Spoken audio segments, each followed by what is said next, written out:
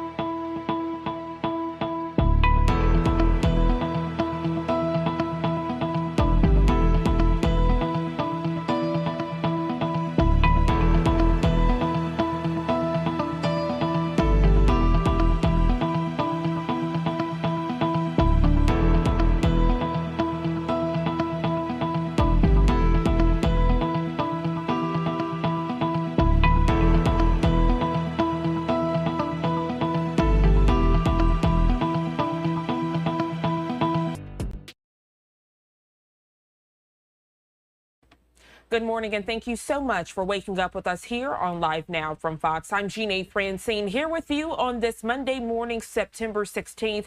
And as we come on the air, we are following breaking news as it relates to former President Donald Trump as the investigation into the second assassination attempt against the former president does continue this morning. We are learning more about the alleged gunman.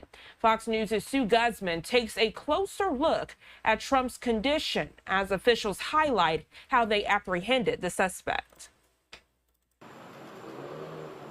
The FBI continues investigating a second assassination attempt against former President Donald Trump. Former President Donald Trump is safe and unharmed. Sunday's incident taking place in Florida at Trump's West Palm Beach golf course and comes roughly 2 months after Trump was shot during a rally in Butler, Pennsylvania. President Trump is under serious threat. The former president was out golfing when Secret Service agents patrolling the course spotted the muzzle of an AK-style rifle poking through bushes lining the property.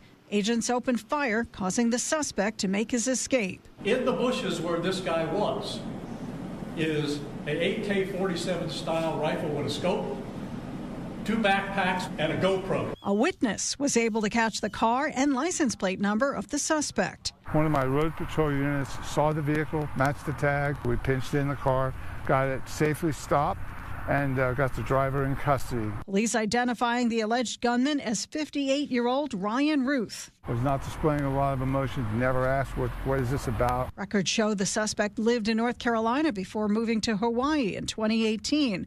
One of his neighbors expressing shock as he recalls their interactions. Never mean-spirited and always welcoming, just in general. In an email, Trump told supporters he is, quote, safe and well. President Joe Biden and Vice President Kamala Harris both issuing similar statements condemning political violence. Meanwhile, the FBI is urging anyone with information to contact their tip line. At 1-800-CALL-FBI. Sue Guzman, Fox News. Sue, thank you so much. And right now, giving you a live look outside of Mar-a-Lago. You can see authorities still out there as we are working to learn more about this tragic situation early this morning. Joining us live to further discuss this breaking news alert is Distinguished Lecturer of Homeland Security and Terrorism with the University of New Haven, Ken Gray. Ken, good morning to you. Thank you so much for joining us bright and early this Monday. Good morning, Janae. Glad to be with you. So, Ken, we've learned a lot, but still there are many questions this Monday morning. No one thought we'd be getting this breaking news late Sunday afternoon, learning there was a second assassination attempt against former President Donald Trump. For those just waking up this morning, maybe they didn't hear about this news alert. Can you catch us up and give us the latest details, please? Of course. So yesterday, sometime around 1:30 p.m., while former President Trump was out playing golf at his golf course down in Palm Beach County, the Secret Service, while advancing before the president while playing golf, noticed what appeared to be a barrel of a rifle sticking out through a fence. One of their agents engaged the shooter at that time, fired rounds at him. The shooter fled from the area, went out through bushes and got into a Nissan vehicle and departed the area. An eyewitness saw him run out of the bushes, get into the vehicle, and took a picture of his plate and provided a description and the picture to law enforcement.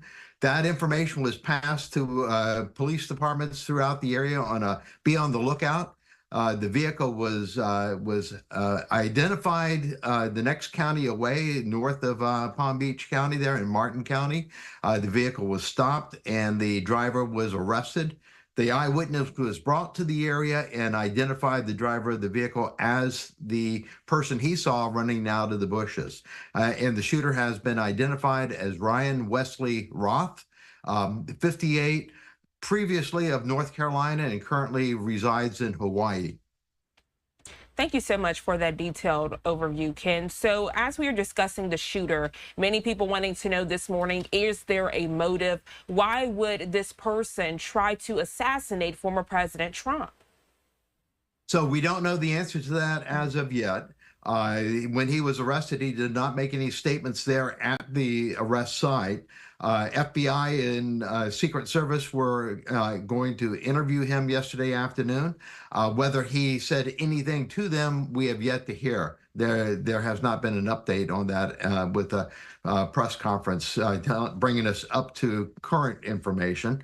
But looking at social media, the media has been all over Roth since he has been identified, and he has a history of criminal history to include an arrest and conviction for weapons of mass destruction. His social media shows that he is a dedicated Democrat. He has made numerous contributions, small amounts, but numerous contributions to Act Blue, and apparently at one point voted for Trump during the 2016 election, but now hates Trump. And so that might be a possible explanation for why he would do this. I mean, after all, President Trump has been characterized as being the equivalent of being Hitler. And so this could push a person who has extreme views of this over the edge and force them to take action like this. And that's the concern this morning. You, a former member of the FBI, you all do look at these people, quote unquote, extremists, as you just mentioned. What can be done? You mentioned a past, a criminal past, things that have been mentioned on social media. And I know as this investigation continues in the coming days, they will be going through his social media account, emails, looking at gun sales, so many different things. With your expertise, Ken, what should be happening so that this does not continue to happen? I feel like I sound like a broken record. What can we do to prevent this? And then we have the conversation days or months later. So Secret Service is set up to handle potential threats against the president, vice president, and their protectees, for instance, like President Trump for running for a re-election here. Secret Service already has that mechanism in place, and when they receive information, they're able to quickly vet the person, go out and interview them, determine whether or not they are a threat. It's the unidentified threat, the ones who are not detected before they act, like this guy. This guy was not on anyone's radar screen as being a potential threat before he was discovered there in the bushes. And so the other thing that can be done is to protect the protectees by making sure that they do not place themselves in a position where this could happen. Golf courses are very hard to secure because they are very large areas. And that they are often lined with bushes and stuff, as was this case, and so offering a lot of places for people to hide. And so perhaps Secret Service might make recommendations to former President Trump not to place himself in positions like this before the election so as to guarantee that this is not repeated. That being said, Trump is going to do what Trump is going to do. We saw that with the efforts to put up glass barriers, bulletproof glass, at outdoor rallies, and yet President Trump walked around that at one rally when he saw somebody faint in the audience. And so Secret Service has a hard task ahead of them trying to restrict President Trump from placing himself in areas that he might be attacked. But at the same time, this was a golf course. And this was not only a golf course, this was his golf course. This was the Trump International Golf Course. And so of any place that he should feel safe, you would think that was it. You mentioned a great point, Ken. You're saying it's a golf course. How many times have we said it's a movie theater? It's a school with children inside. And as you were talking about warning signs, that's the scary part, because FBI, Secret Service, other authorities, they can see different warning signs, maybe a letter that was written, a odd post on social media. But for this particular incident, at least at this time, there wasn't really a defining moment that could have let authorities know this would potentially happen. And that's the scary part. For this particular situation, though, I want to look at the response. Let's compare and contrast it to that first assassination attempt against former President Donald Trump. Do you think the response was better? Do you think they learned from that first assassination attempt and were able to act fast and swiftly? So this is a kind of a mixed report card. Secret Service, by having people go ahead of the golf course, was able to detect this shooter and stop him from acting. However, with that rifle, the shooter, had he wanted to do so, to take a shot at the point that before he was detected, he could have hit President Trump at this distance. Trump was somewhere between 300 and 500 yards away, and with a rifle with a scope, that would be a shot that a shooter could be able to take. But Secret Service detected him before by having a Secret Service agent clearing the area ahead before President Trump moved in that direction. And so kudos to Secret Service from that aspect. But at the same time, how was it that this shooter was able to get into the shrubbery undetected and lie in wait, waiting for President Trump? And how did he even know when President Trump was going to be on that golf course at the time he was, to be able to set up ahead of time? So as I say, a mixed report card, but Secret Service, as far as the immediate tactical response and preventing this attack, kudos to them and being able to see that barrel and react the way that they did. They stopped almost a definite assassination attempt in this case. Well, Ken, so many great questions you are asking this Monday morning. I'm sure the viewers are hoping to get those answers in the coming days as this investigation does reveal more details. Anything else you'd like to add before we let you go? Anything we need to be keeping a close eye for? Any key words we need to be listening for to learn more about this tragedy? So I'd like to point out that as far as the report on this incident goes, is that yesterday when I first ended up on the air on this, the information that was had at that particular moment was a shooting occurred in the vicinity of the golf course, and that it did not directly involve Trump.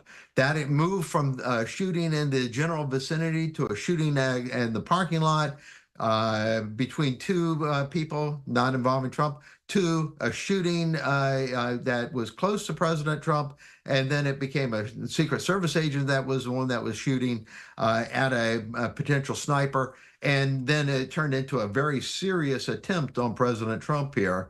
And so this story rapidly evolved from not being against Trump to being a direct action against Trump that was closely averted. And so it's interesting to look at how this story morphed.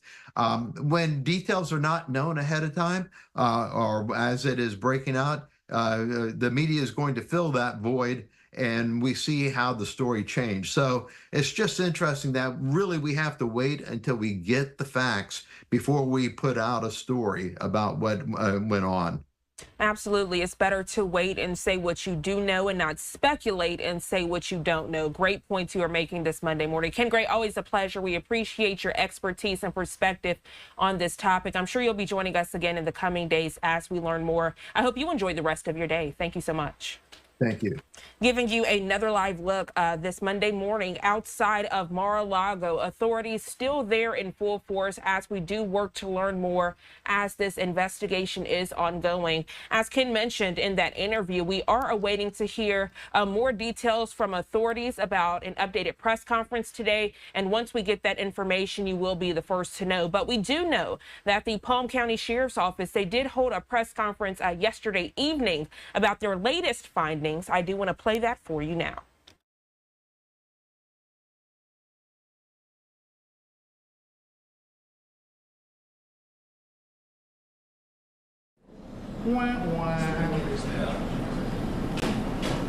Even when you win, you lose.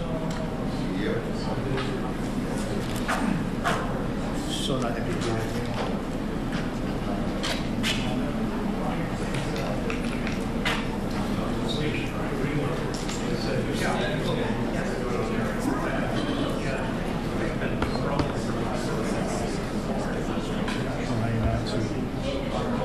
It's like a stack of dominoes here. Don't breathe.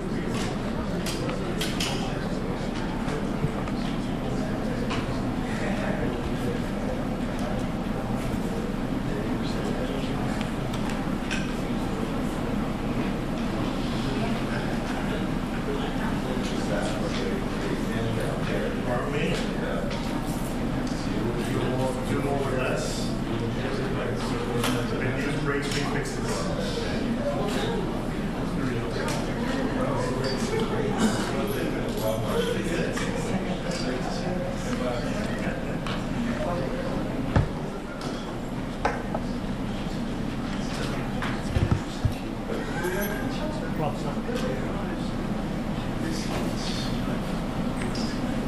You guys want to come on up? Yeah. Okay, guys, you ready? Little rules of the road like we always talk about ahead of time. We are going to give you, when I say we have a representative from the FBI, from the Secret Service, from the State Attorney's Office. We are going to give you everything we have. Everything. All right? So when we get done, think about your questions, because we're not going to take a lot.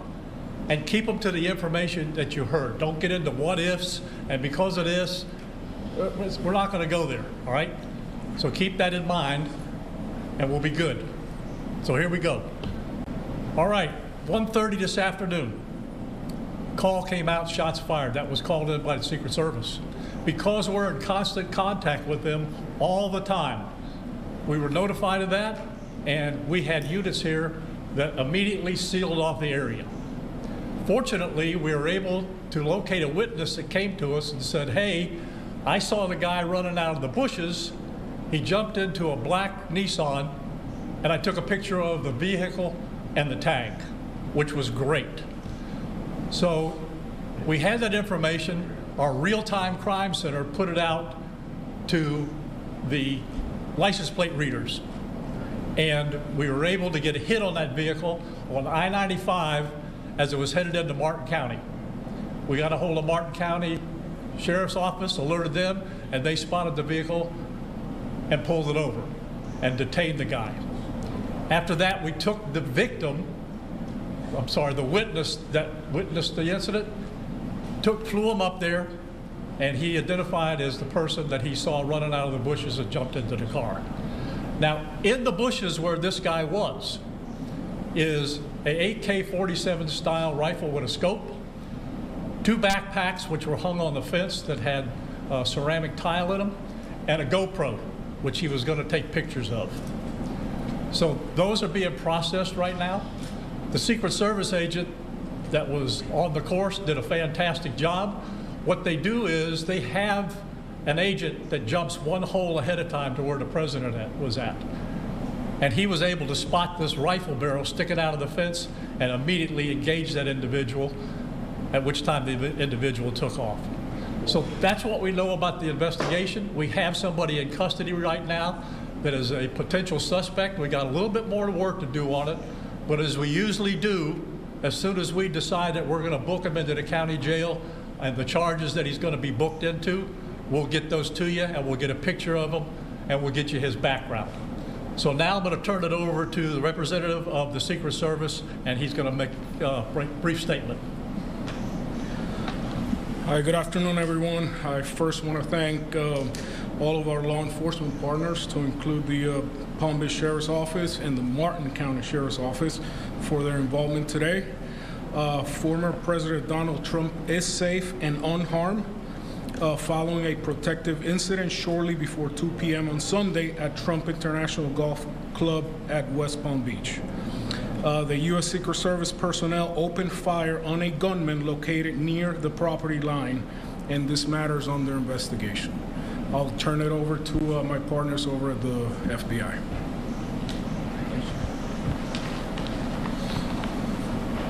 Good afternoon, everyone. My name is Jeffrey Veltri. I'm the special agent in charge of the FBI's Miami field office. The FBI has assumed the role as the lead federal law enforcement agency in the investigation of the incident that occurred earlier today at Trump International Golf Course here in West Palm Beach, Florida. We've deployed a number of resources, including investigative teams, crisis response team members, bomb technicians, and evidence response team members as well. What we need right now is for the public to avoid the area around the golf course. We will continue to support this investigation with the full resources of the FBI, alongside our partners with the United States Secret Service and the Palm Beach Sheriff's Office, as well as Martin County Sheriff's Office and state and local law enforcement. I would ask that if anyone has any information that may assist with this investigation, to contact our tip line at 1-800-CALL-FBI or at tips, that's TIPS, .fbi.gov. Thank you. David? Hi, I'm Dave Ehrenberg, State Attorney for Palm Beach County. I want to thank Sheriff Bradshaw and our partners at the local, state, and federal levels. I'm here because our prosecutors are currently working up warrants and a motion for pretrial detention for the suspect. In that way, he will be kept in custody. But our filing of these warrants and charges at the state level does not preclude federal charges that could be coming. But in the meantime, it looks like the warrants and the pretrial detention motion will happen first. And again, I want to thank the cooperation we've had with our federal partners and at the local level. And thank you all for being here today. Okay, we're going to make these pictures available to you. It'll show you a picture of the backpack and the rifle. And there's also a GoPro on the fence there where he was intent on filming what was going on. Even though we're going to have to secure a couple of areas around the golf course here, the public doesn't need to panic. We know that we got a post office, a library, and a school down the street. So we'll make it convenient for you to get to all the places you need to go, get your kids to school, get them over here to the post office or wherever else you need to go. It's safe. There's no more danger here, and we'll make it very convenient for you. So having said that, we're going to take a very limited amount of questions, and you can direct them to who you want to answer the question. Sheriff, did this individual make any statements as he was being detained? No statement right now as far as his involvement in the incident, and there's further investigation to be completed. What was his demeanor like? Yeah, I'm not sure if maybe the Secret Service gentleman answered. I misunderstood, or couldn't quite understand. So there was a rifle. So one of your agents saw on the golf course saw a rifle pointing to a fence with a chain link. Okay, so he saw that, the agent. That is correct. Yes. And the president or the former president was on the course behind him. How close? It was 1 or 2 holes behind. 1 or 2. That because the bubble moves through the golf course, so our agents will get there first, clear it. He noticed that the rifle was pointed out. Our agents engaged. We are not sure right now if the individual was able to take a shot at our agents, but for sure our agents were able to engage with the subject. I don't know that. Doesn't appear so. Is there a vote? Yep. Al. How far away was the president?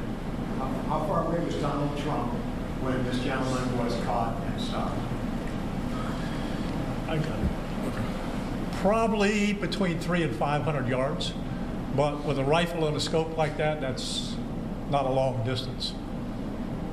For the Secret Service, how far was your agent from the would-be assailant? That I'm not sure right now. We're still looking into that. Reports are that 4 rounds of ammunition were fired. Were all 4 of those from your agent? That is correct. 4 to 6. We're not sure yet. Was there a long distance? Explaining why? Yes. Yes, ma'am. WPBF 25. I was wondering how this was able to happen, and for future reference, is there any up security in the golf course? I didn't hear all that. Say that one more time and talk up a little bit. So how was this able to happen, and for future reference, is there any up security in the golf course? Well, you got to understand the golf course is surrounded by shrubbery, so when somebody gets into the shrubbery, they're pretty much out of sight. All right, and at this level that he is at right now, he's not the sitting president. If he was, we would have had this entire golf course around it. Well, because he's not, the security is limited to the areas that the Secret Service deems possible. So I would imagine that the next time he comes to the golf course, there'll probably be a little bit more people around the perimeter. But the Secret Service did exactly what they should have done. They provided exactly what the protection should have been, and their agent did a fantastic job. Which direction was the shrubbery where he was? North, south? I guess east, west, or south is the road? The layout of the golf course, you've got 3 holes, 5, 6, and 7. All right? One of them runs parallel to Summit Boulevard. One of them runs parallel to Congress. And he was in an area in the shrubbery where he could see both holes. So the president was another hole back, which means he's about between 400 and 500 yards away. So he was on the golf course? Oh, he's on the golf course, yeah, but he's back a ways. For the Secret Service, have you guys changed at all the way that you guys are protecting former President Donald Trump? This is now potential second attempt on him. Can you just elaborate on how things have changed and what you make of all this? Yes, the threat level is high. We have increased the amount of assets that we've supported, so we live in danger times. So yes. We're done with questions right now. There's really nothing more for us to add. I just want to tell you, the Secret Service and the FBI and the State Attorney's Office have been fantastic to work with. And I can tell you right now, our agency with this real-time crime center was fabulous. That's how we got the guy. We started out with, we don't know anything, to where we had a tag, we had a vehicle description, and we got an area where we saw the person. So be proud of your law enforcement. All right, thanks, folks. We'll get back to you. Where on 95 was it that So that was the very latest from the Palm County Sheriff's Office there in West Palm Beach. They gave this presser yesterday evening. Again, we are waiting today to find out when they will give another updated press conference. But rest assured that when that happens, you will get that live, raw, and unfiltered right here on Live Now from Fox. 624 here on the East Coast, again giving you a live look outside of Mar-a-Lago at this hour, and you can see the police lights there in the distance as they remain out there to learn more about this second assassination attempt against former President Donald Trump. We're going to go to our first 2-minute commercial break of the hour. We'll be right back.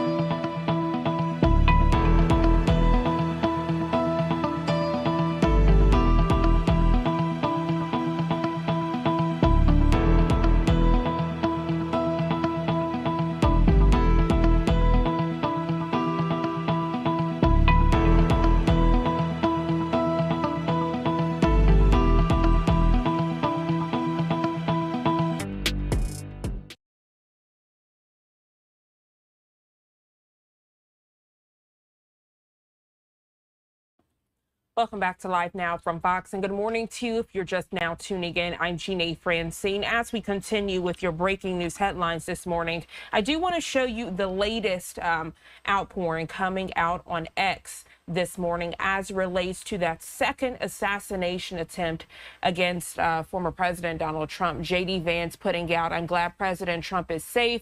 I spoke to him before the news was public, and he was amazingly in good spirits." VP Harris saying she has been briefed on reports of gunshots at the property of President Trump in Florida, and she says she is glad he is okay. And she also says that violence has no place in America. So that's just a little bit of the outpouring coming in bright and early Sunday into Monday, now Monday morning here at 6:27 on the East Coast. And as we continue to bring you the latest as it relates to this tragic situation, this breaking news situation, the second assassination attempt against former President Donald Trump, we do have the very latest as it relates to him. We know that the second Trump assassination attempt, we know that he's safe and well this morning after what the FBI says was an attempt on his life Sunday. Authorities have a suspect in custody identified as Ryan Wesley Routh. It's the second time Trump has been targeted in just over 2 months. Fox News correspondent Connor Hansen joining us now to explain the very latest in this investigation.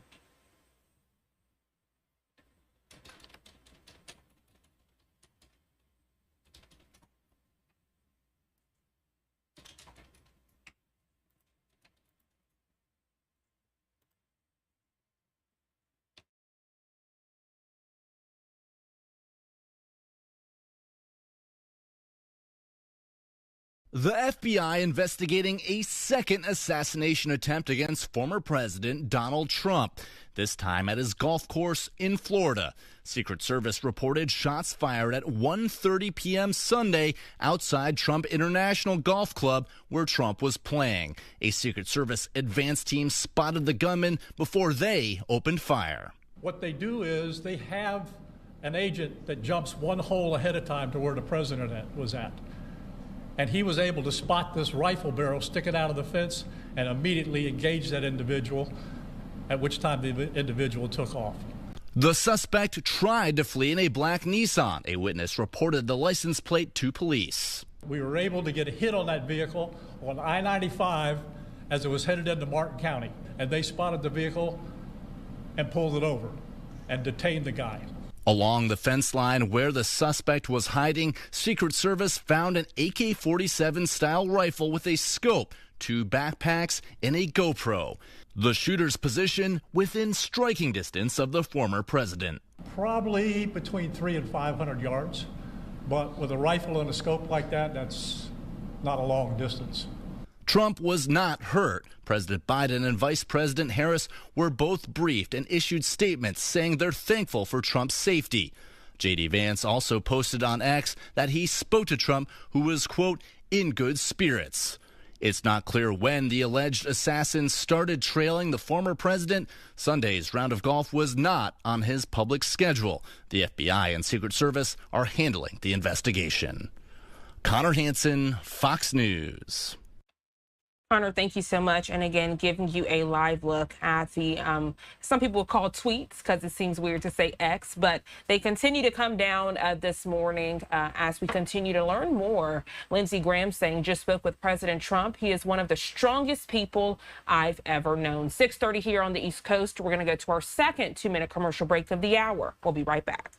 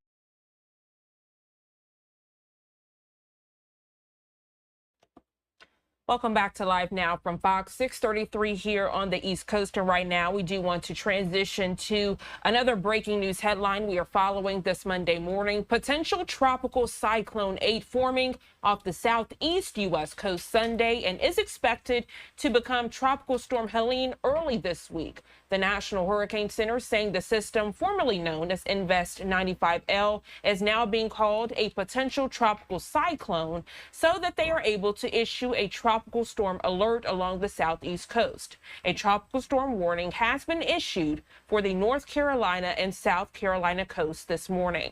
Right now, we're going to check in with our content partners over at Fox Weather for the latest.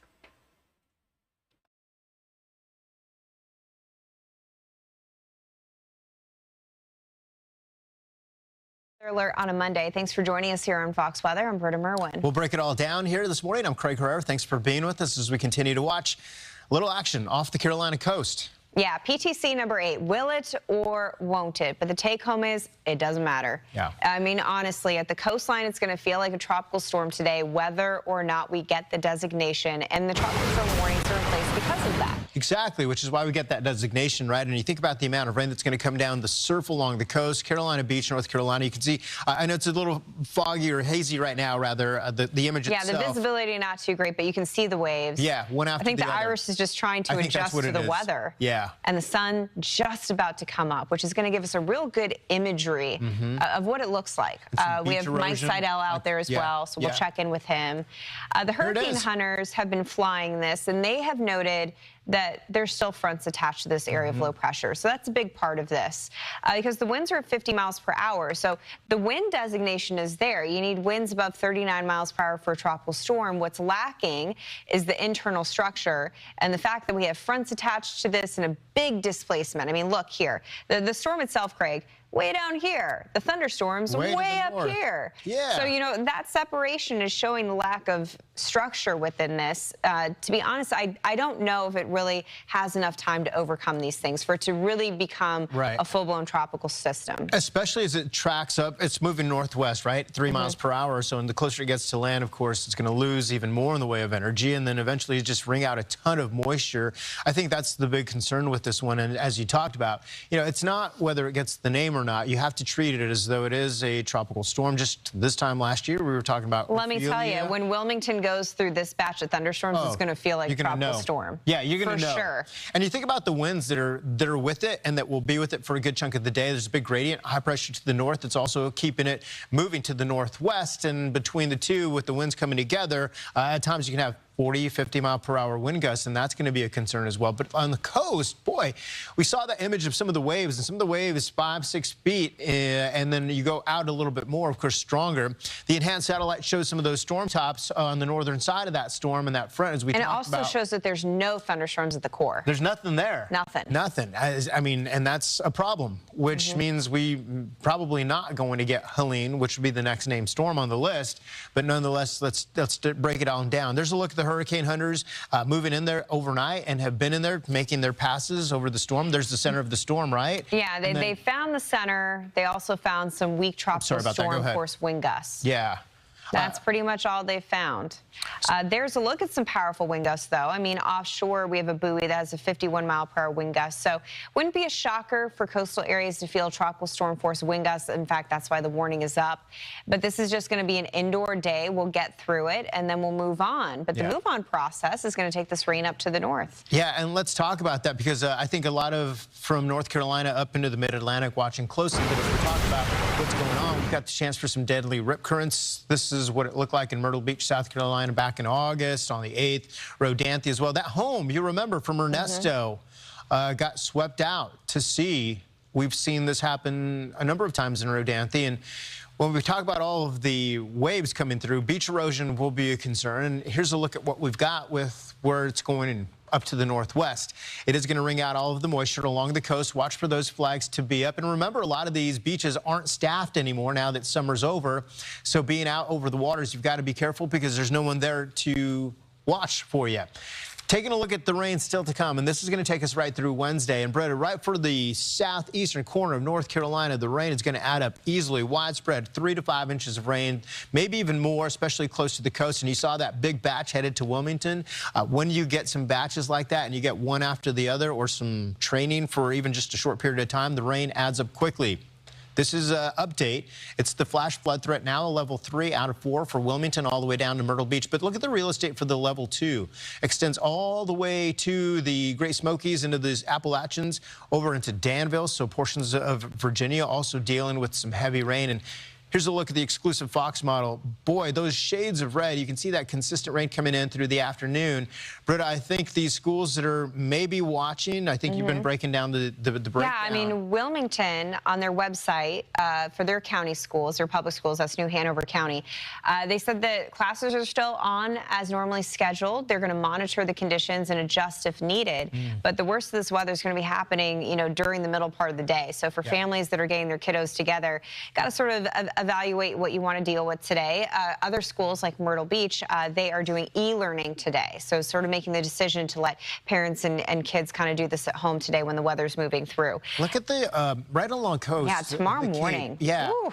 Early in the morning, before the sun comes up, through tomorrow's going to be nasty along the Outer Banks. It really is. There's a ton of moisture to work with. Look at those deep shades of blue. That's the atmospheric moisture that just keeps fed into the area. So that's one of the reasons those rainfall totals are going to be pretty impressive and pretty widespread, especially over North Carolina. And this doesn't end there. No, it doesn't end there. And this goes without saying. I mean, the beach conditions are going to be brutal. You're going to have really large waves, rip current risk up and down. In fact, we talked to a couple folks yesterday, vacationers that were like, oh, I want to get out, but I can't. So there's a look at Cherry Grove Pier. That is in South Carolina, south of where really we have the core of the system. And we have all these waves moving on through. The rip currents are going to be high, especially because for the most part, these are onshore winds, which does increase the likelihood of having rip currents. As we continue to work this onshore, that's at least going to lower the threat of storm surge. But the high tide cycles that are happening right now, we're having a surge impact. Already we have about 1 to 1.5 feet of inundation. That's what we're seeing. So Wrightsville Beach is sitting at 1.6. They're actually having high tide right now as we speak. And up towards Duck, they're at 1.5 feet. And down in South Carolina and Charleston, they have 0.8 feet. Of course, they have an offshore wind. So you got to think about different areas of your beachfront being flooded there. So it's a minimal storm surge threat. The forecast calls for up to 3 feet. I think that's a pretty generous window, of course. That means that anywhere along the shoreline, one spot could have that worst case scenario of up to 3 feet. But what we're seeing data-wise is coming in about 1 to 2 feet, which is manageable, but you have to be smart about the areas to avoid. Absolutely, and there's a look. The map goes down into places, into central coastal communities of South Carolina. Storm surge yesterday, look at that, during the afternoon, between 2 and 10, really saw that go up. This is for Wilmington, by the way, and a lot of this happening, of course, we had solid onshore push. You got the high tides coming on in, and that's always the time to watch. You saw Wrightsville Beach there. That's where Mike Seidel is, and he talked about the beach erosion a bit earlier. Next one here for Wilmington comes in at 9:06 this evening, so we start to go into a low tide throughout the afternoon. The next high tide again Tuesday, 9:24. The reason, you also think about the amount of rain that's falling and it trying to make its way out, and then that's high tide, and if you got a solid onshore push, so we have favorable timing here, because when we'll have the heaviest rain for Wilmington is actually when we have the lowest tide. Which is so the rain that's fallen down, which is going to be intense, will have the ability to actually get back out into the open Atlantic, which is of course the funneling point and where we're trying to get this flood water out. So yes, heavy rain ahead, but at least tides are on our side to help get this out the door and out of Wilmington, North Carolina. Some tough conditions, though, for today. It's definitely an indoor day across the Carolinas, and we're here to weather the storm with you. We thank you for being part of the Fox Weather family. We'll continue to watch what's going on, breaking down the impacts. Remember, don't get caught up in if this gets a name or not. It's going to have significant impacts. It does affect the Mid-Atlantic as well. We're going to break that down coming up. Fox Weather first. We'll be right back. And we appreciate our content partners over at Fox Weather, always on, always free over at foxweather.tv, as they are our severe weather headquarters. And as we continue to discuss this breaking news alert, a tropical storm warning issued for the Carolinas coast, I do want to give you another live look at our XRAD system, just so you can see the track of the storm and its intensity at this hour. We are also following some breaking news weather related as it relates to international headlines. I want to show you all this shot coming out of Austria at this hour. There it is on your screen as we continue to bring you these breaking news alert. Live from Austria, as I just mentioned, as the Austrian province surrounding Vienna has been declared a disaster area this morning. Leaders speaking of, quote, an unprecedented extreme situation. This as torrential rain caused by Storm Boris continues to cause havoc across Central and Eastern Europe. So wanting to give you all this live look, not only here in the U.S., but even internationally, they are dealing with storm surge of their own. All right, 6:43 here on the East Coast. Let's go to our third 2-minute commercial break of the hour. We'll be right back.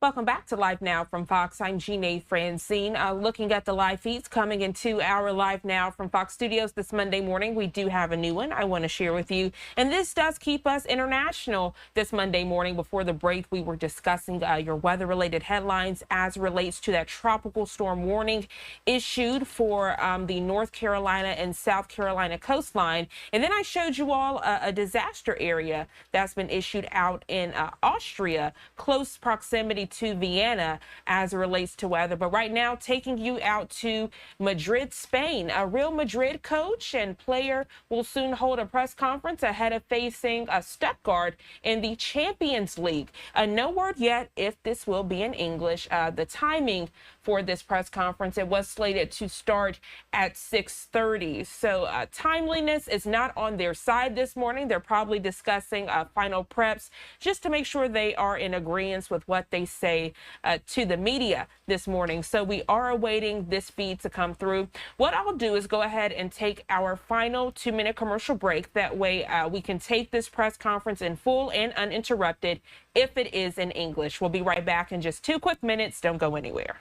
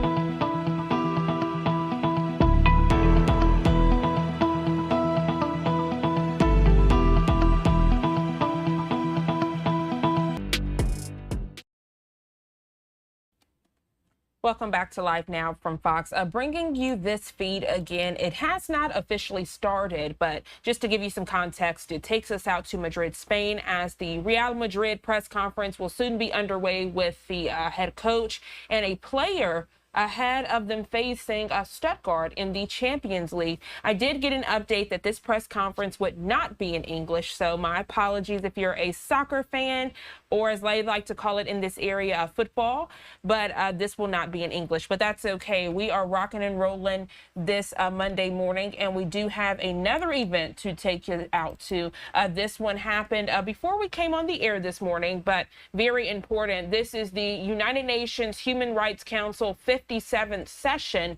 They met around 3:45 this morning Eastern time to discuss the latest with conflicts in the Middle East, also with Russia and Ukraine. They also have some updates as related to humanitarian crisis in different areas. So I'm going to pop up the audio so we can listen in. Also, I'll pop up some boxes for you of other top stories we are following this Monday morning.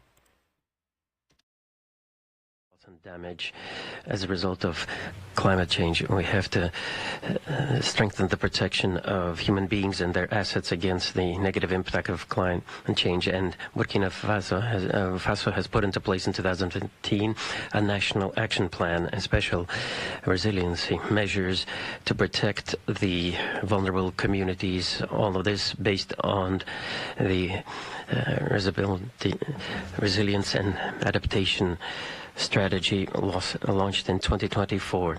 There's a special fund that is dedicated to the funding of rehabilitation measures on the environment and ensuring additional investments. In conclusion, my delegation supports the conclusion of the UN-Secretary General calling upon countries to support developing countries in the strengthening of their social protection systems in order to deal with the loss and damage connected to climate change. Thank you. Thank you. I give the floor to Bahrain.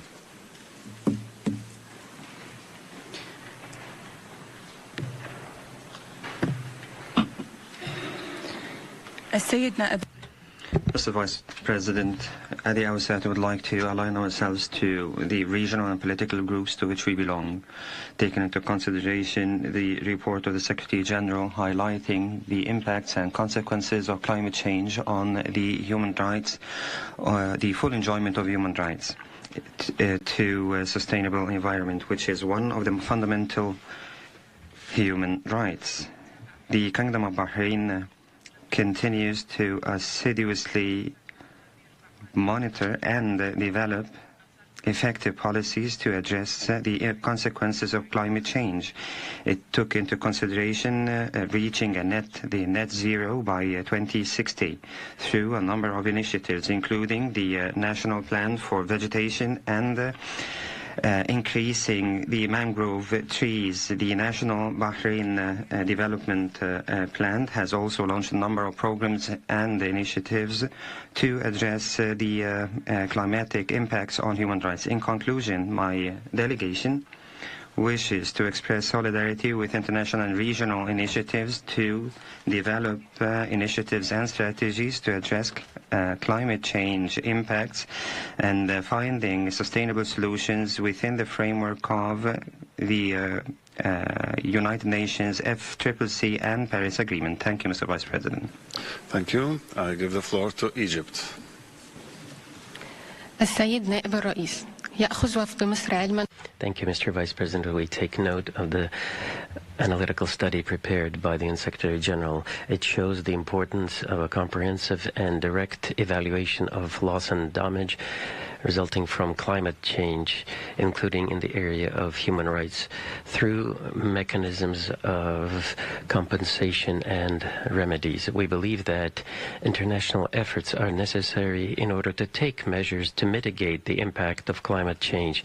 This will make it possible for all men and women to enjoy human rights, and this will help us avoid loss and damage that directly or indirectly affects the enjoyment of human rights, including the right to life, to drinking water, to sanitation, and a healthy and sustainable environment and development. And this is why the Loss and Damage Fund has been created during COP27 that took place in Sharm el-Sheikh. This is a first step to ensure climate justice in line with the principle of common but differentiated responsibilities. And here Egypt believes that we must take commitments to implement and make active this Loss and Damage Fund. Thank you. Thank you. I give the floor to the United Kingdom of Great Britain and Northern Ireland. Thank you, Mr. Vice President.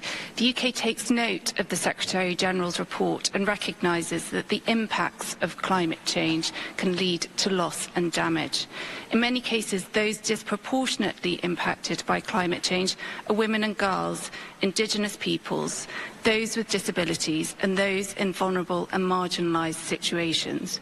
It is clear that more needs to be done at a global, regional and local level to help avert, minimise and address loss and damage.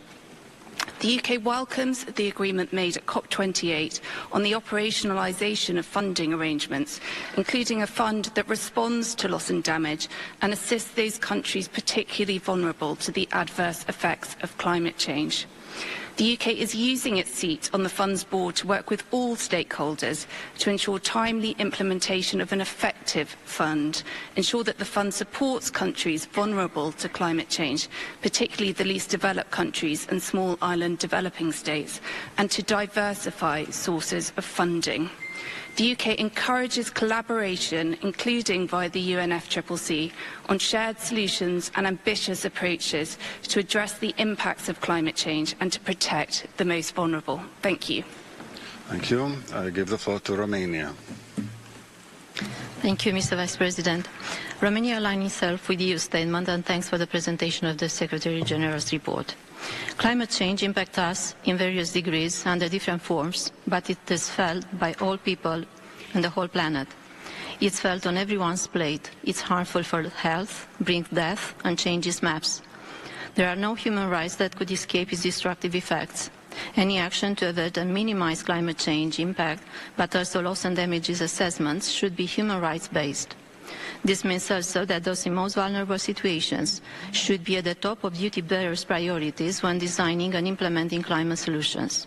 States and relevant stakeholders should take coordinated and ambitious actions, engage resolutely, and invest in green and just transition. Romania plays its part in the European and global effort and works towards its long-term goal of achieving its climate neutrality in 2050 by reducing the net emissions with 99% compared to 1990.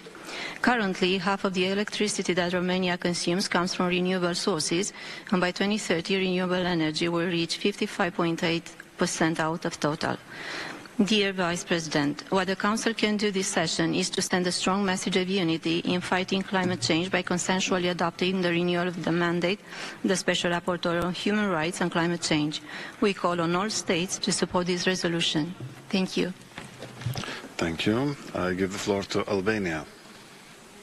Thank you, Mr. Vice President. Albania welcomes the concrete recommendation presented in the report, especially on the need to ensure that loss and damage funds integrate gender-responsive, right-based approach to make funds directly accessible to those on the front lines of climate crisis, including environmental and human rights defenders.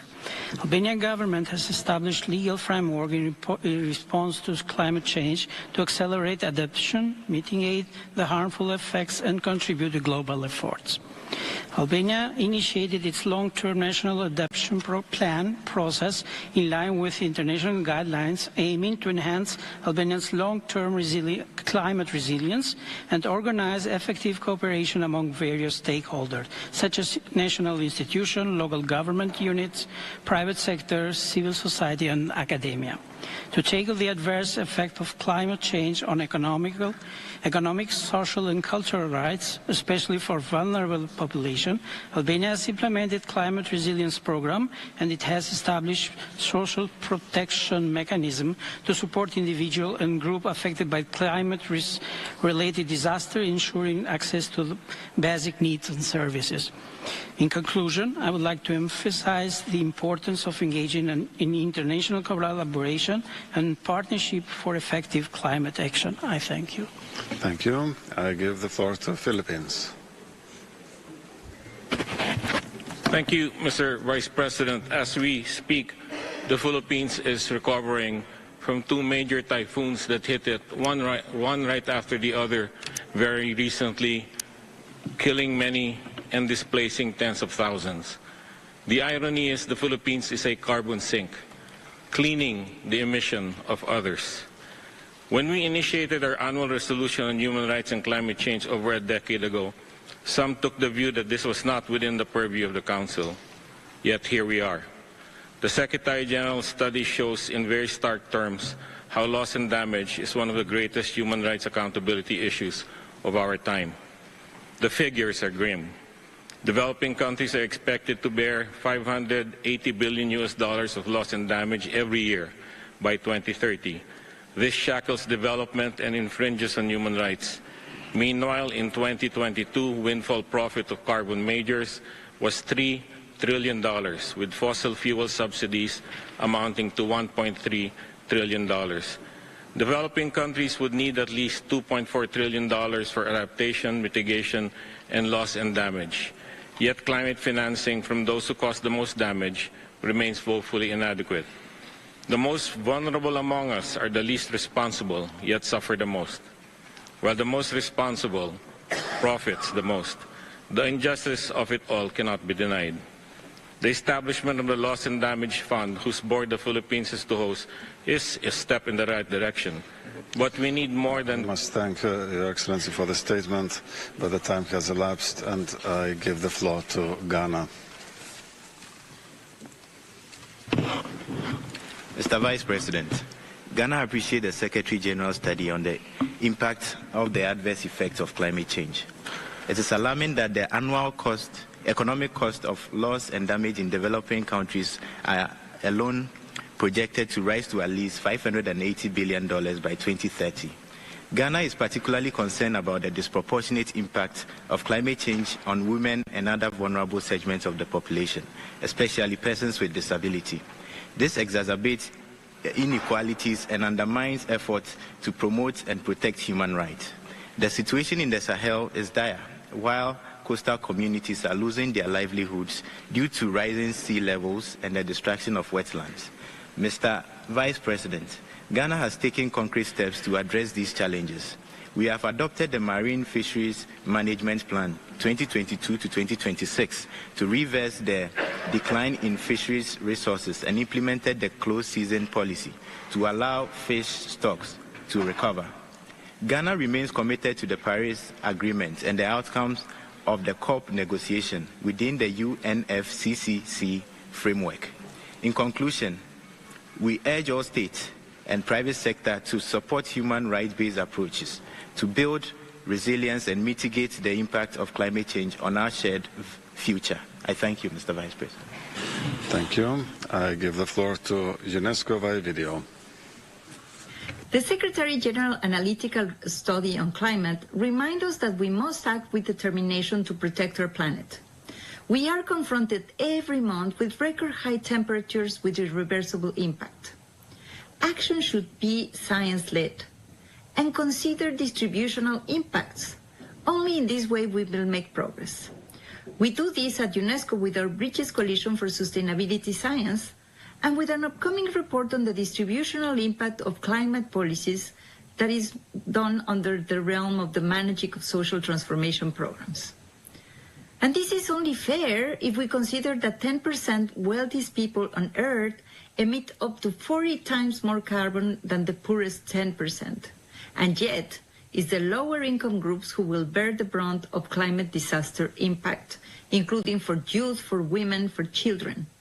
And in this field, UNESCO member states have adopted the Declaration of the Principles on the Ethics of Climate Change, and we are working on issues such as the ethics of climate engineering to really ensure that this transition is fair.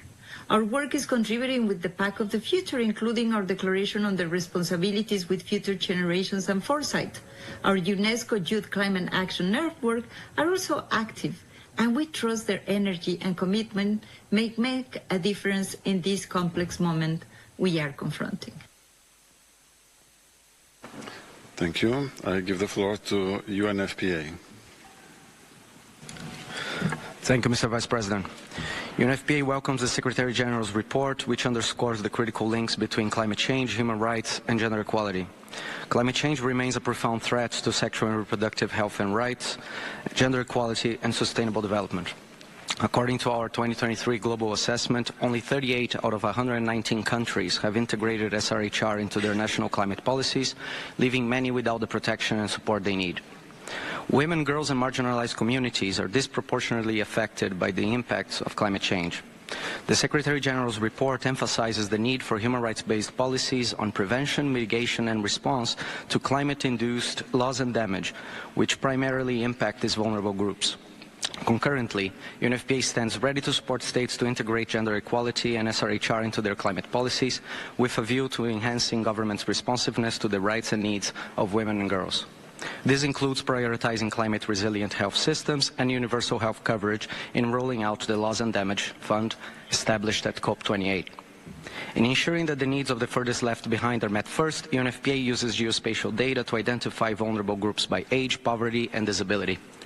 This can help governments and humanitarian agencies in the development of disaster preparedness and response plans. Women and girls and vulnerable populations have contributed little to the climate crisis, but they are suffering the most. Their active and meaningful participation in seeking solutions is a fundamental human right and a moral obligation as well. Thank you very much. Thank you. I give the floor to Cuba.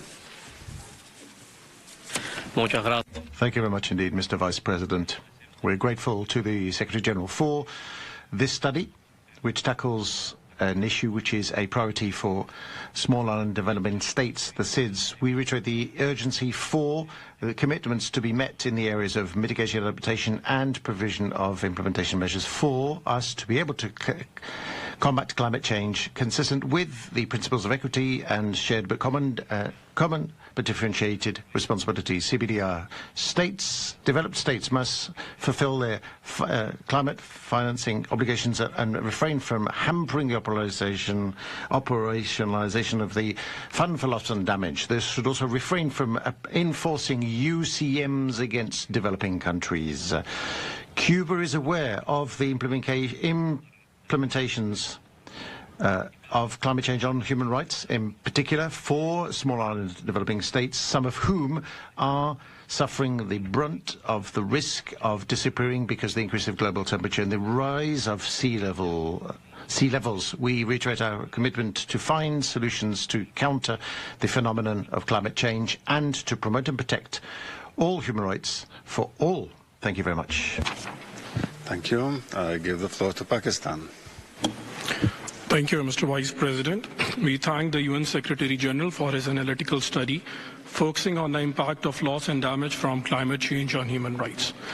We share the view that developing countries in particular are more vulnerable to the adverse and long-lasting impacts of climate change, including in terms of loss and damage to lives and livelihoods. Working with our partners, Pakistan contributed significantly towards the efforts to establish the Loss and Damage Fund in Egypt in 2022 and subsequently towards its successful operationalization at COP28 in Dubai. We agree that numerous international legally binding instruments, declarations have clearly outlined that those who have caused this long-lasting damage should have more responsibility to combat the impacts of these losses. International efforts to tackle the challenge must advance based on the principles of equity and common but differentiated responsibilities and respective capabilities. Businesses, private sector are also responsible to contribute to the remedies.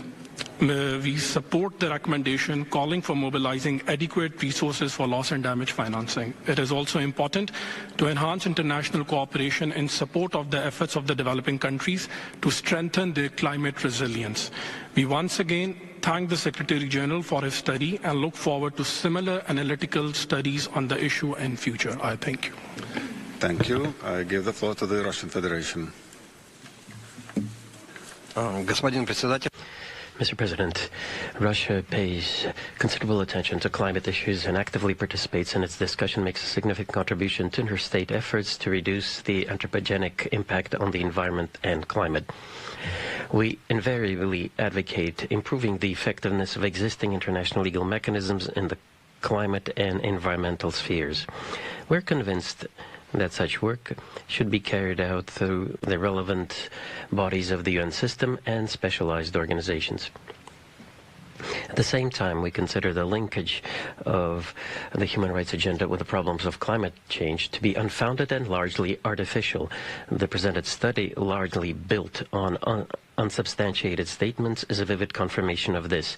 We note with regret the continuing attempts to transfer the discussion of environmental and climate issues to non-core bodies. In practice, this has already led to the arbitrary expansion of the mandate of the HRC and OHCHR at the expense of climate issues. The Council's resolutions are purposely saturated with wording aimed at actually bringing it to a leading position in the fight against climate change and environmental protection. It ignores the fact that the Council and the Office have neither the mandate nor the relevant competence and expertise in this area. We call for an end to this practice, which is fraught with an imbalance in the system of international mechanisms in this area. Thank you. Thank you. I give the floor to Bangladesh. Thank you, Mr. Vice President. We welcome the Secretary General's report on cascading impact of loss and damage emanated from the adverse impact of climate change on the enjoyment of human rights. We also find the recommendations valuable in overcoming multifaceted challenges in fulfilling human rights for all.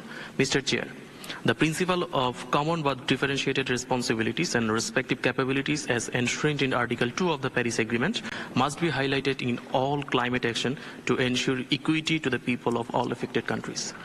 Developing countries are disproportionately and indiscriminately suffering the brunt of climate change due to lack of advanced technology and adequate financial resources. The operationalization of loss and damage fund is crucial to assist developing countries that are particularly vulnerable to climate change in responding to the loss and damage. According to the UN FCCC, all developing countries, excluding China, requires at least $2.4 trillion annually for climate finance. We agree with Secretary General that the required funding should be mobilized primarily from developed countries, being the most responsible for climate change.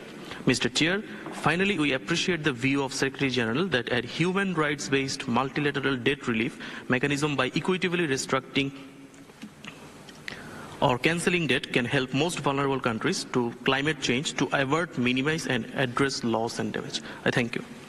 Thank you. I give the floor to Georgia. Mr. Vice President. At the outset, let me thank the Secretary General for his analytical study exploring climate-related loss and damage impacts. Georgia is committed to tackling climate change and its impact on human rights, taking key steps in recent years to fulfill its obligations under the Paris Agreement. At the national level, Georgia's 2030 climate change strategy, action plan for 2024 to 2025, and 2050 low emission development concept are key tools for addressing climate change and achieving climate neutrality by 2050. Georgia is also preparing its nationally determined contribution, which will set up an updated emission reduction target by 2030. As noted by the SG, loss and damage hinder human rights, requiring preventive measures to minimize impacts. Being cognizant, Georgia embraces international cooperation on climate mitigation and adaptation through active work within the United Nations Framework Convention on Climate Change. Acknowledging the significance of establishing the Loss and Damage Fund, Georgia engaged in respective negotiations on the sidelines of the COP28 last year. In conclusion, let me draw your attention to the dire consequences of Russia's ongoing occupation of Georgia's Abkhazia and Khin Valley regions, wherein we are unable to undertake similar measures for the benefit of conflict-affected people living in both regions. I thank you. Thank you. I give the floor to Zimbabwe. Thank you, Mr. Vice President. Zimbabwe firmly believes that the principle of equity should be at the core of the global response to climate change. The international community should recognize the developmental challenges faced by the Global South and support national efforts to exploit our natural resources and endowments for the attainment of sustainable development goals.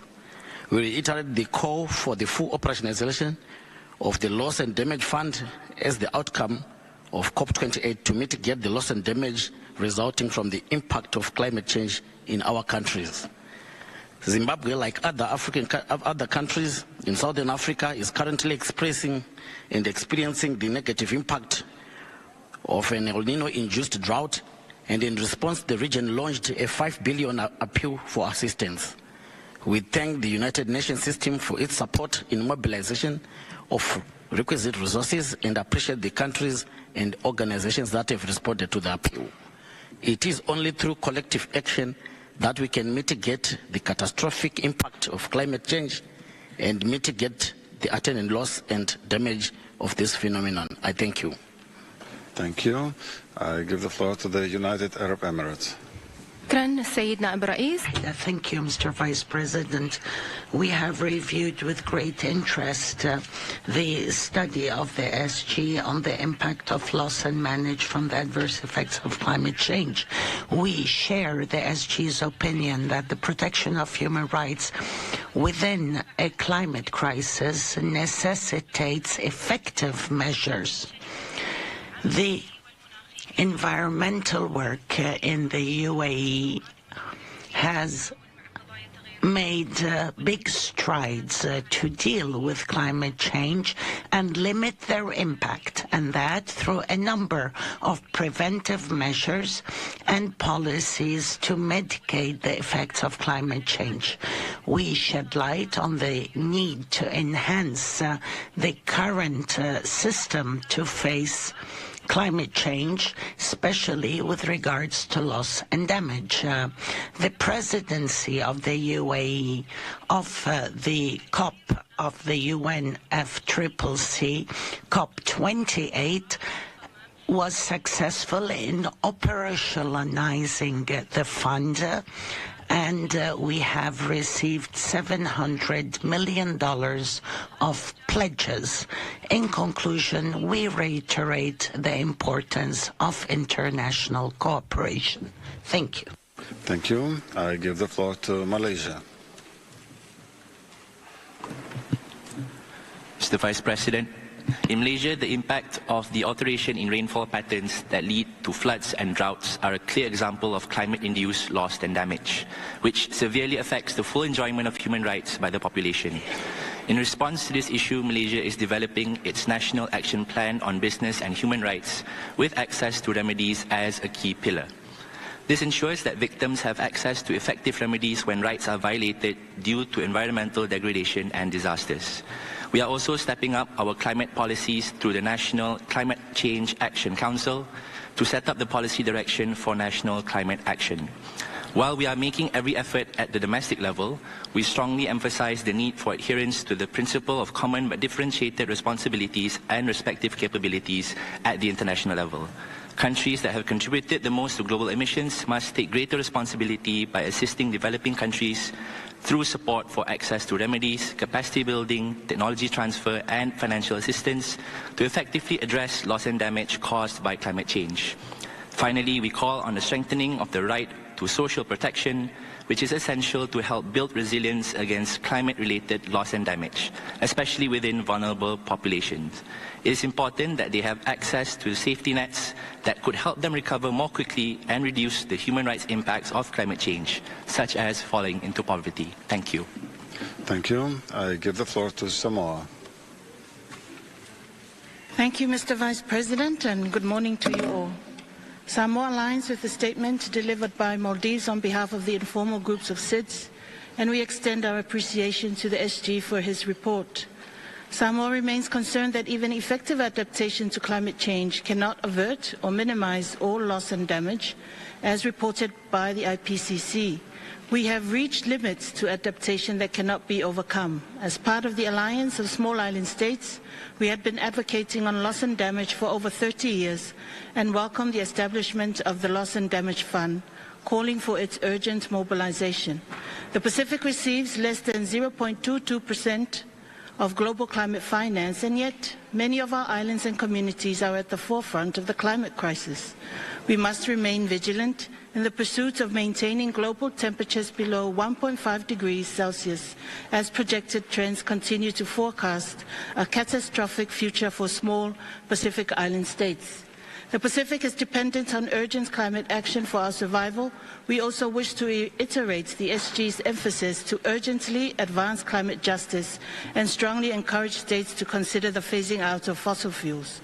Mr. Vice President, we wish to recommend that non-economic loss considerations such as culture, health, traditional knowledge, and cultural identity should be integrated into national planning, climate policies, and regional and international response and action to safeguard its values.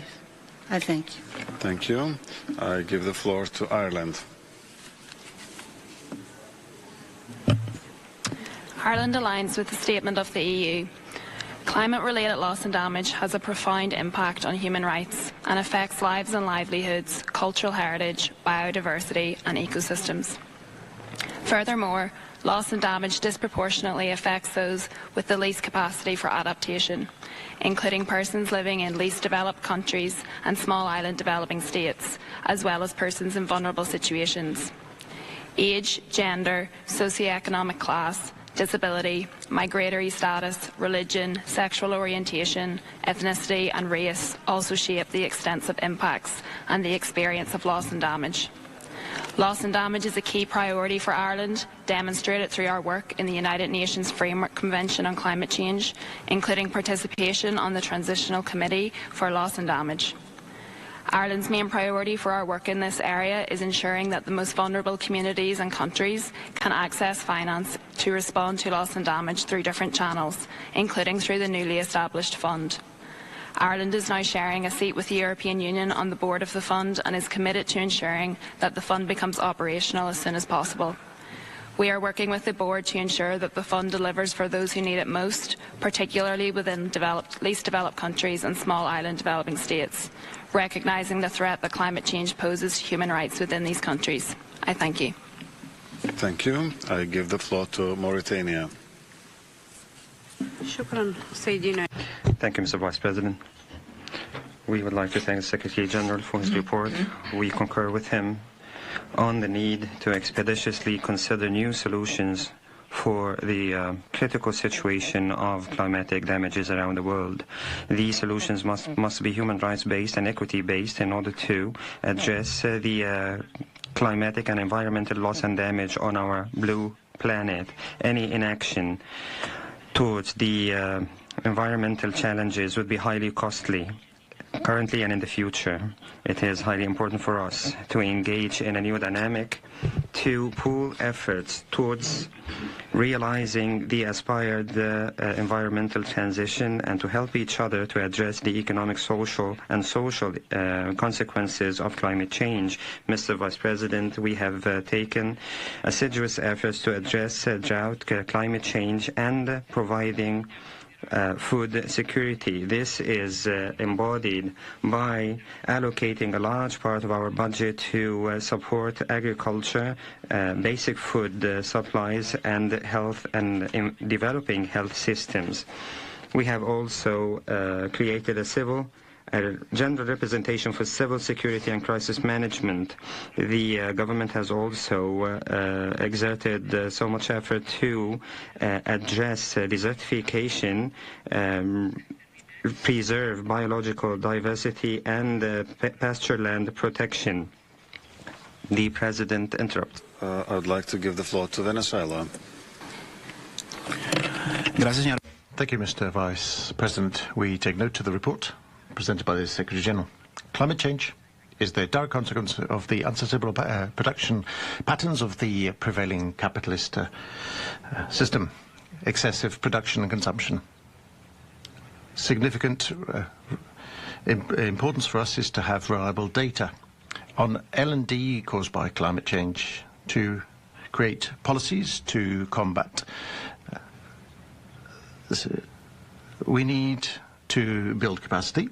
To date, non-reimbursable funding has not been enough, forcing developing countries to take on major debt to combat loss and damage caused by the climate crisis.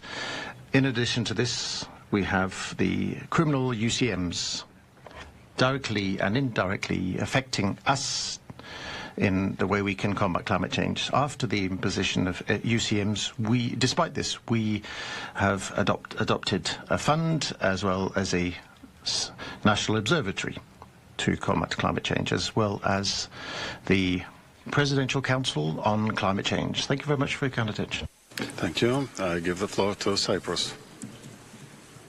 Mr. Vice President, Cyprus thanks the Secretary General for his report on this highly critical issue.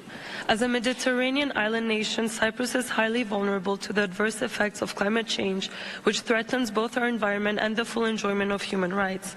The increasing frequency and intensity of extreme weather events, such as prolonged droughts and severe heat waves, is expected to lead to significant loss and damage. These changes devastate our water resources, agriculture, and coastal ecosystems, directly impacting the livelihoods of our people. By the end of the century, the number of hot days per year in Cyprus is expected to increase by 2 months, resembling conditions currently experienced in cities on the other side of the Mediterranean. Cyprus is committed to addressing climate change and is actively implementing mitigation and adaptation strategies, including measures to protect cultural heritage sites. As highlighted in the report, human rights norms and standards should guide all climate action. We need to systematically integrate human rights in the global action to reverse biodiversity loss and combat climate change. How can states apply a human rights-based approach to averting and addressing loss and damage from climate change? Thank you. Thank you. I give the floor to Ethiopia. Thank you, Mr. Vice President. Ethiopia welcomes the Secretary General's analytical study on the impact of climate change on the full enjoyment of human rights. As a nation highly vulnerable to climate-induced challenges, we recognize that loss and damage, particularly in developing countries, severely undermines access to basic rights such as food, water, health, and adequate housing. The cascading impacts exacerbate existing inequalities and obstruct our efforts to realize the Sustainable Development Goals. The principle of equity must guide global efforts to address the impacts of climate change. Developing countries face an existential threat due to climate change despite contributing minimal to the problem. Climate justice therefore demands a fair and just allocation of resources and responsibilities. We also believe it is imperative for the international community to recognize and address loss and damage through concrete support mechanisms. This includes enhanced financial, technical assistance for adaptation and resilience building measures in countries most affected by climate change. Mechanisms such as loss and damage fund must be made fully operational, accessible and equitable. In conclusion, we remain committed to our green development strategies and initiatives, global and regional climate initiatives, and calls for strengthened international cooperation to ensure the protection of human rights in the face of climate change. I thank you. Thank you. I give the floor to China. 中国代表发言。Mr. Vice President, China welcomes this analytical study of the Secretary General. The adverse effects of climate change have negative impact on the full enjoyment of human rights. In particular, women, girls, persons with disabilities, and the elderly are disproportionately affected. The Chinese government attaches great importance to climate change. In the recently concluded third plenary session of the 20th Central Committee of CPC, active steps have been taken to address climate change and accelerate improvement of institutional mechanisms for environmental conservation. China firmly upholds the UNFCCC and the Paris Agreement and is committed to the principle of common but differentiated responsibilities, equity, and respective capabilities. We respect the equal rights of all countries to have a say on climate action. China's solemn commitment to carbon peaking and carbon neutrality contributes greatly to climate action and global green development.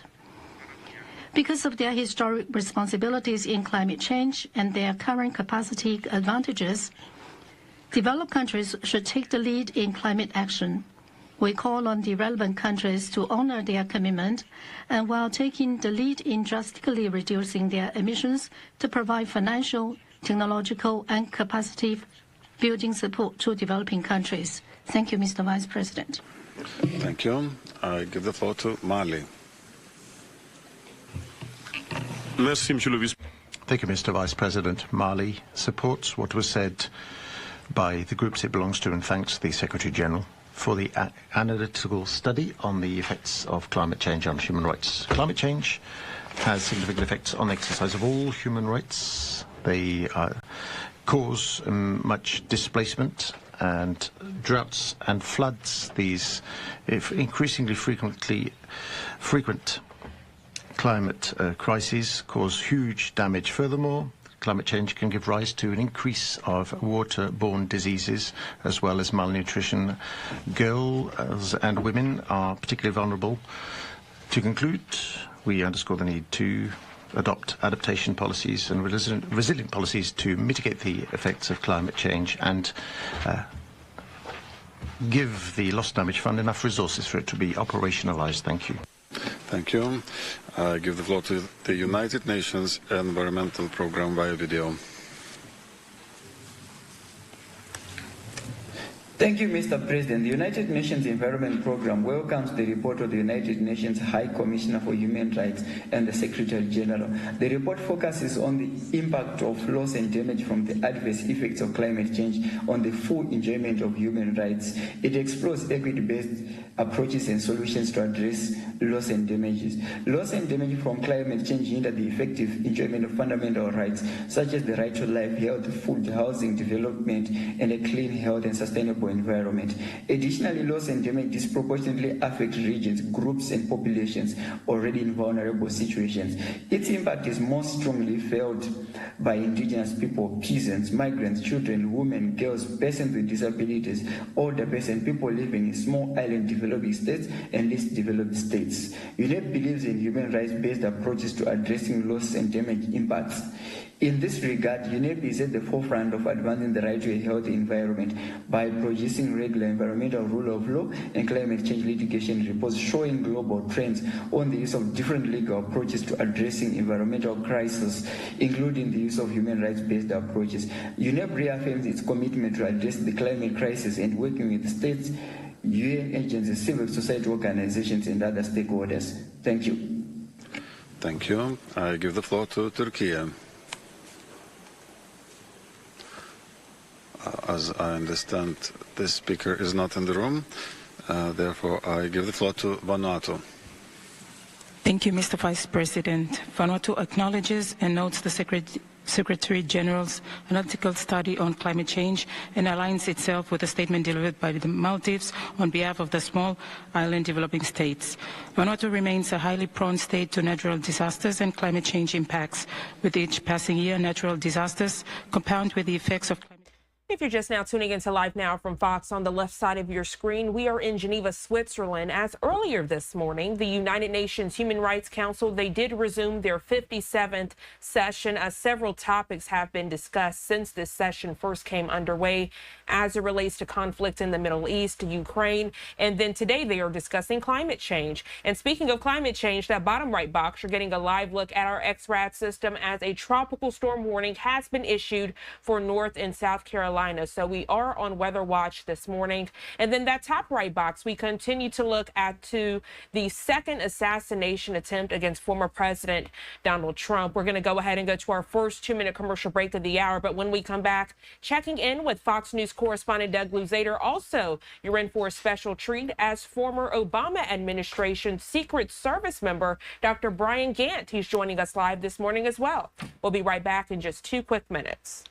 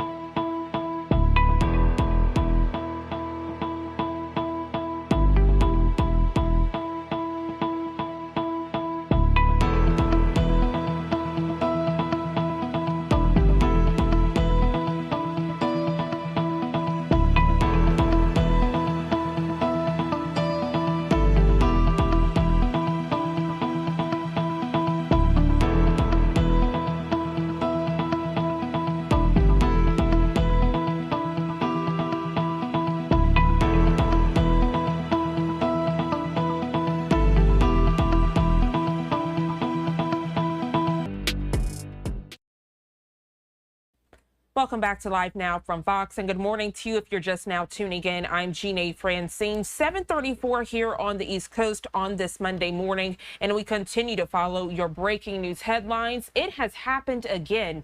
The U.S. Secret Service says there has been another attempt to assassinate former President Donald Trump.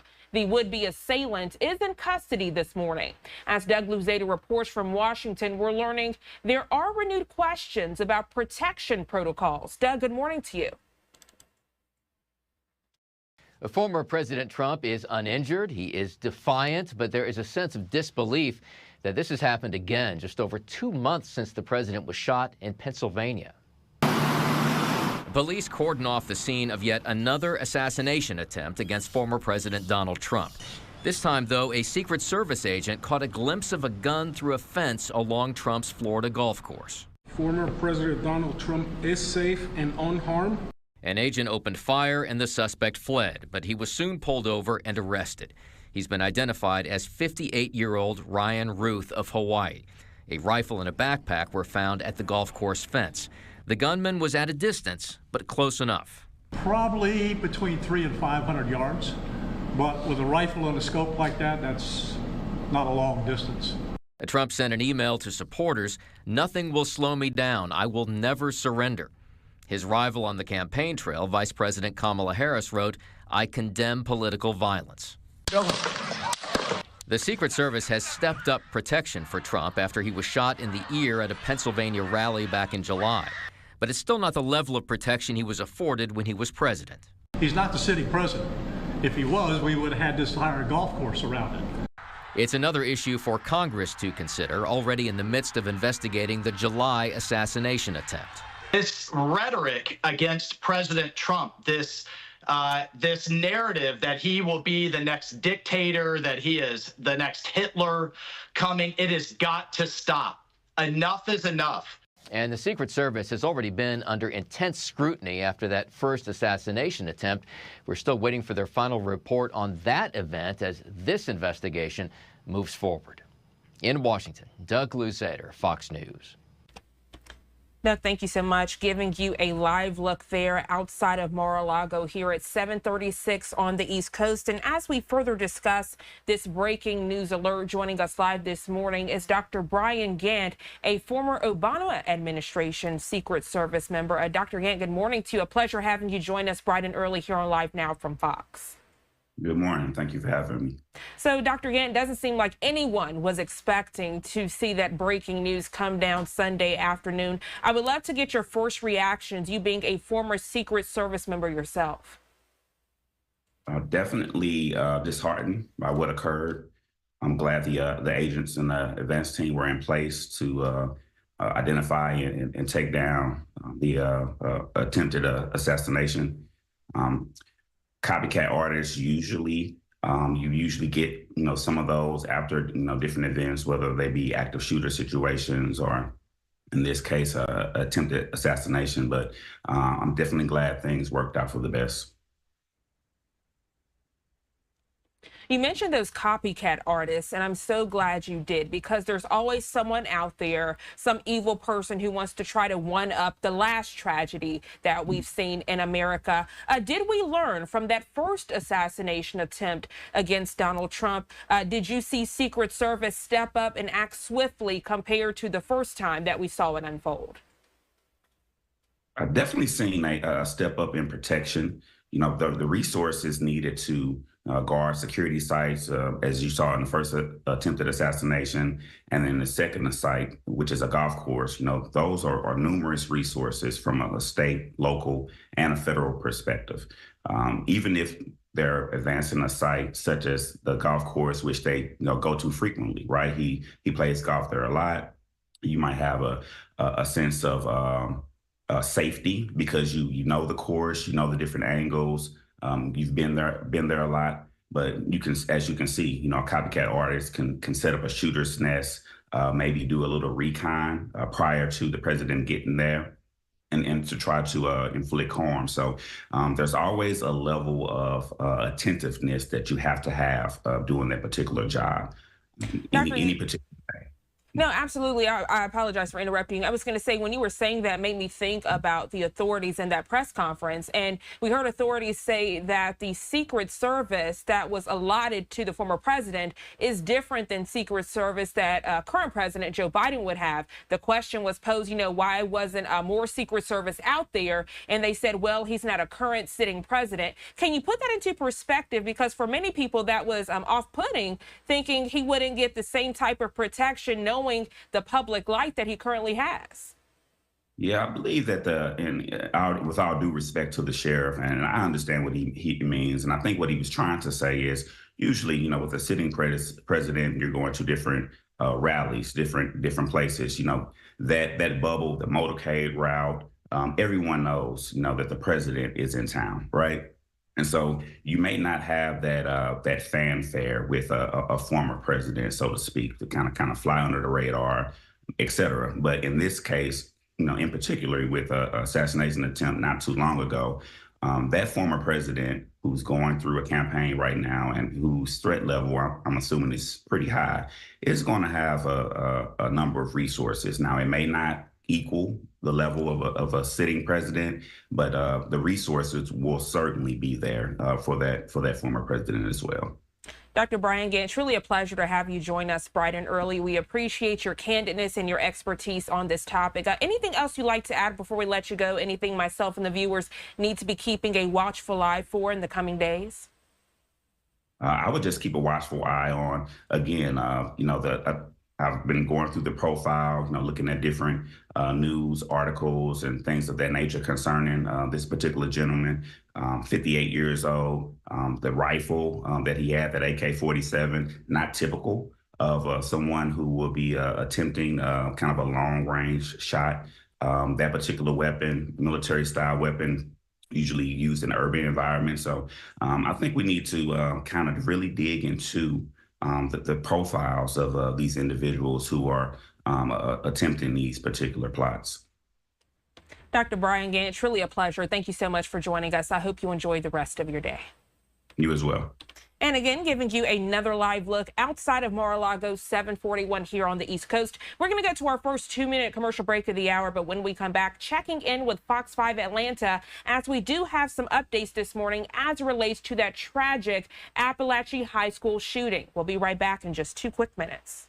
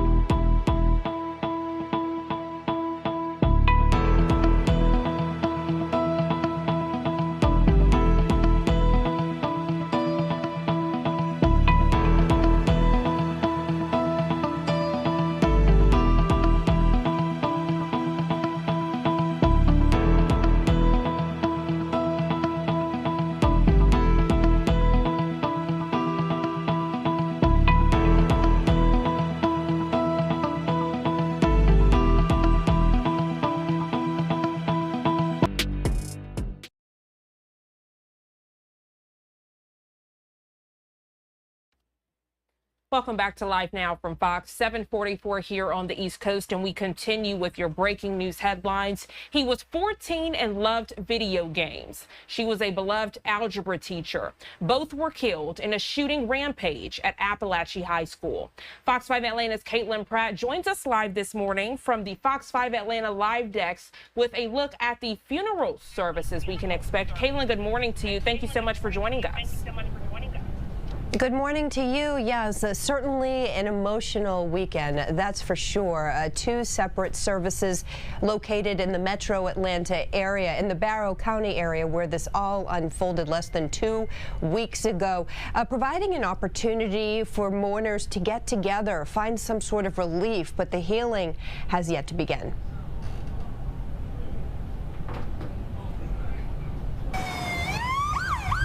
Greeted by a wave of red, police escorted Mason Skiermahorn's casket to his funeral at the Jefferson Civic Center Saturday, where hundreds of people, all wearing Mason's favorite color, waited. There's a whole building full of red, and it's just a testament to how many people loved him and how many lives he touched. Mason loved playing video games, saved family members, and spending time with them. Mourners shared how he was an inspiration to his peers with autism.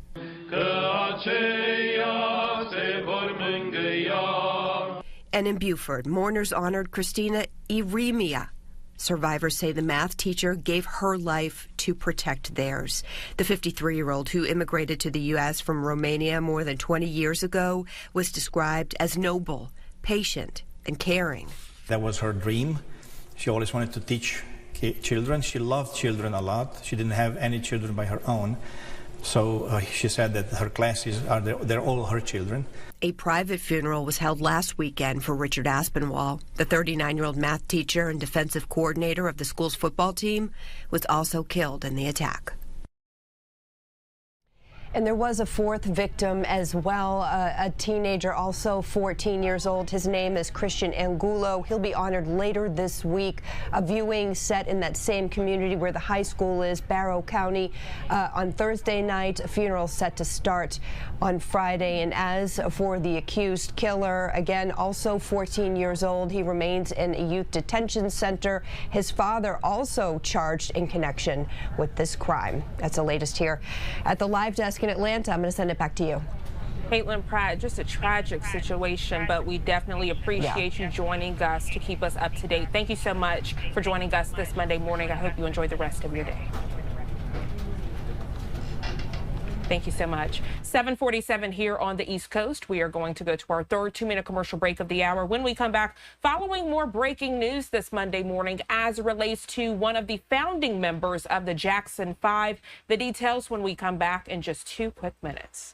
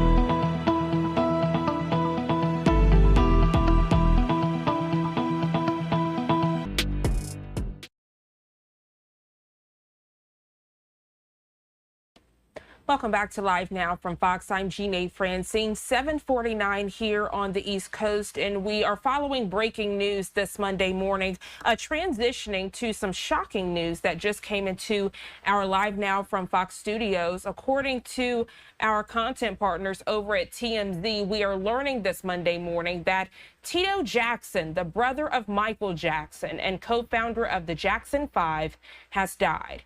Tito's three sons, Taj, TJ, and Terrell, did confirm his passing in a joint Instagram statement, saying they were all shocked and saddened, while describing their dad as someone who cared about everyone and will be deeply missed.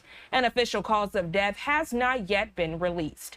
Now, Tito, the older brother of the late king of pop Michael Jackson, was born Toriano Adderall Jackson to Joe Jackson and Catherine Jackson in Gary, Indiana.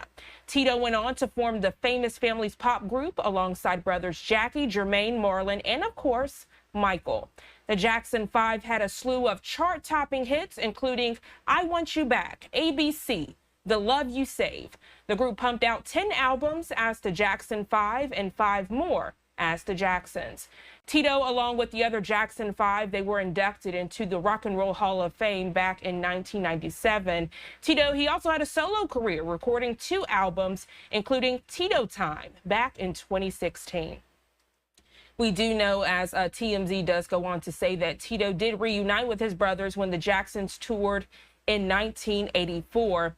Entertainment Tonight was the first to report Tito's death. He was 70 years old. Again, this is preliminary information we have gotten to our Live Now from Fox Studios. No word yet on cause of death, but again, here at 7:51 on the East Coast, we are learning Tito Jackson, the co-founder of the Jackson 5, is dead at the age of 70. We're going to go ahead and go to our final 2-minute commercial break of the hour. We'll be right back.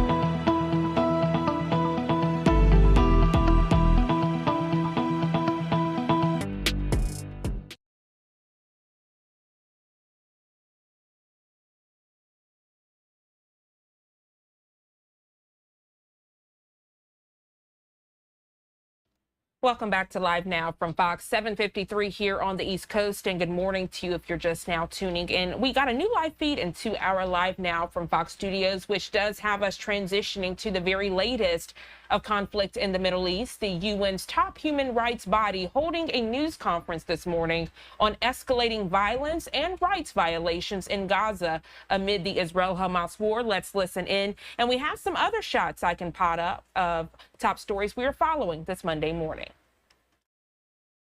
In recent months. First, the International Criminal Court has been requested to issue arrest warrants concerning various atrocities, underscoring the need for accountability. Second, 2 significant cases are pending before the International Court of Justice regarding allegations of genocide. South Africa versus Israel, with a set of preliminary measures that have gone not followed up, and the second is Nicaragua versus Germany. Third, the International Criminal Court, third, almost 60 days ago, the ICJ has issued an historical decision, an advisory opinion that declares all Israel's presence in the occupied Palestinian territory unlawful, amounting to annexation, violation of Palestinian self-determination, and therefore to be dismantled.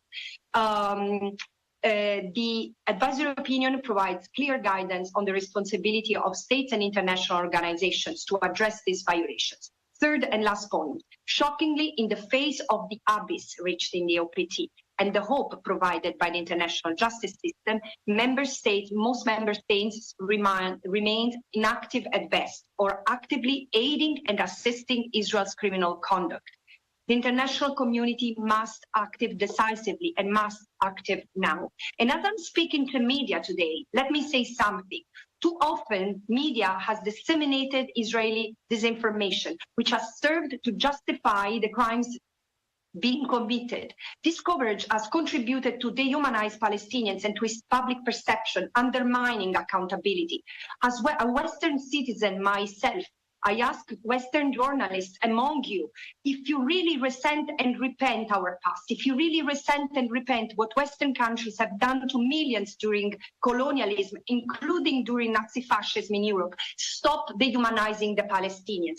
Please do your job. Present the facts, ask to enter all areas in the OPT, and do not perpetuate narratives that allowed for continued injustice. Thank you. Thank you, Ms. Albanese. And we will now hear from the independent expert on the promotion of a democratic and equitable international order. Mr. Katrougalis, you have the floor.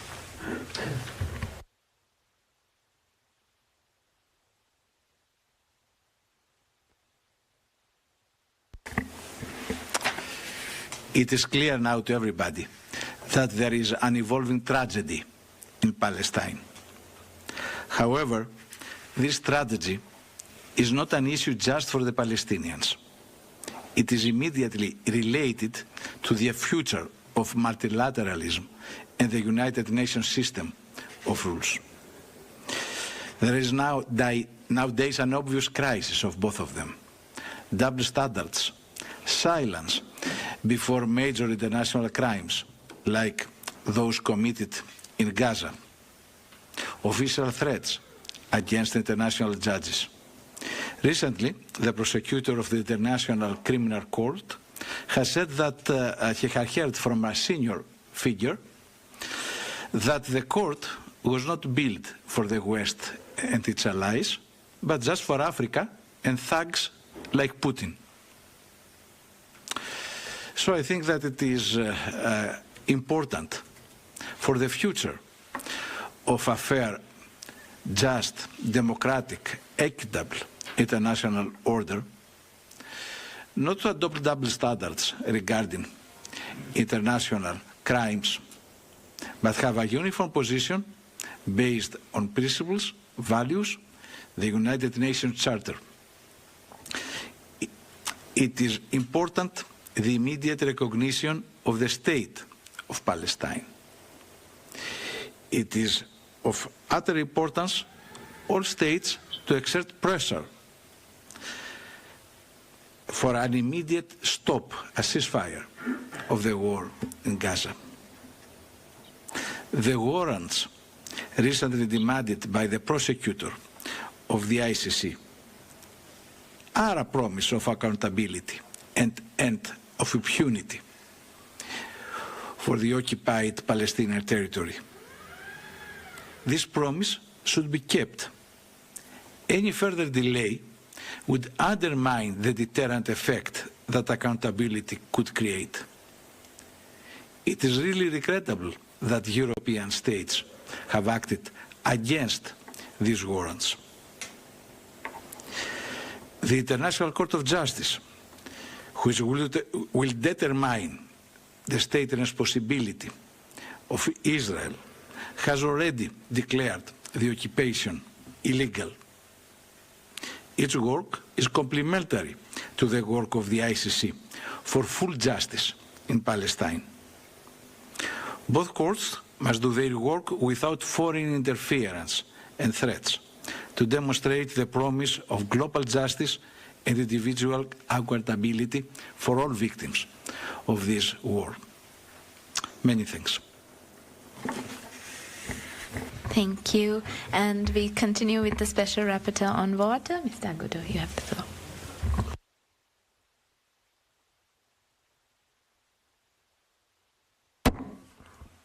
No, it's okay.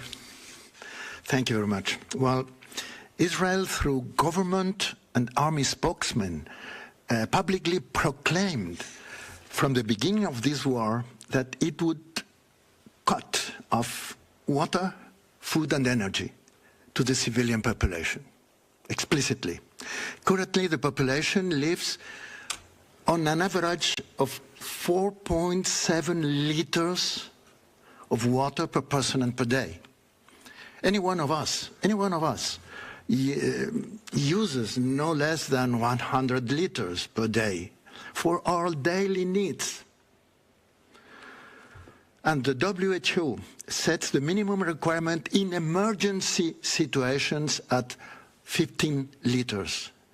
In addition, accessible water is often contaminated by fecal matter, leading to serious health problems, especially for children, often resulting in death. The only one natural source of fresh water is the coastal aquifer. The Strip is home to 2.3 million Palestinians, of whom, it is important, 1.7 million are refugees, forced by Israel to live there in refugee camps.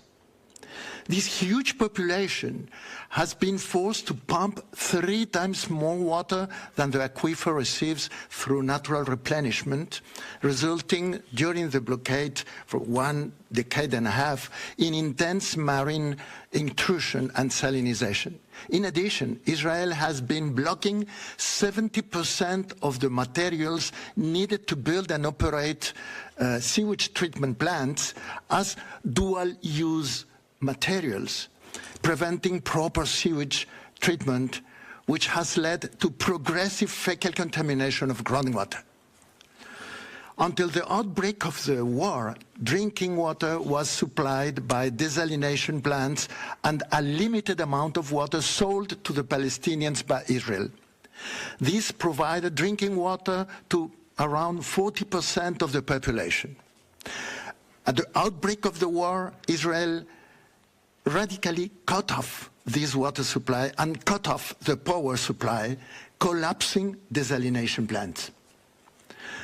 The lack of clean water has led to 1.7 million cases of infection diseases, mainly diarrhea, dysentery, and hepatitis A, particularly affecting children, as well as cases of polio, smallpox, and other infectious diseases that can trigger massive and deadly epidemics. All this, coupled with the lack of medical care, result in deaths, especially of babies and children, making water scarcity and contamination a silent bomb which has far less visibility than those that destroy buildings, but are no less lethal bomb. Israel's violation of existing international law, as the International Criminal Court has already ruled, is systematic. Both the Fourth Geneva Convention and the Rome Statute, as well as customary international humanitarian law, are being violated on a daily basis. But non-compliance with international law related to water does not only concern Gaza. The militarization of water in the occupied Palestinian territory has been at the heart of a policy of water and territorial apartheid for the past 50 years, including the destruction of basic Palestinian water infrastructure. Palestinians have no access to the Jordan River and cannot build wells or water infrastructure in their own territories. They have only 70 liters per person a day and as a mean, and many rural communities have only 20 liters, while Israeli population has 4 times more on average, and illegal settlers receive and use 18 times more water for their crops and swimming pools. Finally, we are witnessing a genocide against the Palestinian people. We cannot remain impassive. Thank you very much. Thank you very much to the Special Rapporteur. And now we move to the Special Rapporteur on the right to health. Dr. Moffaking, you have your floor. I welcome this opportunity to speak to you today in my capacity as the Special Rapporteur on the right to health. We have watched this horror of a genocide in Gaza unfold over the past 11 months. It is important to note that even before October the 7th, the situation was already incompatible with the realization of the right to health. And this current episode represents another amongst many episodes of a display of a recalcitrant, repugnant attitude of an occupying regime as well as its powerful global allies. And this current episode of an ongoing enactment of a decades-long genocidal plans is systemic, and it's sustained imperialist violence that experienced by Palestinians every single day since the occupation. According to the Gaza Ministry of Health, as of 14 September, approximately 41,000 Palestinians have been killed, 95,000 injured. And in the past 24 hours alone, 24 Palestinians were killed and 57 more injured that we can account for. With more than 50 days having passed since the International Court of Justice issued a landmark advisory opinion declaring Israel's occupation of the Palestinian territories encompassing the West Bank, including East Jerusalem and the Gaza Strip, as illegal under international law, emphasizing that Israel's actions amount to annexation. Yet member states, with all the implications of the ICJ opinion and their obligations to comply, have chosen not to do so. And days into this current war and a genocide, I did warn that the Gaza's medical infrastructure was on the path of being irreparably damaged, and that healthcare providers were working in a dire situation, and that the right to health itself was being targeted, and the long-term trauma that the people in Gaza will carry with them because of this enduring intergenerational physical and mental health, and the impact of racism and structural discrimination cannot truly be quantified.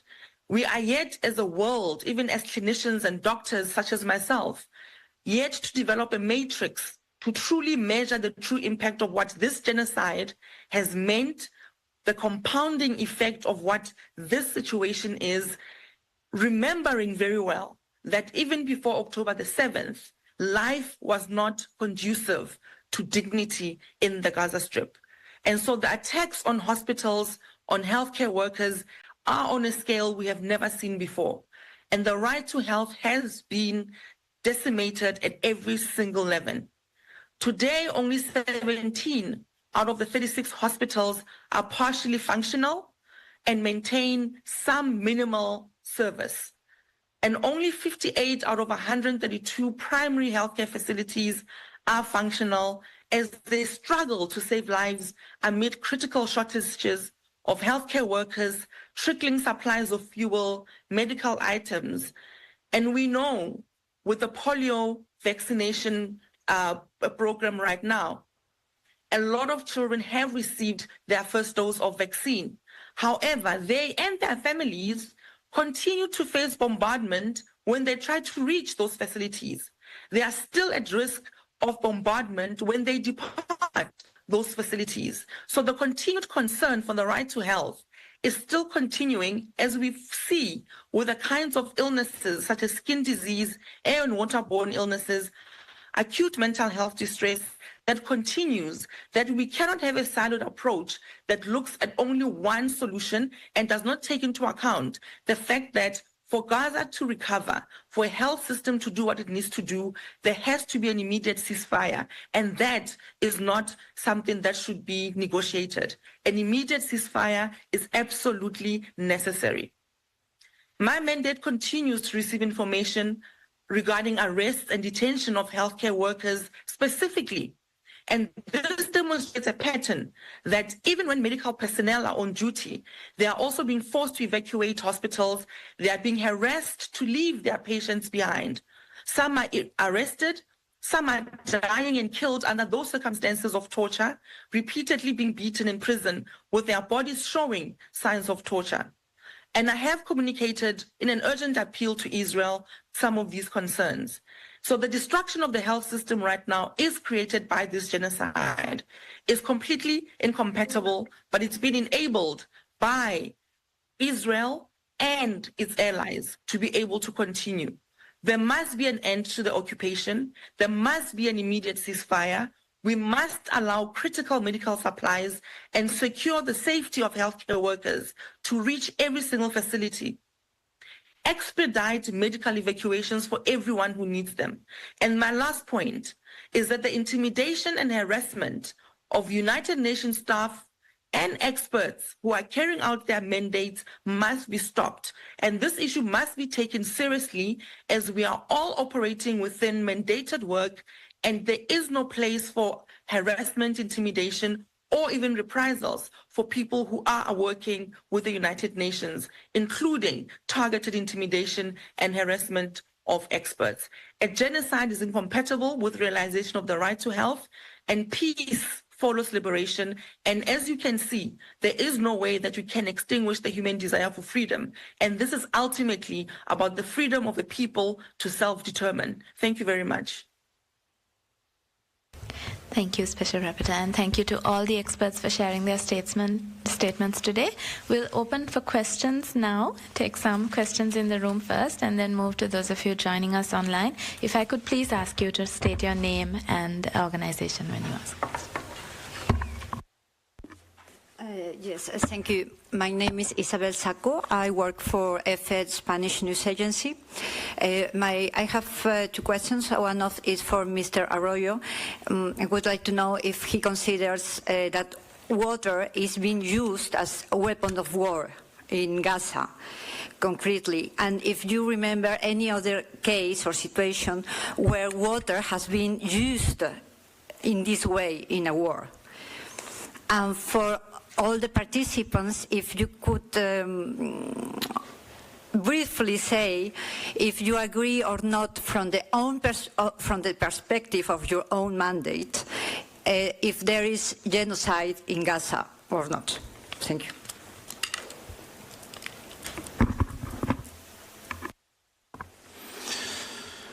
Yes, unfortunately, there are other cases.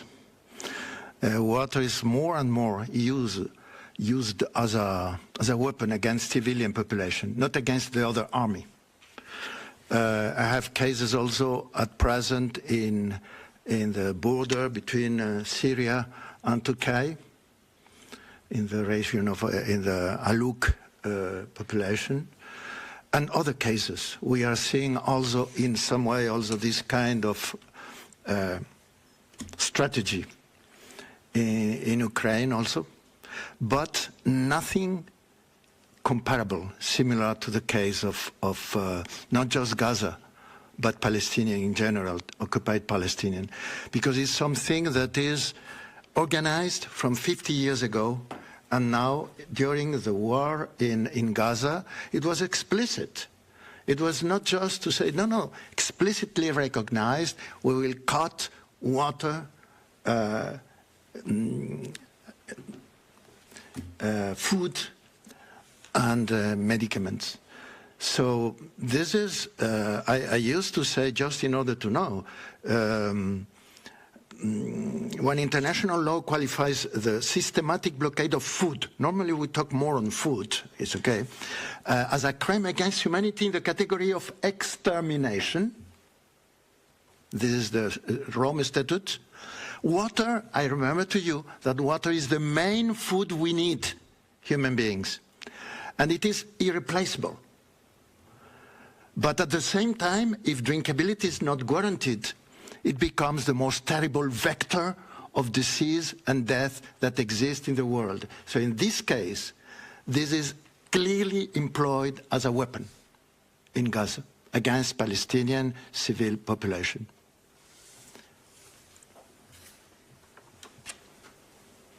The second part of Isabel's question was directed at all of the experts. Would anybody like to respond? Maybe I repeat the question is if you consider from the own perspective of your mandate, if there is genocide, well, some of you already said, but not all of you, in Gaza, genocide in Gaza, and why? If you can just make a statement on this. Thank you. John? Yes, thank you for the question. I think that genocidal intent has been proven from the beginning, already at the hearing of South Africa's application. We had a lot of statements by Israeli officials stating, many of them, that Palestinians are animals that cannot be treated according to the international rules of conducting the war. And since then, the situation has gotten much more worse, as already Mrs. Albanese's statements have been analyzing. So I think that there is not any more a question about that.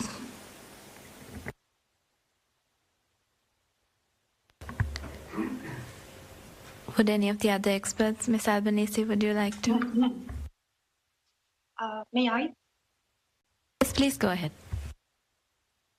Yes, I was, as I was listening to my distinguished colleagues, I said how nice it is to speak a common language, because, I mean, there are many special rapporteurs who have signed statements denouncing since mid-October the risk of genocide, serious risk of genocide, and as November, an unfolding genocide ongoing. Our colleague, the Special Rapporteur on the Right to Food, has published an astonishing report on how food sovereignty has been attacked, leading to starvation being a tool of war. But let me go back to the question that was asked concerning water. I agree, of course, with my colleague, the Special Rapporteur on the Right to Water, concerning water being used as a tool of war. But here the context is not that of a conflict. And please, media and journalists, we need to get the framing right. The ICJ advisory opinion has called out the Israel colonization enterprise, settler colonization enterprise in the occupied Palestinian territory, other than by name.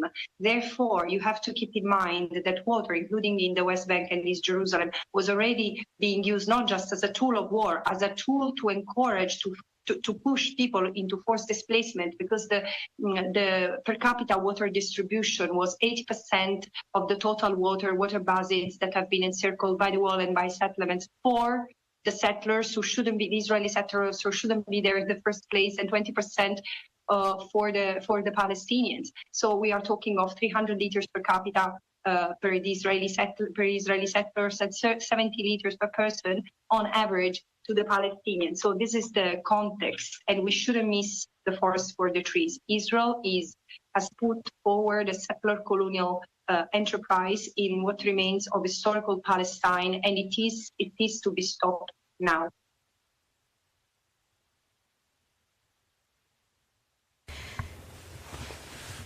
Yeah, we'll take that.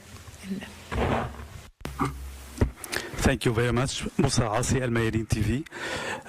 First of all, can please you send us your notice? It's very important for our work.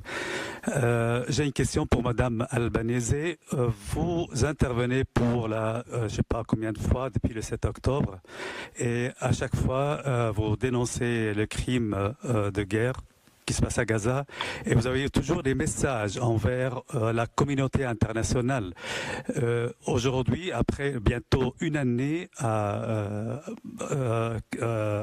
If you're just now tuning in to Live Now from Fox, good morning to you. I'm Jeanne Francine. On the left side of your screen, we are live in Geneva, Switzerland. As the United Nations, they are holding a discussion on the escalating violence in Gaza amid the Israel-Hamas war. On the right side of your screen, other top stories we're following this Monday morning. morning. That top right box, a look at the tragic situation that unfolded Sunday afternoon into the second assassination attempt against former President Donald Trump. We've had live, compelling interviews all morning as it relates to the latest into this investigation. And we are keeping a watchful eye in case a press conference happens today into new information. That bottom box, we are on weather watch this Monday morning as tropical storm warnings have been issued for North and South Carolina. 8:19 here on the East Coast. I'm Gina Francine. We are going to go to our first 2-minute commercial break of the hour. We'll be right back.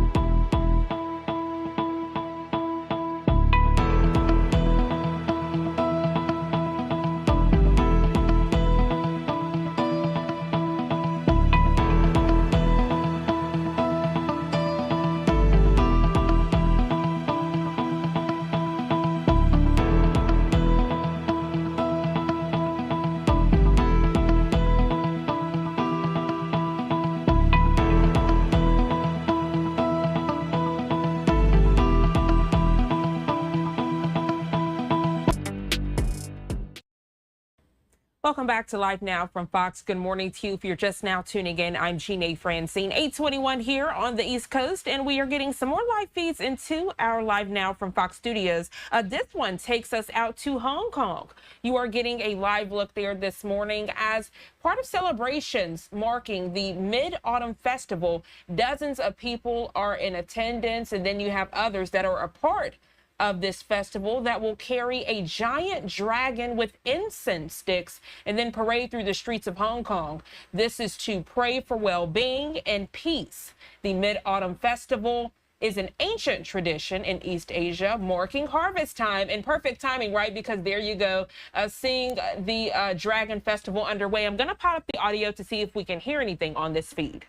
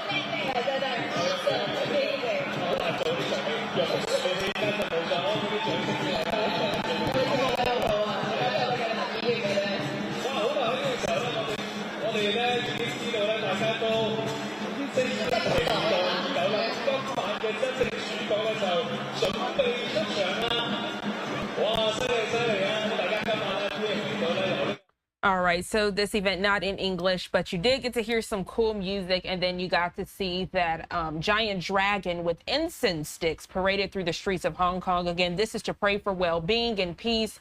Celebrations marking the Mid-Autumn Festival. It's been kind of tense and a lot of sad news this Monday morning, so I wanted to give you all something lighthearted, but also live, as we aim to do here on Live Now from Fox. 8:25 here on the East Coast. Let's go ahead and go to our second 2-minute commercial break of the hour. But when we come back, transitioning as we are following the very latest this morning into that second assassination attempt against former President Donald Trump. You're getting a live view this morning outside a West Palm Beach, Florida courthouse for the suspect's likely arraignment. We are keeping a watchful eye on the latest details as it is related to this investigation. When we come back from this quick 2-minute commercial break, checking in with Fox News, also speaking with a national security expert, Homeland Security expert, and expert on terrorism, Ken Gray. We'll be right back in just 2 quick minutes.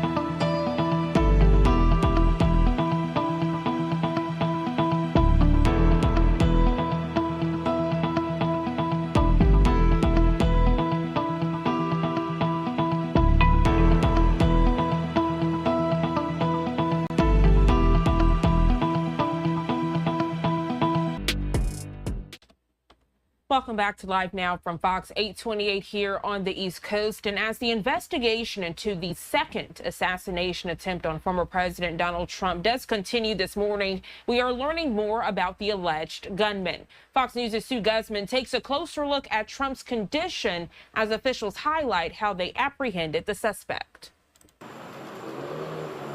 The FBI continues investigating a second assassination attempt against former President Donald Trump. Former President Donald Trump is safe and unharmed. Sunday's incident taking place in Florida at Trump's West Palm Beach golf course and comes roughly 2 months after Trump was shot during a rally in Butler, Pennsylvania. President Trump is under serious threat. The former president was out golfing when Secret Service agents patrolling the course spotted the muzzle of an AK-style rifle poking through bushes lining the property. Agents opened fire, causing the suspect to make his escape. In the bushes where this guy was is an AK-47 style rifle with a scope, 2 2 backpacks, and a GoPro. A witness was able to catch the car and license plate number of the suspect. One of my road patrol units saw the vehicle, matched the tag. We pinched in the car, got it safely stopped, and got the driver in custody. Police identifying the alleged gunman as 58-year-old Ryan Ruth. Was not displaying a lot of emotion, never asked what is this about. Records show the suspect lived in North Carolina before moving to Hawaii in 2018. One of his neighbors expressing shock as he recalls their interactions. Never mean-spirited and always welcoming, just in general. In an email, Trump told supporters he is, quote, safe and well.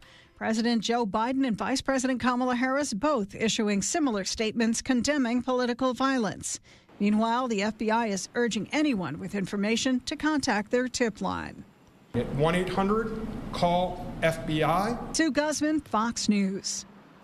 Sue, thank you so much for that detailed report. Again, giving you another live look this Monday morning, 8:30 here on the East Coast, live from outside a West Palm Beach, Florida courthouse for the suspect in this assassination attempt against former President Donald Trump. We are taking a close look for his likely arraignment. Earlier this morning, I did speak with national security expert Ken Gray about the matter. I want to play those comments for you now.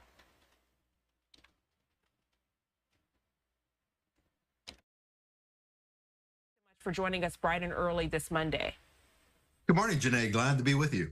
So, Ken, we've learned a lot, but still there are many questions this Monday morning. No one thought we'd be getting this breaking news late Sunday afternoon, learning there was a second assassination attempt against former President Donald Trump.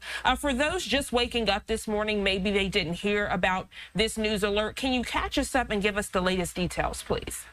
Of course. So yesterday, sometime around 1:30 p.m., while former President Trump was out playing golf at his golf course down in Palm Beach County, the Secret Service, while advancing before the president while playing golf, noticed what appeared to be a barrel of a rifle sticking out through a fence. One of their agents engaged the shooter at that time, fired rounds at him.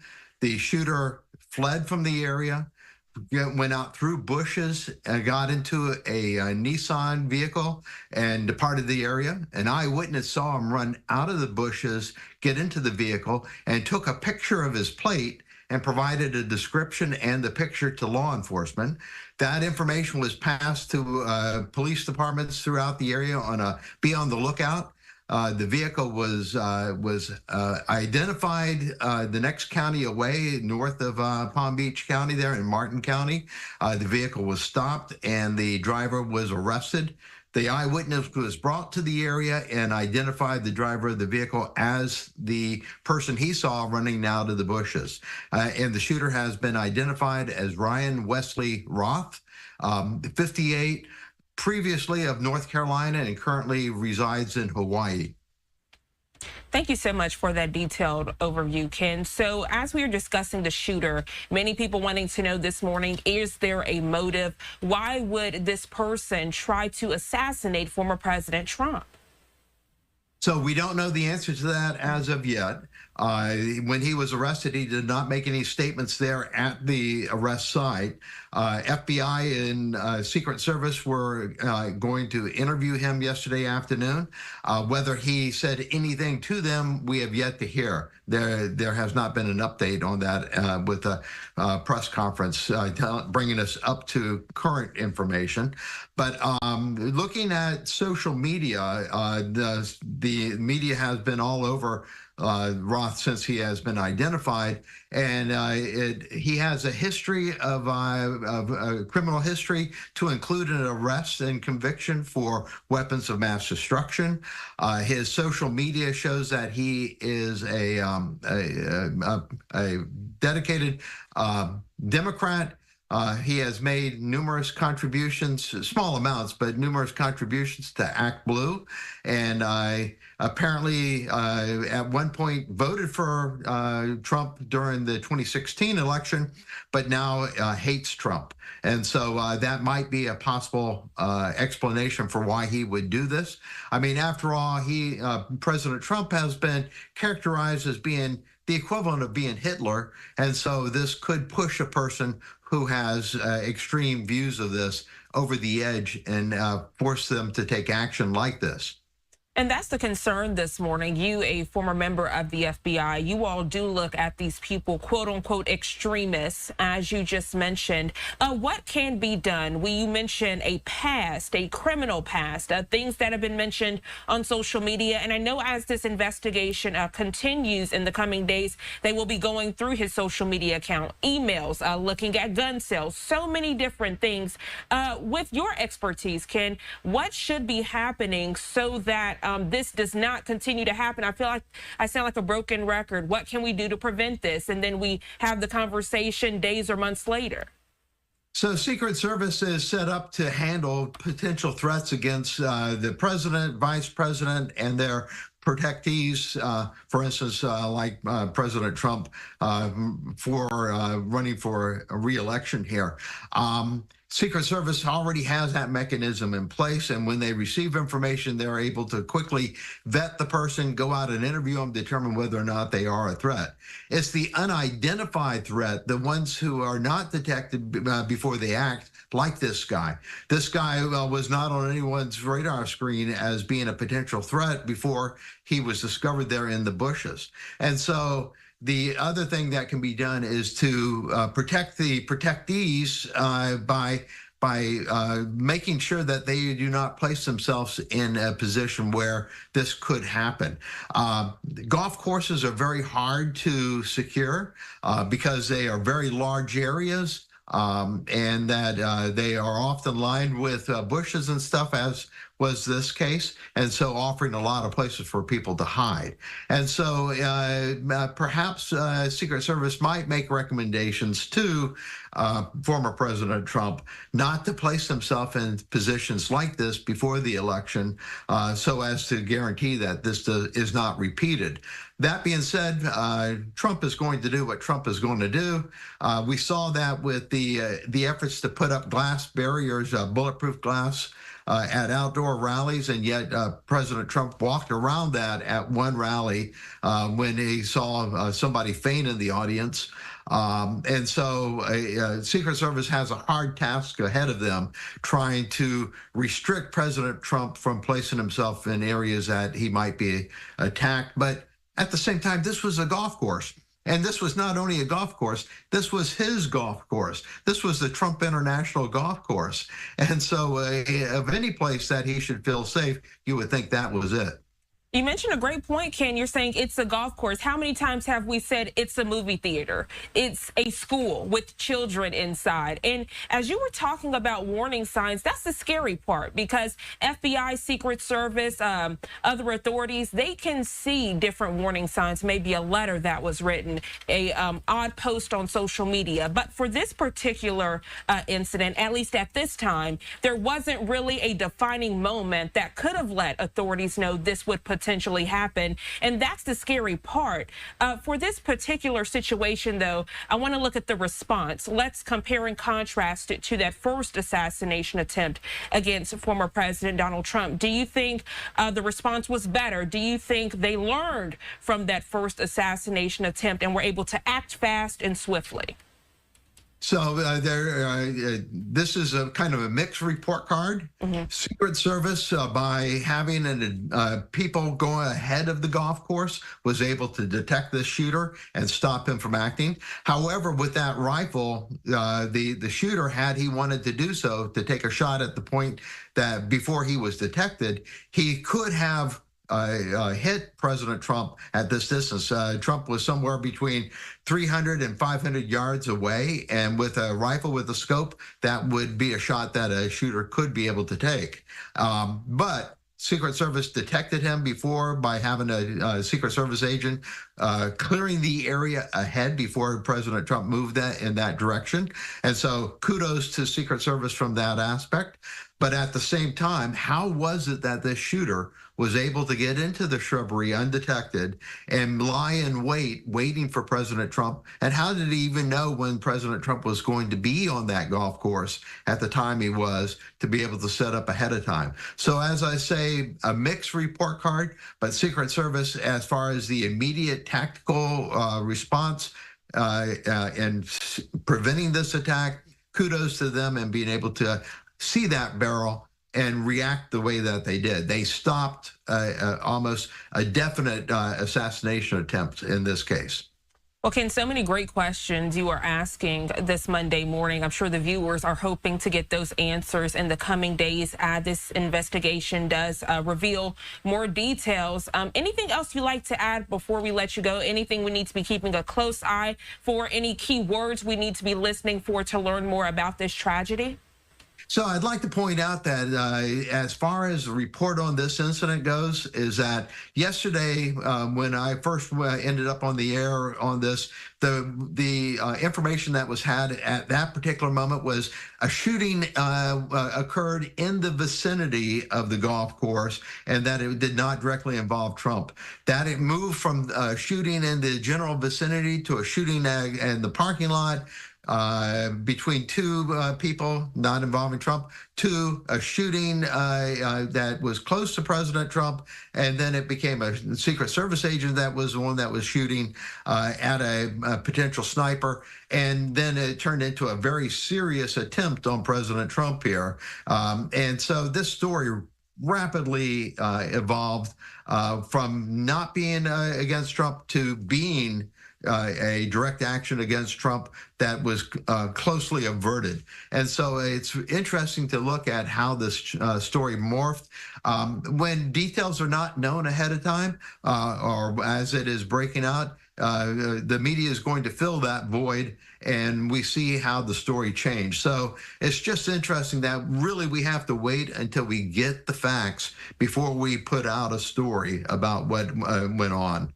Absolutely. It's better to wait and say what you do know and not speculate and say what you don't know. Great points you are making this Monday morning. Ken Gray, always a pleasure. We appreciate your expertise and perspective on this topic. I'm sure you'll be joining us again in the coming days as we learn more. I hope you enjoy the rest of your day. Thank you so much.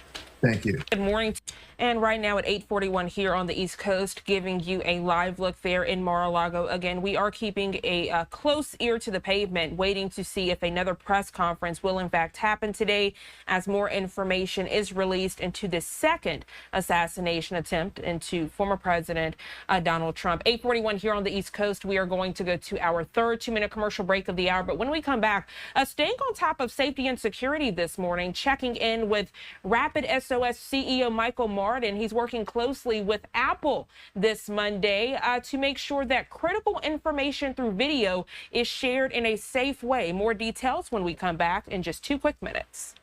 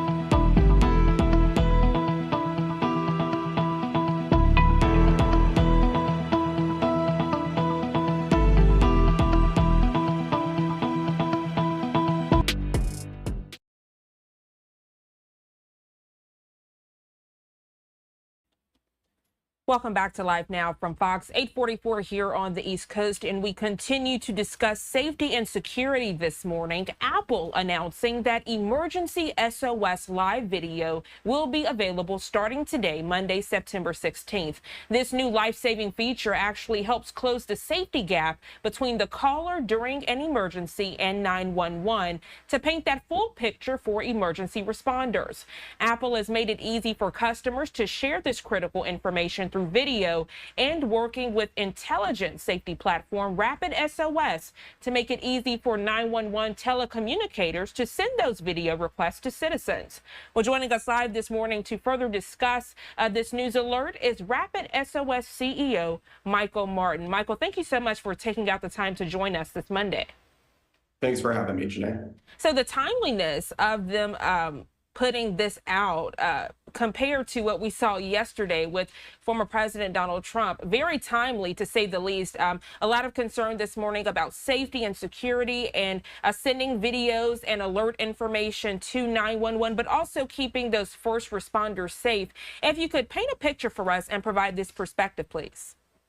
Yeah, I mean, just to put it in perspective, a single image from your smartphone contains as much information, Janae, is 11 days of continuously speaking on the phone.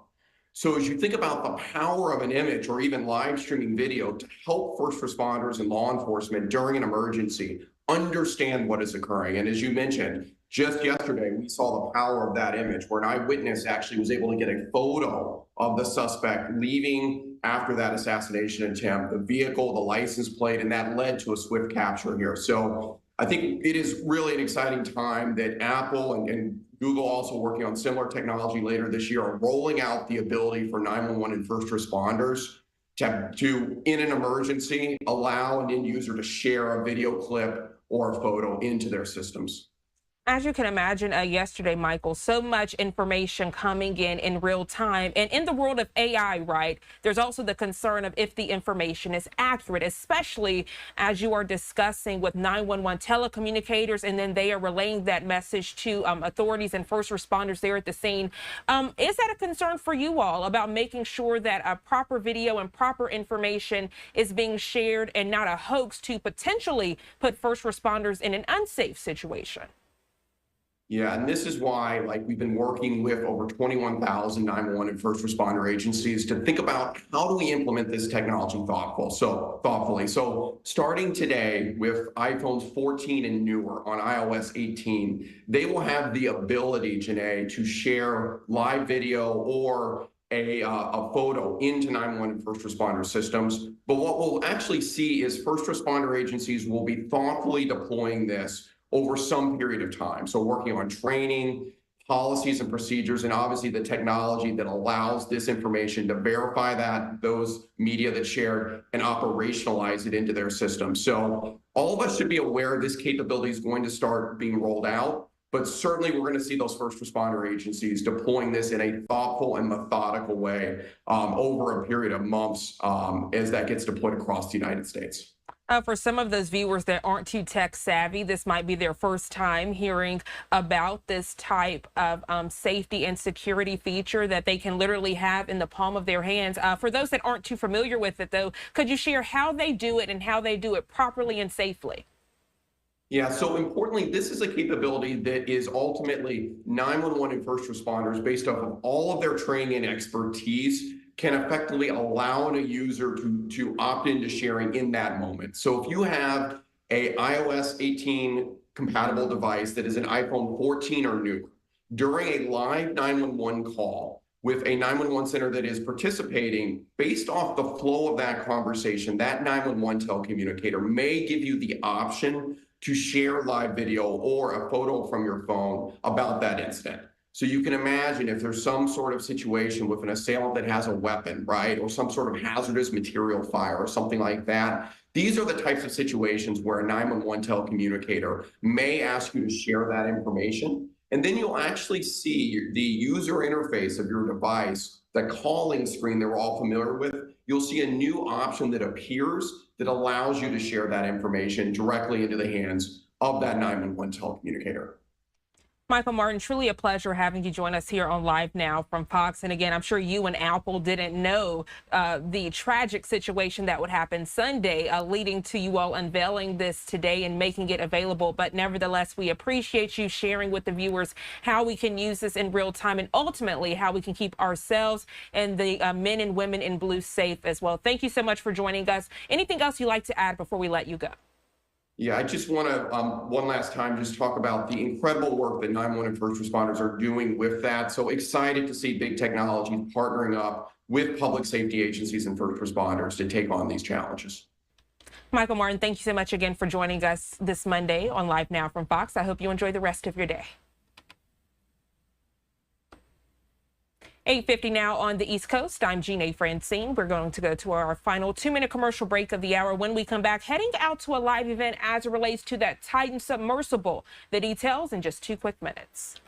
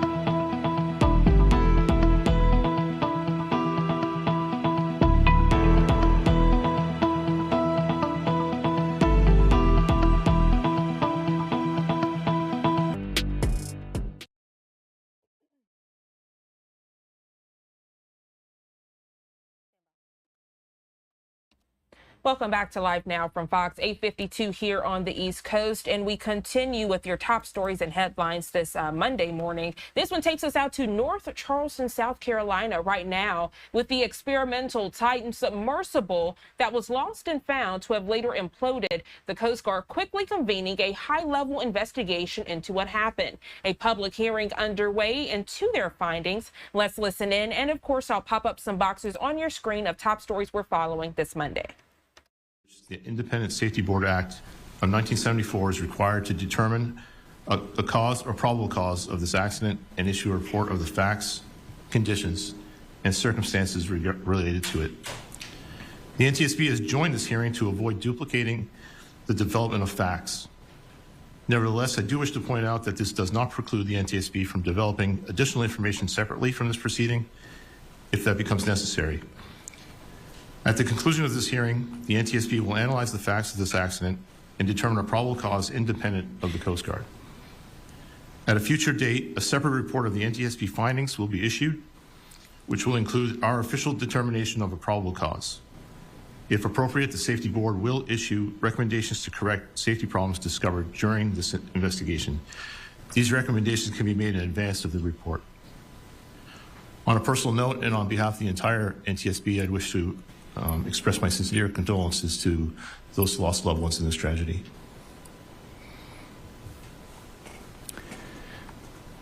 Thank you, Mr. Muse. Ms. Schvetz will now provide a brief opening statement on behalf of OceanGate. Thank you, Mr. Neubauer. On behalf of OceanGate, we also offer our deepest condolences to the families and loved ones, among them those here today, of those who died on June 18th, 2023. There are no words to ease the loss endured by the families impacted by this tragic incident. But we hope that this hearing will help shed light on the cause of the tragedy and prevent anything like this from happening again. Thank you. Thank you. The Marine Board will now take the oath. The recorder, Lieutenant Steele, has been previously sworn in. Lieutenant Steele? Please stand. Raise your right hands. Do you swear that you will faithfully perform the duties incumbent upon you as a member of this formal investigation, and that you will examine and inquire into the matter that is now before you, and without partiality, so help you God? I do. Thank you.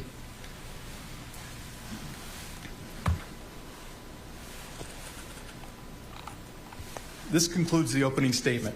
At this time, I would like to ask that everyone present please stand for a moment of silence in respect to those persons who perished as a result of this casualty.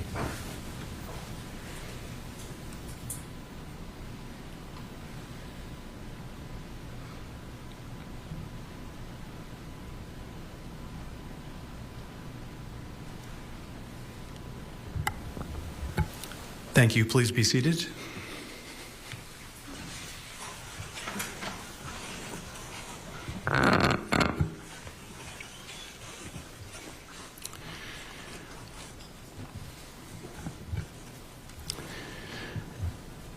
You are about to see Coast Guard Factual Exhibit 001, prepared by the Marine Board. As a part of this investigation, the Coast Guard has gathered extensive information and prepared numerous exhibits, some of which will be introduced in this hearing. The party in interest and NTSB have reviewed the information contained in this exhibit, and the final decision of the creation of this exhibit rests with the Marine Board Chair for the investigation. Lieutenant Steele, please start the presentation. This is the United States Coast Guard's Commandant's Marine Board of Investigation into the loss of the manned submersible Titan and the vessel's crew on June 18, 2023. This hearing is conducted with the full participation of the National Transportation Safety Board.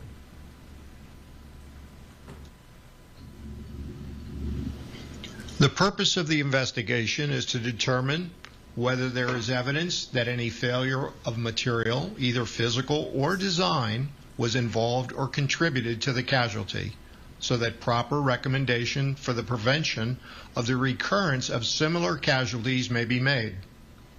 Whether there is evidence that any misconduct, inattention to duty, negligence, or willful violation of the law on the part of any licensed or certified person contributed to the casualty, so that appropriate proceedings against the license or certificate of such person may be recommended and taken under 46 U.S. Code 6301, or whether there is evidence that any Coast Guard personnel or any representative or employee of any other government agency or any other person caused or contributed to the casualty.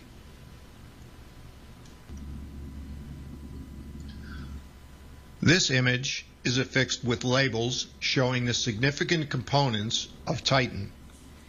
The manned submersible vessel Titan, completed in 2021 in Everett, Washington, was an unregistered, non-certificated, unclassed 22-foot manned watercraft. The pressure hull was approximately 8 feet long, cylindrically shaped, with an inside diameter of approximately 4.5 feet. The hull was made of 5-inch thick carbon fiber wound filament.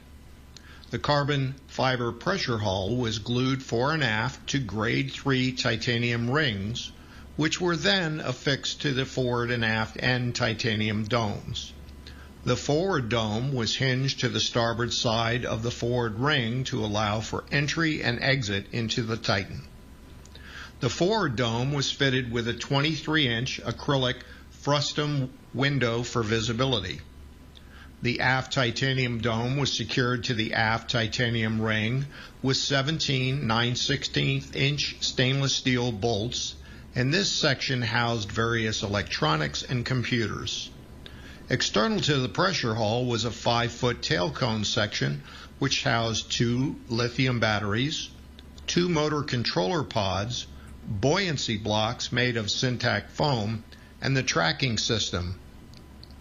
As per the OceanGate Titan specification page, the Titan was capable of seating 5 persons with an operating depth of 4,000 meters. The Titan was fitted with 4 inner space electric thrusters, 2 vertical and 2 horizontal, which propelled the submersible at 3 knots. Titan sat upon a fairing system which held other accessories such as external lights and cameras, and allowed the Titan to remain upright while sitting on the deck.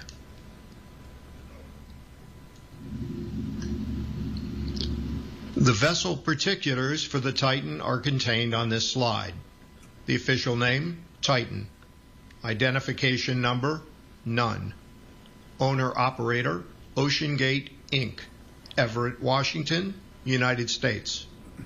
Vessel class, type, and subtype, submersible. Build year, 2020. Length, 22 feet. Beam or width, 9.2 feet. Vertical height, 8.3 feet. Main primary propulsion, 4 inner space 1002 electric thrusters.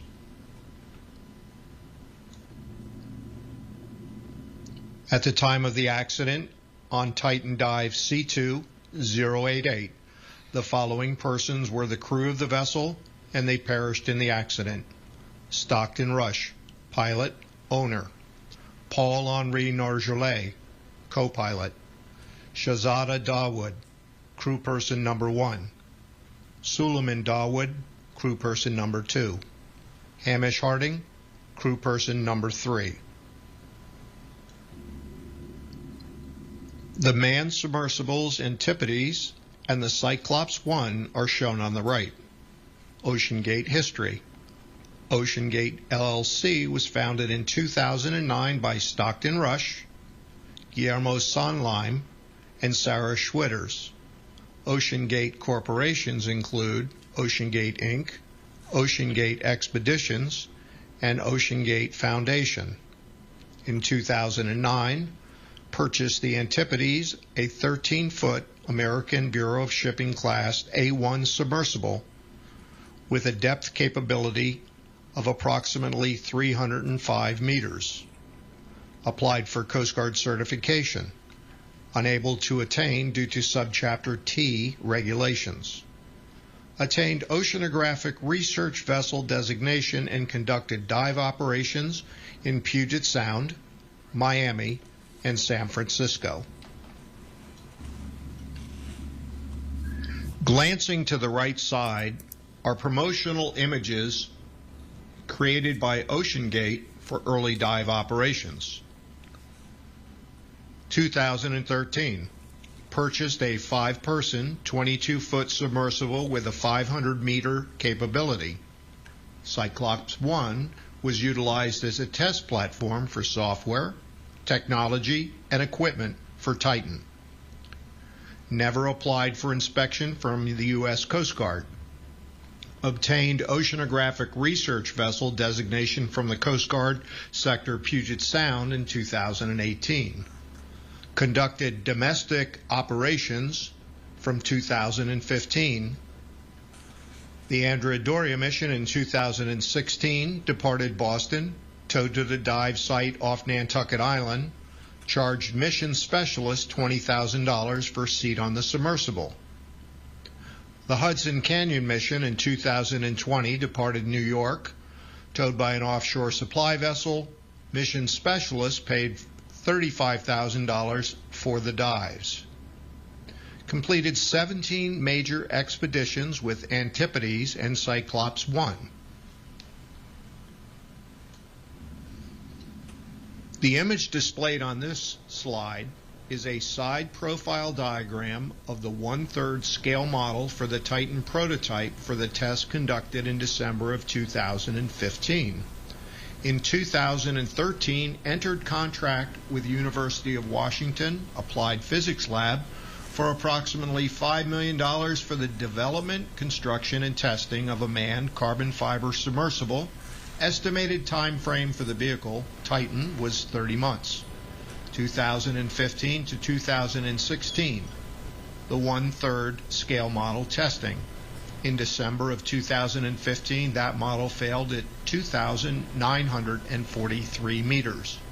In March 2016, the 1/3 scale model failed at 2,753 meters.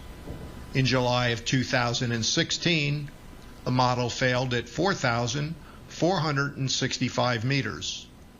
In 2017, the carbon fiber hull was completed by Spencer Composites with no Coast Guard or Classification Society oversight. There was no non-destructive testing conducted on the hull.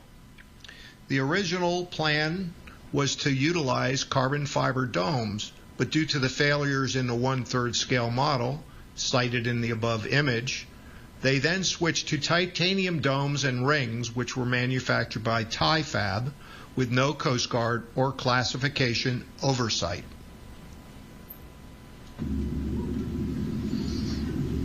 The image on the slide is an overhead view of the Titan prototype, which was taken during the unmanned testing in the Bahamas in June of 2018. In March 2017, OceanGate announces a trip to the Titanic. The price of an SME ticket is $105,129, the inflation-adjusted cost of a first-class ticket of the Titanic on its maiden voyage. In May of 2017, University of Washington Applied Physics Lab and OceanGate Engineering parted ways, and OceanGate took all engineering in-house. In July 2017, the carbon fiber hull and titanium rings were bonded together using an adhesive by OceanGate employees. In December of 2017, the final mechanical inspection report for the conical frustum dome window was completed by the Hydrospace Group. January 2018, the Titan was fully assembled. February of 2018, the first manned dive in Titan to a depth of 3 meters.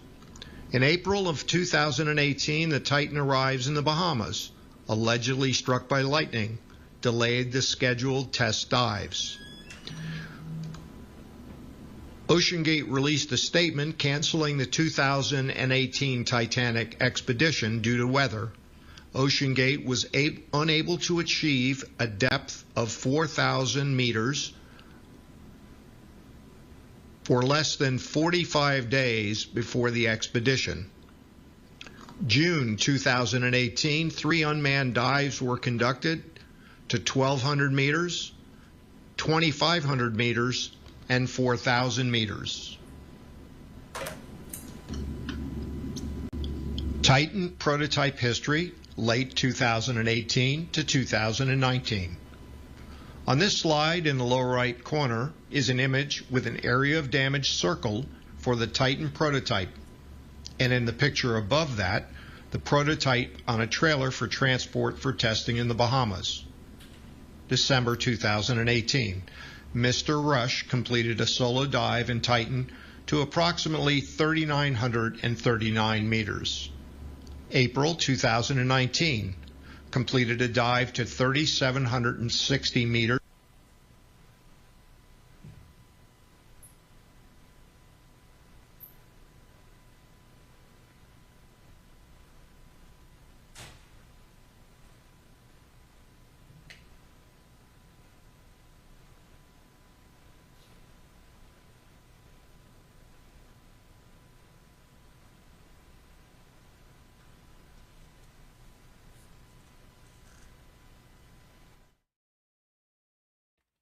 Okay, we have been watching and listening together live as the U.S. Coast Guard holds a hearing on what went wrong when the Titan submersible vessel imploded during a mission to go explore the Titanic on the Atlantic Ocean floor.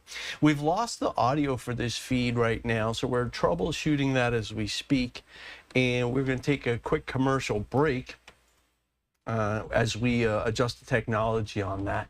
9:09 on the East Coast, 6:09 out west. I'm Keith Landry. Good Monday morning to you. We got so much going on today, so many developing stories, updates on breaking news stories, and headlines from coast to coast and around the world. We have so much more coming up, so stay with us. We'll be right back.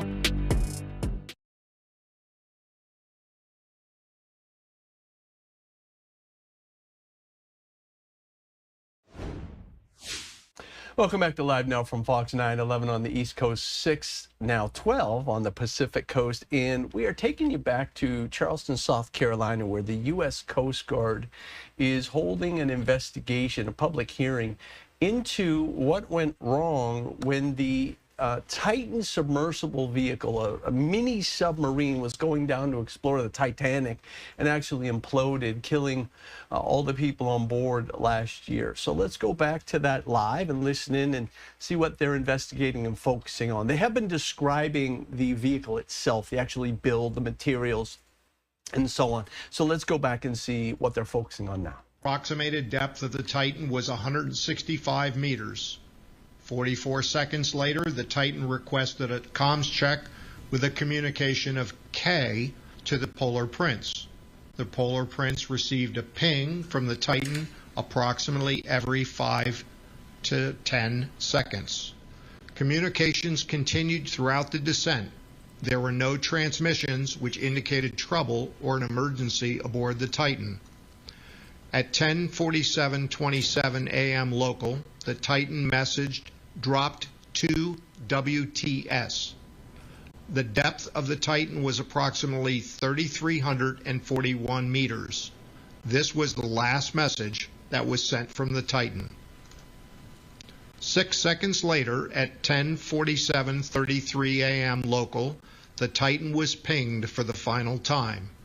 The Titan's location was 41.73441 north, minus 49.9424 east. The depth of the Titan was 3,346 meters.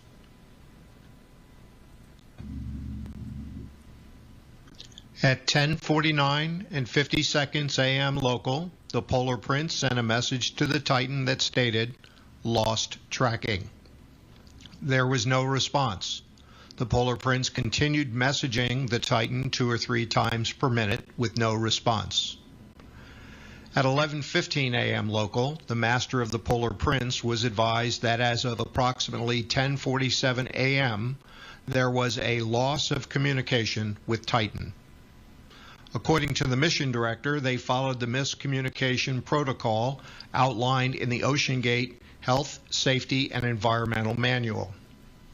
According to the mission director, in accordance with the OceanGate Health, Safety, and Environmental Procedures, and based upon the last known position of the Titan, and given the 2 meter per minute ascent rate, the Titan was expected to surface at approximately 3 p.m.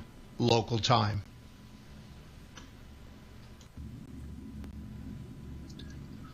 Mission 5, June 18, 2023 continues. When the Titan did not surface, OceanGate followed their health, safety, and environmental procedures, and the Polar Prince began a grid pattern surface search. The grid pattern search resulted in negative sightings. The master of the Polar Prince stated, at 18:27 or 6:27, following a meeting in my cabin with, amongst others, OceanGate staff, I called the Joint Rescue Coordination Center in Halifax by sat phone, but communications with the Joint Rescue Coordination Center were shortly thereafter cut off. When I reestablished communication, I was informed by the Joint Rescue Coordination Center that the area of the Titanic wreck is under the search and rescue jurisdiction of the Rescue Coordination Center in Boston. At 7:10 p.m. local on June 18, 2023, in accordance with the OceanGate loss of communication protocol, after 3 hours of searching the surface with negative results, the Polar Prince contacted the Canadian Coast Guard, who referred them to the U.S. Coast Guard Rescue Coordination Center in Boston. Upon receiving the notification, the 1st Coast Guard District Command Center entered Distress Phase 4.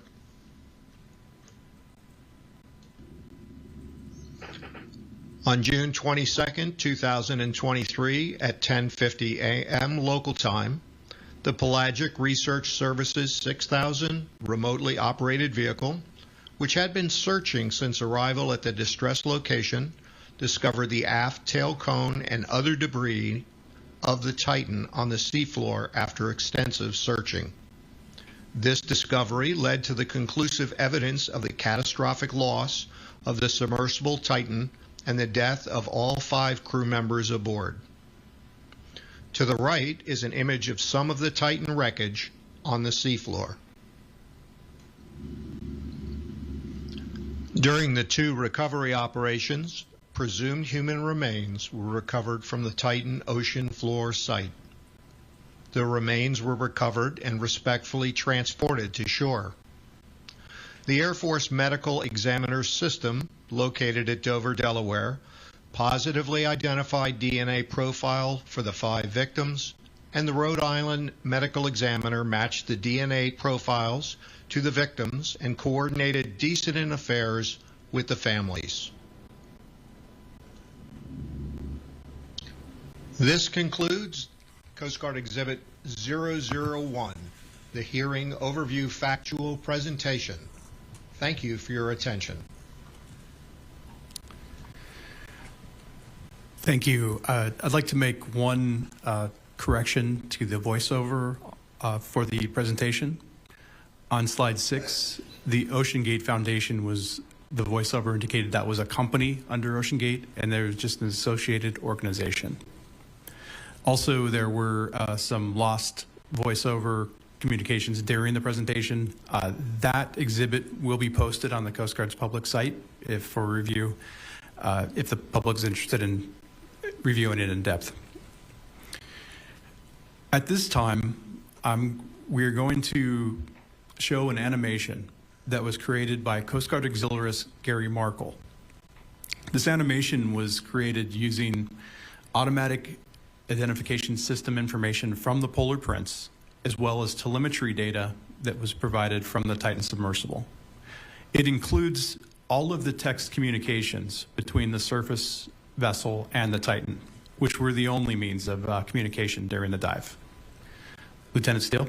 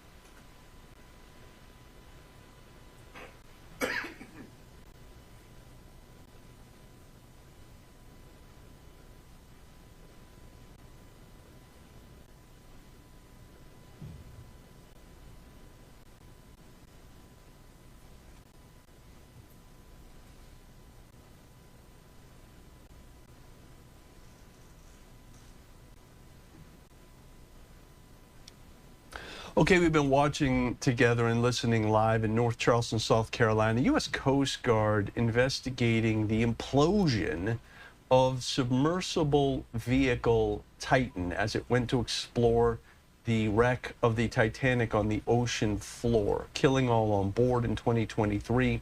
This hearing is to find out what went wrong and what can we learn about it for the future. They've got the mic muted right now as they discuss something. So it's a great time for us to take our second break of the hour. It's 9:21 on the East Coast, 6:21 bright and early out west. And we're taking our second break of the hour. I'm Keith Landry. We'll be right back with more of this and other breaking news stories in 2 minutes when we come back.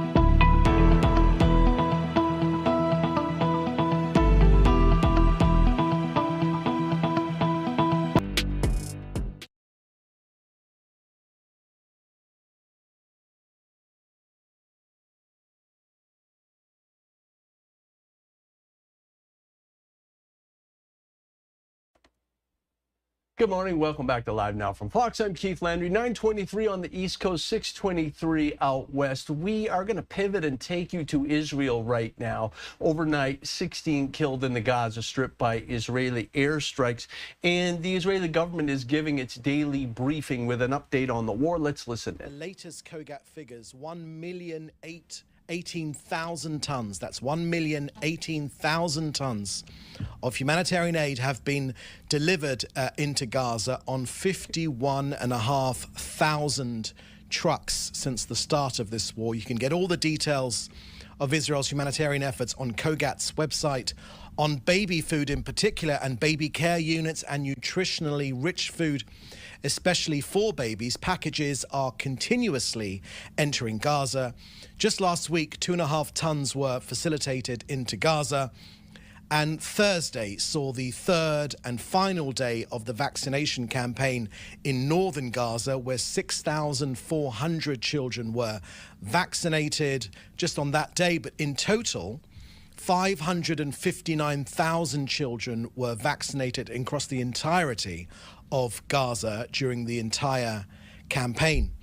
During the daily polio assessment meeting with our partners at the World Health Organization and UNICEF, they both expressed a great appreciation for our efforts and coordination.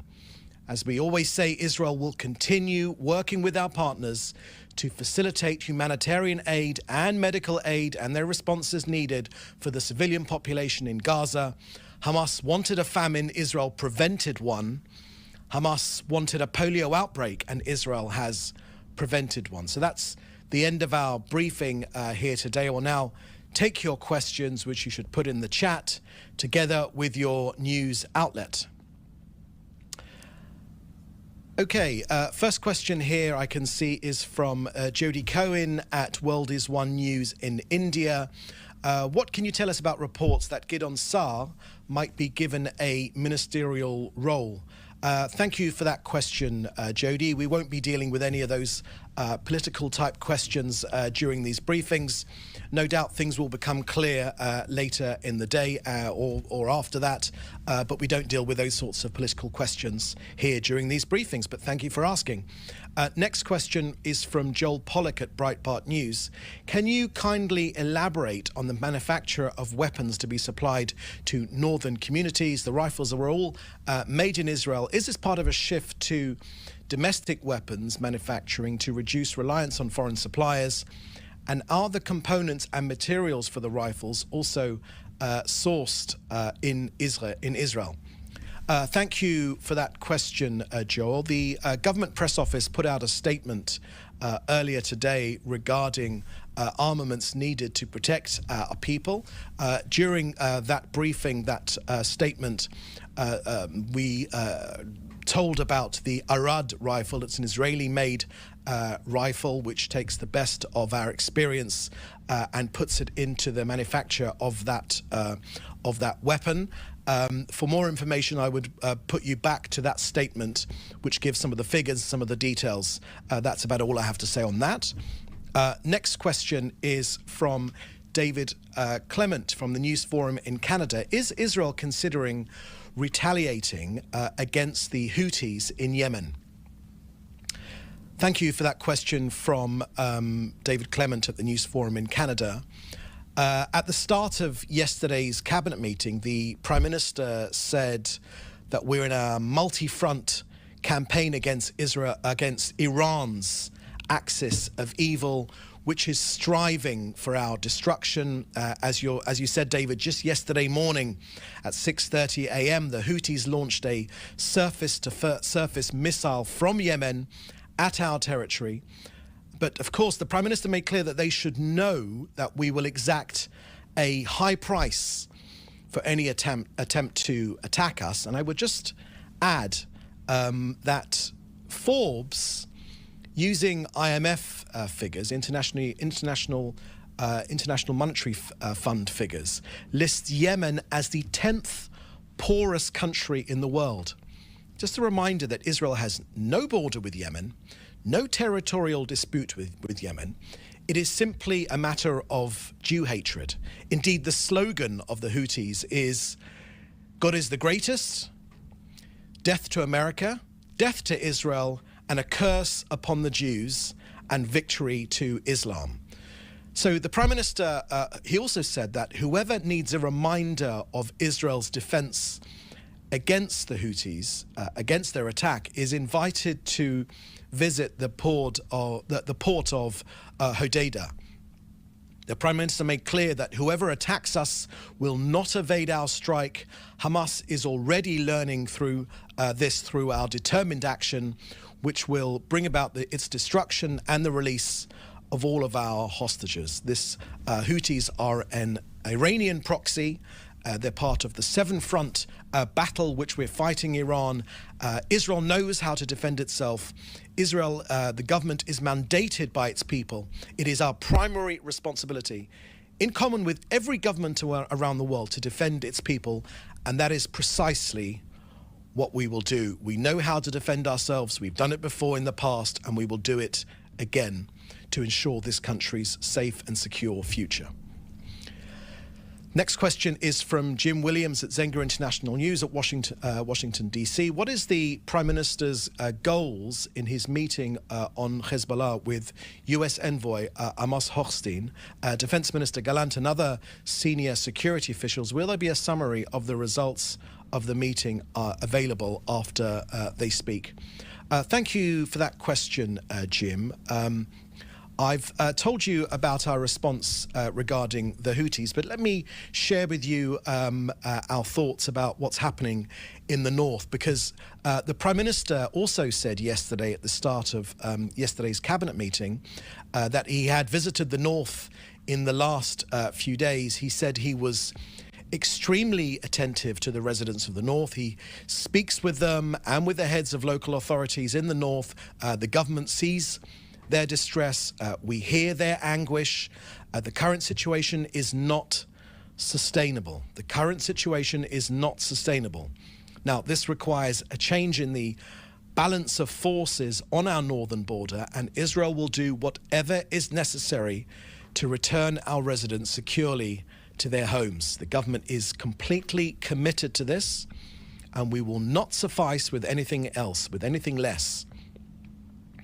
We will do this, as the Prime Minister said yesterday, thanks to the heroism of our fighters and the unity amongst our people, as a united people rising up against the enemies which are aiming to threaten our future. Now, I don't need to remind you that more than 8,000 rockets, UAVs, drones have been fired at us, often more than 100 a day. 63,500 people have been displaced. There have been more than 840 fire incidents, close to 200,000 dunams of our land burnt, and 46 people killed by this Hezbollah incessant firing of rockets, UAVs by this terrorist organization. We know that they're aimed at killing our people, imposing terror and disrupting daily life in this country. But Israel is responding, and we will continue to respond with force to this aggression by Hezbollah. We will use all means necessary, whether diplomatically or otherwise. We will use all means necessary to restore the security on our northern border and to safely return our citizens to their homes. We're going to respond with force to these unprovoked aggressions of Hezbollah, which since 2023, they've launched all these rockets and UAVs, and they've always been from, well, the vast majority have been from Lebanese territory. We remind the international community and the state of Lebanon and Hezbollah, the terrorist organization which is operating under the guidance of Iran. They are responsible for the escalation of the security situation on our north, and it's in violation of international law and UN Security Council resolutions 1559 and 1701. Next question here is from Louis Bedouin-Larman from AFP, Agence France Presse. You said of the Houthis that whoever attacks Israel will not evade its strikes. Could you elaborate on this? There is no border with Lebanon, as there is no border with Yemen as there is with Lebanon. So How would Israel retaliate? Thank you for that question, Louis. I shared with you our current thoughts. The Prime Minister made those clear yesterday before the cabinet meeting regarding our ability and our duty to defend ourselves. You won't be surprised, Louis, if I don't share any more details with you live on air. But be in no doubt, this country has a duty to defend itself, and that is precisely what it will do. Yemen are threatening global stability. They are threatening, the Houthis are threatening shipping stability. There is a ship currently on fire in the Red Sea, which is in danger of causing an environmental catastrophe. None of these are a sustainable reality. Israel has a duty to defend itself. We have no territorial dispute with Yemen, yet they continue to attack us. We know that Iran is behind this, and we know precisely how to defend ourselves. Okay, I think there was one more. No, I think, are there any more questions? No, that looks like it's the last question for today. So thank you for joining us. The next briefing will be tomorrow at the same time. Okay, so we've been watching together the daily update from the Israeli government on the war in Hamas and efforts they have made to get polio vaccinations for the children and get supplies in as they continue to battle Hamas. So 9:35 on the East Coast, 6:35 out west. I'm Keith Landry. We've got a lot more coming up here, and we're going to take a quick break. We'll be back in 2 minutes.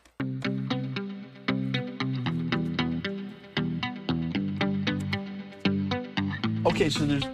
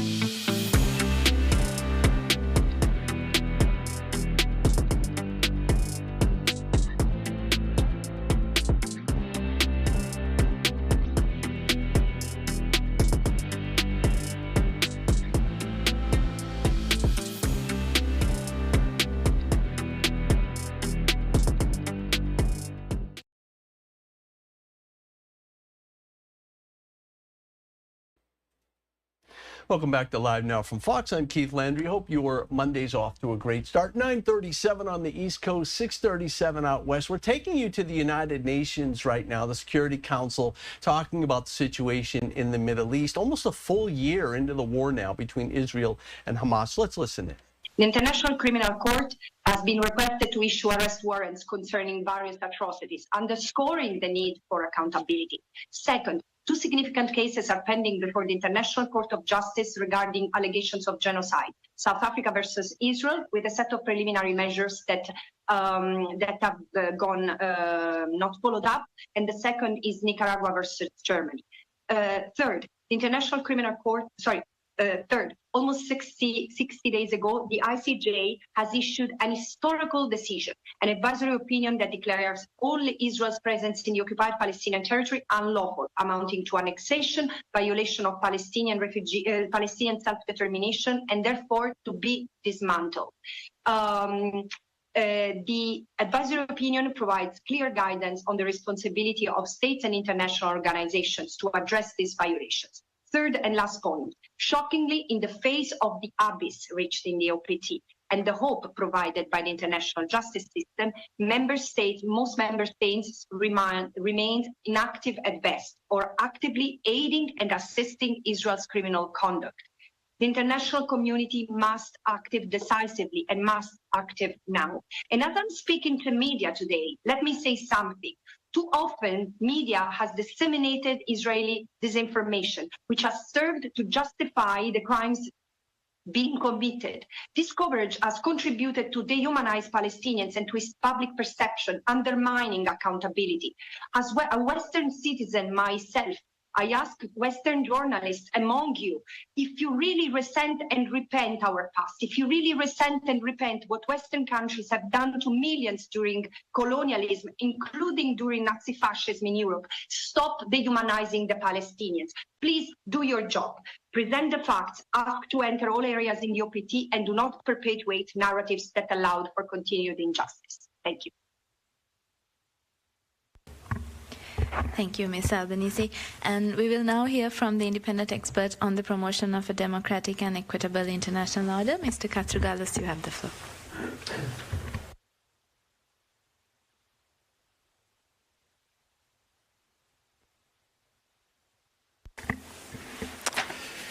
It is clear now to everybody that there is an evolving tragedy in Palestine.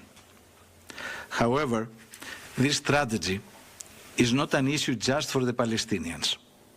It is immediately related to the future of multilateralism and the United Nations system of rules. There is nowadays an obvious crisis of both of them. Double standards, silence before major international crimes like those committed in Gaza, official threats against international judges. Recently, the prosecutor of the International Criminal Court has said that he had heard from a senior figure that the court was not built for the West and its allies, but just for Africa and thugs like Putin. So I think that it is important for the future of a fair, just, democratic, equitable international order, not to adopt double standards regarding international crimes, but have a uniform position based on principles, values, the United Nations Charter. It is important the immediate recognition of the state of Palestine. It is of utter importance all states to exert pressure for an immediate stop, a ceasefire of the war in Gaza. The warrants recently demanded by the prosecutor of the ICC are a promise of accountability and end of impunity for the occupied Palestinian territory. This promise should be kept. Any further delay would undermine the deterrent effect that accountability could create. It is really regrettable that European states have acted against these warrants. The International Court of Justice, which will determine the state responsibility of Israel, has already declared the occupation illegal. Its work is complementary to the work of the ICC for full justice in Palestine. Both courts must do their work without foreign interference and threats to demonstrate the promise of global justice and individual accountability for all victims of this war. Many thanks. Thank you. And we continue with the Special Rapporteur on Water. Mr. Agudo, you have the floor.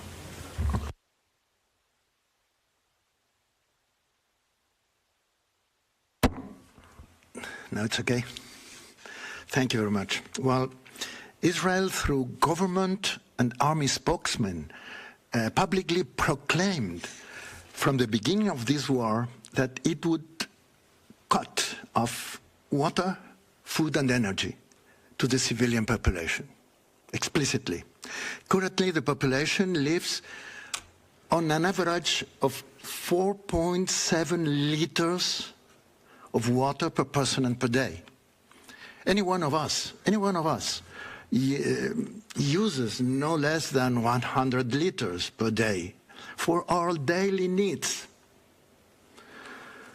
And the WHO sets the minimum requirement in emergency situations at 15 liters. In addition, accessible water is often contaminated by fecal matter, leading to serious health problems, especially for children, often resulting in death. The only one natural source of fresh water is the coastal aquifer. The Strip is home to 2.3 million Palestinians, of whom, it is important, 1.7 million are refugees, forced by Israel to live there in refugee camps. This huge population has been forced to pump 3 times more water than the aquifer receives through natural replenishment, resulting during the blockade for 1.5 decades in intense marine intrusion and salinization. In addition, Israel has been blocking 70% of the materials needed to build and operate sewage treatment plants as dual-use materials, preventing proper sewage treatment, which has led to progressive fecal contamination of groundwater. Until the outbreak of the war, drinking water was supplied by desalination plants and a limited amount of water sold to the Palestinians by Israel. This provided drinking water to around 40% of the population. At the outbreak of the war, Israel radically cut off this water supply and cut off the power supply, collapsing desalination plants. The lack of clean water has led to 1.7 million cases of infection diseases, mainly diarrhea, dysentery, and hepatitis A, particularly affecting children, as well as cases of polio, smallpox, and other infectious diseases that can trigger massive and deadly epidemics. All this, coupled with the lack of medical care, result in deaths, especially of babies and children, making water scarcity and contamination a silent bomb which has far less visibility than those that destroy buildings, but are no less lethal bomb. Israel's violation of existing international law, as the International Criminal Court has already ruled, is systematic. Both the Fourth Geneva Convention and the Rome Statute, as well as customary international and humanitarian law, are being violated on a daily basis. But not compliance with international law related to water does not only concern Gaza. The militarization of water in the occupied Palestinian territory has been at the heart of a policy of water and territorial apartheid for the past 50 years, including the destruction of basic Palestinian water infrastructure.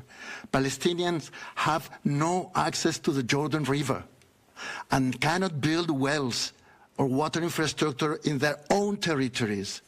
They have only 70 liters per person a day, and as a mean, and many rural communities have only 20 liters, while Israeli population has 4 times more on average, and illegal settlers receive and use 18 times more water for their crops and swimming pools. Finally, we are witnessing a genocide against the Palestinian people. We cannot remain impassive. Thank you very much. Thank you very much to the Special Rapporteur. And now we move to the Special Rapporteur on the right to health. Dr. Mafeking, you have your floor. I welcome this opportunity to speak to you today in my capacity as the Special Rapporteur on the right to health. We have watched this horror of a genocide in Gaza unfold over the past 11 months. It is important to note that even before October the 7th, the situation was already incompatible with the realization of the right to health. And this current episode represents another amongst many episodes of a display of a recalcitrant, repugnant attitude of an occupying regime as well as its powerful global allies. And this current episode of ongoing enactments of a decades-long genocidal plans is systemic, and it's sustained imperialist violence that experienced by Palestinians every single day since the occupation. According to the Gaza Ministry of Health, as of 14 September, approximately 41,000 Palestinians have been killed, 95,000 injured. And in the past 24 hours alone, 24 Palestinians were killed and 57 more injured that we can account for. With more than 50 days having passed since the International Court of Justice issued a landmark advisory opinion declaring Israel's occupation of the Palestinian territories encompassing the West Bank, including East Jerusalem and the Gaza Strip, as illegal under international law, emphasizing that Israel's actions amount to annexation. Yet member states, with all the implications of the ICJ opinion and their obligations to comply, have chosen not to do so.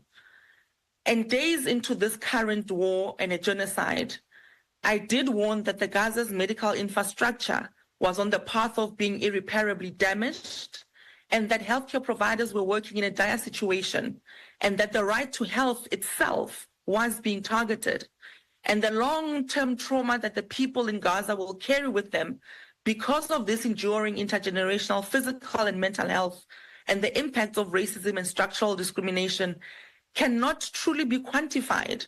We are yet, as a world, even as clinicians and doctors such as myself, yet to develop a matrix to truly measure the true impact of what this genocide has meant, the compounding effect of what this situation is, remembering very well that even before October the 7th, life was not conducive to dignity in the Gaza Strip. And so the attacks on hospitals, on healthcare workers, are on a scale we have never seen before. And the right to health has been decimated at every single level. Today, only 17 out of the 36 hospitals are partially functional and maintain some minimal service. And only...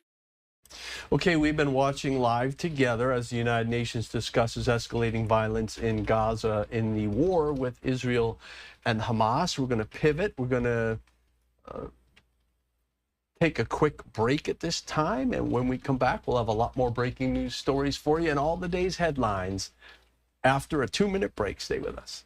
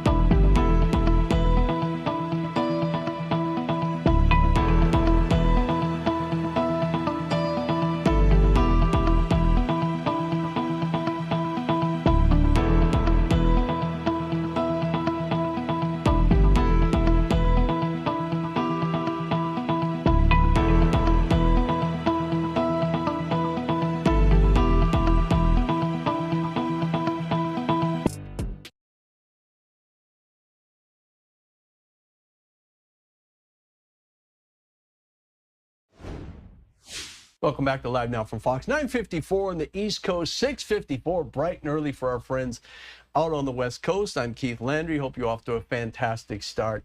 Taking you back now to the United Nations Council we were listening to before the break. Let's listen in again. I do not consider that an isolated issue, an isolated fact. As also my colleague Petro Arroyo has said, it is a kind of test regarding the survival of the international system of based order. And finally, just as a little remark, there is a lot of hypocrisy at the level of states, not just at the states that we have already named, but one should not also ignore the rising wave of solidarity that it is present now throughout the world, both in our European countries, both in the United States, and of course in the global South. I think that this solidarity of the peoples is one of the main ways to have a different future than the dystopian that now is evolving before our eyes. Thank you. Jamie from the Associated Press.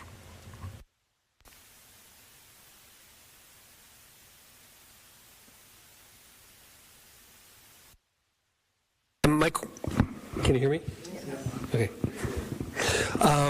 My question is for Ms. Albanese, I suppose, although also Mr. Arroyo Agudo also made an allusion. You mentioned that the United Nations is in jeopardy.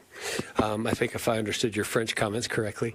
And I just want to make sure, we've seen a number of recent strikes in Gaza against schools that have become shelters. And Israel, of course, says that those strikes are aimed at militants. So my question is the United Nations able to keep militants out of such shelters or somehow ensure that these shelters are devoid of any militants? And if not the United Nations, then who? Who should be doing that? Thanks. Ms. Albanese, please go ahead. Yes. I would like to answer in two parts. So first, is the UN in jeopardy? Yes, it is. And as the historian Ras Sigal, who I keep on quoting, says, the fact that Israel was born as a state of exception to international law and to the rules set by the post-World War II order has not helped. In fact, I do believe that Israel has been a constant violator of international law, including jus cogens norms that admit no derogation, like the prohibition of apartheid and racial segregation, and the prohibition of, and the duty to respect the right of self-determination of the Palestinians. But of course, the list is long because Israel has committed war crimes and potentially crimes against humanity against the Palestinian people far before and for decades before the 7th of October.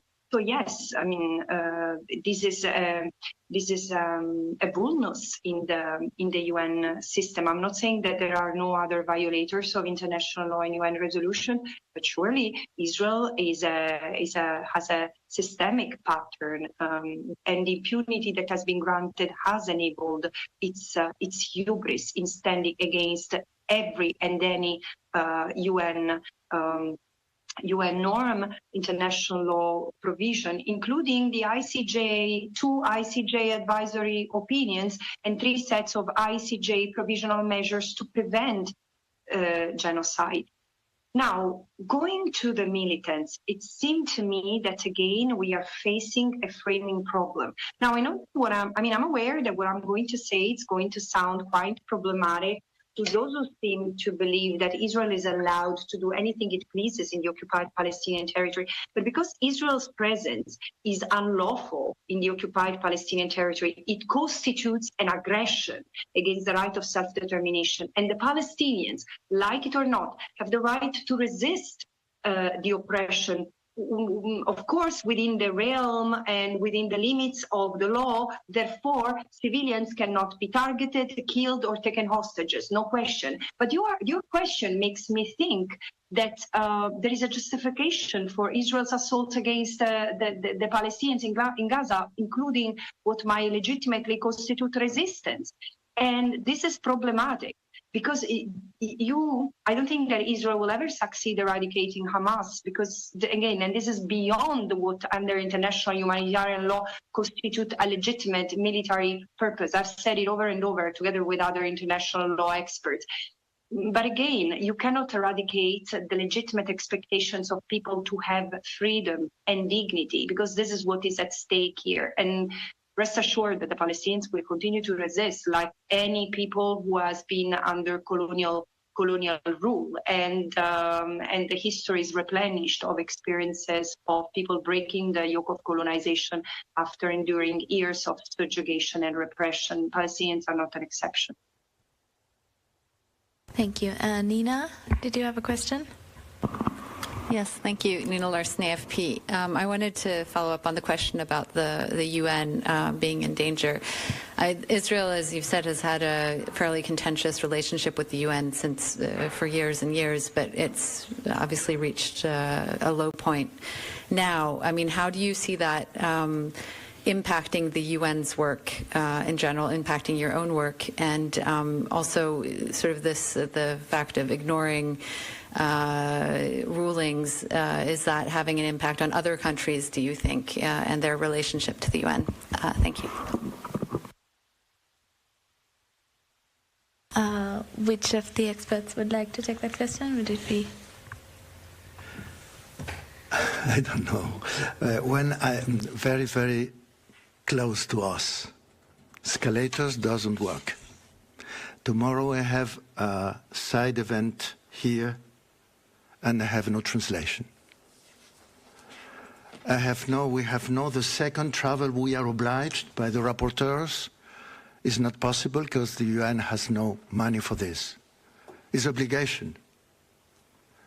This is the punishment that we have at present in the United Nations.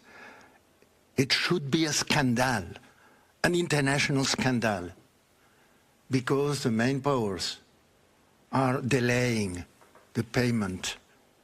They are obliged, they are compromised, committed.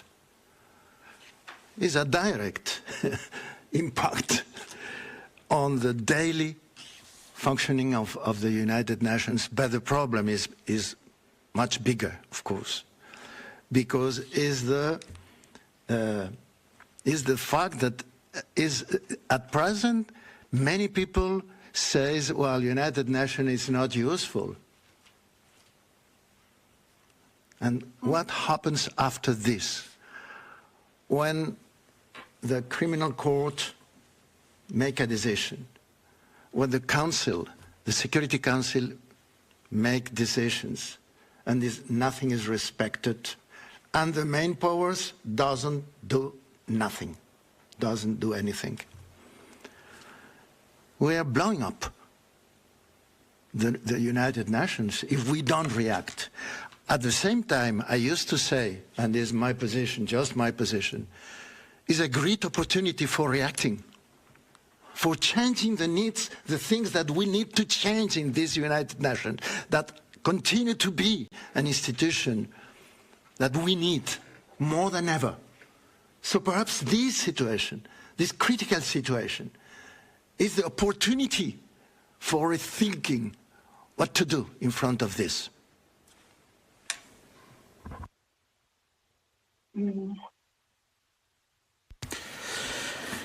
It is not just us. The Secretary General has recently said that the situation in Gaza, and he associated that also with Ukraine, the deadlock of the Security Council, I'm quoting now, may have perhaps fatally undermined the latter's authority, the Security Council. It is not an issue just for the Security Council. We see a deepening divide between North and South. Of course there are conflicting interests, But in order to be able to work in a functional, if not harmonious, international order, a first obligation is for everybody to respect the United Nations rules. This is not happening in the case of Israel, and you are very right to say that it is not just what's happening on the ground. We have some very direct attacks, insults of high Israeli officials against the United Nations. I hope that it is not going to be continued. I trust that the progressive and democratic citizens of Israel would not let their country become a pariah like South Africa has become during the times of apartheid. May I? Yes, Vitali, go ahead, please.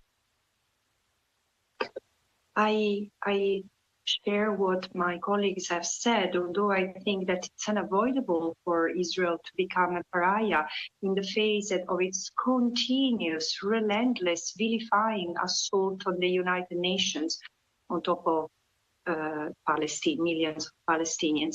But this year, the UN Secretary General, the General Assembly, the Human Rights Council have been constantly vilified. Not that it has not happened before, but never with this intensity. And also, let me shed light on what has happened to UNRWA.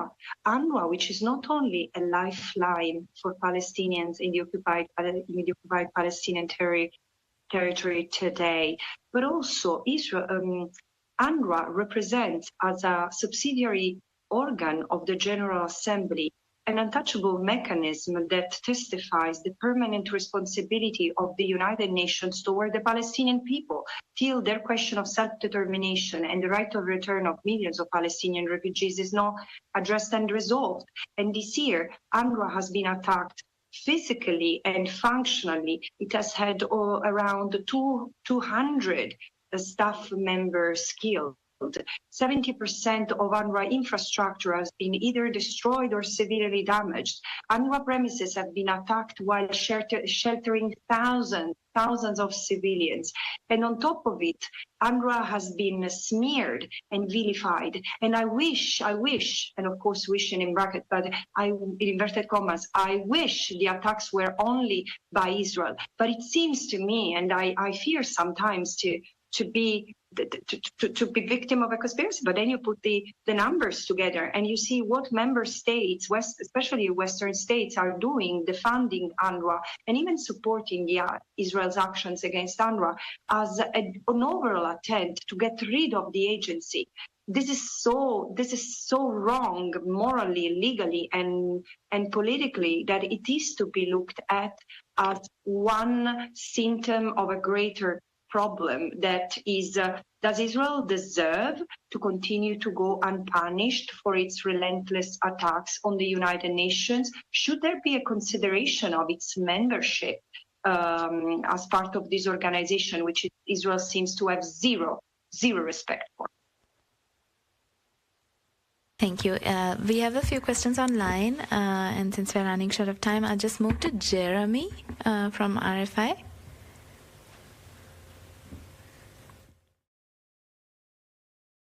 Okay, we have been watching together this United Nations discussion on the escalating violence in Gaza amid the war there. And we're going to take a quick break. When we come back, we're going to go to the broader United Nations General Assembly because they are talking about the same topic, but it's more nations involved in that discussion. And it's a live look from New York. So we'll do that right on the other side of this quick break.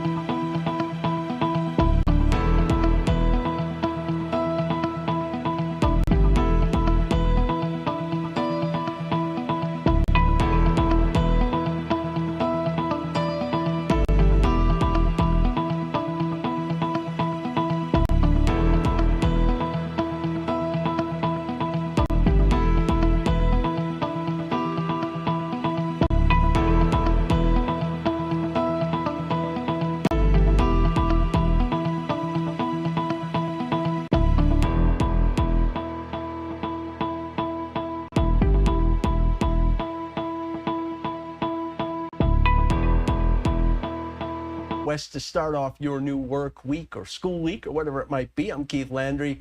Hope you're off to a great start. Let's take a live look at Lady Liberty right now, the Statue of Liberty, which welcomed so many immigrants to this great nation through the years. Beacon of freedom and hope from around the world. And those are some of the themes they're talking about right now at the United Nations General Assembly. The right to live in peace, the right to live in freedom, the right to have basic rights. So let's listen into that United Nations General Assembly meeting right now going on in New York. Such as waste and sewage management has been made. However, this does not address the totality of needs. For example, the need for cash, pre-positioned adequate volume in fuel, and hygiene items are urgently needed. The scope of humanitarian items allowed entry remains too restricted for effective humanitarian operations. Furthermore, the United Nations itself also urgently needs the entry of further vital security communications and tracking equipment in order to work in Gaza. With regard to coordination and deconfliction, a joint coordination board is operational. Recent security incidents, including shootings at humanitarian convoys, are unacceptable and demonstrate that agreed protocols and procedures still need comprehensive, on-time implementation. The recent medical evacuation of 251 patients and family members, in this case to the United Arab Emirates, the largest so far, is a good development. However, much more is needed. Over 14,000 patients require specialized treatment outside of the Gaza Strip. And I would like to use this opportunity to call on all member states to extend their solidarity by hosting these patients and their families. Progress on the above becomes even more important as winter nears and the humanitarian catastrophe deepens. The UN team on the ground continues to coordinate with the Israeli authorities to ensure the implementation of a winterization plan. Mr. President, humanitarian assistance is only a temporary pathway to alleviate suffering. A comprehensive, just, and lasting peace in the Middle East can only be realized through a two-state solution and the achievement of an independent, democratic, contiguous, viable, and sovereign Palestinian state, living side by side in peace and security within secure and recognized borders with Israel, whose legitimate security concerns must be addressed. In this light, the recovery and reconstruction of Gaza should not wait, and you've heard me say this before. As much as political conditions will dictate the pace and nature of this process, children need to learn, they need to be in school. Healthcare needs to be provided to all. Housing, refurnishing, rebuilding, it needs to start. It's important that governance and security arrangements are established without further delay. And the UN's position is clear. The Palestinian Authority must resume its full responsibilities in Gaza. And Prime Minister Mohammed Mustafa's cabinet has developed comprehensive plans to restore local governance, security, and re-establish the rule of law. International planning efforts of the UN, the EU, the World Bank, and others are ongoing in support of the Palestinian Authority. And my mission has further developed financing options for the international community to consider. Rebuilding Gaza offers an opportunity to involve all members of Palestinian civil society. Fostering a conducive environment that enables the Palestinian business community to play its role is equally important. Palestinian businessmen and women, investors have the drive, the knowledge, and the commitment to contribute in a meaningful way. Mr. President, over the past 10 months, my mission has fostered partnerships. It has enhanced coordination amongst member states, UN agencies, and the many humanitarian partners. The 2720 team has continuously engaged on issues of access, addressed obstacles, and proposed solutions to enable assistance by all humanitarian partners, including, and it goes without saying, UNRWA. My mission has proposed solutions to overcome political and operational impediments, maintaining a lean, agile, and efficient operations through a hybrid model with UNOPS, and seconded experts from certain agencies. Routes have been established and systems are in place, and proposals have been made to the parties concerning the option to reopen the Rafah border crossing. This is just one of the many examples. But despite these continuous efforts, the only credible measure of change and progress are the actual conditions on the ground in Gaza. And the horrors of the past 11 months have made it painfully clear that a political solution is the only sustainable path forward. Without a political solution, the cycle of suffering will continue. And in the face of the tragedy that befell innocent civilians, our shared humanity demands we respond with compassion and humility. We have a responsibility to provide protection and aid, remaining steadfast in our duty to advocate for a lasting peace, a secure Israel, and a fully independent, viable, and sovereign Palestinian state. Thank you. I thank Ms. Kak for her briefing. I now give the floor to Mr. Jorge Moreira da Silva. Thank you, Mr. President. I'd like to thank you for the invitation to provide a briefing to the Council on the operationalization of the UN 2720 mechanism for Gaza. I would like to start by thanking the Senior Humanitarian Reconstruction Coordinator, Ms. Sigrid Kaag, for her crucial leadership and tireless efforts. These have been not only fundamental to enable the activation of the mechanism, but also it has been crucial in bringing the key stakeholders together on the critical political decisions that enable our work and the work of the humanitarian colleagues. UNOPS is committed to supporting the mandate of the Senior Humanitarian and Reconstruction Coordinator, along with our other efforts to enable the work of the UN system and humanitarian responders in Gaza. In January, during my visit to Gaza, I had the chance to speak not only with the colleagues from UNOPS, but also from the UN system about the truly challenging environment and its impact on their work. When UNOPS was asked by the Secretary General to support Ms. Kaag's mandate this past December, we delivered a design of the mechanism that is meant to deliver a single comprehensive humanitarian aid supply chain management system for Gaza, address the unpredictability of pipelines, delays at screening points, multiple inspections and transloading points, and building confidence and transparency in the flow of humanitarian aid into Gaza. Mr. President, since May of this year, the mechanism has been running the integrated database covering humanitarian consignments going through Cyprus, and since June, those along the Jordan corridor. It has also captured consignments being sent from the West Bank and from inside Israel. The database moves away from counting trucks and provides the capacity to look at actual supplies entering Gaza compared to the identified needs. It is publicly accessible to anyone who wishes to send humanitarian aid to Gaza. Since its activation, 229 humanitarian aid consignments have requested clearance through the mechanism, 175 consignments have been approved, 101 have been delivered, 17 are pending clearance, and 37 have been rejected. This information is available.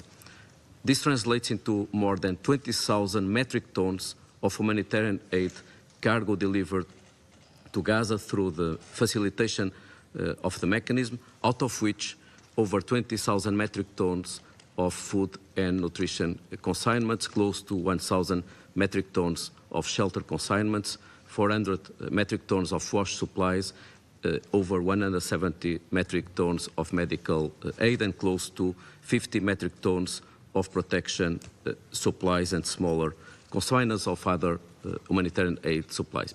These figures are also publicly available on the mechanism Live's dashboard, which has been launched earlier last week. The consignments were primarily delivered through the Jordan corridor, the direct route from Jordan to Gaza that was formalized and regularized under the mechanism to provide much needed predictability and regularity and to address the backlog challenges that accompany convoys undergoing multiple inspection and transloading points. Those humanitarian aid consignments that are delivered through the Jordan corridor undergo one single inspection point in Jordan and a single transloading point in Gaza, compared before the mechanism to 3 inspections points and 4 transloading points on the back-to-back route. A smaller portion of the above consignments were delivered through the Cyprus corridor, which represent a vital supplementary route for delivering humanitarian aid to Gaza. It is not intended to replace or divert attention from existing land or sea corridors, but rather to enhance overall capacity. Responding to donor requests for a UN-led and humanitarian-focused approach, UNOPS stands ready to address the current logistical challenges for the Cyprus corridor by offering an end-to-end solution, ensuring the coordinated, efficient and transparent delivery of aid. In order to support the regularization of the corridors under the mechanism, UNOPS has deployed 14 international monitors to Cyprus and Jordan. They verify the humanitarian nature of each consignment, facilitate the approval for the consignment to proceed to Gaza, and track the consignment from their point of origin until they are handed over to the final consignee in Gaza for onwards delivery. This very mechanism fosters confidence building among all and provides transparency, informing all of us that what was sent to Gaza indeed make its way to its final destination. For consignments that are not permitted, the mechanism requires a justification from the concerned parties. Together with the Office of the Senior Coordinator, we continue to call for more items and consigners to be allowed to enter Gaza. 11 of our international monitors are also ready to deploy inside Gaza in order to reinforce this important verification and tracking mechanism as an additional enabler of our collective efforts to accelerate and increase the amount of humanitarian aid reaching the civilian population in Gaza. Regarding the Egypt corridor, over the past 11 months, the Egyptian route has served as a vital lifeline for delivering aid to the people of Gaza. We are working closely with Egyptian authorities to fully integrate this route into the 2720 mechanism. Initial approval has been secured, and my team is in Cairo this week to finalize the integration process. Once completed, the 2720 mechanism will provide a comprehensive real-time overview of all humanitarian cargo entering to Gaza from every supply route. This will enable better prioritization, tracking and monitoring of relief efforts right up to the point of delivery. Through the joint 2720 database, we will strengthen coordination and efficiency, ensuring that aid reaches those who need it most swiftly and effectively. Mr. President, as part of the mechanism, we have committed to support the full operational capacity of each corridor. That's why I would like to just add two more elements that strengthen these elements. UNOPS is procuring 280 trucks for the Jordan corridor, constructing 10 additional warehousing spaces for the Jordan Hashemite Charity Organization, and establishing 2 truck holding areas at King Hussein Bridge crossing and inspection site in Jordan. In addition, we are procuring 38 trucks for use by the humanitarian community inside Gaza in order to enable the delivery of the humanitarian aid consignments arriving via the different corridors. We have procured the necessary armored vehicles, communications and other security equipment that will enable the operational capacity of the mechanism international monitors inside Gaza, the 11 monitors, without exerting pressure on the already limited resources of the rest of the humanitarian community. Our progress towards design, establishment and operationalization of the mechanism would not have been possible without the generous and dedicated support of the member states who have contributed financially to in support of the mechanism. Here I would like to specifically recognize the governments of Australia, Denmark, Estonia, the Netherlands, the United Arab Emirates, the United States and the Mendero Foundation, as well as the governments of Canada and Germany, who have pledged additional contributions. Mr. President, I would like also to thank member states and our local partners. We are enabling the operationalization of the mechanism on the ground. We cannot overemphasize the challenges of delivering humanitarian response in Gaza right now. The design and implementation of the mechanism matter immensely, and we remain committed to excellence. Yet, the effective delivery of aid at the scale required will simply not be possible, without political will, necessary security and safety guarantees, and an enabling environment. Along with the rest of the UN family, UNOPS is determined to stay and deliver for the people of Gaza, both to respond to immediate humanitarian needs and to support the immense recovery and reconstruction efforts that are so desperately needed. Allow me here to also emphasize the critical and irreplaceable role that UNRWA plays in Gaza as the key implementer of our collective will. Thank you. I thank Mr. Moreira da Silva for his briefing. I now give the floor to those council members who wish to make statements. I give the floor to the representative of Switzerland. Merci, Monsieur le Président. Thank you, Comme Mr. de President. coutume, je voudrais d'abord remercier la sous-secrétaire I'd like to begin générale by et thanking coordinatrice de USG and l'action coordinator humanitaire for et de la humanitarian action reconstruction à and Gaza, reconstruction Madame in Gaza, Sigrid Ms. et le Sigrid directeur Kaag, exécutif du and Bureau the des Nations executive Unies pour les director of the services UN d'appui au Office projet, for M. Project Jorge Moreira da Services, Silva, Jorge Moreira pour leur da Silva, présentation. for the presentations. Mon pays, la Suisse, My country, salue le grand Switzerland, engagement welcomes the de vos commitment, équipes the considerable ainsi que commitment celui of your des équipes team, d'OCHA as well as pour mettre that en of the place OCHA le teams mécanisme in établi par setting la up the résolution mechanism 2720 established by afin Resolution d'augmenter la 2720 fourniture d'aide in order humanitaire to à increase Gaza. the supply of Vos humanitarian aid to présentations Gaza. régulières au Conseil Your sont regular d'une briefings to utilité the Council are particulière car, particularly et nous venons de useful, l'entendre as encore, we've just la heard yet catastrophe again. humanitaire The ne cesse de humanitarian s'aggraver dans l'ensemble du catastrophe territoire is palestinien continuing to occupé. worsen throughout the occupied À Palestinian Gaza, les territory. hostilités continuent de faire de nombreuses victimes civiles et les ordres d'évacuation israéliens ajoutent une pression supplémentaire sur une population déjà on an désespérée, already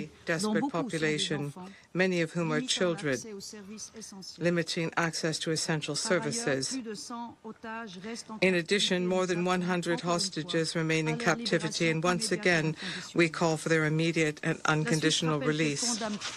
Switzerland reiterates its condemnation of all violations of international humanitarian law committed by all parties, which must cease immediately. Almost 9 months after the adoption of Resolution 2720, the provision of humanitarian aid remains more vital than ever in Gaza. Allow me, therefore, to highlight 3 particularly important aspects related to the implementation of Resolution 2720. Firstly, the resolution places strong emphasis on humanitarian access. Once again, Switzerland calls on all parties to implement their obligations under human rights and international humanitarian law. This includes allowing and facilitating safe, rapid, and unhindered humanitarian access through all crossing points to the civilian population. We condemn the incident at a checkpoint on September 9th affecting a UN team working on the vaccination campaign in Gaza. Such incidents are unacceptable. As the occupying power, Israel has an obligation to provide for the basic needs of the population under its control. We also recall that the deliberate use of starvation as a method of warfare is a war crime under the Rome Statute of the International Criminal Court. Secondly, the protection of civilians, including humanitarian and medical personnel, must be guaranteed at all times. The use of heavy weapons whose destructive capacity is such as to make it impossible to distinguish between civilians and combatants in densely populated areas is unacceptable. Furthermore, the civilian population, non-combatants, and civilian infrastructure, such as residential buildings, schools, and hospitals, must not be the object of attack. Switzerland condemns such attacks, which are violations of IHL, in the strongest possible terms. The deadly consequences of Israeli military operations in areas where civilians have taken refuge are intolerable, as we saw, for example, last Wednesday. For example, a school used as a refuge for 12,000 people was once again attacked, resulting in numerous casualties, including 6 UNRWA staff members. And we offer our condolences, our most sincere condolences to families and loved ones. Establishing reliable protection and security guarantees for humanitarian personnel is an obligation. The Council reaffirmed this by adopting Resolution 2730. Switzerland recalls that IHL prohibits any party to a conflict from using the presence of civilians or persons hors de combat to shield a military objective from attack. However, even if this rule is violated, this in no way suspends the obligation of the other party to the conflict to comply strictly with international humanitarian law in the conduct of hostilities. Civilian property, including schools and places of worship, are protected by IHL. Thirdly, we welcome the implementation of the polio vaccination campaign, which Switzerland supported with funding of 1 million Swiss francs. This campaign showed what the UN and its humanitarian partners can achieve if the parties to the conflict respect their obligation to guarantee safe and unhindered access. But this is not enough. We have said it many times, and this Council has decided it.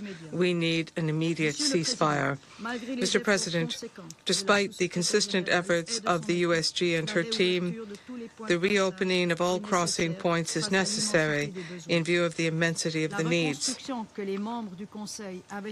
The reconstruction envisaged by the members of the Council 9 months ago with 2720 requires, moreover, an immediate ceasefire to ensure the prospect of a peace process. Respect for international law and the resolutions of this Council are also a sine qua non for de-escalation, including regional de-escalation, and a first step towards the establishment of lasting peace between Israelis and Palestinians. We reiterate our firm support for the negotiated two-state solution with Israel and Palestine, of which Gaza is an integral part, living side by side in peace and security within secure and recognized borders. Thank you. Representative of Switzerland for their statement. I give the floor to the representative of Russian Federation. Mr. President, we thank the Senior Humanitarian and Reconstruction Coordinator for Gaza, Madam Sigrid Kaag, as well as the Executive Director of UNAPS, Mr. Moreira da Silva, for their briefings on the situation in the Strip and their efforts to ensure humanitarian access to its territory as part of the implementation of Security Council Resolution 2720. Unfortunately, as we warned, without a full-fledged ceasefire in Gaza, this document has essentially remained dead letter. Today's statement of the senior coordinator on the whole confirms this, although we understand that Madam Kaag was very careful in choosing her words. For today, if any United Nations official takes the liberty of providing a frank assessment of Israelis' actions, they are immediately inscribed on the Israeli stop list, they are denied entry to the Gaza Strip, and their efforts are obstructed. However, the Security Council has been working in a different paradigm, and it has an obligation, a real obligation, to call a spade a spade. The humanitarian situation in the Palestinian enclave is horrific, and the reason for this is the ongoing Israeli military operation, which Israel has been carrying out without any regard for international humanitarian law or the resolutions and decisions of the United Nations Security Council. Such arrogance emanates from the unconditional support for any of its actions by the United States, which has for nearly a year now been blocking any hint of a substantive reaction from our resolution from the Security Council. And the number of the dead Palestinian civilians as a result of Israeli bombings, armed raids, and ground military operations has exceeded 42,000. At least 100,000 have been wounded. Tens of thousands are missing. Only in the past week, Israeli strikes resulted in the deaths of nearly 100 civilians. There is no justification, and there can be no justification for this, nor is there justification for the 11 September attack targeting UNRWA school in the Nusayrat refugee camp, which claimed the lives of 18 people, including women and children. The dead include 6 UNRWA staff members. Today, the schools and camps again have been struck. More than 10 people have died again. Okay, we have been watching together live the United Nations Security Council talking about the situation in the war between Israel and Hamas. The Russian Federation speaking right now, that gentleman in Russian. We've been listening to the translator.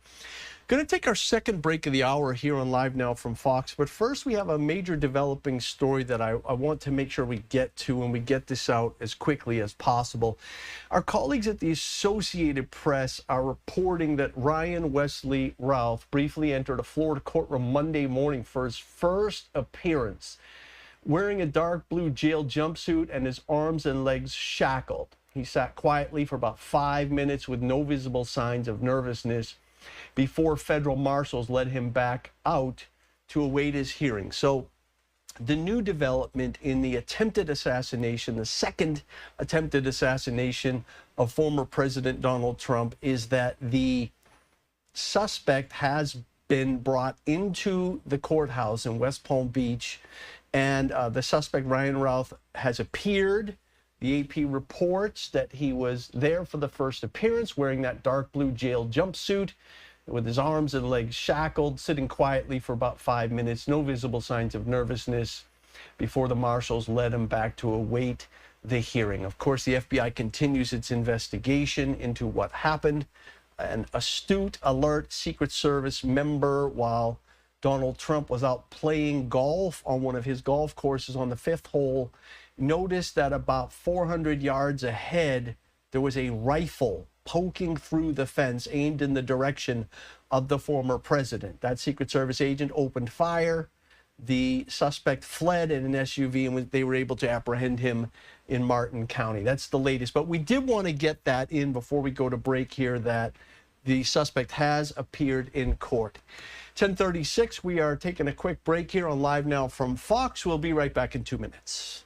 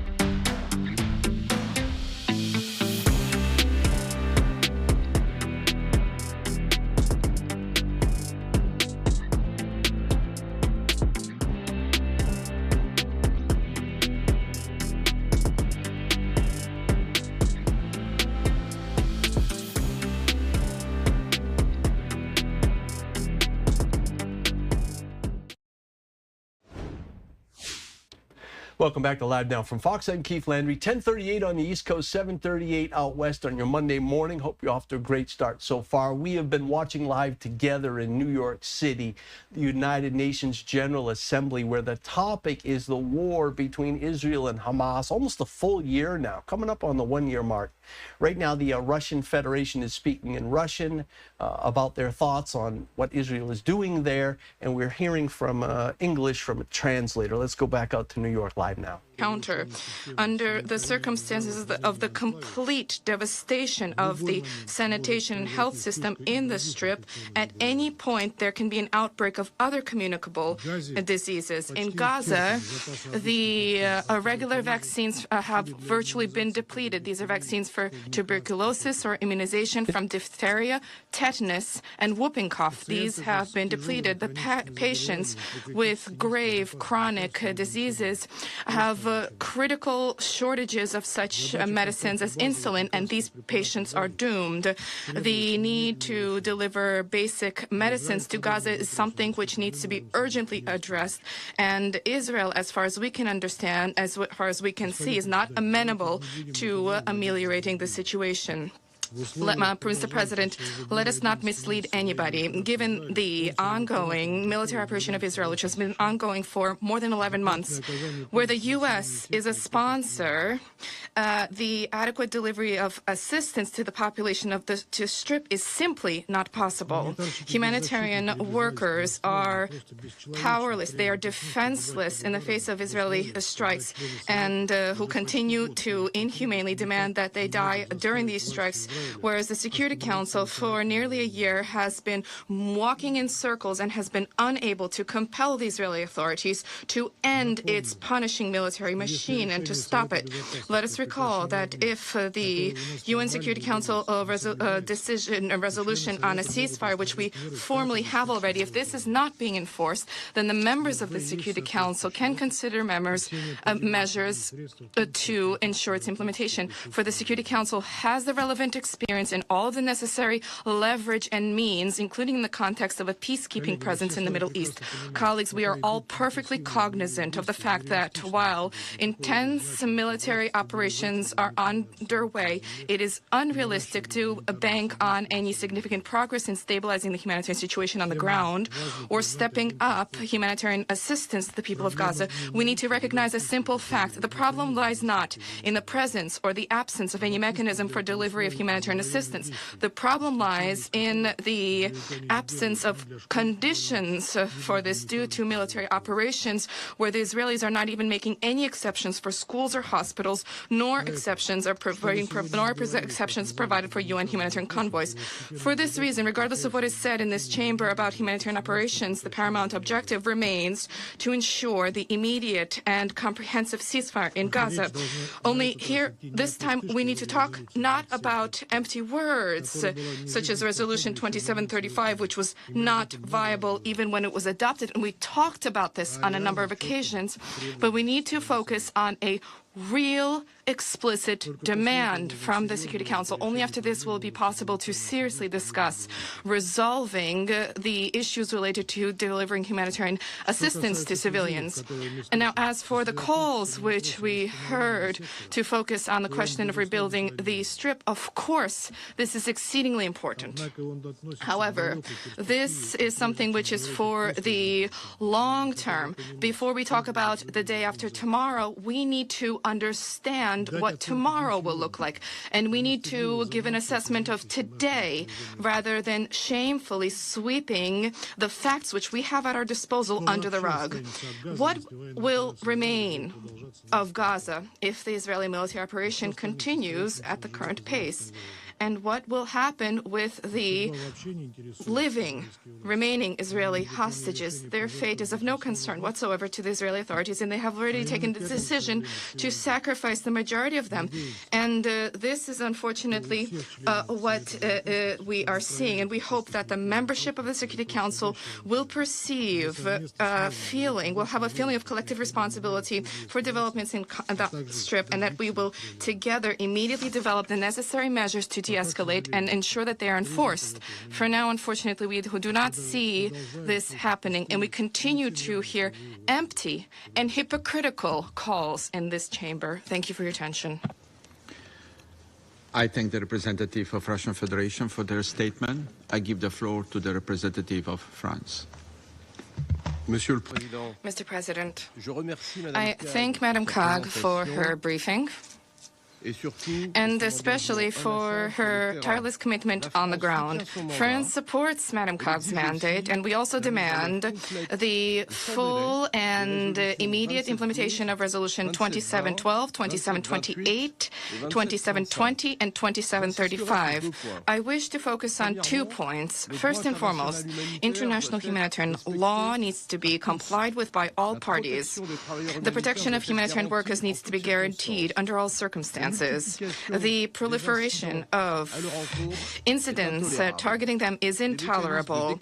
Deconfliction mechanisms need to be established and implemented. The smooth operation of the anti-polio vaccination campaign shows that this is possible. There's a critical need to lift obstacles to assistance. All access points need to be utilized. The civilians of Gaza are facing a situation of utter emergency. The ICJ demanded this. The goods entering Gaza need to correspond to the reality of the needs, and they need to reach the beneficiaries. There are far too many restrictions vis-a-vis the objects and the goods that can enter, the consignments that can enter Gaza, specifically vis-a-vis health structure, but also water, sanitation, and waste treatment. The United Nations and humanitarian actors should be able to have access to equipment that allows them to operate on the ground. And France, lastly, calls for the release of all hostages. Second, we have an obligation to restore a horizon for the people of Gaza. An immediate, lasting ceasefire is indispensable. But also we have a duty at this moment, in conjunction with countries in the region. We need to establish conditions for recovery with early recovery projects to restore basic services. We support the work of the Special Coordinator to that end, and there is without a doubt a need to review the mandate. The lives of 2 million people are at stake. There's an urgent need to reach a political settlement to the Israeli-Palestinian conflict. Only the establishment of a unified, independent, viable and contiguous Palestinian state living in peace and security alongside Israel will guarantee the security of the Middle East.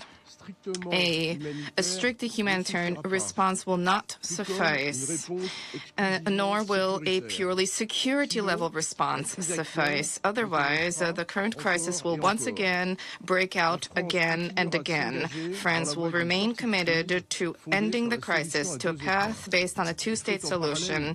In parallel, there's a need for security guarantees to be provided for the Israelis. France reiterates our solidarity with them in the wake of the 7 October terrorist attacks. The Palestinian Authority has a central role to play in this process in the West Bank and in Gaza, which is to be a part of the Palestinian state. Thank you. I thank the representative of France for their statement. I give the floor to the representative of Sierra Leone. Thank you, Mr. President. I thank the Senior Humanitarian Reconstruction Coordinator for Gaza, Ms. Sigrid Kaag, and Executive Director, Mr. Jose Moreira da Silva of UNOPS, for their important briefing.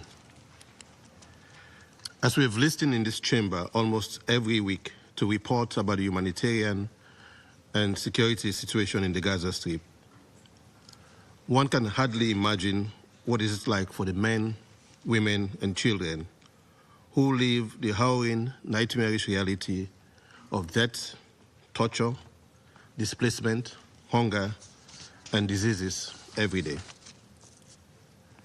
The adoption of Resolution 2720 and all other resolutions of the Council regarding the conflict in the Gaza Strip were seen as beacons of hope, particularly in underscoring, and I quote, the importance of coordination, humanitarian notification, and deconfliction mechanisms in 2712, and the need to facilitate, coordinate, monitor, and verify the expedited delivery of humanitarian assistance to the civilian population in the Gaza Strip with the appointment of a senior humanitarian and reconstruction coordinator.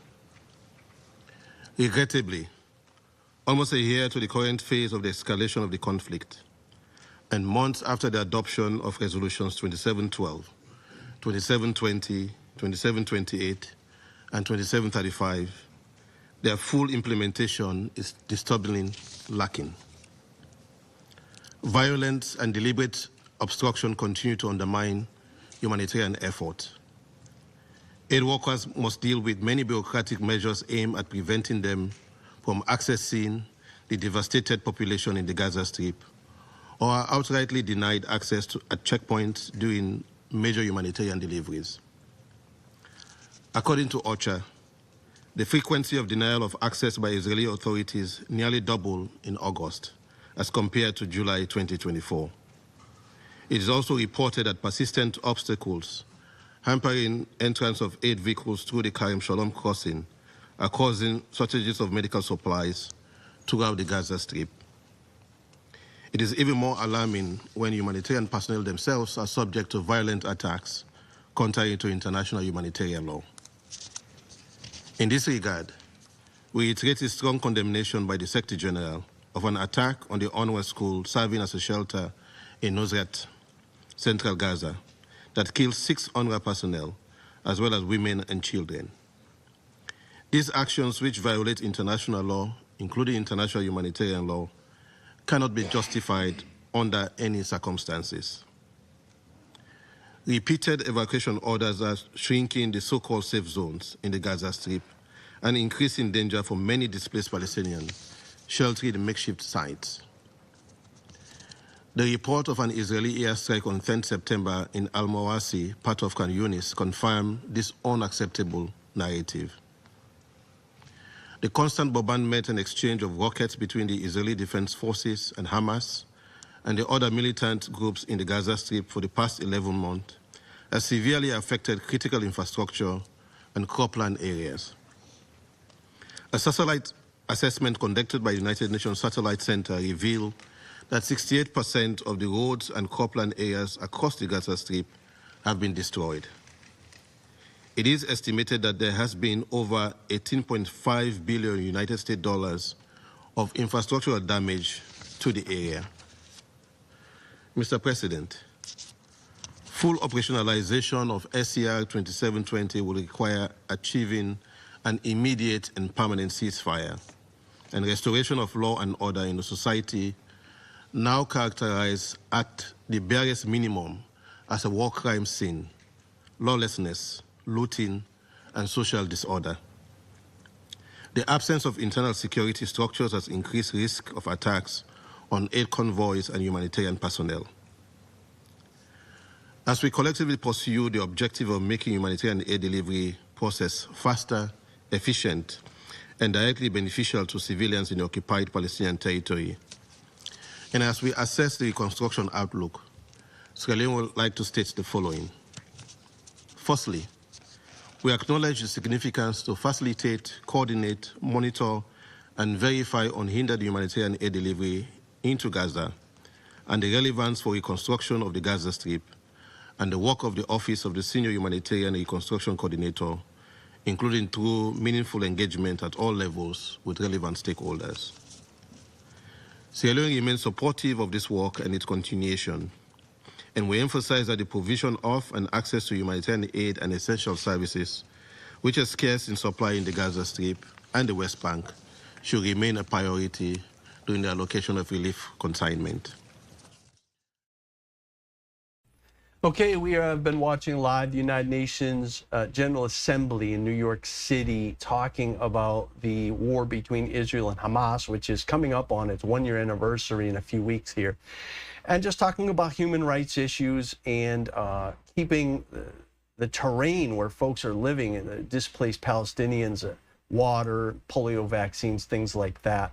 We're about to take our final break of this 10 o'clock hour on the East Coast. And as we head into that break, I do want to just take you live to South Florida again, West Palm Beach, Florida, the courthouse where the Associated Press and Fox News are reporting that the suspect in yesterday's attempted assassination of former President Donald Trump, Ryan Wesley Routh, did enter the Florida courtroom you're seeing on your screen there for his initial appearance, wearing a dark blue jail jumpsuit with his arms and legs shackled, sitting quietly about 5 minutes, no visible signs of nervousness, before marshals led him back out to await his hearing. So this is a developing story. We haven't heard much about his first court appearance. We have confirmation that he has entered the building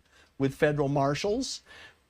It'll be a developing story throughout the day for you here on Live Now from Fox. Stephanie Quinn, you, my colleagues, about to hop in the chair for the next few hours, and she'll be bringing you all the latest updates on this story. But we know that Ryan Wesley Routh, who investigators say attempted to assassinate former President Donald Trump yesterday while Trump was playing on the 5th hole of one of his golf courses in South Florida. We know that he is in the courthouse. So that's the latest on that. We're going to take our last break of the hour at 10:54 on the East Coast, 7:54 out west. I'm Keith Landry.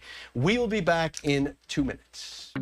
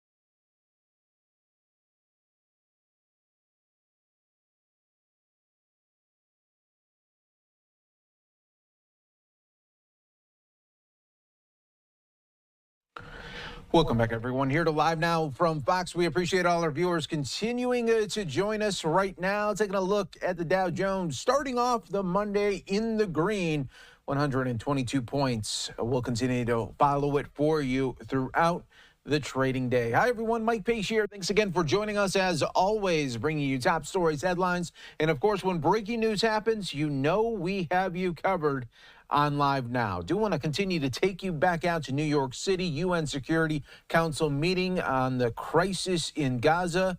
Let's listen on Live Now. Have left nearly the entire population of the Gaza Strip squeezed into only 10% of the land. Much of it is not fit for human habitation, and basic essentials such as food, clean water, and sanitation are difficult to come by. Swift, effective, and unhindered delivery of humanitarian aid is crucial to alleviate the suffering of Palestinians. But this requires a safe operating environment, which Gaza unfortunately does not have. While Japan welcomes the humanitarian pauses have led to a successful rounds of emergency polio vaccination campaign, it is gravely concerning the humanitarian access remains severely constrained due to insecurity and long delays. Israel's attacks in densely populated areas continued unabated. The recent airstrike on a school in Nuseirat killed 6 UNRWA staff members. Japan deplores the casualties of aid workers who are tirelessly working to deliver the necessary relief supplies to the people of Gaza. We are frustrated and deeply disappointed. Our appeal for protecting humanitarian personnel and UN staff has not been heard, and that the loss of their lives continues. This is totally unacceptable, and actions need to be taken to make real changes on the ground. UN staff and partners must be able to safely carry out their duties. Let us be clear. Compliance with international humanitarian law is not a matter of discretion, but an obligation for all member states, including Israel. Mr. President, Japan praises the efforts led by Ms. Kag and her team to increase the flow of aid through multiple corridors and improve coordination and access. We also note that the 2720 mechanism is consulting with key parties and within the UN to ensure preparedness for a ceasefire by pre-positioning supplies and utilizing all aid routes into Gaza. These facts shows Ms. Kag's mandate and her reporting to the Council under Resolution 2720 remains critical. Japan expresses strong support for the renewal of her reporting mandate and will actively participate in the Council discussions to that end. Mr. President, as stated by many of our colleagues around this table and echoed by voices around the world, ceasefire in Gaza is the only path toward peace, security, and stability in the region. Japan continues to extend our strong support to the diplomatic efforts by the US, Qatar, and Egypt that would lead to an immediate ceasefire, the release of the remaining hostages, and delivery of humanitarian aid at scale in Gaza. At the same time, the ceasefire will be only the first step toward a sustainable peace in Israel and Palestine. Ultimately, only a two-state solution can finally resolve this tragic conflict. I thank you, Mr. President. I thank the representative of Japan for their statement. I give the floor to the representative of Malta. Thank you, President. I also thank Ms. Kag and Mr. De Silva for their briefings. The adoption of Resolution 2720 represented a glimmer of hope for the people of Gaza last December, and we are truly appreciative of Ms. Kag's tireless efforts over the past 8 months. Unfortunately, the situation on the ground remains beyond desperate. Despite endless appeals by the international community, military tactics are still being used to deny essential services to the Gazan population. It is heart-wrenching to see the people of Gaza suffer acute hunger, with famine conditions affecting over 1 million people. 80% of the population has faced repeated evacuation orders, complicating the vanishingly insufficient aid delivery taking place. Entire communities have been crammed into so-called humanitarian zones, which are regularly targeted by the Israeli military. Markets, schools, mosques, churches, hospitals, health clinics, roads, water mains, and electricity lines have been destroyed. Over 70,000 tons of explosives have been dropped onto the strip in the past 11 months. The official death toll stands at 41,000 killed and 95,000 wounded. President, it is deeply troubling that those who are dedicated to assisting the most vulnerable are at risk of becoming targets themselves in Gaza and the West Bank. Less than 2 weeks ago, a clearly marked WPF convoy in Gaza came under fire from the Israeli forces. On 9 September, a fully notified and deconflicted UN convoy carrying 12 staff members for a polio vaccination campaign was rammed with tanks and bulldozers, and shots were fired. On 11 September, an UNRWA school in Nuseirat that was sheltering 12,000 people was struck by missiles. 34 people lost their lives, including 6 UNRWA workers. This incident is the latest in a long line of attacks that have, this year alone, resulted in the deaths of around 200 UN and humanitarian staff in Gaza. The repeated targeting and intimidation of the United Nations in Gaza is deeply concerning. President, if there is to be any cessation of this destruction and unabated violence in Gaza, we, the members of this Council, must demand and ensure the full implementation of all Security Council resolutions, adherence to international law, and accountability. Countries with influence over the parties must also continue to strive to bring this bloodshed to an end.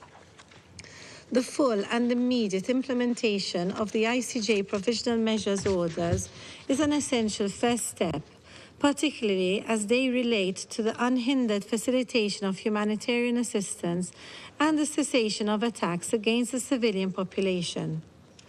We stress that humanitarian assistance must never be up for negotiation. It is a legal obligation enshrined in the Geneva Conventions and its additional protocols. States providing military support must also ensure that their armaments are used in a manner that is consistent with IHL. President, as we approach the one-year mark of this dreadful conflict, this Council must not reduce itself to simply commenting helplessly on that catastrophe, this catastrophe. I repeat, a permanent ceasefire is needed without further delay. Nevertheless, this would just be the first step out of this nightmare. The road after that will be an even more arduous one. Yet, although we still cannot see the light at the end of this very dark tunnel, peace must never be regarded as an unattainable goal. On the contrary, we must never give up. We must redouble our efforts to make sure that once this conflict is over, we lay the foundations to secure a just and lasting peace.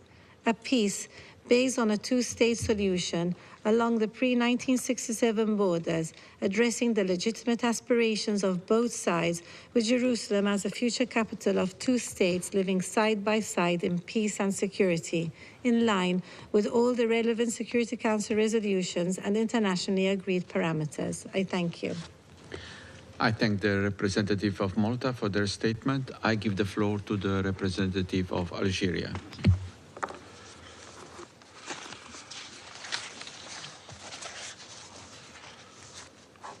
Thank you, Mr. President. I must begin by addressing a matter of grave concern. The recent loss of 6 UNRWA staff members in Israeli strikes is not merely condemnable. It is a stark reminder of the perilous erosion of international norms that we have long labored to establish.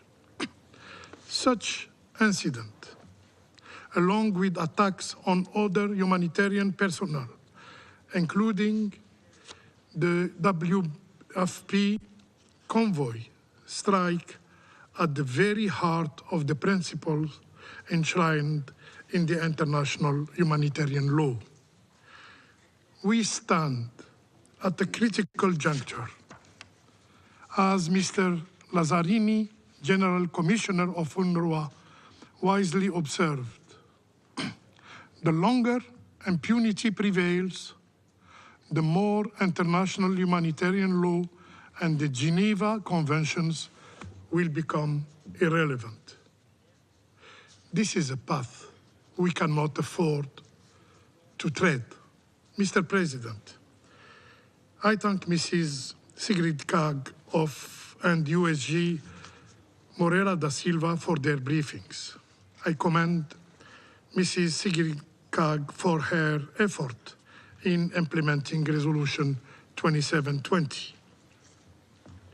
This resolution, born of noble intent, sought to ensure an impeding flow of humanitarian aid to Gaza. Gaza, starving population.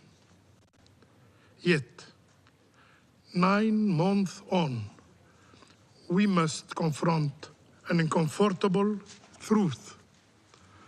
The mechanism we have established, while now operationally sound, has not yielded the intended impact. The figures are before us as a reminder. The stark reality is that daily aid deliveries have decreased significantly since the Resolution 2720 adoption last December. According to UN data, only 62 trucks entered Gaza daily during the first 10 days of this month, compared to 97 trucks in December 2023. Before the resolution was adopted, there were more than 500 trucks last year. This is not a logistical shortcoming. It is a manifestation of a deeper, more intractable political impasse deliberately caused by the Israeli authorities. And we must recognize that our well-intentioned effort to address a political crisis through purely logistical or humanitarian means have proven insufficient. In this context, I must emphasize again and again that a ceasefire in Gaza is not merely desirable, it is imperative, without condition. Mr. President, even in these dark times, there are glimmers of hope.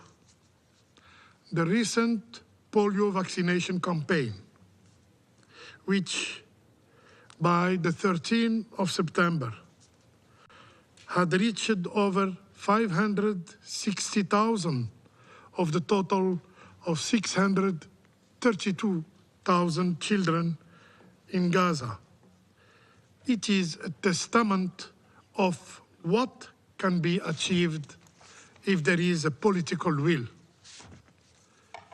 We commend the work of WHO, UNICEF, and especially UNRWA. For this achievement,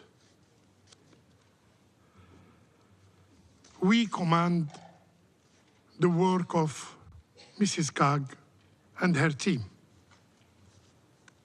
This achievement demonstrates what is possible when there is a political will, when there is effective coordination between the UN agencies and the international donors. It underscores several critical points. First, while law and order have deteriorated in Gaza, it cannot justify the low level of humanitarian aid access. I repeat, the current situation is the result of the occupying power policy. Its cooperation is pivotal in facilitating humanitarian effort, not opposing by administrative means. An example, why these 11 staff members of UNOPS were not able to reach Gaza for months now. Second, interagency coordination is essential for effective action in Gaza. Third, UNRWA role is indispensable, with its staff at the forefront of crucial initiative. It has been again highlighted during the polio vaccination campaign. 4, early recovery project must be prioritized to prevent further deterioration of living conditions of the Gazans. If polio is preventable through vaccination, other diseases may not be. We must act before it is too late. Mr. President, the path forward is clear through challenging. Fulfilling the mandate of Resolution 2720 requires not only a ceasefire, but also the restoration of stability in Gaza and the implementation of a comprehensive and well-coordinated reconstruction plan. Central to this effort must be the empowerment of the Palestinian Authority to govern Gaza effectively. The international community bears a weighty responsibility. It is incumbent upon us to work tirelessly toward achieving a ceasefire and laying the ground for a more stable and prosperous future for the region. I thank you. I thank the representative of Algeria for their statement. I give the floor to the representative of Mozambique. Mr. President, Mozambique thanks Slovenia's presidency for convening this important briefing. We highly value the updated information offered by Ms. Sigrid Kaag, ESG and Senior Humanitarian and Reconstruction Coordinator for Gaza. Our briefing today gives us a picture of the gloomy humanitarian situation in Gaza in light of the United Nations Security Council Resolution 2720 of 22nd December 2023. We wish to reiterate our strong support to Ms. Kaag and our team. We praise their devoted work for the Palestinian people, which is to say, to our own common humanity. We thank Mr. Jorge Moreira da Silva, Executive Director of UNOPS, for their briefing, and for the work in Gaza and Palestine, the work carried out by him and his team. Mr. President, the adoption of by the Security Council of the resolution above is a testament to our collective recognition of the severe suffering faced by the civilian population in Gaza and the urgent need for coordinated efforts to provide relief and support. Regrettably, those Security Council efforts have not been matched by the action of the conflicting parties. 9 months after the adoption of Resolution 2720, the situation in Gaza has worsened. The humanitarian crisis has deepened, and the resolution we have adopted in December is far from achieving its intended results. In this connection, the prevailing situation continues to be a matter of great concern. It continues to demand our profound reflection and action as this is one of the biggest humanitarian crises. All right, everyone, you are watching Live Now from Fox. We appreciate everyone continuing to join us all in real time. We are going to take our first break of the hour. Stay right here with us. More to come in just moments on Live Now.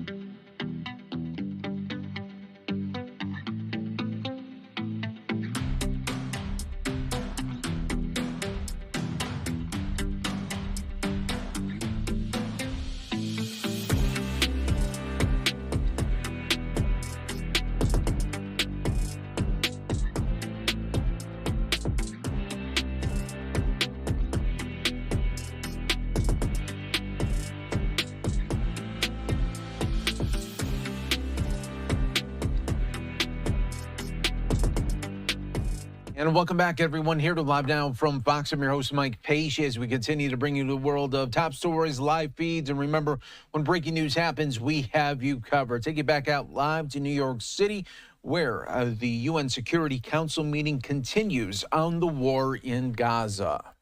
We must continue to work for the cessation of hostilities and a ceasefire. They are an urgent imperative for peace in Gaza and in the region. Only this option can pave the way for a sustainable plan of reconstruction, as it is clear that a reconstruction without peace cannot be viable. Mr. President, the recent humanitarian pause that has allowed for polio vaccination on children constitutes a clear indication that ceasefire and peace are possible if the warring parties have the political will to follow the path of mutual accommodation and peace. This is the reason why we place our hopes in and encouragement for the diplomatic efforts by the United States of America, Egypt, Qatar, and other countries in the region, aimed at finding a negotiated solution leading to a permanent ceasefire. Mozambique wishes once again to underscore that the vision of a two-state solution, Israel and Palestine living side by side in peace and security, as full members of the United Nations, must continue to guide our collective efforts. I thank you, Mr. President. I thank the representative of Mozambique for their statement. I give the floor to the representative of the United States. Thank you, Mr. President. And thank you, Senior Coordinator COG and Director Moreira da Silva, for your sobering briefings, and I also thank you for all of your efforts to get assistance to the Palestinian people in Gaza. At the outset, let me reiterate my outrage and President Biden's outrage at the death of Assanir Agi, an American citizen shot and killed in the West Bank last week. No one should have to put their life at risk simply for attending a protest, for freely expressing their views. This horrific tragedy should never have happened. We will continue to demand details and continue to demand access into Israel's investigation and press for accountability regarding the circumstances that led to Assanir's death. I also offer my sincere and heartfelt condolences to Assanir's family and friends. Her death, like that of so many others over the past year, was tragic and unnecessary. We must not grow numb to human suffering, no matter who and where it occurs. Colleagues, notwithstanding the efforts of Senior Coordinator Cog, her UN colleagues, and humanitarians on the ground, the situation in Gaza remains catastrophic. Children are dying, suffering from preventable illnesses, missing schools. Thousands have lost parents, relatives, teachers, and friends, and have the physical and psychological scars to show for it. In recent weeks, there have also been numerous attacks in which UN personnel and humanitarian workers have been injured or killed. We offer our deepest condolences to the families of UN personnel killed and recognize the tragic and unprecedented toll this conflict has taken on the UN family. Colleagues, many of these incidents were preventable. We will continue to raise the need for Israel to facilitate humanitarian operations and protect humanitarian workers and facilities, such as the UNRWA school targeted by the IDF last week in Nasrat. We have also been unequivocal in communicating to Israel that there is no basis, absolutely none, for its forces to be opening fire on clearly marked UN vehicles, as recently occurred on numerous occasions. The IDF is a professional military and knows well how to ensure that incidents such as these do not happen. And so the United States expects the IDF's leadership will implement fundamental changes in the way the IDF operate, including changes to their rules of engagement and steps to fix the obvious shortcomings in how the deconfliction procedures are implemented. At the same time, we continue to see Hamas hiding in and taking over and otherwise using civilian sites to conduct operations and pose an ongoing threat. There's no clear evidence of Hamas's total indifference to Palestinian civilians in Gaza. For their sake and the sake of innocent people on all sides of this conflict, this must stop. All sides to the conflict must adhere to their obligations under international humanitarian law to protect civilians. Colleagues, these recent incidents underscore once again the urgency of reaching a ceasefire with a release of hostages, as this Council called for in Resolution 2735. That is the best way to ensure humanitarians can safely and effectively carry out their life-saving work and massively increase the flow of humanitarian assistance to those who desperately need it. Until such a ceasefire is reached, we continue to work hard toward that end. It is vital that Israel cooperate with the UN to improve humanitarian access and humanitarian conditions generally. Palestinian civilians in Gaza have endured far too much suffering. We're pleased that the first round of polio vaccinations in Gaza has been largely successful, reaching 90% of its target population. And we commend the humanitarian community and all participating UN agencies for their life-saving work. and we thank them for their commitment and their sacrifice. We also encourage the continued cooperation between Israel and the humanitarian community to make this campaign happen. This level of cooperation should be the norm, not the exception. Indeed, the polio campaign is evidence that this can be done, that life-saving assistance can get to those in need without undercutting Israel's security. And so we call on Israel to invest just as much energy into the broader humanitarian effort in Gaza as it did for this first round of this vaccination campaign. Colleagues, 3 weeks from today, we will make a grim milestone, 1 year since Hamas's barbaric October 7th attack. 1 year since 1,200 citizens from Israel and many other countries were massacred, and hundreds more taken into the tunnels beneath Gaza, where many still wait in captivity today. They must be released immediately to their families. And 1 year since the civilians of Gaza first began to bear the brunt of a terrible conflict set in motion by Hamas. It bears repeating that it is manifestly in the interest of Israelis, Palestinians, and civilians in every country in the region for this desperation and this devastation to end, for there to be a ceasefire. We continue to work with Egypt and Qatar to find a way forward in the negotiations that will be acceptable to both parties. But as hard as we're going to work on texts and creative formulas, this is ultimately a question of political will.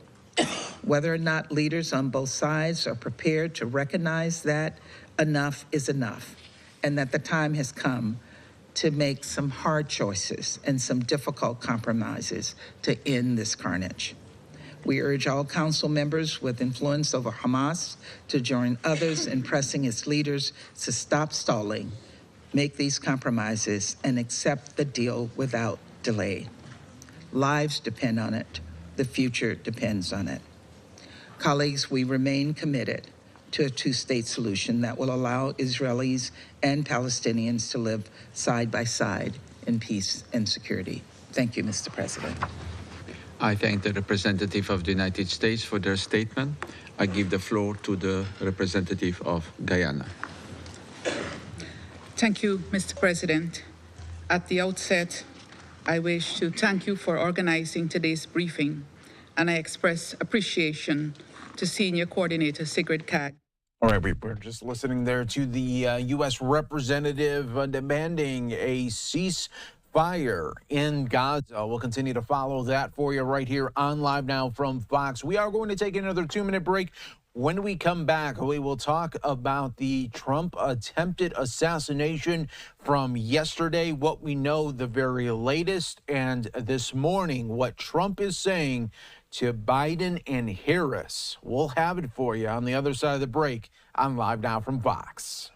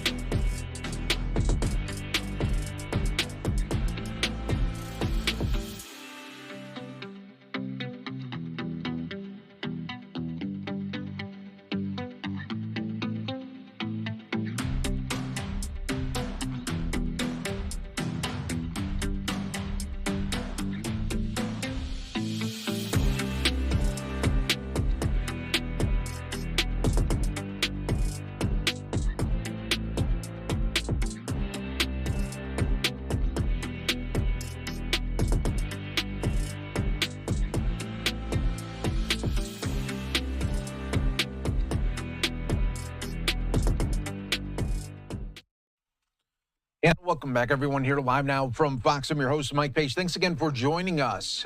We always appreciate the very latest here on Live Now from Fox, breaking it all down for you in real time.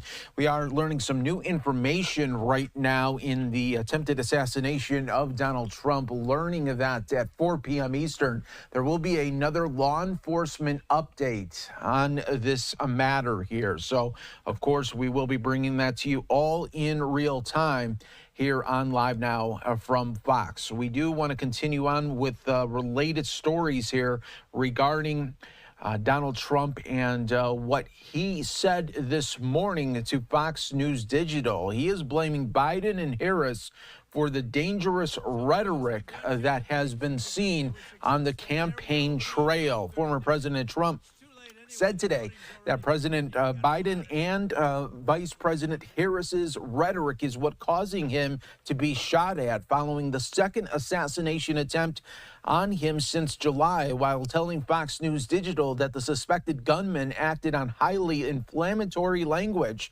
from the Democrats. Trump spoke exclusively with Fox News Digital this morning, just a day after he was rushed off the golf course at Trump International in West Palm Beach, Florida, after the Secret Service discovered a gunman in the bushes. The suspected gunman, Ryan Wesley Routh, had an AK-47 rifle pointing through the chain link fence out toward the green, a GoPro camera, and 2 backpacks. He ran from the scene but was pulled over and arrested on I-95.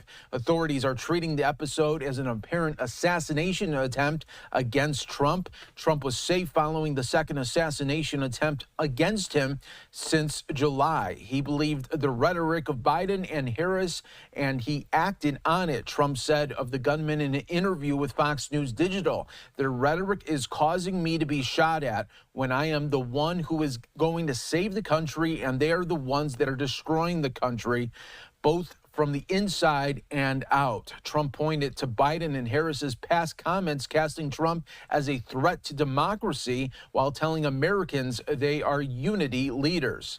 They are the opposite, Trump said. These are people that want to destroy our country. So once again, we will be getting another update from law enforcement officials on this matter. We're also learning right now that there is an update out of Martin County, Florida. Martin County Sheriff is holding a briefing right now. So what we'll do, everyone, is we'll work to get that feed for you. We're learning of that right now, seeing it pop up on other reports here. So Martin County Sheriff Office is doing an update. Let's get that feed in. We'll bring it to you. Let's take a 2-minute break, get everything situated. We'll have it for you all in real time right here on Live Now from Fox.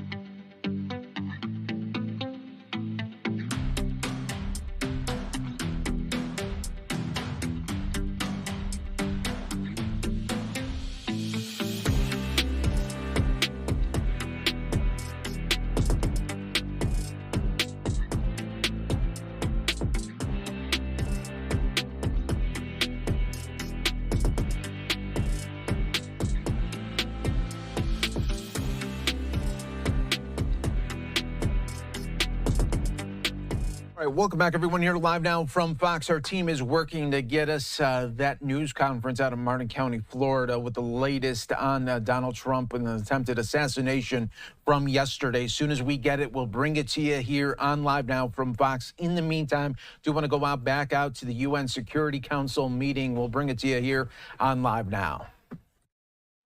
We remain concerned, too, about the risk of wider regional escalation. We condemn the Houthi attack over the weekend, and we reiterate our demand for an immediate ceasefire and for Hamas to release all hostages. President, we welcome the news that the first round of the UN's polio vaccine campaign in Gaza. All right, everyone, our team did come together here for us to get us the feed out of Martin County right now, the latest updates on the Donald Trump attempted assassination. That wasn't there, but we had detectives, we had SWAT guys that came from home. I think at the end of the day, we probably had 30 units either there or heading there before it was over. And you regarding the actual stop itself, you mentioned the big pickup trucks. This gentleman was not pulled over using stop sticks or the pit maneuver, right? Right, yeah. The world's question is, did we use a pit maneuver or did we use stop sticks? The answer is no. We've got these big heavy-duty F-250s with the bumpers, and we just surround the vehicle and then force it to a stop, pushed it, kind of maneuvered it off the interstate. Remember, we have two concerns. Our primary concern, no matter what happens, is the safety of the motoring public. We don't want to create a situation where we're in a high-speed chase or a shootout and there's innocent people. That's always our first our concern. And so with that concern in mind, we followed our procedure, and that is get the car to stop, don't give it a chance to run. And the onus is on the driver, and if he had not stopped, it would have been a mess out there. I guess Sheriff Bradshaw, I believe, I may be incorrect, I believe he mentioned license plate readers, and that's kind of how they determined that this guy was going north on 95. Did that play into did you guys use this license plate reader technology as well to kind of get a leg up, or? Yeah, Will's question is, did we use license plate technology? My practice is never to mention methodologies or resources, but we didn't have to in this case because Palm Beach County had already told us what to look for, and that's all we needed. They gave us the vehicle description, they gave us the tag, so we were on it. And think about this, it's weekend traffic on 95. I mean, I just, thank God we found that car, and I think we're able to give former President Trump a peace of mind. He's already invited the men and women that were involved in the stop to go to Mar-a-Lago and be thankful for what they did. Oh, Trump extended that invitation. He did. Do you know roughly where the deputies sort of spotted the vehicle? Was it like Bridge Road, south of Bridge Road, north of Bridge Road? Or? Yeah, we originally picked the vehicle up somewhere around the Palm City exit, so that would be 714. And it took us about 2 miles to get all the resources in play so we could surround that vehicle and force it to a stop. How was he driving when your deputy saw him? How was he driving when we saw him? He was smart. He was just driving with the flow of traffic. Yeah, I think that he may have thought he got away with it. Of course, he couldn't have known that there was a witness who really did the right thing, took a picture of him, took a picture of the tag. He was just going to drive himself back to wherever he came from. Did he have any, to your knowledge, any ties to Martin County or the Treasure Coast? Yeah, to my knowledge, does he have any ties to Martin County? I think the answer, to my knowledge, the answer is no, I have no knowledge. I think what we're finding out, he's not from this area, which of course raises the bigger question is, how does a guy from not here get all the way to Trump International, realize that the president, former president of the United States, is golfing, and he's able to get a rifle in that vicinity?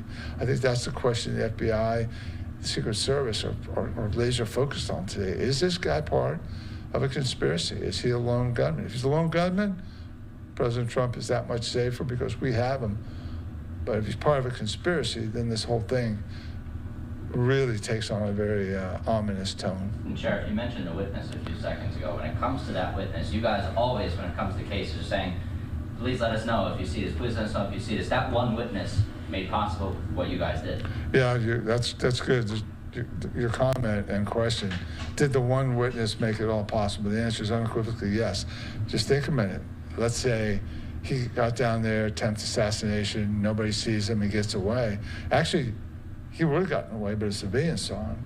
And they'd still be looking for him now. They'd first be doing fingerprints, all the things that we do, and then we would have had to find him. So, yeah, that witness deserves a lot of credit. Sheriff, what's going through your mind at this time? As you said, this is probably the most high-profile situation in Martin County, maybe its history, with this suspect.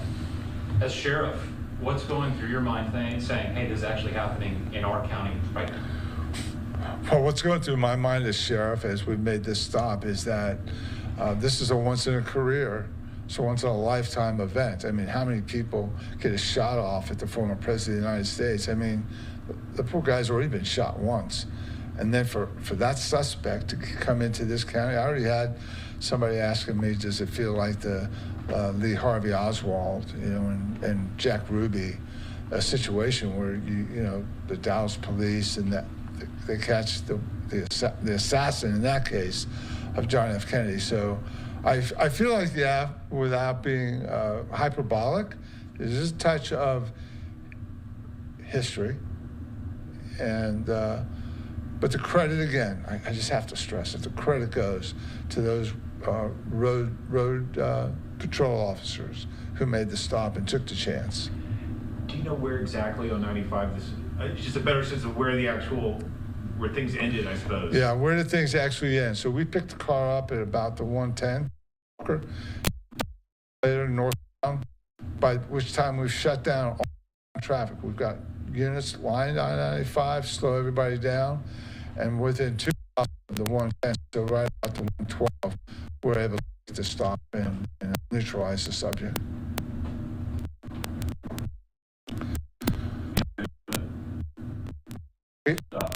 Yeah, body camera.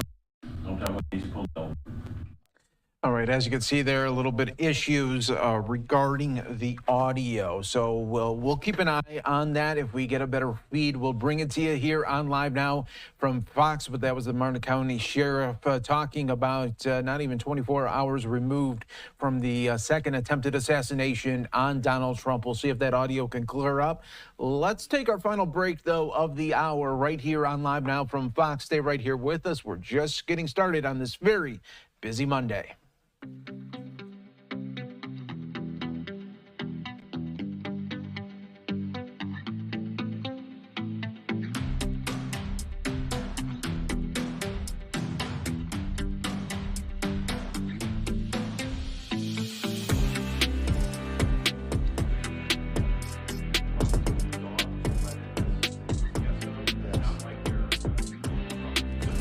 No, the dog, the bomb sniff.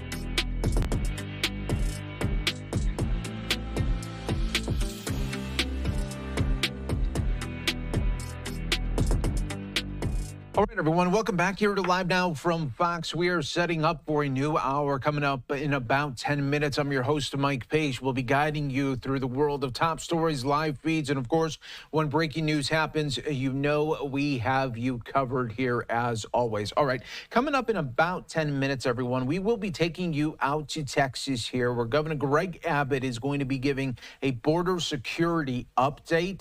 This is going to be highly in demand, and we will be bringing that to you as soon as that gets going on Live Now from Fox. Also, we should let you know of the news that we just learned about 5 minutes ago.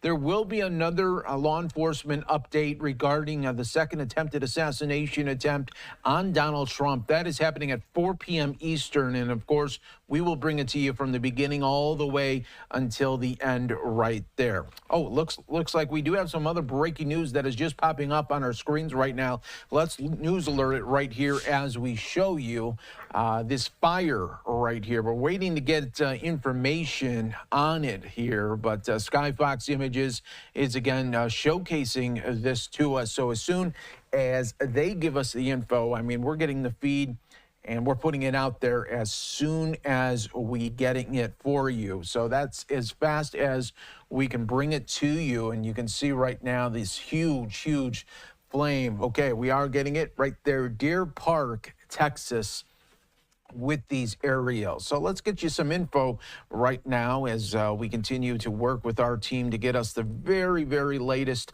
of this fire out here in Texas, as we always try to bring you the very latest on Live Now from Fox. So this is what we are learning of a fire at a pipeline on Red Bluff near Fairmont in Deer Creek there. So we'll continue to follow this one here for you. This is near Fairmont in Deer Park, of this fire at a oil pipeline right now. We'll be showing this in a box for you, but again, that's what we do here on Live Now from Fox. As soon as feeds come in, sometimes we don't even know the location. We'll just pump it out to you. The news and the information will come and follow that. But again, we will always bring you these feeds in real time. That's what Live Now is all about. All right, do want to again remind everyone that coming up in about 7 minutes, Governor Greg Abbott out of Texas giving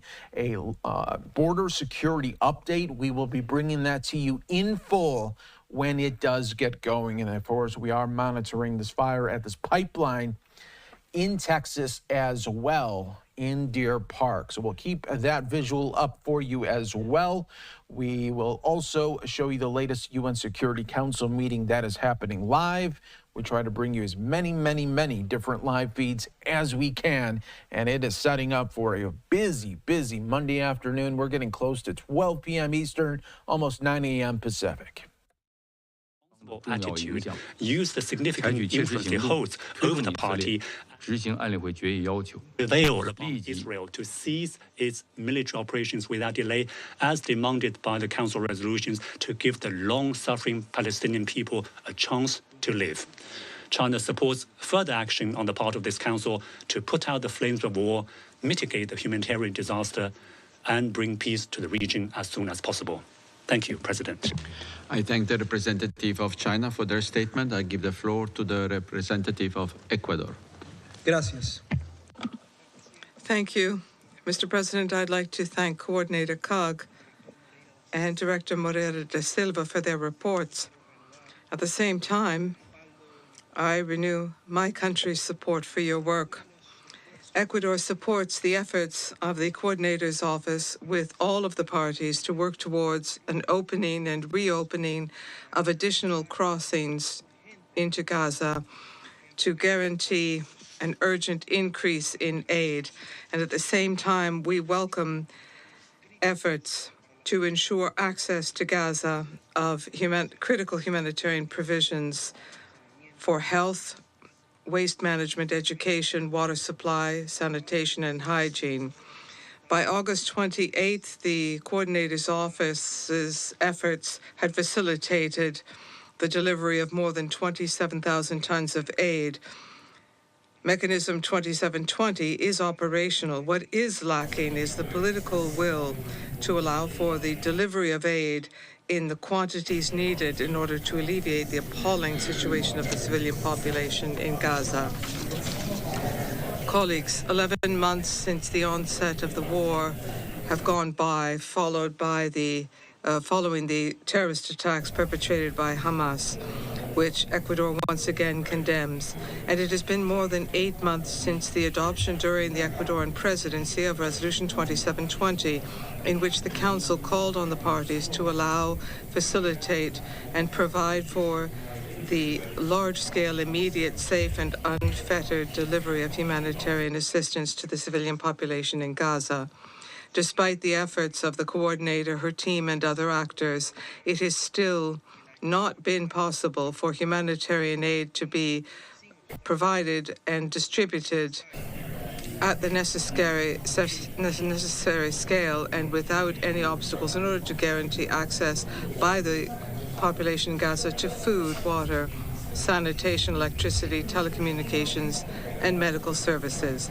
Resolution 2720 also requires parties to adopt necessary measures to guarantee the safety of humanitarian personnel, to protect and respect humanitarian personnel as well. And unfortunately, we periodically receive reports showing that this requirement is not being met, despite its reiterated references to it in Resolution 2730.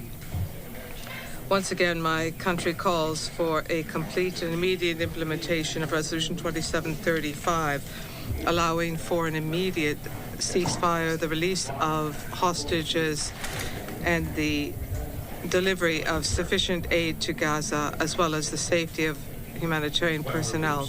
Ecuador welcomes ongoing efforts to that end. Until that happens, we must ensure preparedness for a ceasefire by pre-positioning supplies and utilizing all aid routes into Gaza, creating an environment conducive to humanitarian work. My country welcomes and supports the activities of the Coordinator's Office to that end. Mr. President, I conclude my statement by appealing to all actors who are in a position to do so to contribute to the 2720 mechanism, and we thank countries who have already made a contribution. Humanitarian work is ongoing despite all the difficulties, and it is a ray of hope in the midst of war. Our collective duty is to support it. Thank you. Representative of Ecuador for their statement. I shall now make a statement in my capacity as the representative of Slovenia. First, I want to thank Ms. Kag and Ms. Moreira da Silva for their work and for their briefings today. Colleagues, today I will focus on political will or lack of it. Both briefers spoke about it, and so did several members of the Council. Ms. Kag, you concluded your July briefing underlining that there is no substitute for political will, and that there is no substitute for the full respect of international humanitarian law. And actually today you, as well as Mr. Moreira da Silva, you repeated that mechanism cannot substitute for the lack of political will. And indeed, today's briefing and humanitarian catastrophe on the ground unfortunately continue to confirm that both have been in very short supply during the whole duration of this sad conflict. It confirms that nothing can replace the absence of political will of Israel to ease or help ease suffering of civilians in Gaza. In December 2023, this Council showed strong political will to alleviate humanitarian catastrophe in Gaza.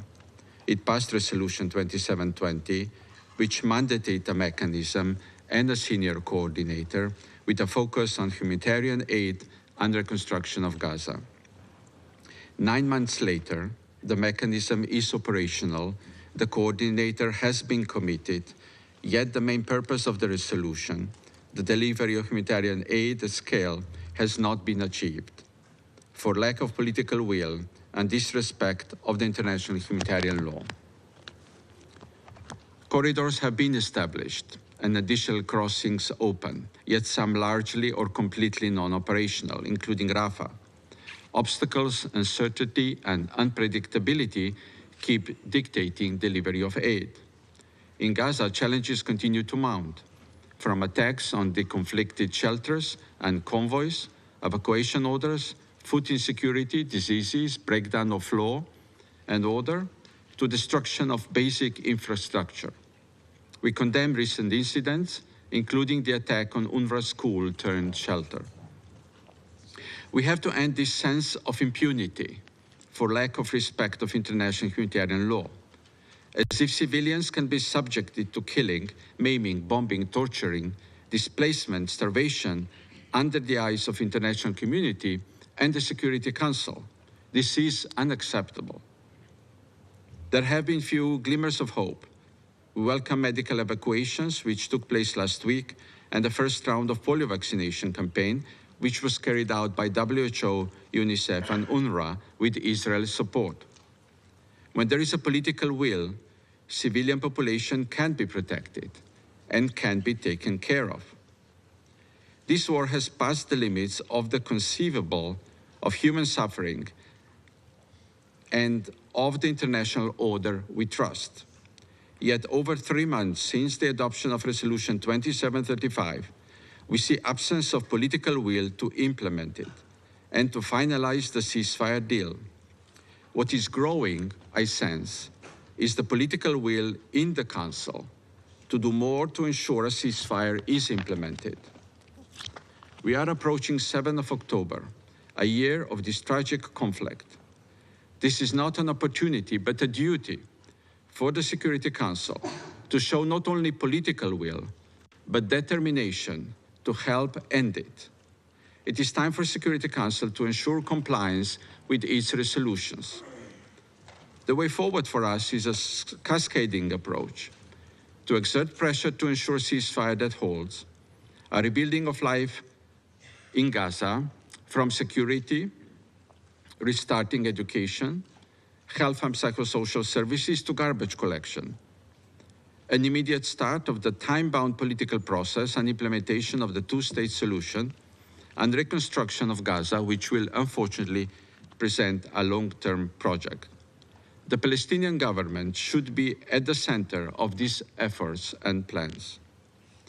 Political will of the international community to rebuild Gaza can only happen in parallel with the political will of Israel to engage in a political process leading to its security and mutual recognition. No other solutions of the situation in Palestine would be acceptable for the international community. Thank you. I resume my function as the President of the Council. I now give the floor to the representative of Israel. Thank you, Mr. President. First, I would like to thank Ms. Kach and Mr. De Silva for their briefings. Mr. President, as we gather here once more to discuss the humanitarian situation in Gaza, I cannot help but reflect on the narrowness of these discussions. We speak, as if by habit, about aid deliveries, about food and medicine, and yet there is hardly a mention of the hostages, our people still held in captive in the most brutal conditions imaginable. The 6 hostages executed in cold blood, whose faces you all saw last time we gathered here, were kept in a tunnel whose entrance was hidden beneath a child's bedroom. We all must ask ourselves how much of the aid ends up fueling the very tunnels that imprison the innocent. How much, if any, of the aid reaches the hostages? How much is stolen by the Hamas terror machine, never reaching the Palestinians? Let me be clear. Israel's humanitarian efforts during the war are unparalleled for a country which underwent its most tragic day and has since been forced to go to war. We have all right, everyone. You are watching Live Now from Fox. We appreciate all our viewers continuing to join us in real time right here. It's really busy Monday, as you can expect, with the breaking news that we saw yesterday with the second attempted assassination of Donald Trump, learning that there will be an update 4 p.m. Eastern from law enforcement officials to be providing that one. So, of course, when that happens, we'll bring it to you on Live Now from Fox. But I do want to go out to Texas right now. This is a big one that we were waiting on Governor Greg Abbott to give an update on border security and about illegal immigration. Let's listen on Live Now. Participants with me at the table, to my right, we have the Texas Border Czar, Mike Banks. To my left is the director of the Texas Department of Public Safety, Steve McCraw. And we also have with us Chris Cabrera, the vice president for the National Border Patrol Council. We're here today to talk about a dangerous, maybe even a deadly threat facing both our state as well as our country. It's the recent entry and expansion of the vicious Venezuelan gang known as Tren de Aragua, also known as TDA. Officials are concerned about what is going on with TDA. Its recent expansion and entry of this gang could destabilize public safety in the United States as well as in the state of Texas. For us, and law enforcement across the state, our top priority is the security and the safety of our fellow Texans. This is a nonpartisan, bipartisan issue that everybody agrees upon, that we need to aggressively address this threatening challenge. TDA is characterized as MS-13 on steroids. TDA is the largest criminal organization in Venezuela. It started as a prison gang in the state of Aragua, Venezuela, and has now expanded to a transnational criminal organization. Now they are dominating the international flow of migrants from South America through Mexico into the United States. I'm not seeing that one up here. Oh, you know, if you look at two maps over, or two charts over from me, that shows South America to the U.S., that shows the current status of the flow and operation of TDA across South America, Central America, and now North America.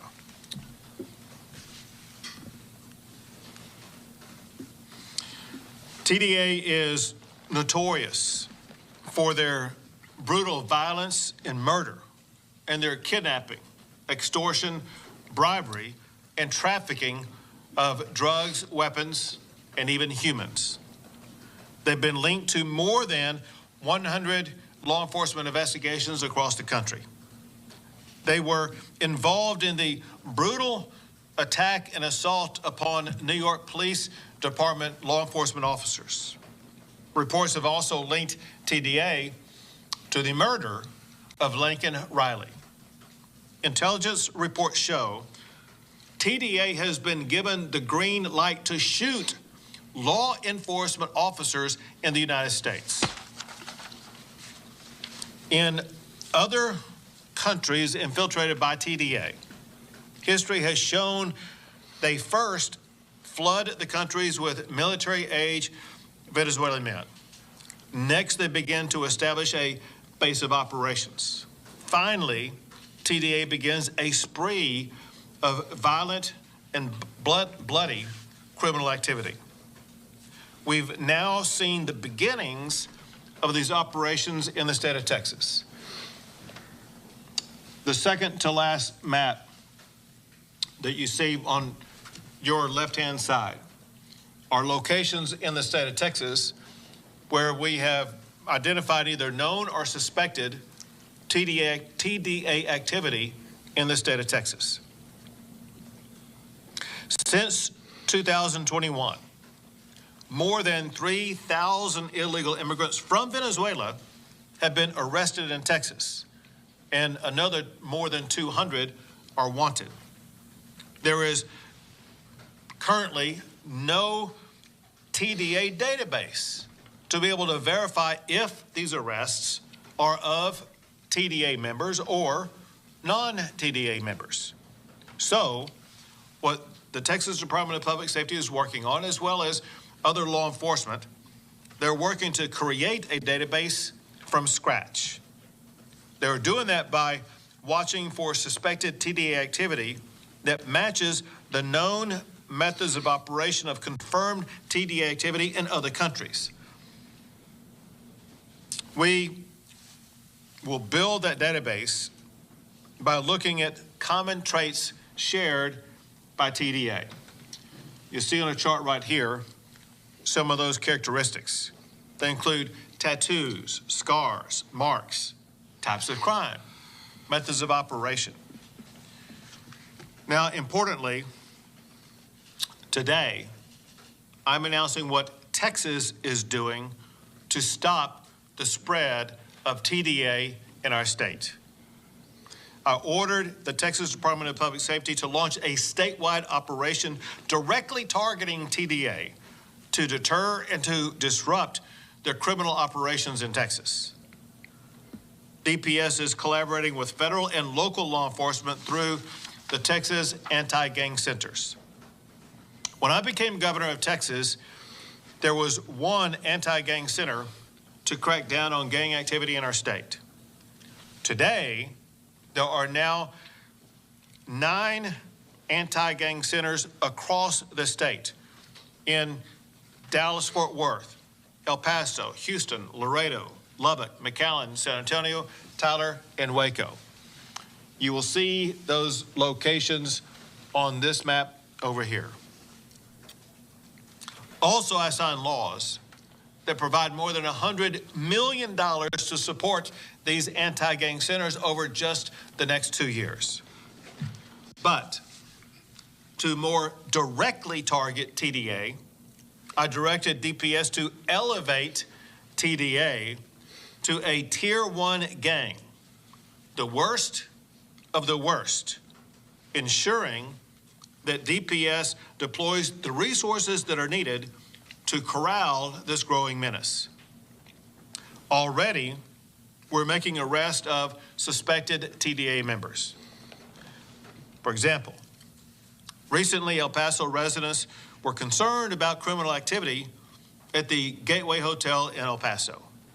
In the last few months, DPS special agents worked with the El Paso Police Department gang units to arrest criminal activity at and around El Paso's Gateway Hotel. More than 20 arrests were made, many of whom were suspected TDA members for charges that include human smuggling, prostitution, possession of illegal drugs, as well as other crimes. And now, the Gateway Hotel in El Paso has been shut down.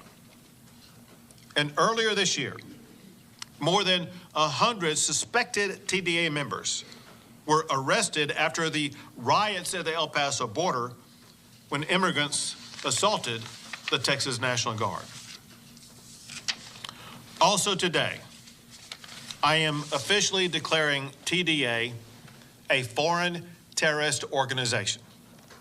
We will bring the full weight of the government against the TDA.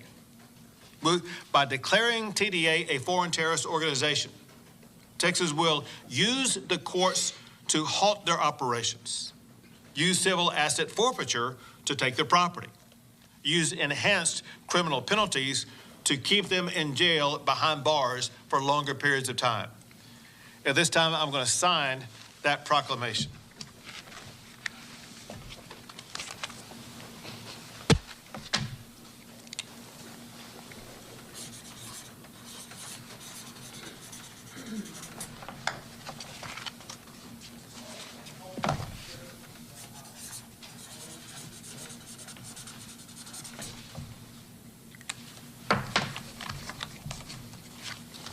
Texas is aggressively going after these foreign terrorist organizations of TDA. Texas will also use a newly passed law in our state to impose a mandatory minimum of at least 10 years behind bars against TDA gang members who smuggle people into Texas. Also, I directed the DPS to create a new TDA strike team made of highway patrol officers, DPS special agents, Texas Rangers, SWAT teams, including aircraft, helicopters, and drones, K-9 teams, and intelligence units. These strike teams will collaborate with Texas anti-gang center law enforcement officers to surge resources to areas where known or suspected TDA activity is taking place.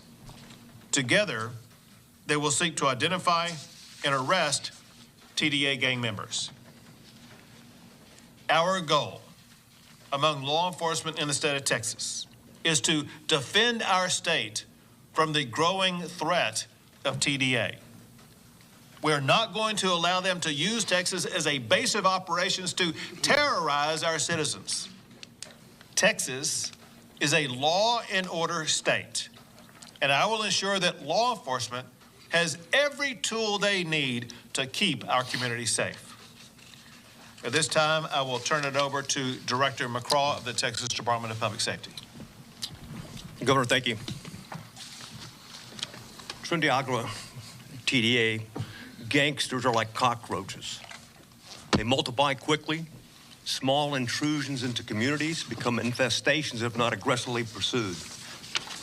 These Venezuelan thugs, as the governor noted, are highly combative. They're violent. They're certainly adaptable, and they always are involved in situations, criminal activities that first start with human smuggling. Then not just human smuggling, but human smuggling of migrants, and whether it's in South America or Central America, and certainly on the Texas border.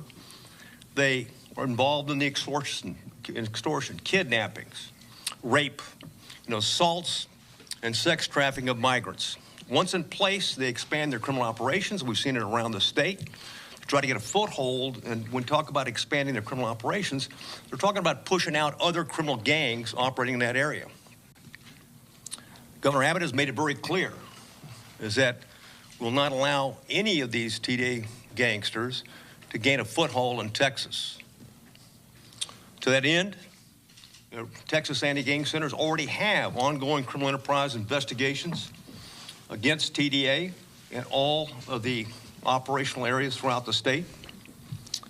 We're requesting that our federal partners provide us information on the whereabouts of these Venezuelan migrants. That's very important because, unfortunately, you're either a TDA member or a victim of TDA. This information would be extremely helpful in identifying additional TDA members and their victims. I mean, some people find it harsh using the term, infestation and cockroaches and things like that. All you have to do is interview or spend some time with some victims, some migrant victims that are here in this country. And you'll understand that the governor has not overstated the issue. In fact, he has well stated the issue. And Texas is not going to allow any part of this state to be infested with that type of disease. Thank you very much. Thank you, Governor. Sure. Now, Chris Cabrera with the National Border Patrol Council. Thank you, Governor.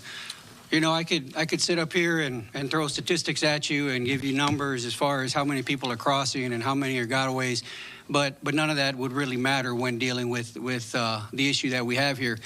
With this gang, it's not they're not like traditional like MS-13s where you can see them coming a mile away with the crazy tattoos they have all over their faces. These guys fly under the radar. As a federal agent, we have no way of vetting these people other than the honor system. If they tell us they're from so-and-so and this is their name, we can't check against Venezuela's database. They're not going to give us access to it, so we have to let them go. Unfortunately, we do let them go. In the off chance we're going to deport them, Venezuela decides they're not going to take them back, so our government on the federal level is kind of weak-minded, and so we just go ahead and, okay, well, you go ahead and stay here then. And it's unfortunate what we're seeing. It is an infestation. It's taking hold.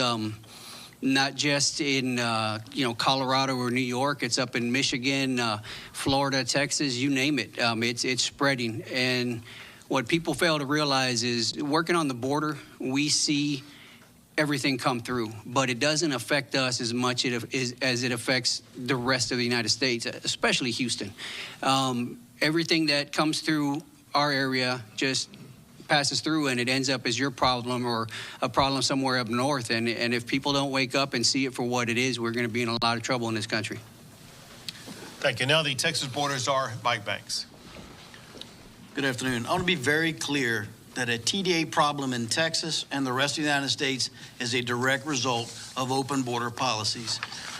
The Biden-Harris administration has sent out an all call to the world that you can cross this border without any consequences. Think about it for a moment. There are 195 known countries in this world, and in the last 3+ years, we've had 169 of those countries cross illegally into this country. Then you talk about Venezuela, that being one of those countries where it is a known fact that the Venezuelan government has released prisoners with one condition: you leave Venezuela and don't come back. Well, then they answer the all call from this administration. They show up here. So there's no surprise that we have a criminal illegal gang problem in the United States. And thankfully, we're addressing that. Talk about vetting. You get the federal government will tell you, the Biden, Harris, and Secretary Mayorkas will tell you that they're vetting everyone they're releasing. That is an absolute lie, because they cannot vet them against their criminal history in Venezuela, because Venezuela refuses to share that information with us, because it would defeat the very purpose of releasing them to go into another country if they were going to be held because of that criminal history. So, you know, Governor Abbott has been at the forefront of this open border crisis. This is nothing that we haven't been talking about since OLS started back in March. We knew that these are the types of things that are going to happen when you have an open border and you allow everyone in the country without proper vetting. You know, thankfully, we've had a strong legislature that has given us many of the laws that the governor's talked about here today that we're using to go after TDA. And so I want to thank the legislature, and then also want to thank the governor for having the moral courage to continue fighting this fight and doing everything we can to protect Texas and the rest of the United States. And we're not going to stop until Biden-Harris administration steps up and honors their oath of office, which is to protect America and Americans first. Thank you. Thank you. We'll take a few questions. Go ahead. Governor, thank you for having this briefing. I was curious about the timing of addressing TDA now. It's been in the news in Colorado, obviously, and former President Trump and J.D. Vance have mentioned it on the campaign. Can you address the timing of this and why you're bringing it up? Well, because over the past year, we've seen slow but increasing activity by TDA in our state. As I pointed out, several months ago, we began the arrests of TDA or suspected TDA members in the state of Texas.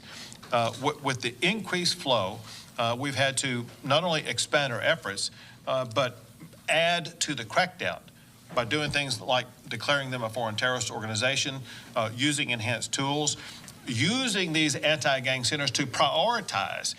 Their top job at the anti-gang centers is to go after these TDA members. The fact of the matter is, this is something that has exploded in the aftermath of when the president said, if you're from Venezuela, you're going to be allowed into the United States.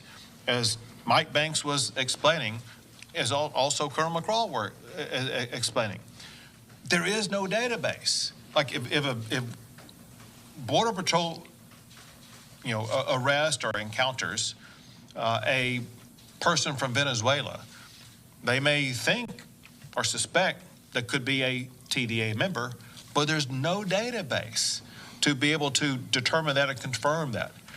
Part of this effort now, because of the increased number of military-aged men from Venezuela crossing our border who seem to have all the characteristics of a TDA member, we are going about the process of establishing that database so we can track them, follow them, and see what their modus of operation is, so that hopefully they will lead to documentation of verified TDA members that also can lead to arrests and putting them behind bars.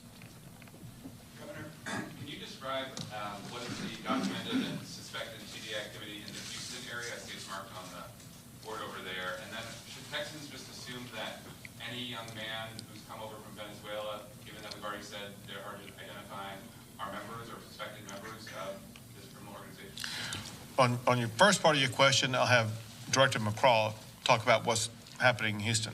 Second, there's should be no, like, say, immediate reason why someone should be able to classify or suspect a person as a TDA member. Look at this chart right here.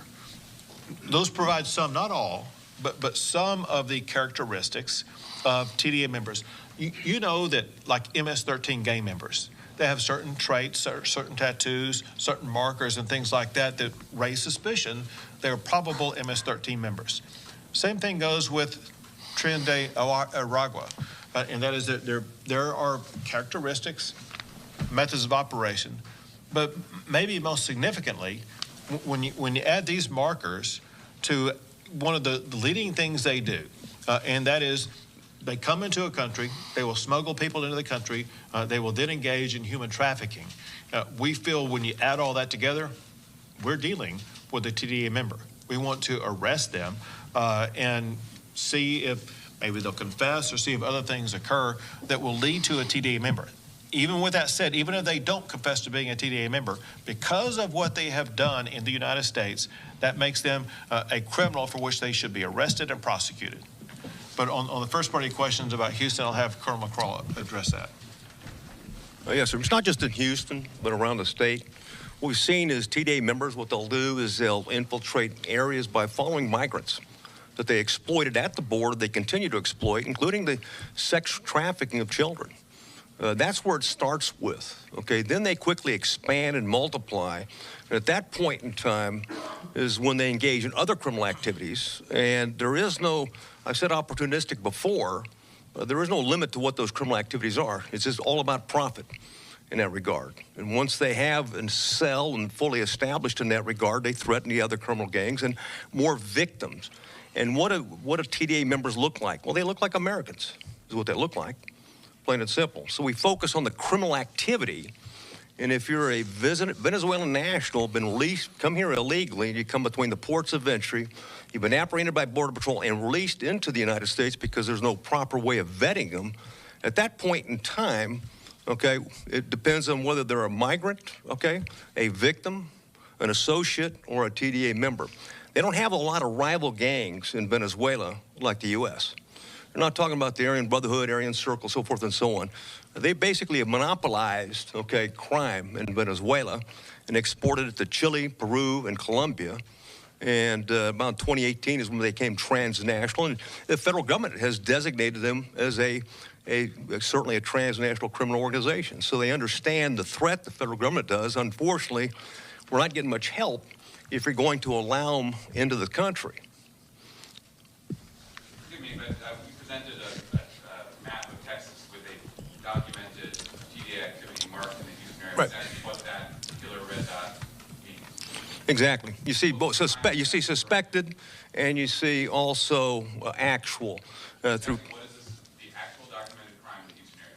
Please explain. Trafficking, extortion, kidnapping, a variety of different crimes that they've been involved in, but always on the front end. And that's why El Paso is kind of the center of gravity right now. MS-13, MS-18, it was Houston because of the large relocation of Central Americans in this area. El Paso, Venezuela is really ground zero at that point. One, because they continue to support the Juarez-related gangs involved in smuggling of people across the border. They combat with us. We deal with them daily in that regard. And as the governor pointed out, the riot that was created by TDA members and other associates from Venezuela that overran the guard positions, that's the type of attitude. When we talk about highly combative, anti-law enforcement, they combat security forces around the world. So it's a different animal, if you will, and understandably why the governor's concerned and expects us to be very proactive in addressing this particular threat. Go ahead. As you all mentioned, some of the victims of these crimes are often migrants. Yep. I'm interested to hear what is law enforcement doing to make sure that these migrants feel comfortable coming forward, especially if there's other things happening in the state, like potentially SM4 on the horizon. Well, it's important that we communicate, certainly in Spanish, okay, how they can report, certainly to the local law enforcement officials, but also in terms of IWatch, any criminal activity. I mean, they're here. They've been let into the country by the U.S. government, so they're here essentially legally now, and they have rights like any people do. And certainly we want to know if there's been a violation of law or if they're a victim of it. In fact, we encourage any migrant that has come to Texas and has been brutalized by TDA or other Venezuelan criminals to report that to local law enforcement as quick as possible, or the Department of Public Safety. And I can tell you that we're working very closely, as the governor noted, in these Texas anti-gang centers with our local, state, and federal law enforcement agencies. And there are substantial progress in some of the investigations, but there's too much more work to be done. Also, we often see an outcry for help from migrants who are being trafficked, who are being sexually assaulted, who are just pleading for somebody to help them and to do something about their attackers. Just to follow up on that, is there any concern that there's other policies or other things going on in Texas that could affect how comfortable migrants feel coming forward to collaborate? We haven't seen anything like that yet. One more question, folks. Can I just ask thanks. Just to follow up, Governor, and the rest of y'all about the recent reports that you've seen about TDA in Colorado. Was it a concern that you feel like these folks are coming up through Texas into other states? And maybe if you could address some of what former President Trump has talked about, because he's been talking about this as a national problem. Are you trying to sort of cut that off in Texas? So obviously what happened in Colorado was very serious. Obviously what happened in El Paso is very serious. Obviously we now have either suspected or documented TDA members in the state of Texas. We know for what's happening nationally as well as internationally, the seriousness of TDA. We know that if we don't stop this now, it could spread rapidly across our state, endangering people across our state. We want to get ahead of that process and cut this off right now. And make sure TDA understands when they come to the state of Texas, they're going to face the heavy hand of law enforcement with a robust, literally hundreds, if you count all the local law enforcement, thousands of law enforcement officers who are focused on TDA. They have a target on their back, and we're going after them. We have one goal, and that is to arrest them and make them understand that Texas is the wrong state for them to be trying to do business in. Great. Thanks, everyone.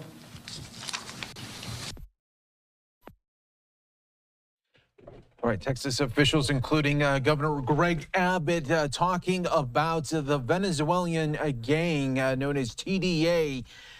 He says it is like MS-13 on steroids, talking about illegal immigration and what Texas is trying to do to combat illegal immigration. You're watching Live Now from Fox, everyone. I'm your host, Mike Page. We'll take a 2-minute break. Stay right here with us. More to come in just moments on Live Now.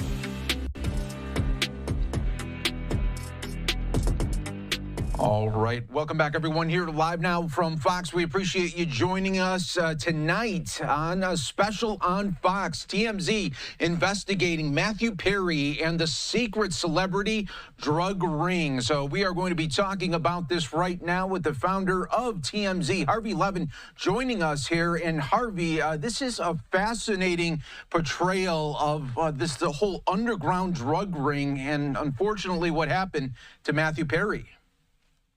Yeah, I mean, I almost don't want to call it underground because it's so above ground. We're talking about doctors' offices. We're talking about rehab facilities. There's a whole network in LA and Hollywood where celebrities, other people with means have absolutely no problem scoring drugs.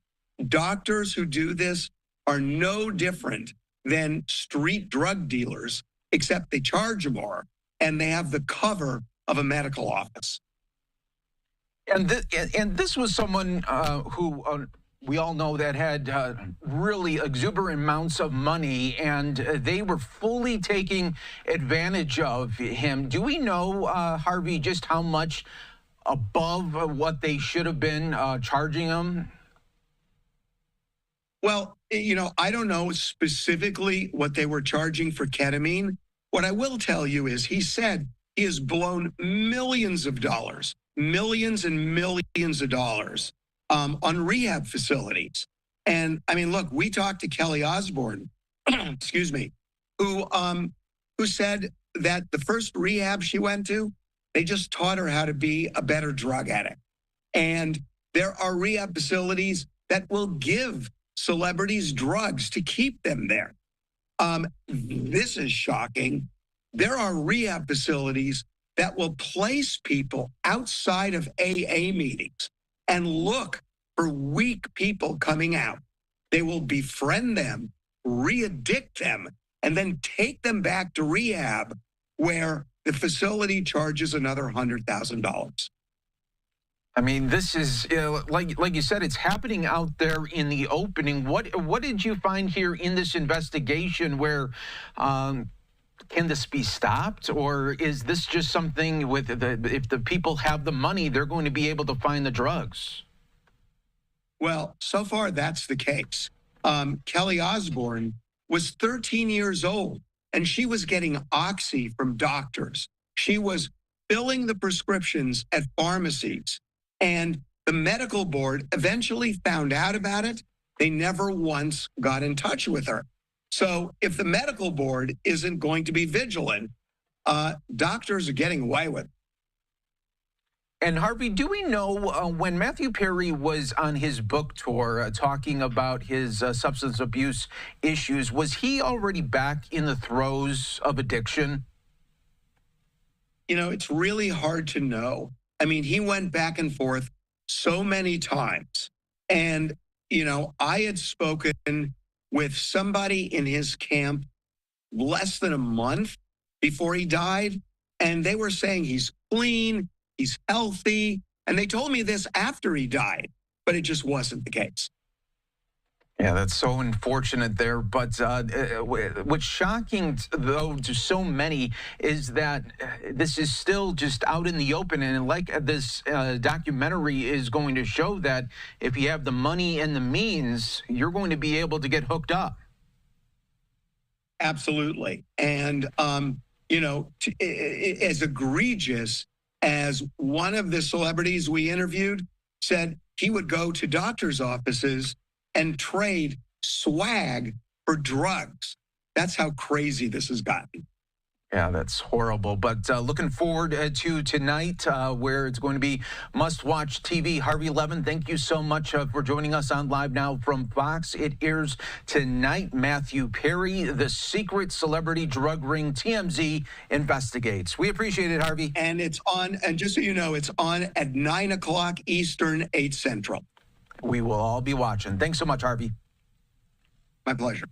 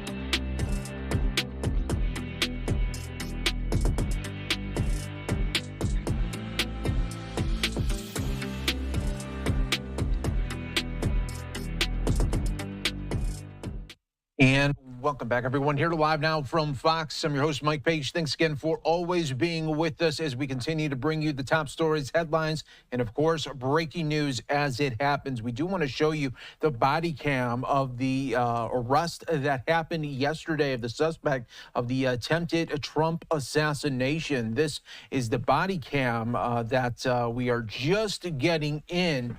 And we are learning new information from that court appearance today. The suspect on former President Trump laughed and smiled ahead of his first court appearance today in Florida. Ryan Wesley Ruth, wearing all jail scrubs and shackles on his wrists and ankles, walked into court and smiled and laughed about 3 to 4 times as he was speaking to his court-appointed attorney before the hearing began.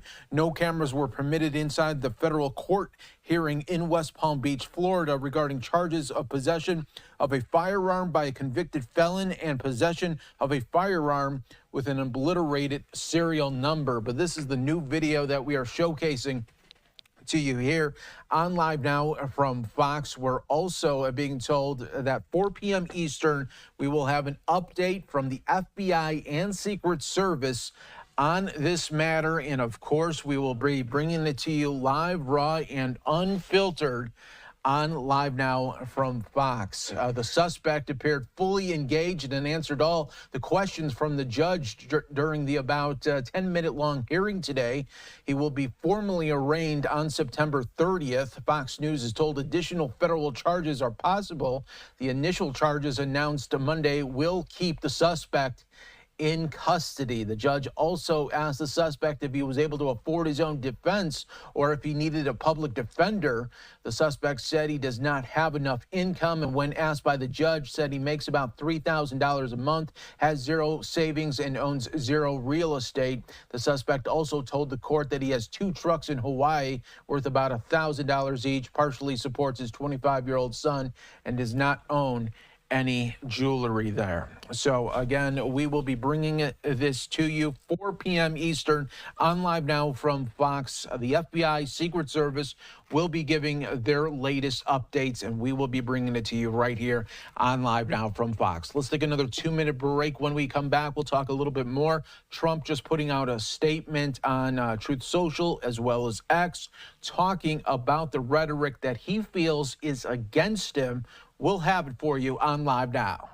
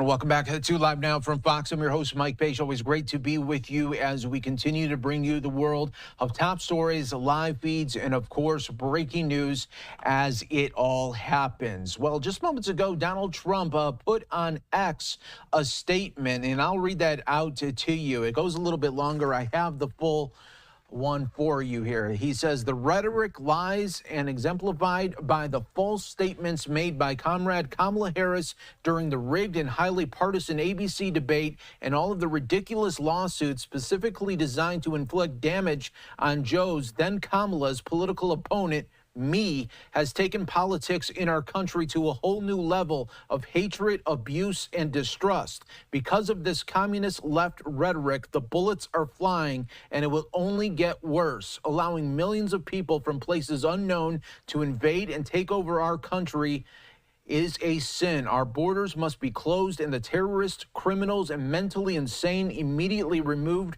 from American cities and towns, deported back to their countries of origin. We want people to come into our country, but they must love our nation and come in legally and through a system of merit. The world is laughing at us as fools. They are stealing our jobs and our wealth. We cannot let them laugh any longer. Make America great again. So we put that out there on Truth Social as well as X. I do want to show you just a brief update from the Martin County Sheriff's Office about the second attempted assassination on Donald Trump from yesterday. These remarks were made about 20 minutes ago.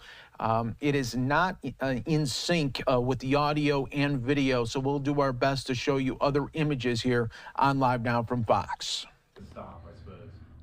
Will's question, how many people, how many of our deputies were behind him? We had every available unit in the Martin County Sheriff's Office headed that way. Obviously, we didn't pull them in from Indiantown. We would have had a South County unit down in Tequesta that wasn't there. But we had detectives, we had SWAT guys that came from home. I think at the end of the day, we probably had 30 units either there or heading there before it was over.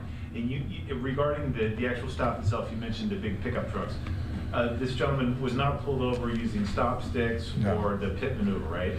Right, yeah. The Will's question is, did we use a pit maneuver or did we use stop sticks? The answer is no.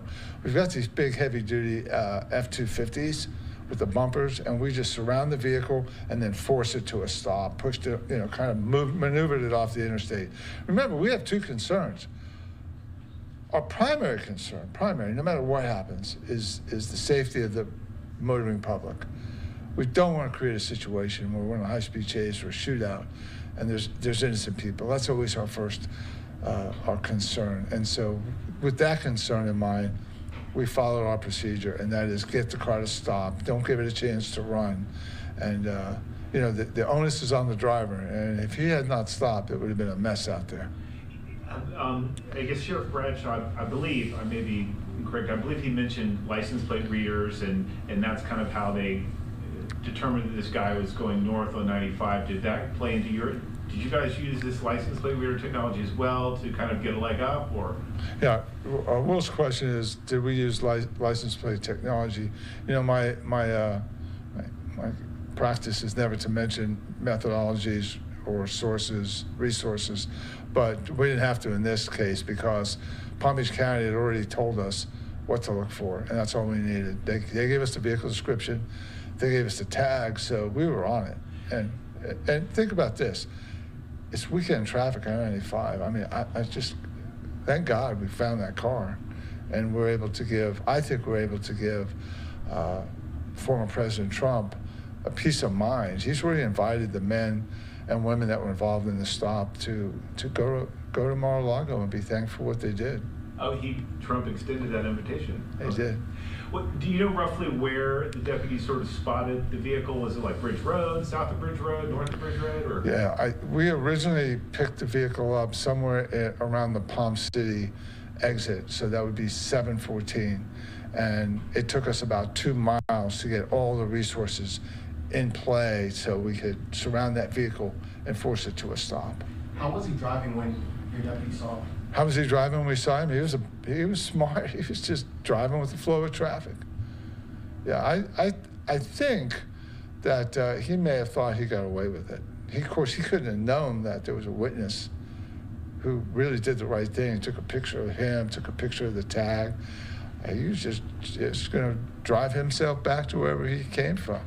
Did he have any, to your knowledge, any ties to Martin County or the Treasure Coast? Yeah, to my knowledge, does he have any ties to Martin County? I think the answer, to my knowledge, the answer is no, I have no knowledge.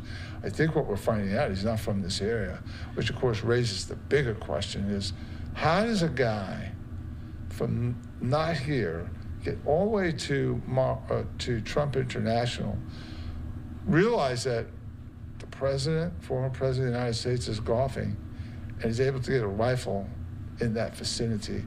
I think that's the question the FBI, the Secret Service are laser focused on today. Is this guy part of a conspiracy? Is he a lone gunman? If he's a lone gunman, President Trump is that much safer because we have him. But if he's part of a conspiracy, then this whole thing really takes on a very ominous tone. And Sheriff, you mentioned a witness a few seconds ago. When it comes to that witness, you guys...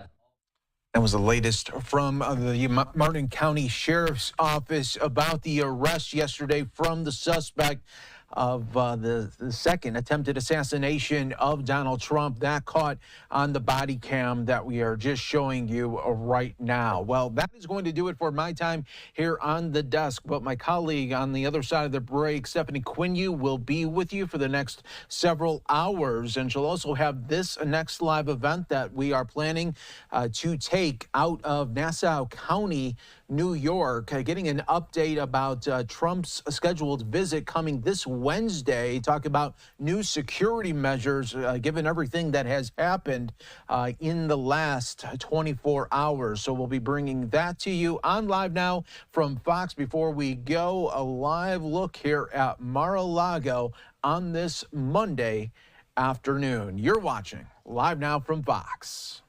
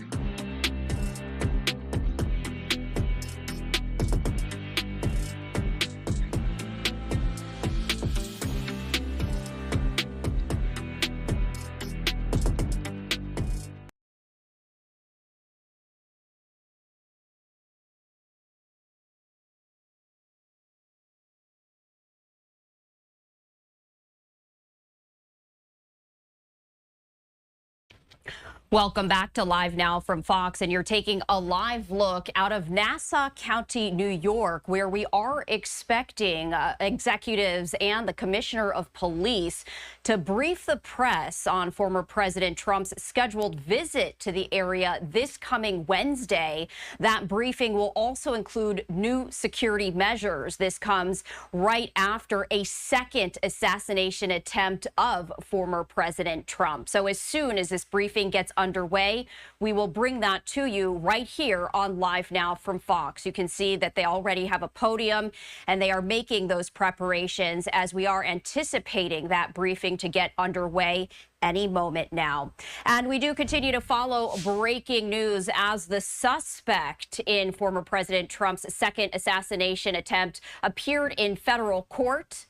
Good afternoon to you. I'm Stephanie Quinn. Time right now is 12:57 Eastern, 9:57 Pacific, and I want to get right out to those very latest details right here as you are taking a look at the picture of the suspect. That is Ryan Ruth, the man charged in the second assassination attempt of former President Trump, making his first court appearance at a Florida federal courtroom. 58-year-old Ryan Ruth, and that is a picture right there on the left-hand side of your screen. He was shackled and wore a blue jumpsuit. During an 8-minute hearing, prosecutors levied 2 charges against him: possession of a firearm by a convicted felon and possession of a firearm with an obliterated serial number. So those are the latest details that we've learned. Officials say Ruth could face up to 15 years in prison if convicted on the first charge and a possible 5-year sentence on the second charge. According to the federal prosecutor's complaint against Ruth, cell phone records show that Ruth was in the area of the golf course tee line for about 12 hours, from approximately 1:59 a.m. until 1:31 p.m. on Sunday. So we are learning some new details from the prosecutor's federal complaint against the suspect. According to court documents, Ruth was stopped by officers about 45 minutes after he fled the golf course. Officials said that Ruth answered in the affirmative when officers asked him if he knew why he was being stopped. Now, the vehicle was stopped at around 2:14 p.m. Eastern time on northbound I-95 in Martin County, which neighbors Palm Beach County. The license plate on the SUV in which Ruth was stopped was registered to a 2012 Ford truck that has been reported stolen. That is according to authorities. So a bond hearing has now been scheduled for September 23rd, and a probable cause hearing or arraignment has been set for September 30th, depending on whether the government secures an indictment on the charges. During the hearing, Ruth gave routine information to court officials as to his work status and income. And according to the Associated Press and the reporters inside that courtroom, he spoke in a very soft voice, saying that he was working, making around $3,000 a month, but doesn't have any savings. Ruth also said that he has no real estate or assets aside from 2 trucks worth about $1,000, both located in Hawaii. Ruth also said that he has a 25-year-old son whom he sometimes supports. Now, the FBI says Trump was the target of what appears to be an attempted assassination at his golf club in West Palm Beach, Florida. That on Sunday, just 9 weeks after he survived another attempt on his life. The former president was unharmed in Sunday's event. The FBI now leading the investigation and working to determine any motive. A U.S. Secret Service agent stationed a few holes up from where Trump was playing golf on Sunday noticed the muzzle of an AK-style rifle sticking through the shrubbery that lines the course, which is about 400 yards away. An agent fired and the gunman dropped the rifle, fleeing in an SUV, leaving that firearm behind along with 2 backpacks, a scope used for aiming, and a GoPro camera. That's according to the Palm Beach County Sheriff. And we also want to let you know that we were continuing to monitor a briefing happening out of Nassau County right here. It does look like it's about to get underway. This has to do with former President Trump's scheduled visit on Wednesday, and we are expecting to hear from the Nassau County executive as well as the commissioner of police to talk about new security measures following a second assassination attempt on former President Trump's life. You can see that there are individuals gathering right here. So I did want to pivot back to this live event as we do anticipate that officials will be speaking shortly. So this is a live look out of Nassau County right there. Former President Trump scheduled to go back on the campaign trail after spending the weekend at his golf course. And that is where there was that second assassination attempt on his life. This is a scheduled visit. This was going to be another event that he was going to go to on Wednesday. But in light of what happened yesterday, a second attempt on his life, officials right now will be holding a briefing talking about some additional security measures. And as I was just also discussing earlier, as it regards to yesterday's attempted assassination, the FBI now leading that investigation, now searching for a motive. Now, we do know that the suspect, records show, Ruth lived in North Carolina for most of his life before moving to Hawaii in 2018. In 2020, he made a social media post backing Trump's re-election, but in more recent years, his posts have expressed support for President Biden and Vice President Harris. Ruth also tried to recruit Afghan soldiers fleeing the Taliban to fight in Ukraine and spent several months in the country. That is according to an interview with the New York Times last year.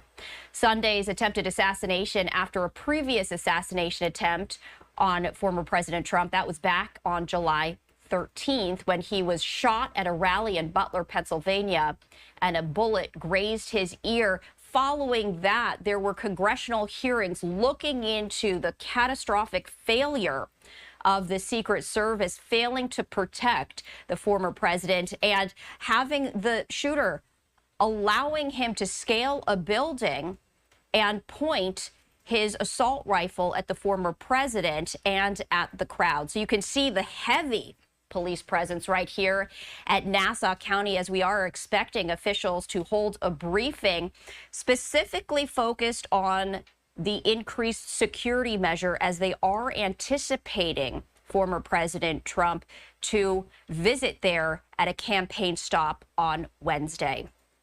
We do see that the camera is now kind of getting raised up as we are expecting this briefing to get underway.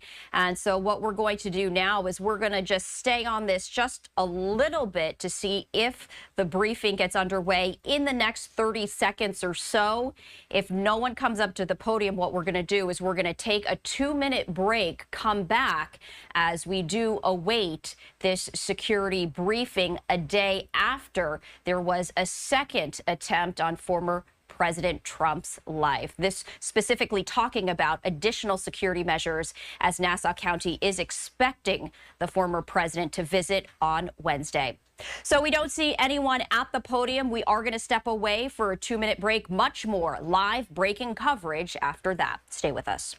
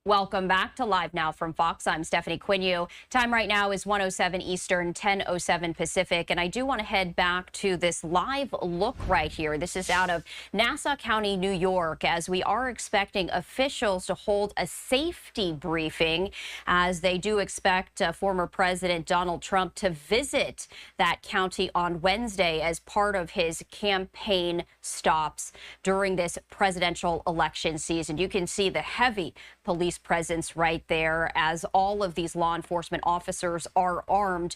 You can also see the podium right there as we are expecting this briefing to get underway momentarily. This comes on the heels of a second assassination attempt of former President Trump yesterday. The man charged in that second attempt making his first court appearance in a Florida federal courtroom. And I did want to share that look with you. It does look like there are some people walking out of the building. So what I'm going to do is raise the audio as we do expect this briefing to get underway right now.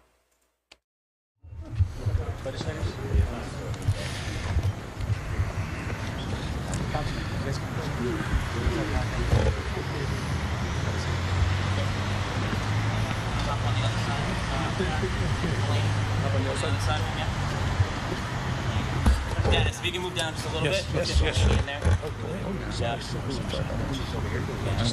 Dennis thinks he's still a legislator. Twice the size. We would. Yeah, come a little closer. Is anyone not ready? One step down, please. Everybody take one step forward. All right. County Exec, all you. Good afternoon. I'm Nassau County Executive Bruce Blakeman, and I'm here today to give a security briefing and traffic advisory for the President Trump's visit this Wednesday. Most of the information that we've received is in real time, and we will report to you what we know so far, although, as with any major event, things are fluid from time to time. We will keep the media posted as to any major changes. I'm here today with the chairman of the legislature's Public Safety Committee, Pat Mullaney, Town of Hempstead Councilman Dennis Dunn, Town of Hempstead Councilman Tommy Muscarella, always here with us, Legislator Rose Walker, our Commissioner of Police, Patrick Ryder, our Executive Assistant of the District Attorney's Investigations Division, representing our District Attorney, Annie Donnelly, Rick Whalen. I want to make a special thanks to Steve Choma, who is head of the Secret Service Field Office here on Long Island. We have a great relationship with Steve, and basically, these are situations. Oh, we got a flyover too. We're on time. There we go.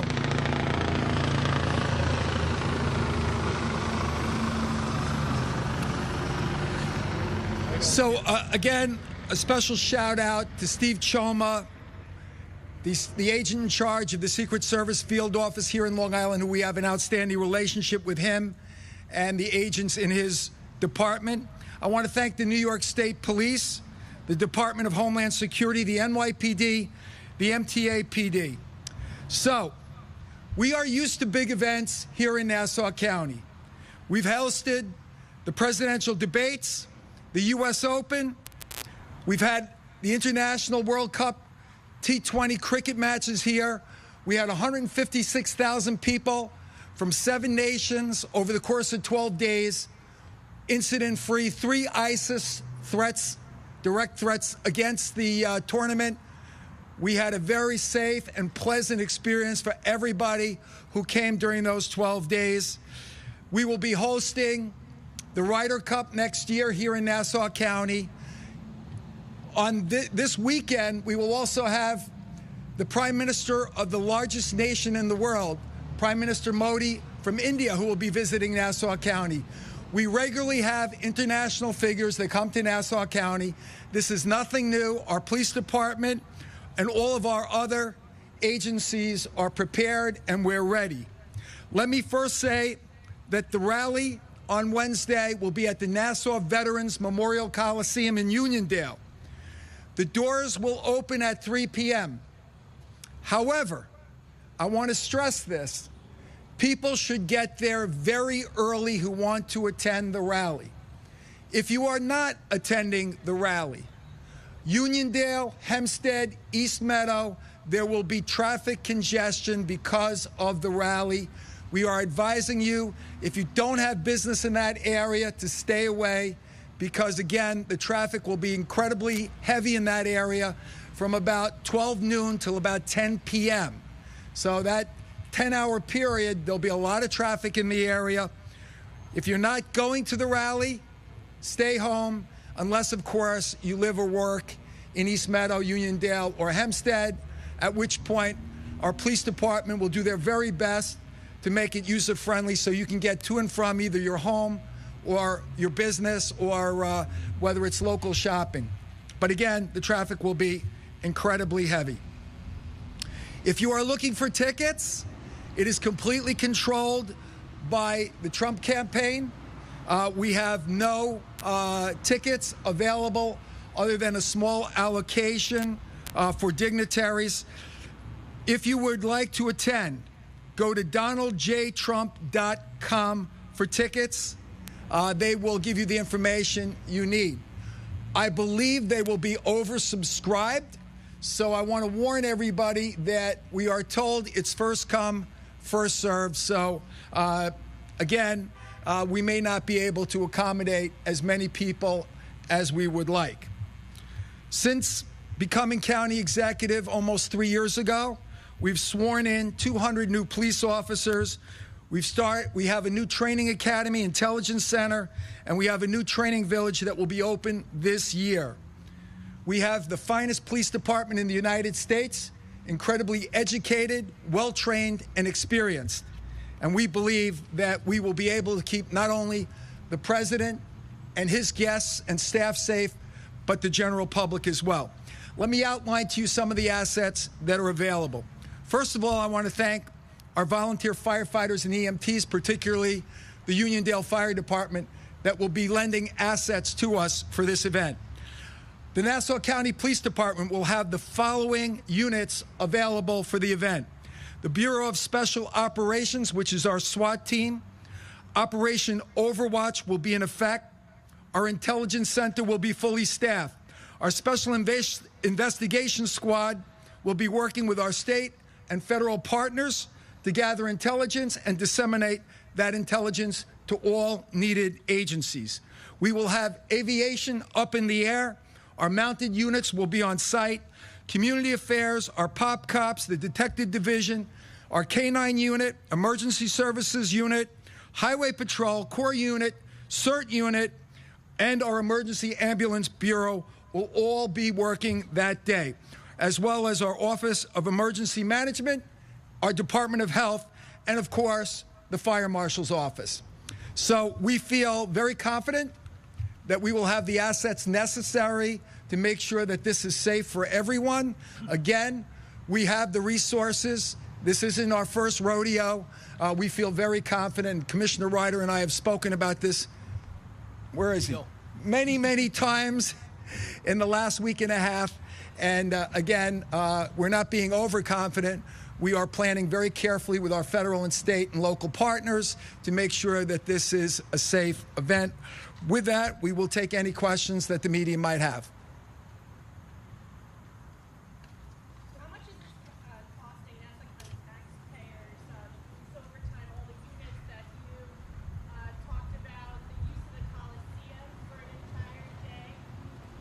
Well, let me stress that this is an event that's being run by the Trump campaign. They are paying for all expenses at the Coliseum. They are controlling the site. Nassau County is only providing the protection and other services, as well as our volunteer firefighters. So they are in contract with the operators of the Coliseum. So I don't know the details of that contract other than they do have a contractual arrangement.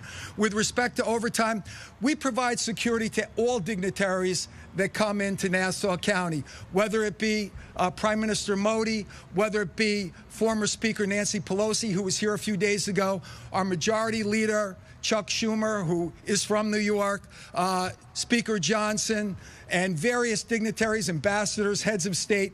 They come through Nassau County on a regular basis. So this is part of what we budget for. So I can't break down into detail what the actual costs are, but we're happy to have presidential candidates here in Nassau County and other dignitaries because we are a place where people want to come. This is a very exciting place. We're larger than 10 states in population. Our gross domestic product's larger than 146 nations in the United Nations. So we encourage people to come to Nassau County, especially foreign dignitaries or presidential candidates or heads of state, people who are involved in government. Again, we feel that not only is it good for our reputation and for our marketing purposes, but it's also good for the economy. A lot of money will be spent by the people who are coming to Nassau County for the rally. So this is something that we would provide as a service to anybody, whether it be a Republican, a Democrat, or an independent candidate. We provide the same level of security and support and safety for everybody. We take it very seriously. With the cricket matches, you couldn't get a hotel room in Nassau County for those 12 days. Our restaurants were full. Our shopping malls were full. Our downtown business districts were full. So there's a benefit in hosting major events here. So we're very confident that this will be something that is a net positive for Nassau County taxpayers.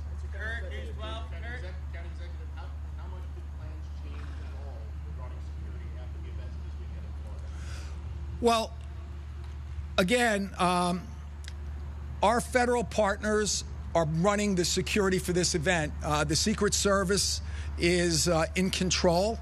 However, they are working closely with us. They are working with other federal agencies. The state police has been very helpful, NYPD, MTA police. There are very many organizations that are involved in the planning for a trip like this. And again, we're confident that the president will be safe and everybody that is attending the rally will be safe. And we'll do our best to make sure that it's completely airtight and that the president has a good visit here to Nassau County and a safe visit back to wherever he's traveling after that.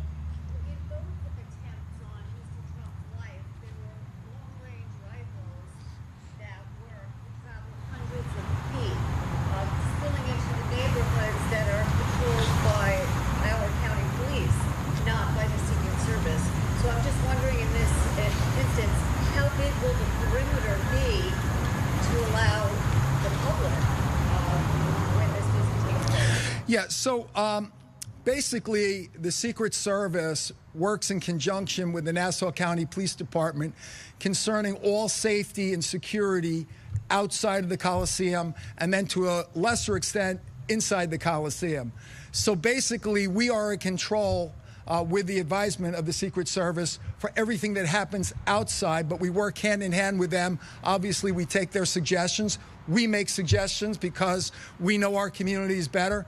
Commissioner Ryder is on top of everything in the immediate area. He's completely familiar with all the logistics, all the streets, all the buildings. So we will cover those, and it's our responsibility to make sure that those areas are safe. So we will devote a tremendous amount of assets, a small army, but I will not get into specifics. We never give specifics for an event like this as to the number of police officers or where they're located. Suffice it to say that every unit of the police department will be utilized on that day.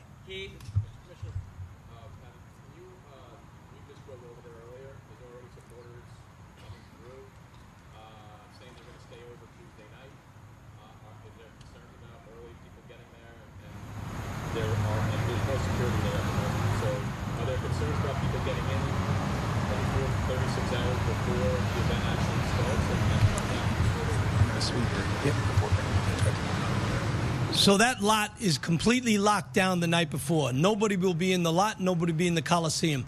We do a complete sweep that night. We do a complete sweep again in the morning. Anybody that is deciding to go to either Eisenhower Park or Mitchell Field, get there early and park in their cars, that's fine. You're going to walk up, but everybody will go through the main gate on the turnpike. There is no other entrance. We have to control the access. Someone asked the question before, but this will be the safest place in the country on that day on Wednesday.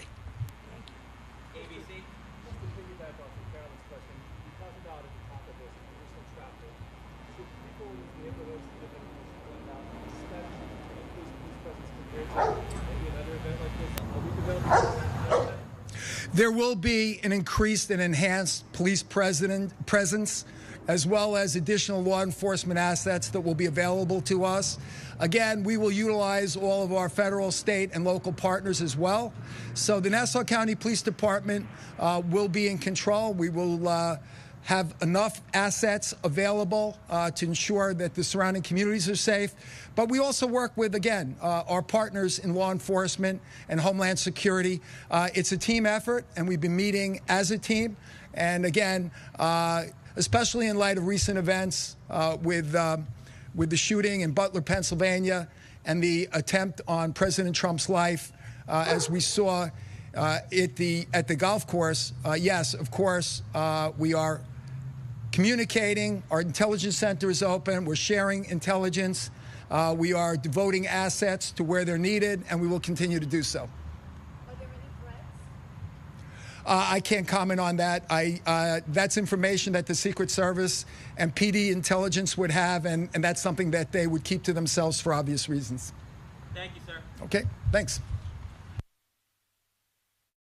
So those were some executives right there from Nassau County, New York, talking about the security measures that they're going to be putting into place as they are expecting former President Trump to visit on Wednesday at a campaign rally. You were listening to the police commissioner who said, quote, "This will be the safest place in the country on Wednesday." They were detailing that security plan, saying they're working in conjunction with Secret Service and various federal and local and state agencies. You could see that feed abruptly dropped, but I did want to recap this as this comes on the heels of a second assassination attempt against the former president. I did want to share with you this look right here. This is the suspect on the left-hand side of your screen. That is 58-year-old Ryan Ruth.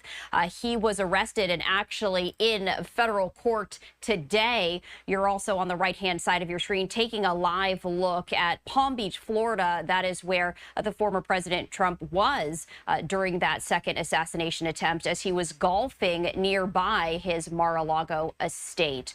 So we did want to share that very latest with you as we were listening to Nassau County, New York officials talking about how they are going to be having mounted units, aviation in the air, SWAT teams, Secret Service. They're going to be controlling access to that area. There's only going to be one access point for people to go in and out of, and everyone will be searched. And so they are taking all the precautions as there was a second attempt on former President Trump's life. The 58-year-old suspect right there on the left-hand side of your screen, Ryan Ruth, was in federal court making his first court appearance earlier today. It was an 8-minute hearing during which prosecutors levied 2 charges against him: possession of a firearm by a convicted felon and possession of a firearm with an obliterated serial number. Officials said Ruth could face up to 15 years in prison if convicted on the first charge and a possible 5-year sentence on the second charge. And we were learning new information, new details from the federal prosecutor's complaint against Ruth. Cell phone records show that Ruth was in the area of the golf course tree line for about 12 hours from approximately 1:59 a.m. until 1:31 p.m. on Sunday. According to those court documents, Ruth was stopped by officers about 45 minutes after he fled the golf course. An official said that Ruth answered in the affirmative when officers asked him if he knew why he was being stopped. So a bond hearing has now been scheduled for September 23rd, and a probable cause hearing or arraignment has been set for September 30th, depending on whether the government secures an indictment on those charges. We are going to step away for a 2-minute break here on Live Now from Fox. Much more live coverage to come. Stay with us.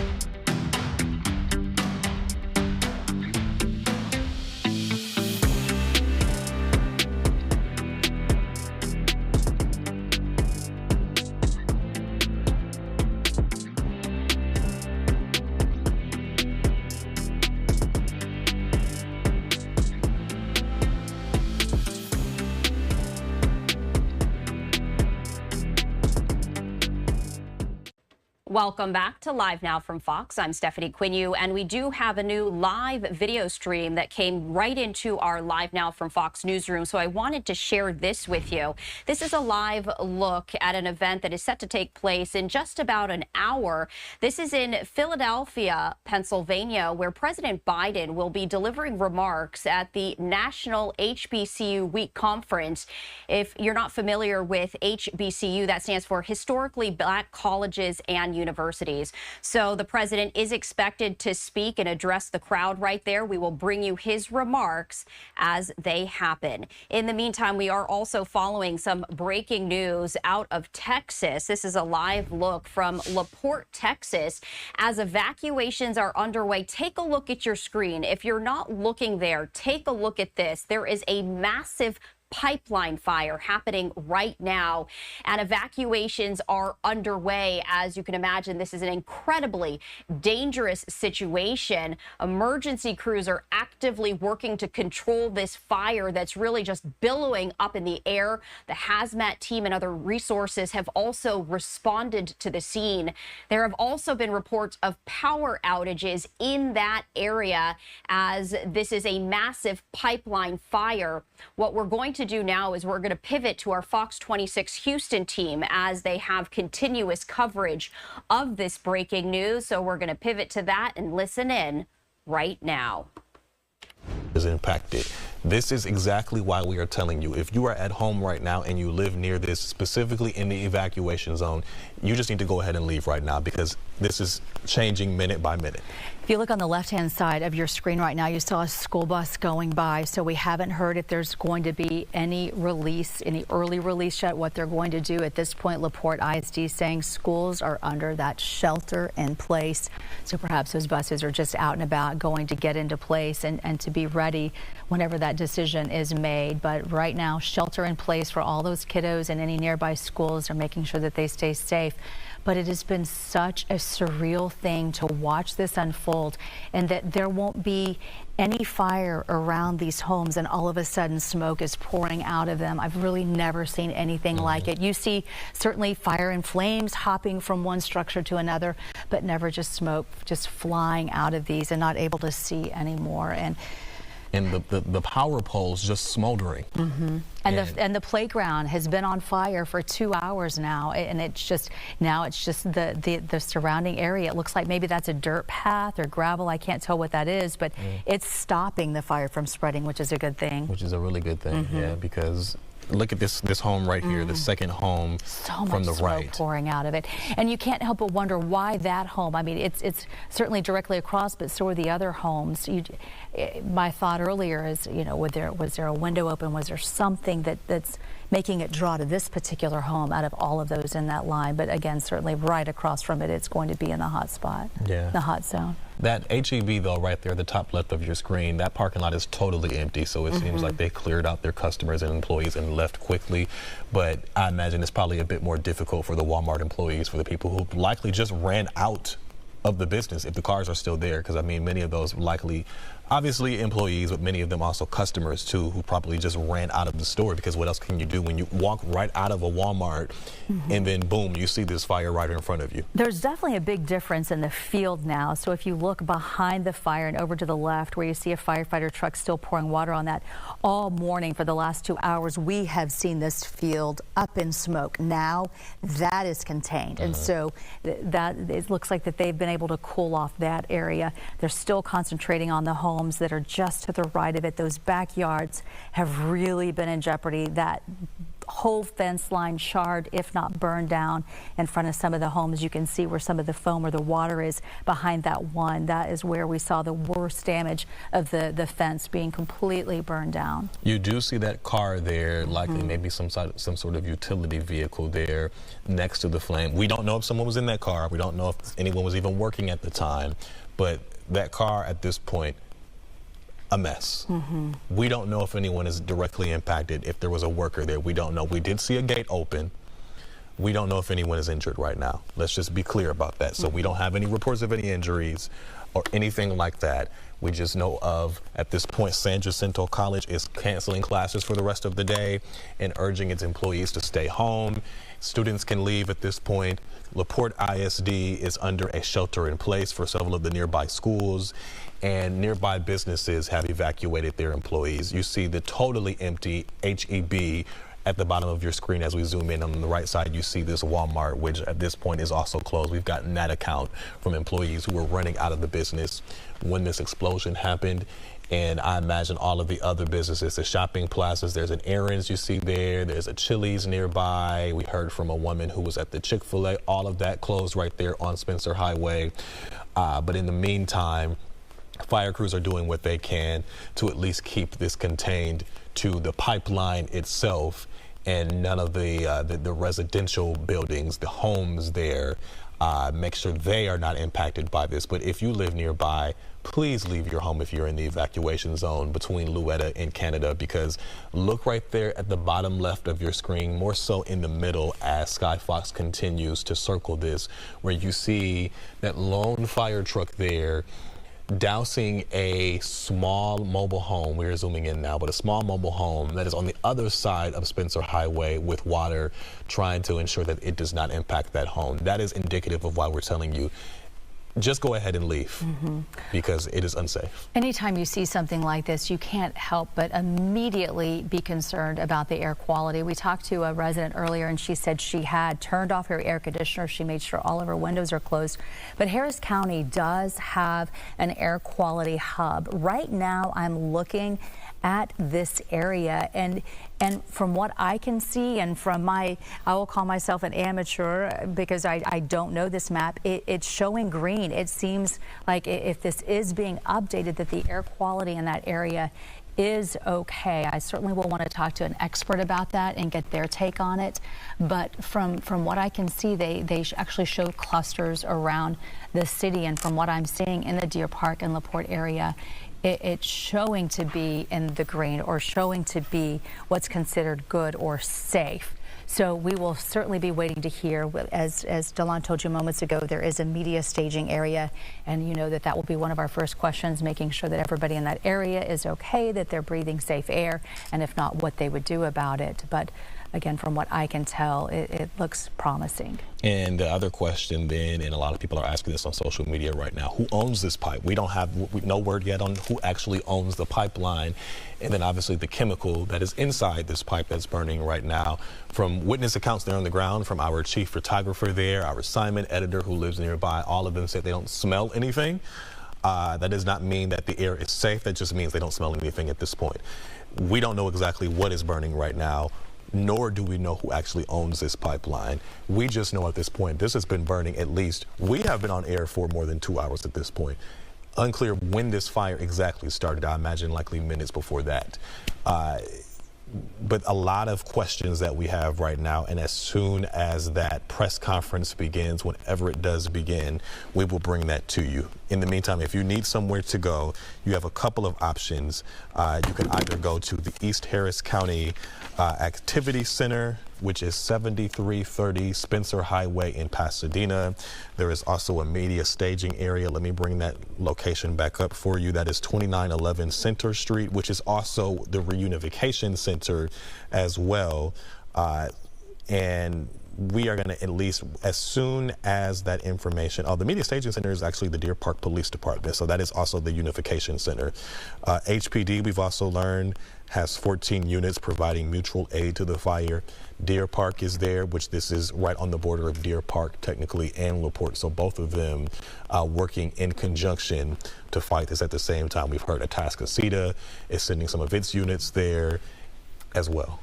Now, as we take a look, if you can look on the right-hand side of your screen, there's a lot of smoke. It may be difficult for you to tell, but all the shingles are now gone on that second house. It looks like they're down to the wood now, and it's just so sickening to see this. It just looks like that these homes are getting more and more damaged the longer this lasts. And you would just think that once the experts figure out what gas line this is, where it is, it seems like that once they shut it off, it should be off. It should be okay, It's yeah. just, how do you safely do that? Where is that? And you know how many investigators, I can't even imagine, are on that right now trying to figure it out. And you would think the second they figure it out and if they're able to get to it safely, that it could be done just like that. The fire's over. Just shut off the power to this thing.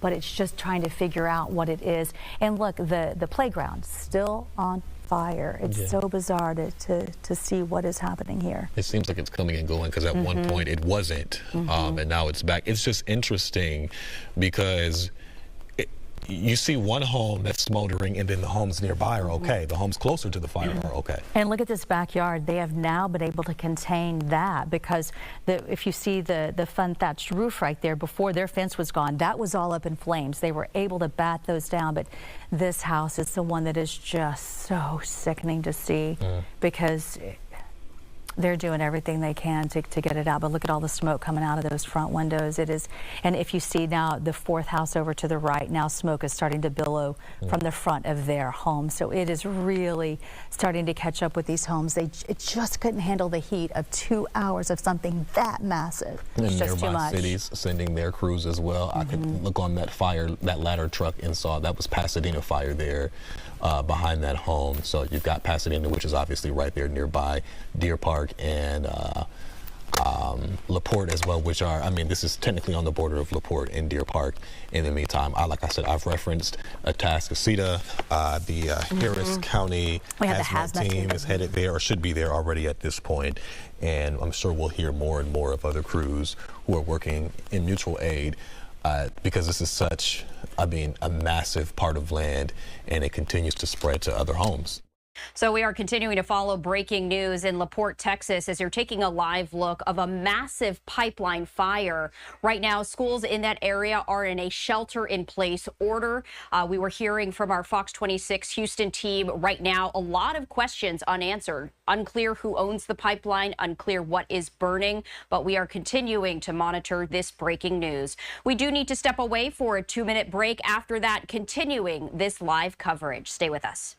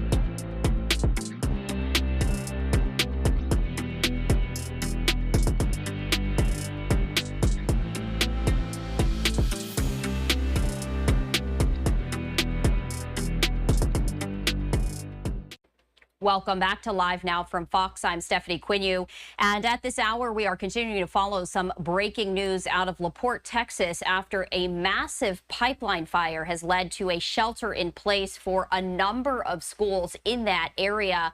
Also, evacuations are in order. I want to head straight to our Fox 26 Houston team coverage as they continue to cover this breaking news. I'm in the neighborhood, actually off of Meadowbrook and East Meadow on the actual street. And from my vantage point, you can actually feel the heat from the flames that are going up in the air here. There's several neighbors in the neighborhood that are pretty terrified that they're not sure if their homes are affected or not. I talked to one lady, and she said she was in the house doing chores, and she just heard a loud explosion, like a boom, explosion, a big boom. And then she ran out of her house, and then everybody else in the street started running out as well. So right now she's just crossing her fingers and hoping that her home is okay. We've been wondering, Ray, I'm sorry to interrupt you. We were wondering where neighbors are going. Where did you meet up with her? Where are they? They obviously a safe distance away from it all. Yeah, there's several of them out here on the street. They're just kind of waiting around because their homes are in jeopardy, and they want to know, you know, if it's okay. I think it's going to be a while before they're going to be able to tell, though, because as you can tell, these flames are not they're not going down at all. So some of them are just standing out here hoping and waiting that, I guess, the fire goes down and they can go check on their property. You mentioned how you're closer there to the fire now. How difficult was it for you to navigate through the traffic to get to where you are now? Well, from my first vantage point to here was only about maybe a mile. And so I kind of took some back streets to get to it. For me, it wasn't that difficult. All right. Our chief photographer, Ray Williams, there on the scene now. Ray, thank you. And you heard him there reference where he could feel the flames at this point. At one point, he couldn't. The closer you get now, you can feel, because this is such a massive fire, you got to imagine that. The closer you get, you have to feel some sort of heat from this massive fire sparking from this pipeline. And you just think about all the neighbors who are just gathering there and just waiting, and I just want them to know our hearts go out to them. It's got to be so tough just not knowing and wondering, because of the problem is here, there's no end in sight. It's not like you can watch progress. You can't watch the firefighters hitting this gas line that can't be put out, and so they just have to wait like all of us, wondering when it's going to happen, and it's just sickening. We have viewers who are sending in videos saying, I could actually feel the heat in my car when it first happened. One of our viewers sent us in saying that they took it at 10 o'clock. So it sounds like it's been going for almost 3 hours now.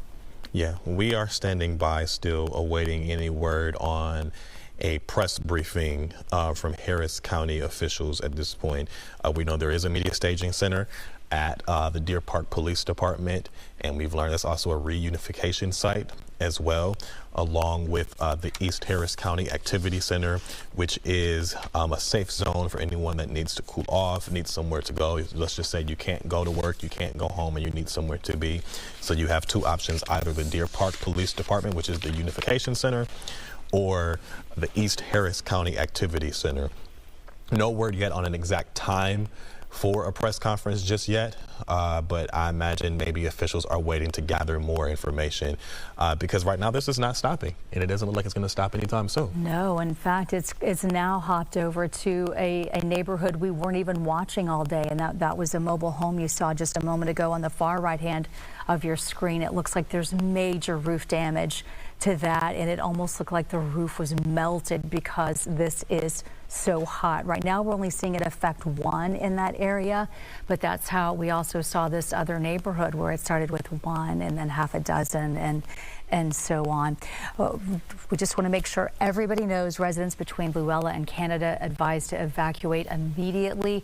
They've been told that for quite some time. We have talked to one viewer who was choosing to stay in that area just to wait and see, but it's just been so unpredictable that city experts are just asking everybody, city leaders, just to move from that area. Fire investigators are worried that anybody could be in danger in this area. They don't want anyone in those homes. Again, it's so nice to hear the SPCA already reaching out, saying a lot of times if you need to go to a shelter, you need to go somewhere you can't take your pets, they want to help you so you can get your pets there, and they will help you out until you can find a safe place for them to stay with you. Yeah, this is. We are continuing to monitor this breaking news out of LaPorte, Texas, as evacuations are underway because of this massive pipeline fire. We were listening in to our Fox 26 Houston team as they did say they do anticipate a briefing to get underway any moment. We are going to step away for a 2-minute break here on Live Now from Fox. After that, we're heading to Philadelphia, Pennsylvania, as President Biden is now addressing a crowd there. Stay with us.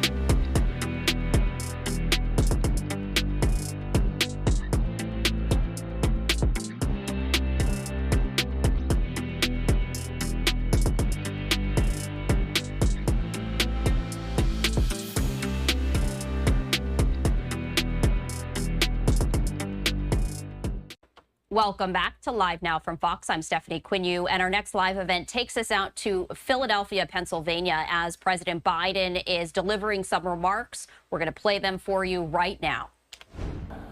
And I mean it, Tony, from the bottom of my heart, I'm deeply moved. By God's grace, we're true friends, and Delaware State will always have a special place in my heart, for real. And to the presidents and administrators of our 101 historic black colleges and universities, it's an honor to celebrate, and I mean celebrate, HBCU Week with you.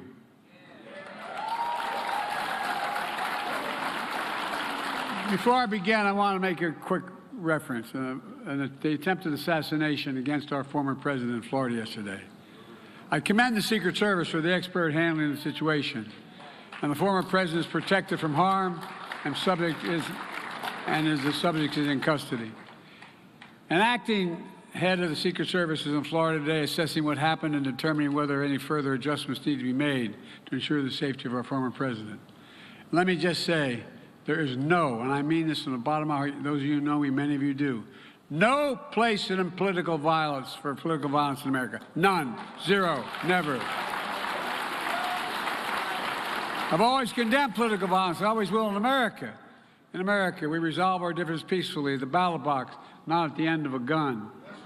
America suffered too many times the tragedy of an assassin's bullet. It solves nothing and just tears the country apart. We must do everything we can to prevent it and never give it any oxygen. Folks, now to today's event. It's an honor to recognize HBCU excellence in our nation. I see excellence in it every single day. I see this weekend the Congressional Black Caucus Foundation. I tell you what, the Foundation Gala, only about 3,500 people there. And I was happy, and I've been wanting to do this to celebrate the first ever White House brunch to celebrate black excellence. Black excellence.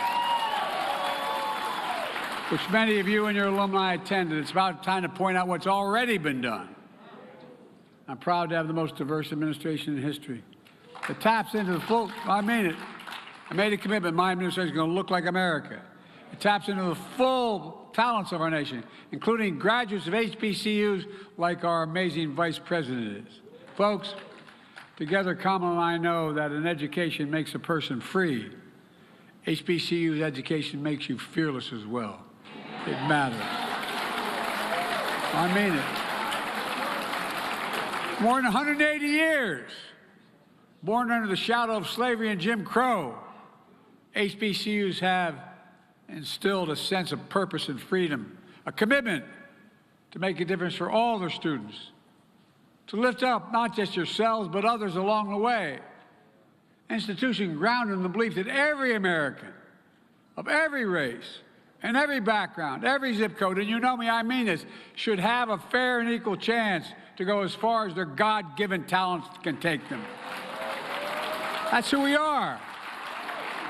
That's what we stand for. But as I've said before, we face an inflection point in history. It comes along every 6 or 7 generations. One of those rare moments in our history when the decisions we make now, right now, are going to determine the fate of our nation and the world for the next decades, for 6, 7 decades to come, and I mean it. When I wasn't going to run for president after my son died coming back from Iraq, I decided that I was going to write another book. We're still in the battle. We're still in the battle for the very soul of America. In 2020, I ran, and I give you my word, this was the reason.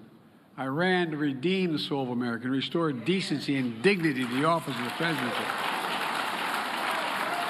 I ran to rebuild and expand the backbone of America, the middle class.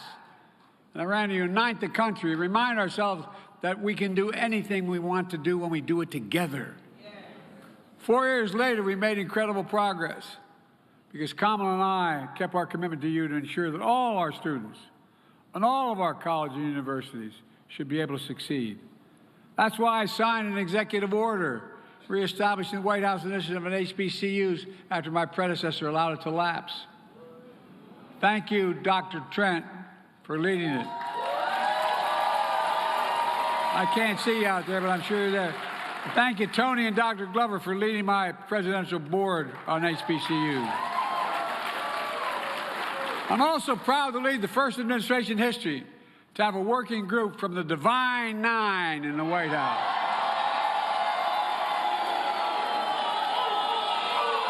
Oh, I got it, man. I may be a white boy, but I ain't stupid. I figured out real quick. And by the way, it's an official group in the White House. Together, we got to work right away with our signature investment in addressing one of the most pressing issues for HBCUs. We all know, and I mean this sincerely, that HBCU students are just as capable as any other students. No, but HBCUs don't have the endowments like many other colleges and universities that are able to fund research labs, improve campus infrastructure, and so much more. That's why I'm proud to be delivering on a record $17 billion. $17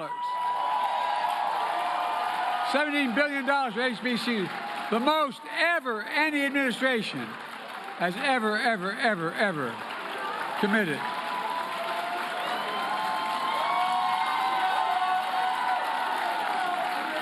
Stay where you were. We've already distributed well over $1 billion. Folks, look, I want to make something clear at the outset. If you notice, the spending we've done, I have to hold back there, the spending we've done has not fundamentally increased the deficit like the other guy did. No, seriously. It grows the economy. The more educated, how can we lead the world without being the most educated nation in the world? How can we lead the world without reaching out to the young people of this country to improve their capacity?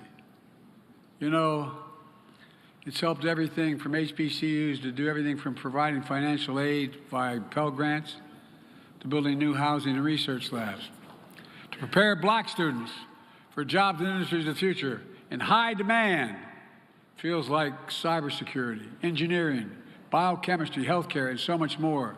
But that's not all. Together, we spearheaded one of the most equitable economic recoveries in history. How, as I said, how can we be the strongest economy in the world and lead the world without the best education system, without taps into the talents of every student, every student. In fact, my Council on Economic Advisors issued a report this spring on the economic power of HBCUs. Here's what they found. They found HBCUs are engines of economic mobility in our country, raising the standard of living for everybody, for real. Despite representing only 3% of the colleges and universities in America, HBCUs are responsible for 40% of all black engineers, 50% of all black teachers, 70% of all doctors and dentists, and 80% of all black judges, and I'm increasing that number too.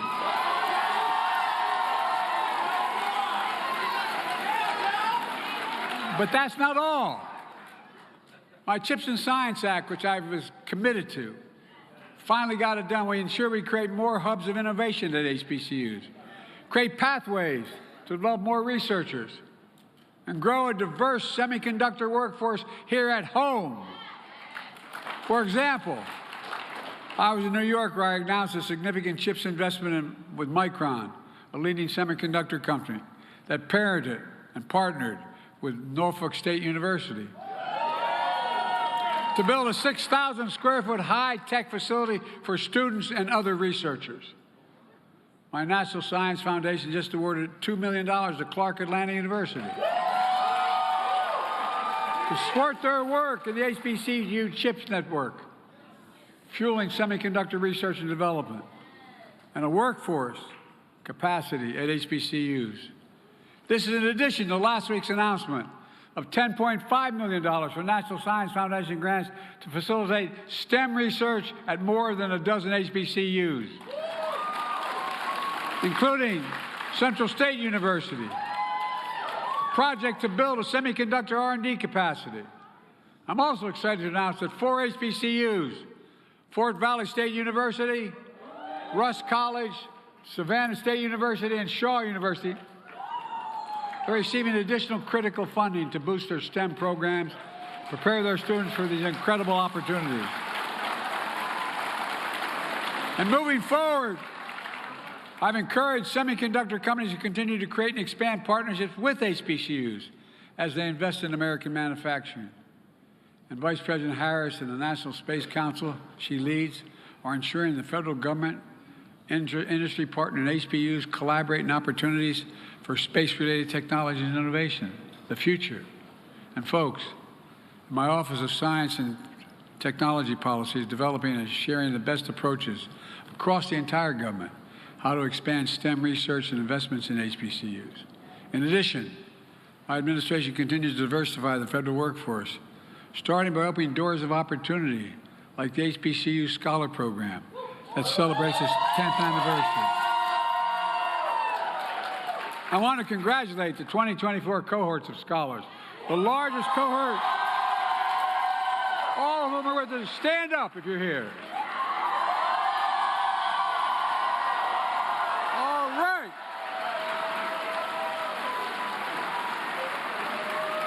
If I'm still around when one of you are president, make sure you don't say who Joe who, okay? We also know that black studies show black students who have black teachers are significantly more likely to graduate from high school and enroll. We've known this for a long time, enroll in college. That's why my Department of Education has provided $450 million to ensure the teachers in our schools reflect diversity in our community. These small things matter a lot. For example, this funding has gone toward the Augustus F. Hawkins program, which is preparing the next generation of teachers at HBCUs. We're the first administration to secure funding for this program, providing almost $40 million to date. And today, I'm proud to announce 4 more HBCUs: Grambling State University, Morehouse College. Oh, I'm so tired of hearing about Morehouse, man. I did the commencement at Morehouse. One grad came up to me, Mr. President, you're not a Morehouse man. The closest I get was doing the commencement. North Carolina Central University and Prairie View A&M University. They're being awarded new grants to increase teacher diversity. But we know that while a college degree is still a ticket to the middle class, that ticket is becoming too expensive. That's why we've increased the maximum Pell Grant by $900 a year. The largest increase in a decade. It matters because HBCUs have twice the percentage of Pell Grant students as non-HBCUs. And my administration also relieved the debt of 5 million Americans, including a significant number of black borrowers. That means you can now start a business, you can buy a home, save for your children's school, give back to your community, and it grows the economy for everybody. It's not the cost, it grows the economy.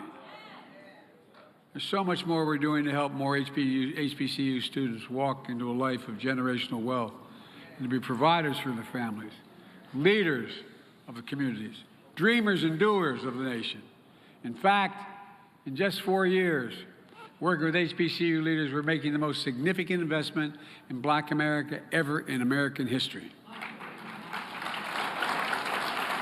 Well, look, we have to be honest about the forces we face.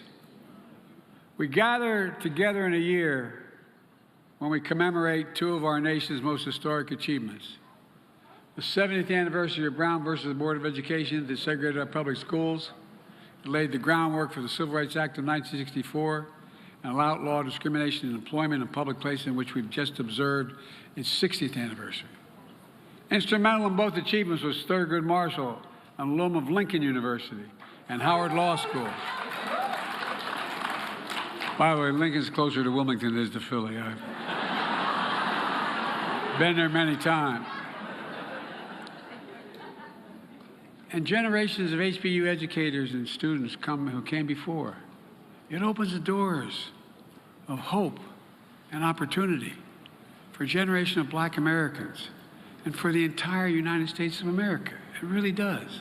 But today, affirmative action and the values of diversity, equity, and inclusion are under attack like not long since I started as a young civil rights guy. Books are being banned. History is being erased. HBCUs have received bomb threats. And right now, lies and hate are being spread about Haitian Americans in Ohio. It's wrong. It's simply wrong. And it must stop.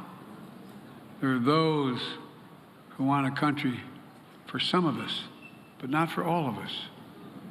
But I've always believed that the promise of America, and I mean it sincerely, is big enough for everyone to succeed. No, I really mean it, everyone. And there's been no more important voice for that truth than the Black community and our HBCUs. That's what I see in your students, future doctors and researchers, curing cancer, artists shaping our culture, fearless journalists and intellectuals challenging convention, preachers and advocates inspiring us all. You prove that Black history is American history. It is American history. And Black excellence is American excellence.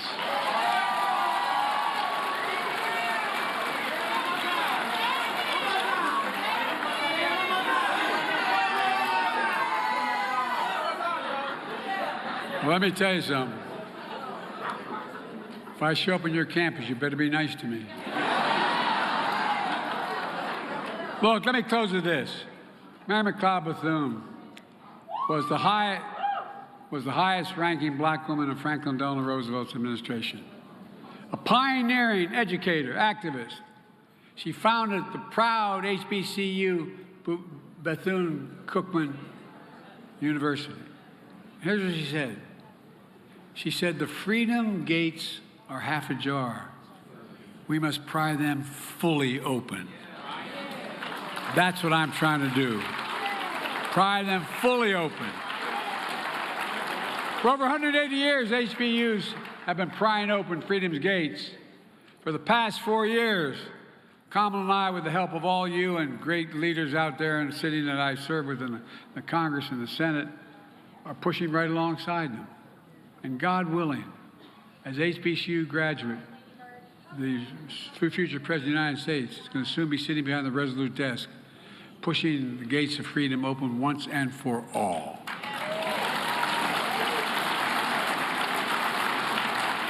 Folks, you probably heard me say this before.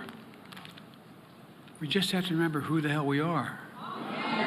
No, I mean it. We're the United States of America. There is nothing beyond our capacity when we act together. Nothing, nothing, nothing. We're the only nation in history that's come out of every crisis stronger than we went in. That's because of you, because of all of us. We're a diverse nation. Therein lies our strength when we unite. So God bless you all, and may God protect our troops. Thank you, thank you, thank you.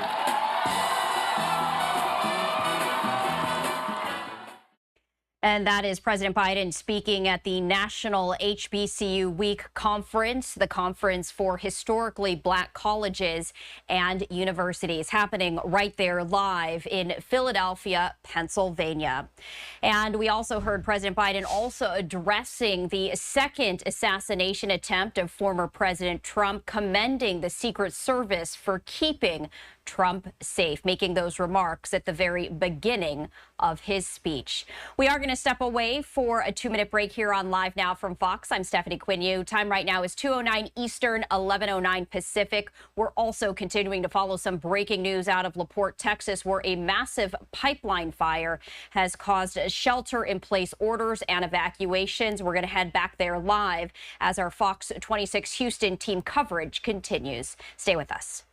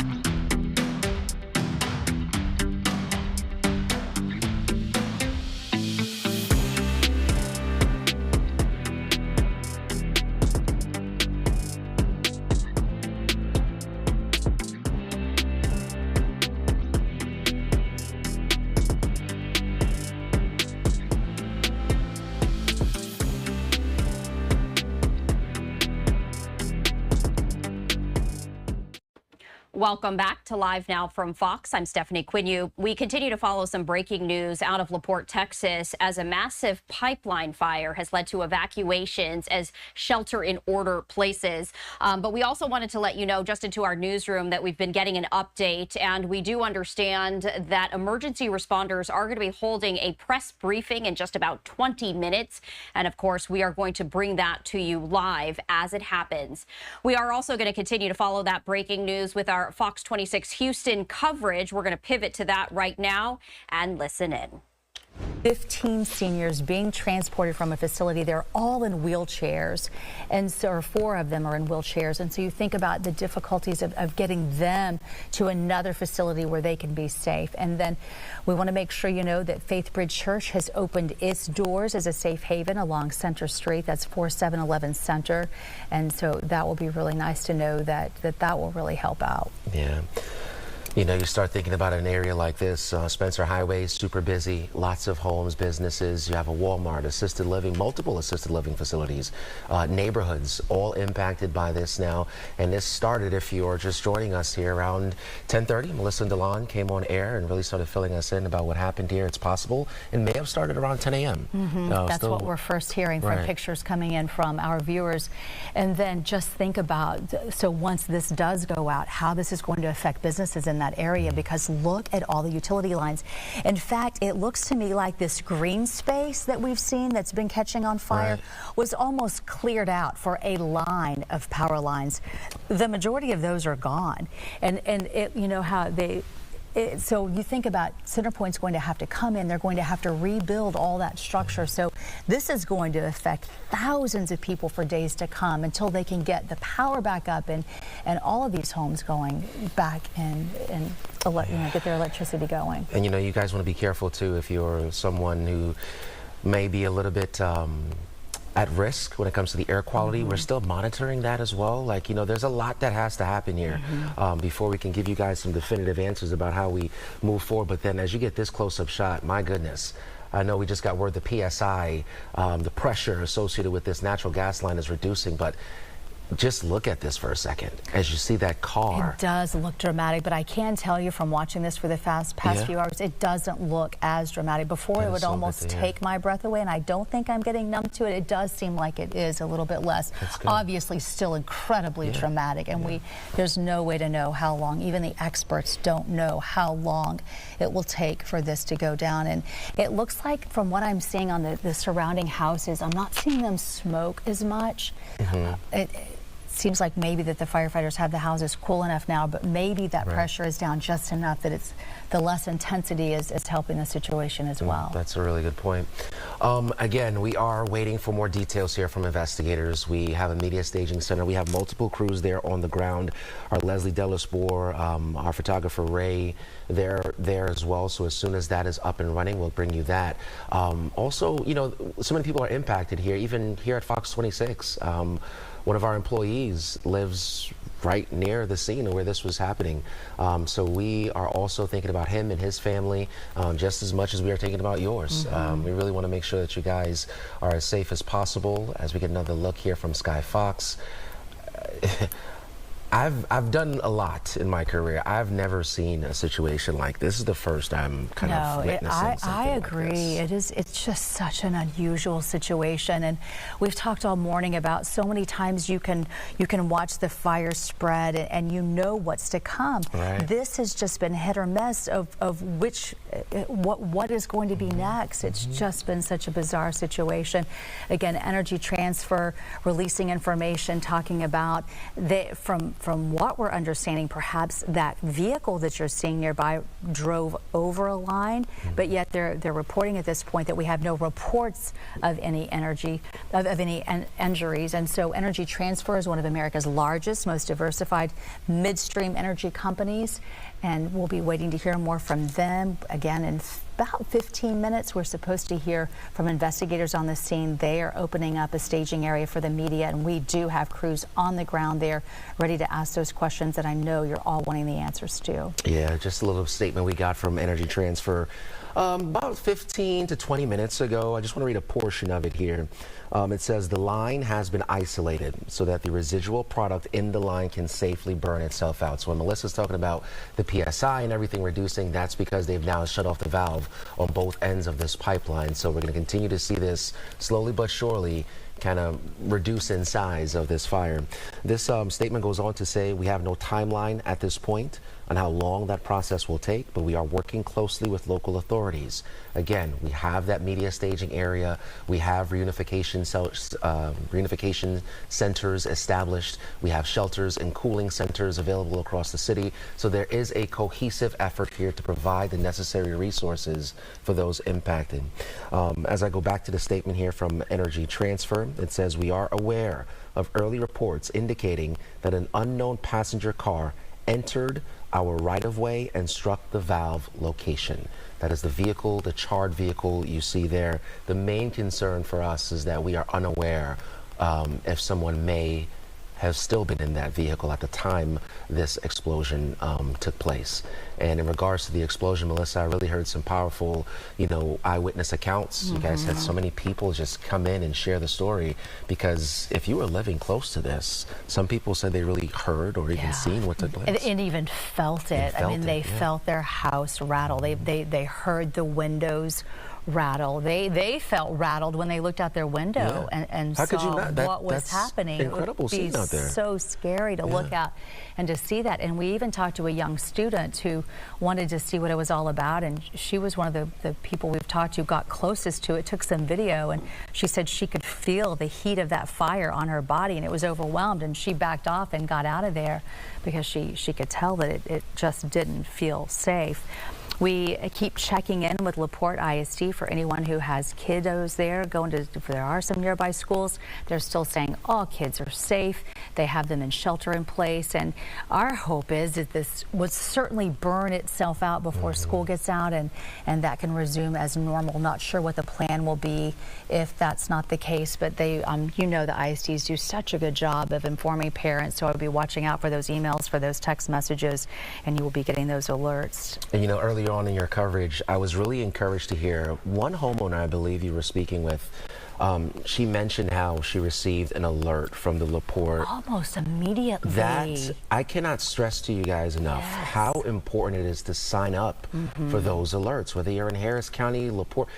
Pretty much everyone in the area has these, the OEM agencies has these text message alerts, and it is And she even got a game changer. phone call just to make sure she didn't see the text message. That is life-saving information, and that's what she said. She was so touched that it came to her so quickly, and it gave her information of, it was limited information because none of us knew what was happening, but it gave her information of what was happening, of the area they were concerned about. I just think it's incredible that they're able to pull that off in a crisis and be able to locate that information and send it out like that. It is certainly a blessing to our community to have that. And once you get that information, you can then make the best decision for you and your family. And that's what it's really about, reducing the risk to any family out there as firefighters, law enforcement work to investigate and put this fire out as soon as possible. This main street that we keep showing is Meadowbrook and East Meadowbrook. It's along Spencer Highway, and those are the homes that are really have been at jeopardy, that we've just watched firefighters work so hard, so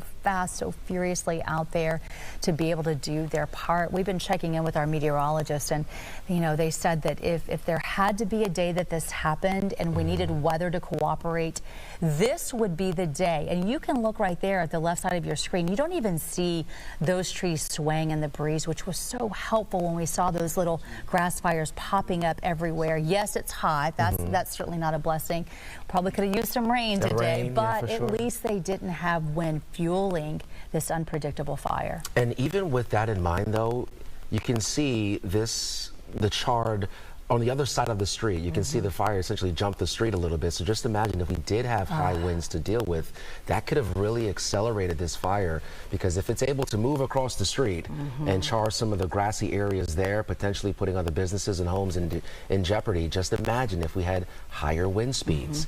And as you look at this bird's eye view from Skyfox, you see that green belt. It really looks like they might have cleared that out just for power lines, because you see them every so often. It looks like that's what it is. So this was certainly an area that is going to be affected, and CenterPoint is going to have a whole lot of work to try to put that back together. But we want to encourage you to know that they are on standby. They say they are certainly aware of this. The most that we heard at any point has been 700 power outages from it. In fact, we talked to one woman who just lives half a mile away, and she said her power went out instantly. It was flickering, but then came back on, and she's had it on. And so it hasn't affected everybody in this area. And again, as you get another close-up look here, you see the roofs of these two homes and the water, the amount of water just being doused on these homes. The home on the left missing most of the roof. You can see some smoke coming out of it as well. This will be, from an insurance standpoint, so many families when they return, they're going to be having to deal with this, because you can see the velocity of the water as they're trying to preserve as much of the house as possible in terms of the framework, try to reduce any fire or anything from spreading. It definitely is taken away from some of the shingles and the siding from some of these homes there. But this is just necessary. This is what firefighters have to do right now to try to make sure this is contained. Again, Melissa mentioned the PSI levels are reducing. That is a major update here, because once those PSI levels continue to reduce, the intensity of this natural gas line and the flames that are erupting from it, that continues to reduce. In theory, the fire goes down. We're able to get some more information here, and we kind of close this thing off as firefighters are on several ladder trucks dousing these homes with just gallons of water. Right now, we have a Constable Precinct 3 on the phone with us. Let's talk about what's going on for people who need a place to go. Thanks for joining us, Constable. Can you bring us up to date with what's happening right now as far as setting up shelters for people to go? Yes, we requested from Commissioner Garcia's office to set up a shelter here in Pasadena, so folks that were evacuated from close to the fire can come in here and get cool. And also, we're going to have water and some food available also. And Constable, just talk about the moments when this first happened. Talk about the steps that was taken to establish the safest possible resources and provide the public with those resources. What had to take place for that to get done? When we first got the initial call, it was a mutual aid from local law enforcement, Deer Park, LaPorte. So I've got deputies out on the scene assisting with traffic control, and also helped with evacuating the neighborhoods that were around the fire. Once that evacuation started, that's when we made the request here to the Commissioner's office to stand up a shelter, and it immediately went into action. Can you tell us about how many people are there, and just the sense that you're feeling from people? I would feel it would be that they're scared, that they feel desperate. What are you getting from them? We have not received anybody here yet. Oh, okay. So we're awaiting. Like I said, I've got a deputy here to assist with anybody that needs help. They did say that you can bring pets as long as they're in a kennel. And like I said, it's a nice, cool place to get out of the heat. My deputies had told me that there were people standing at gas stations close to the area that were evacuated, and we welcome them to come on over here and come into the AC. Oh, that's huge, just to know for people have a place to go. And I'm sure a lot of people were probably at work. Their kids were at school. They haven't even been home, and they're going to come home and not have a place to go tonight. So it's great to know that it'll be there. Will it be overnight? What are the hours that you plan to stay open? The Commissioner's office told us as long as we need it, that it's going to be a 24-hour shelter.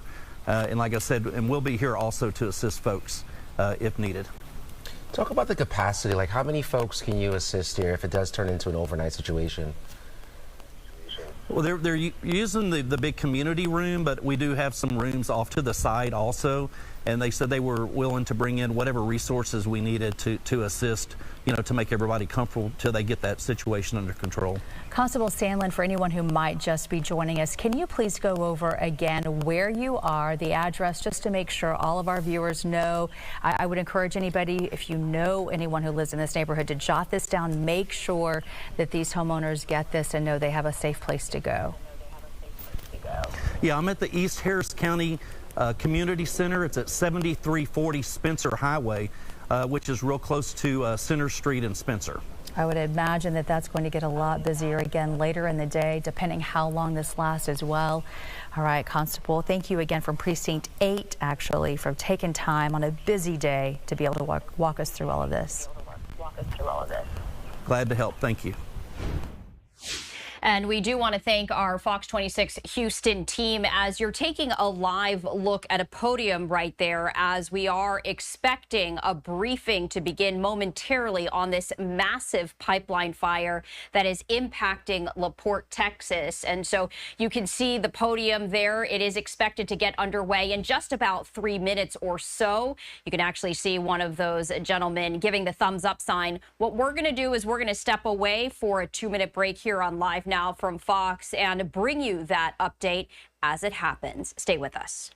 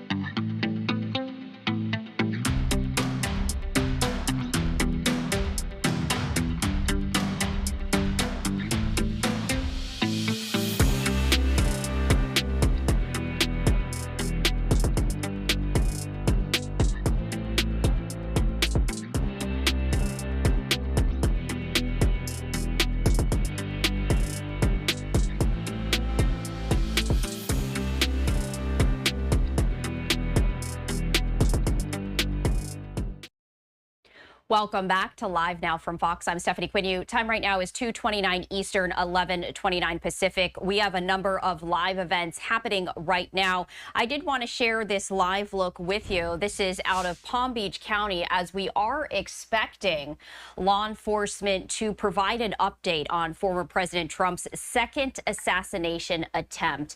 And you can actually see that red police tape right there. This is the golf course where that attempted assassination occurred yesterday. We did bring that to you as breaking news. 58-year-old Ryan Ruth now charged in the second assassination attempt of former President Donald Trump. He made his first court appearance in a Florida federal courtroom earlier today. Officials have levied 2 charges against him: possession of a firearm by a convicted felon and possession of a firearm with an obliterated serial number. Officials say Ruth could face up to 15 years in prison if convicted on the first charge and a possible 5-year sentence on the second charge. According to federal prosecutors' complaint against Ruth, cell phone records show that Ruth was in the area of the golf course tree line for about 12 hours, from approximately 1:59 a.m. until 1:31 p.m. on Sunday. According to court documents, Ruth was stopped by officers about 45 minutes after he fled the golf course. And we're learning new details in all of this. An agent who was surveying the golf hole ahead of the former president, he noticed the muzzle of an AK-style rifle sticking through the shrubbery that lines the course. He fired. The gunman dropped the rifle and fled in an SUV, leaving the firearm behind along with 2 backpacks, a scope used for aiming, and a GoPro camera. That's according to the Palm Beach County Sheriff. So we are anticipating that at 4 p.m. Eastern time, we will learn more more information. As we understand, Secret Service, FBI, law enforcement agencies will be providing an update on the former President Trump's second assassination attempt. We will bring you that in its entirety right here on Live Now from Fox. Meantime, we're also continuing to follow some other breaking news. Take a look at this. This is a live look from LaPorte, Texas, as there is a massive pipeline fire there. And we wanted to share this with you. This is a look from the helicopter of the Fox 26 Houston team. But take a look at that charred remains of the car right there next to this massive pipeline fire. We are expecting that officials are going to be giving us an update any moment now. And in fact, I do see that that seems to have just gotten underway. We're going to pivot now and listen in. He was making sure that any resources that we needed from the state on down are being extended. Let me start out with the most current information that we have is that the pipeline is owned by Energy Transfer. The fire is contained to the extent that we've got a perimeter set up, and some levels of evacuation have been conducted, and the pipeline source is being shut off, and there is a time frame that's going to be extended to hours, I will just say, on how long it's going to take for that product to be burnt off. We've got evacuations that have occurred, which many of the surrounding businesses, there's too many to list, but HEB, Walmart, we've got 2 schools, Heritage Elementary, College Park Elementary. We've got shelter in places for James Baker and San Jacinto College.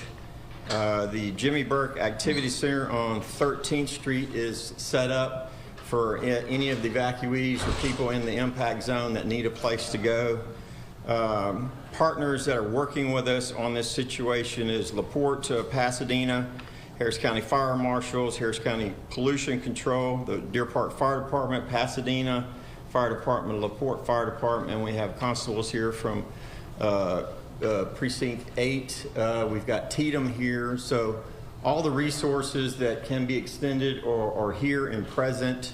Again, we're just in a containment mode to any of the facilities that are in close proximity. As you can see with the cameras, that the fire is it's very hot, so a lot of the house structures that are adjacent to that are still catching on fire, even though we're putting a lot of water on them to try to control that.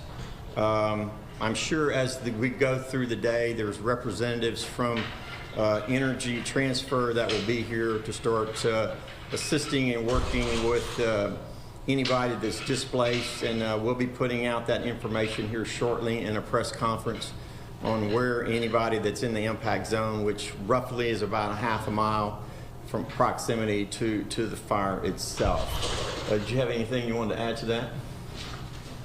Anybody have any questions? Do we know the cause of this fire? The cause is under investigation, and it's way too early to speculate exactly. Mayor, right now, how many injuries, if any, including your first responders? Got that. We have one fireman that had minor. Thank you so much. There's one fireman that's been treated for minor injuries. So far, that's it that we've treated through our EMS. Can you guys talk a little bit about the rotation of the first responders right now? Obviously, it is very hot outside. Obviously, this fire is really big, shooting up hundreds of feet in the air. Can you talk a little bit about how you guys are approaching this response-wise? Yes, we've been in contact with the command staff on scene, and they have requested. All right, you got me? All right, fantastic. All right. I'm not. All right, so it does appear that that abruptly changed out, but what I'm going to do is this. We're going to head back to our Fox 26 Houston team as they continue this live coverage. Let's listen in. Are quite jarring for a lot of people in our community. Well, we've dealt with a number of things. This is my 12th year as mayor, but specifically to this type of incident, no, not specifically. Mayor, you mentioned that there's some houses that got on fire. Do you know how many homes are? Right now, there's approximately 5. That is the closest that you can see on most of the video or audio that's being put out there. That is being, you know, the fire department is putting water on that to try to keep them from catching on fire. But did they actually catch on fire, or this is preventative measure? I think a combination of both. Correct. Mostly due to the radiant heat coming from the pipeline fire. And, you know, it was light smoke coming up, no major smoke coming off the structures. They were able to get in there and extinguish the hazard. So the fire, I want to double check. The fire occurred in Deer Park, but I know there's some damage in LaPorte, but I just wanted to double check that where the fire took place, that's Deer Park. Correct. Some of the fires that had gone onto the grasses and affected by the power lines, are those contained up to your knowledge?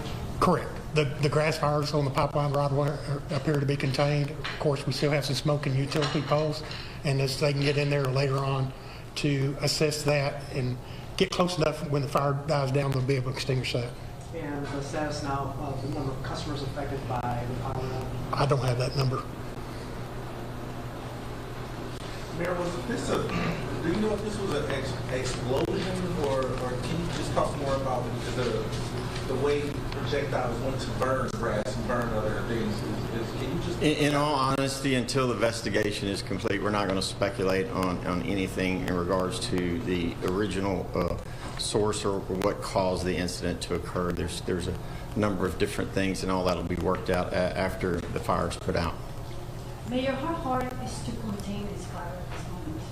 It's been, you know, for hours like that. Okay, so the product in the pipeline is just going to have to burn off. They've shut the pipeline down, and until all the product that's in that pipeline burns off, it will be hours, if not into tonight or tomorrow. It'll be a while before it goes out, but it's just something that we're going to have to wait until all that's burnt out. And then what's it? Do we know what's burning? What? Do we know what's burning? It's a liquid natural gas. And once it actually burns out, I guess we still have to evaluate before you'll be able to let people put the things back in? That would be a good assumption. Is there any threat to the environment?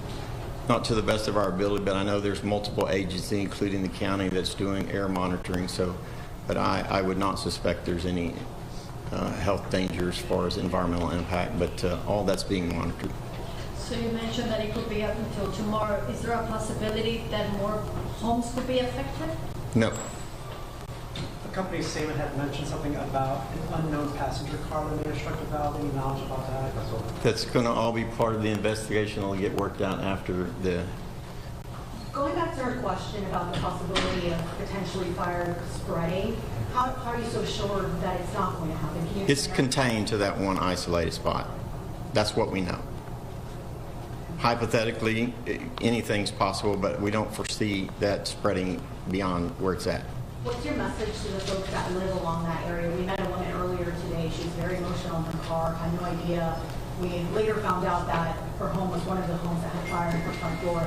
Can you just explain what you tell to people in that community that unfortunately are being impacted by this? It would be concerning to me if I were to know I couldn't go home this evening. So sure, it's going to be a situation that we're all going to have to work together, including with the Energy Transfer Company, to find everyone in that impact zone a temporary situation to make sure they have what they need, whether it be starting tonight. Hopefully, in most cases, as we know through any of these incidents, family is going to play a major role in giving places a short term for people that are displaced. But there will be some that are displaced, whether it be directly from the fire or potentially from power outages, because through that area is also a main distribution line of power. So all of that will be dealt with and mitigated to the best of our ability.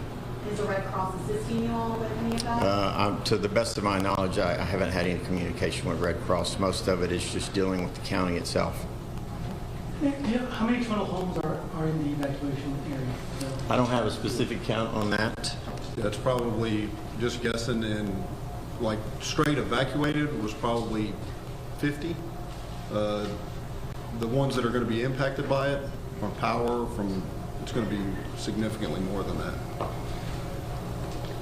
Can you talk to us about if you go back to check on the belongings, or is that going to wait until after? Once it's safe, we'll let people back in, but the product has to burn out of that line enough that the temperature gets down where it's safe for people to move back in before we'll let anybody back in. talk to us about the process that went into place, the gears that started turning with the help, with everyone coming in, setting setting the parameters to fight this. Just talk to us about the process that everything that happened. Yeah, go ahead. All right, once the call went out, our fire department responded. LaPorte Fire Department is right down the street from there too, so they automatically responded. From an emergency management standpoint, I was already I was in contact with the City of Pasadena, Harris County, TDM, and LaPorte. And we all started working together and get the wheels rolling on all those type of things. Once the fire department was down there, they coordinated with the EMS for anything, and then they set up a command post, a unified command post, and was coordinating the response from that location. And we also were working with Pasadena, sent us their drone team, so we've been monitoring drone footage from the scene and keeping an eye on things that were going on there. I've seen officials from Baytown, or first responders from Baytown, see about how many is all over pretty much that you guys have? Well, mostly, I know initially from LaPorte, Deer Park, and Pasadena, and we requested some assistance from SEMA, Channel Industries Mutual Aid, for some manpower, LaPorte EMS, and Deer Park EMS as well. So I would imagine there's probably a good over 100 responders out there. We do need to step away for a 2-minute break here on Live Now from Fox, but continuing to follow this breaking news after that. Stay with us.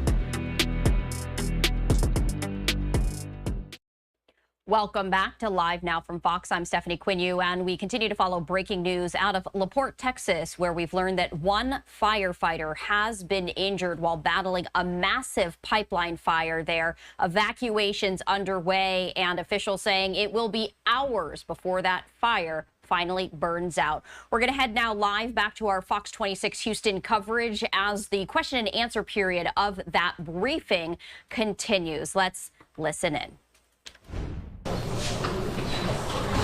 We were just listening to a press conference over in Deer Park. We heard from the Deer Park mayor and a lot of new information coming in. One of the big things is that there were about 50 homes that were actually evacuated. We know that 5 homes had the fire department putting out water on a combination of reasons. One, because it was either on fire or because of the radiant heat. Now, one of the things that we're wanting to know about is when this fire will actually go out. Well, that what you're looking at is liquid natural gas that is is burning. This according to the city of Deer Park. We again heard from the mayor there. So he says there is no timeline. It could be this evening or even into tomorrow. But that area again has been evacuated, at least a mile surrounding the radius there. Now, the other thing that was shocking also for a lot of people is the fact that there were cars that were parked nearby.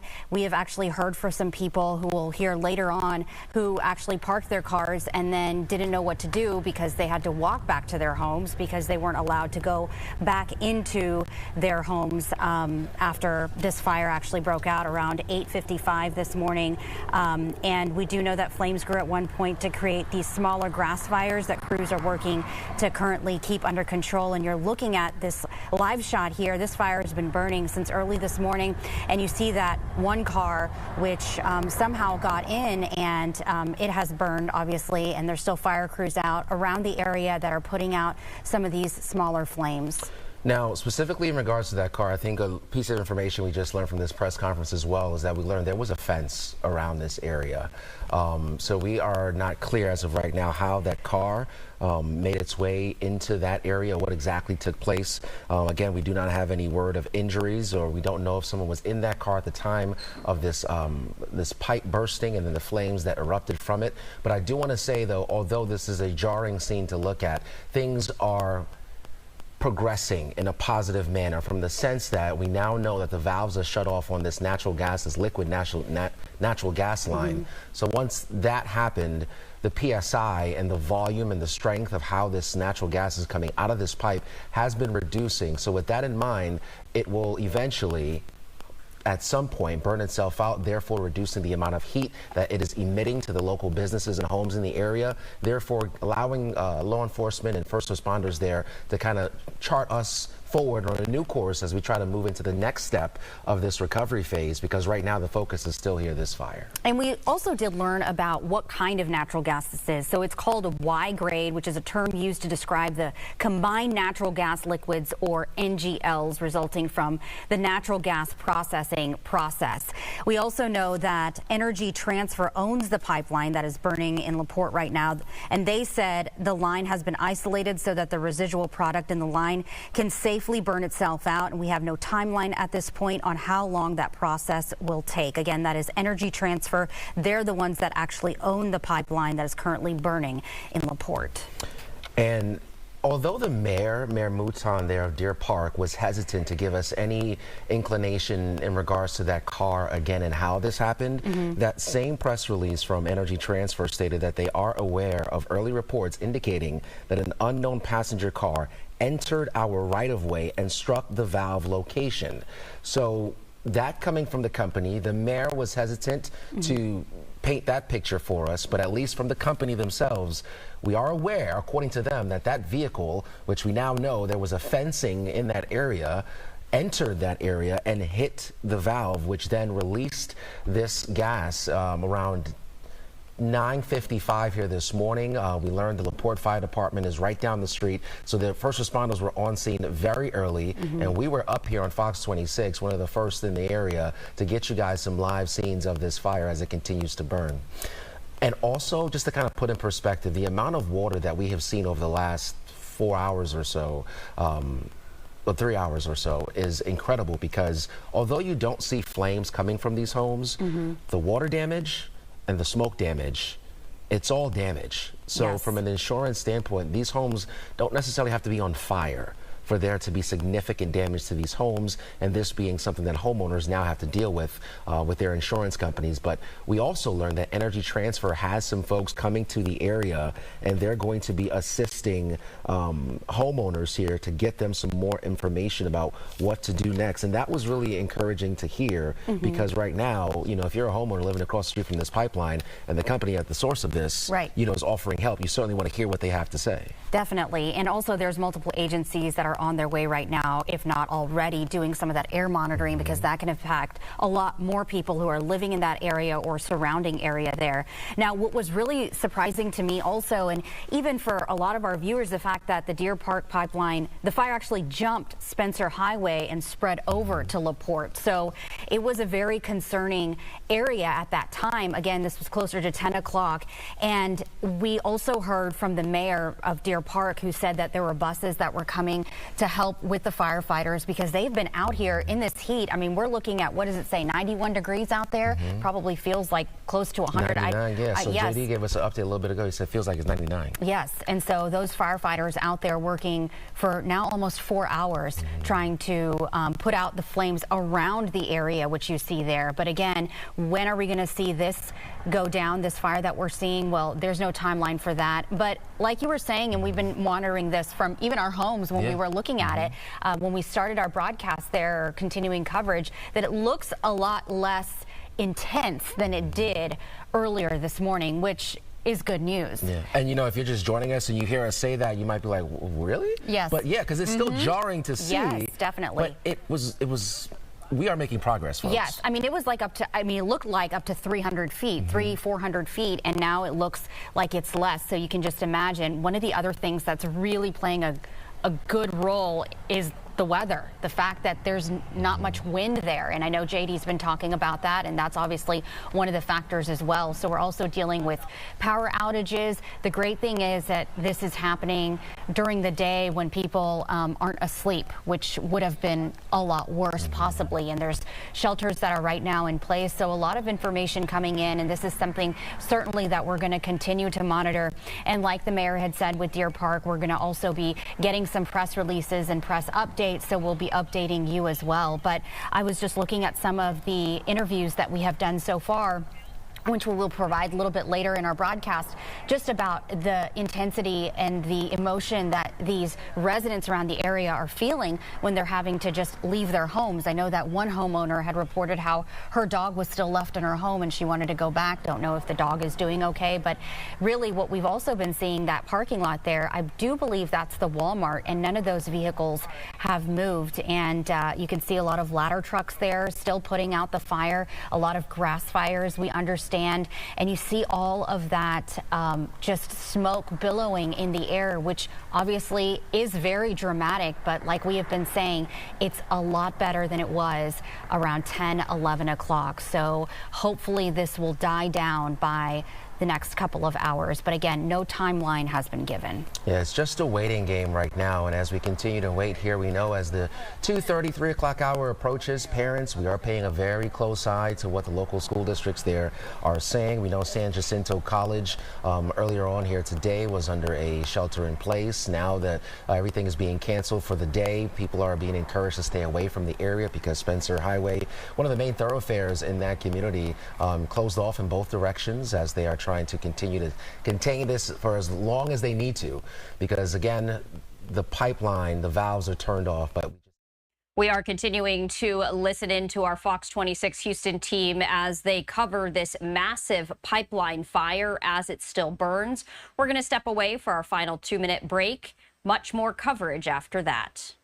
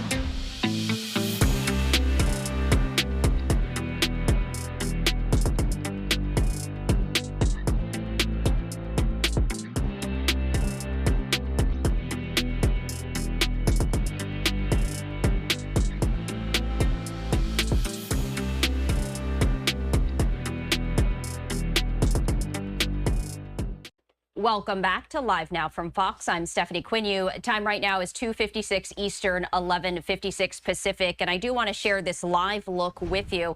This is a live look out of West Palm Beach, Florida, and you can see a number of law enforcement vehicles blocking off this section of the road. This is a live look from the West Palm Beach Golf Club, where former President Trump was golfing yesterday as a man tried to take his life. That man, 58-year-old Ryan Ruth, is now being charged with 2 counts. One, possession of a firearm by a convicted felon, and possession of a firearm with an obliterated serial number. Now, coming up at 4 p.m. Eastern time, so in just about 1 hour or so, we are expecting law enforcement to provide more information as they hold a briefing on former President Trump's second assassination attempt. And so we will bring that to you right here on Live Now from Fox. We're learning more information about the suspect who made his first court appearance in a Florida federal courtroom earlier today. According to the federal prosecutor's complaint against Ruth, cell phone records show that Ruth was in the area of the golf course tree line for about 12 hours from approximately 1:59 a.m. until 1:31 p.m. on Sunday. And so we did want to share that live look with you, as we will be airing that 4 p.m. Eastern time update right here on Live Now from Fox. Meantime, we're continuing to follow additional breaking news right here as you're taking a live look from LaPorte, Texas. We have been sharing these very powerful images of a massive pipeline fire that continues to burn in this area.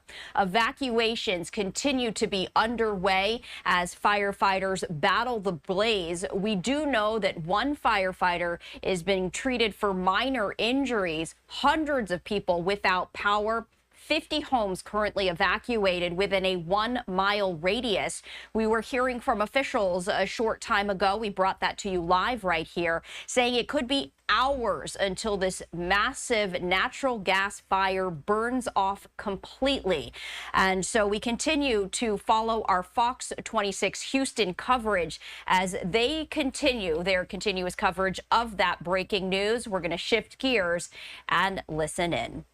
In that area, we see about 5 of those homes seeing significant damage, and on top of that, we want to make sure that you guys are safe. So thank you guys so much for joining us here on Fox 26 Houston on air. But again, Rosh, we continue our coverage online. Yes, we certainly do. We'll be getting more information also on the air monitoring and the quality control there, which does affect a lot more people as well. So we'll be continuing our coverage. Please join us on fox26houston.com or our Fox Local app, which is free to download on your smart TV.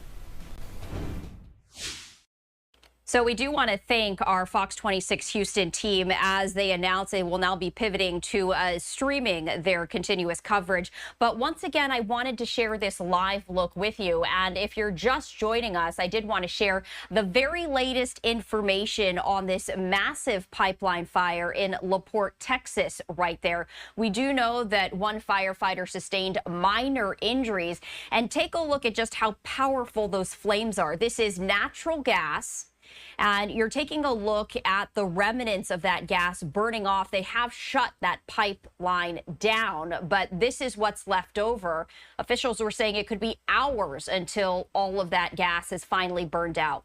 You can also see in the background the continual stream of these firefighter hoses as they are hosing down the roofs of the houses right next to this fire. We have seen some of the homes just destroyed, the flames just tearing apart the roofs right here. And so we know about 50 homes in this area have been evacuated. People not allowed in the vicinity. As you can imagine, this is an incredibly dangerous situation. To the left of those flames, it's a little hard to tell, but there is the charred remains of a vehicle. And right now it's a little unclear as to exactly how that vehicle got there. According to our Fox 26 Houston team, there was a fence surrounding that pipeline. So still a lot of questions as to exactly what led to this fire, where that car is from. We do know that a firefighter was treated for minor injuries, but at least at that point in time, that's the only injury that we have heard of. So we are continuing to monitor this live event, and we did want to share that with you as we continue our coverage right here on Live Now from Fox. We also know that hundreds of people are without power, and officials are saying that it could be until tomorrow morning before everything is clear. There is no specific timeline because there's just so much leftover natural gas that still needs to burn off. And so this is a live look out of LaPorte, Texas right here as evacuations continue to be underway. And this is around when schools are closing. Right now, we do know that schools are in a shelter-in-place order. About 4 elementary schools are in a 1-mile radius. So it's a little unclear as to exactly what will happen to the children, because this is a very dangerous situation. But you can see the continual water being poured onto these homes right here. The residents not allowed to even see these homes because it's so dangerous, and so many of them worried that some of their homes might be affected. And this is a residential area, as you can see the aerial view from here.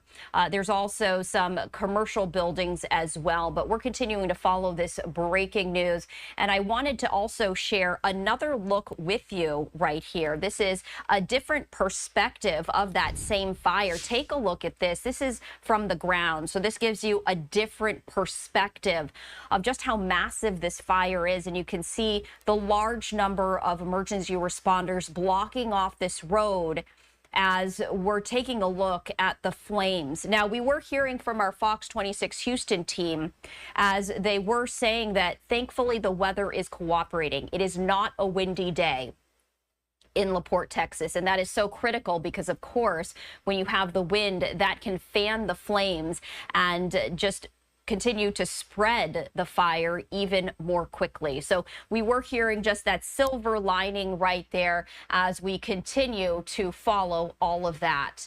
We're also going to now pivot back to that other aerial shot just to give you another perspective, as we do have several cameras in this area.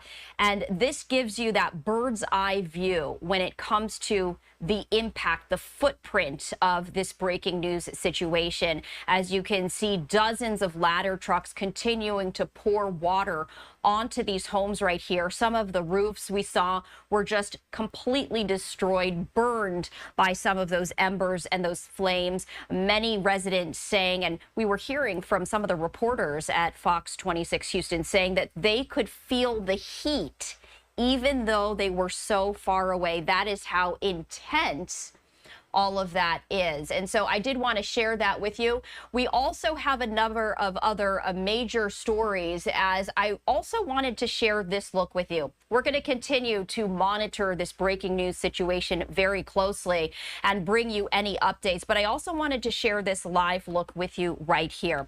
This is a live look from Springfield, Ohio, as we are expecting Governor Mike DeWine to be briefing as he is sending extra state law enforcement officers to Springfield, Ohio, to help the city deal with a surge in traffic problems he says are the result of just an increasing migrant population.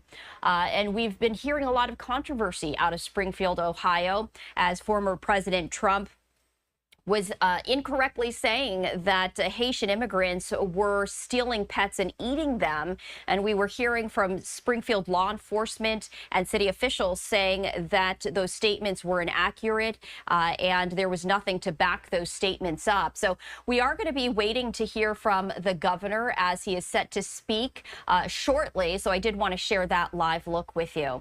What we're going to do now at 3:06 Eastern, 12:06 Pacific is we're going to step away for a 2-minute break. As you can see, that live feed has abruptly ended. This is live, this is raw, this is unfiltered. We do get these live streams from all across the United States as well as all across the world. Sometimes, though, they do end and then they get back up, as we see that happening right here. We're going to take a 2-minute break. We'll be right back.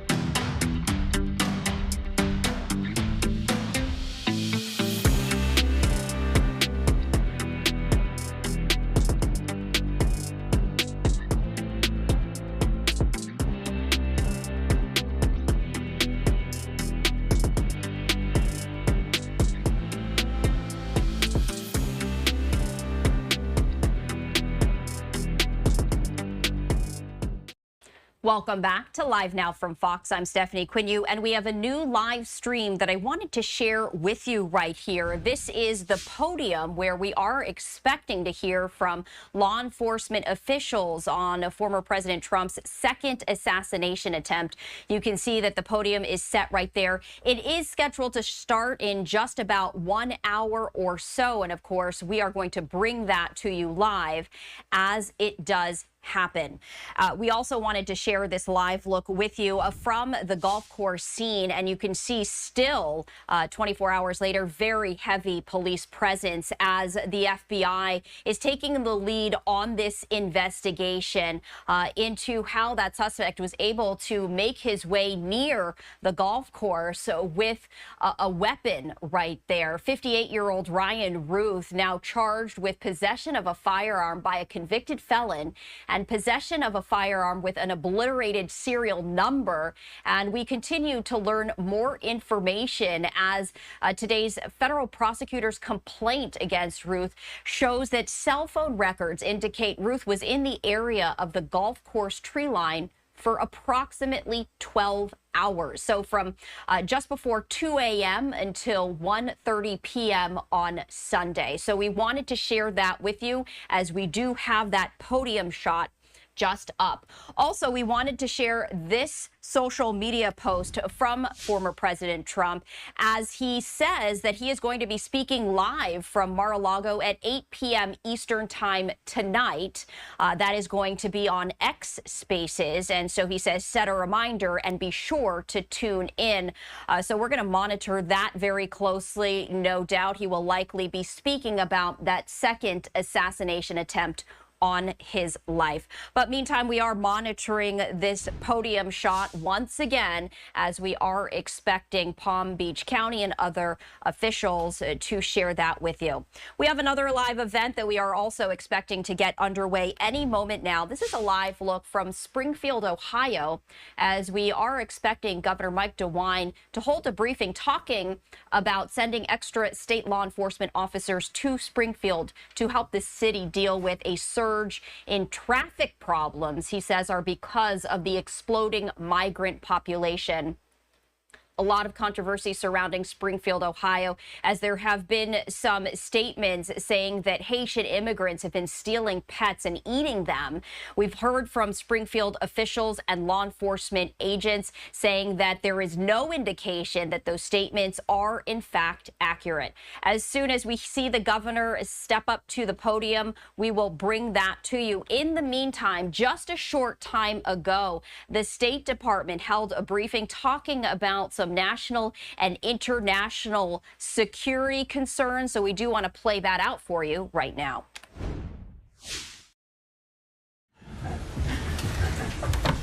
Afternoon, everyone. Happy Monday. Start with you are all very chipper on a Monday, appropriately chipper. Let me start with some opening comments. The United States remains deeply concerned by the ongoing anti-democratic actions of the Georgian government, which are incompatible with membership norms in the EU and NATO. In addition to the passage of the so-called foreign influence law, we have also seen the Georgian government repeatedly, violently crack down on Georgian citizens who protested that law. Today, the United States is imposing sanctions on 2 Georgian government officials and 2 leaders of a violent extremist group, as well as imposing visa restrictions on more than 60 Georgian individuals for their involvement in human rights abuses, corrupt practices, or other anti-democratic actions. These actions come as a result of our ongoing comprehensive review of all bilateral cooperation in Georgia due to persistent anti-democratic actions, as well as false statements by senior Georgian government leaders that are contrary to the spirit of our decades-long relationship with the government of Georgia. The Georgian government can recommit to its Euro-Atlantic trajectory by conducting free and fair elections, withdrawing and repealing anti-democratic legislation, and demonstrating significant and measurable progress on outstanding EU accession reform recommendations. The United States has been the biggest supporter of Georgia's economic and democratic development for the past 32 years. Our assistance has focused on making Georgia stronger, more prosperous, and a more capable country, or a country more capable of defending its sovereignty and territorial integrity. We hope that the government of Georgia will return to the path that its people so evidently desire. For that, Matt. Oh, that's it? That's it. Nothing else? That's it. You're sure? Okay. Sure. All right.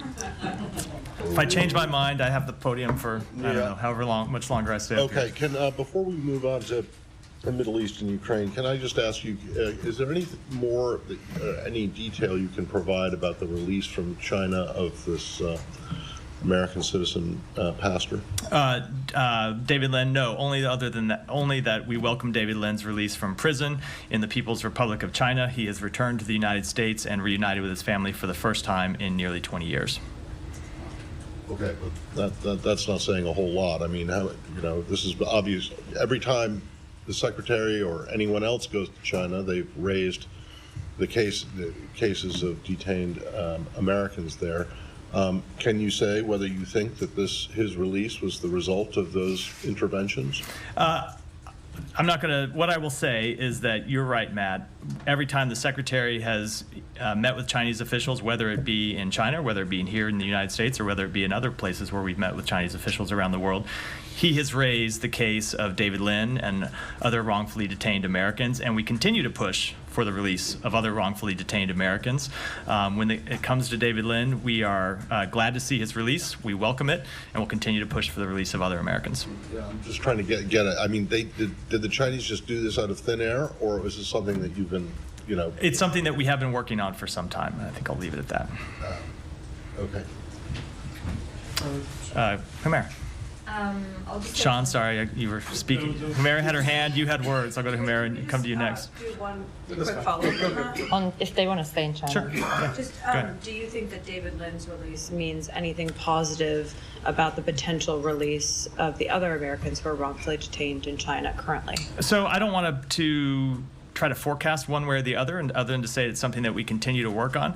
As you know, when the secretary went to Beijing last June, we were trying to restart the relationship so we could work together, not just on the big issues that face the world, where we thought it was important that we have an open line of communication, but also a number of bilateral concerns. And one of the bilateral concerns that we have had is the wrongful detention of American citizens. And so we are pleased to see David Lin's release. It's an important step forward, and we're going to continue to push for the release of other Americans.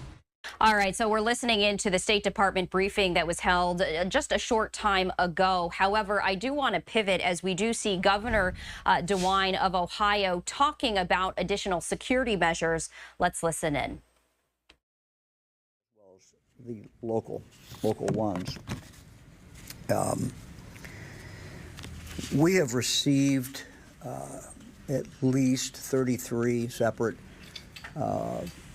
bomb threats, each one of which has been responded to, and each one of whom has been found as a hoax. So 33 threats, 33 hoax. I want to make that very, very clear. None of these had any validity at all. We know that people are very, very concerned, and we have taken some actions, and in a moment I'll let Andy Wilson go into more detail. But we've moved resources into Springfield. People have the right to feel safe as well as being safe. We've taken action in regard to cameras. We have taken action into putting a large number of members of the Highway Patrol here. And I want to talk now specifically about our schools. Our children deserve to be in school.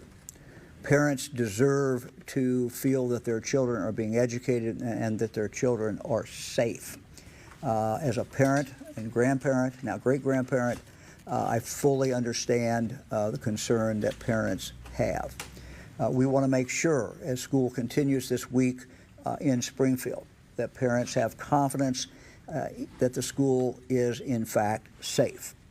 To do that, in addition to the other things that I have announced, we are taking 36 members of the Ohio State Highway Patrol Field Force. 36 members of the Ohio State Patrol Field Force will be in Springfield by early tomorrow morning, if not sooner.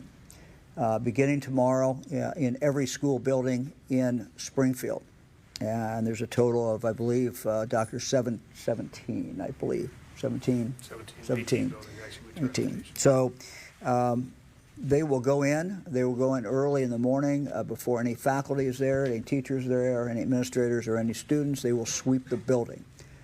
They will do that every single day. They will remain there during school. They will be in places where they can see what is going on. They will be concerned about the perimeter. They will also, when parents drop off students or when students come to school, they will be there, and they'll be there very, very visibly. The same thing will occur when students leave at night, and all during the day they will remain there at the school as well. The next day that process will start all over again. So I want to say to the parents in Springfield, these hoaxes have these threats have all been hoaxes. None of them have panned out. We have people, unfortunately, overseas who are taking these actions. Some of them are coming from one particular country. We think that this is, one more opportunity to mess with the United States, and they're continuing to do that. So we cannot let the bad guys win. Our schools must remain open. They are going to remain open, but to ensure parents that their child is safe, which every parent has every right to believe and to know, we're taking this absolutely extraordinary and extra step to make sure that we have patrol there and that they do sweeps every single day, whether we receive bomb threats or whether we do not receive bomb threats. Let me ask Andy to step up here for a moment. Anything else as far as what we're doing? Why don't you recount everything else we're doing in Springfield just real quickly, and then hear from the Colonel. Thank you, Governor. It's Andy Wilson, Director of the Ohio Department of Public Safety. First of all, I think we have to start by giving a lot of credit to Springfield Police Chief Allison Elliott, their Deputy Director of Public Safety Jason Vai, and the men and women of the Springfield Police Division. It's been an incredibly busy few days for these men and women as they have responded to these threats. Again, as you heard the governor say, these unfounded threats, but every one of them has to be checked out and every one of them has to be cleared.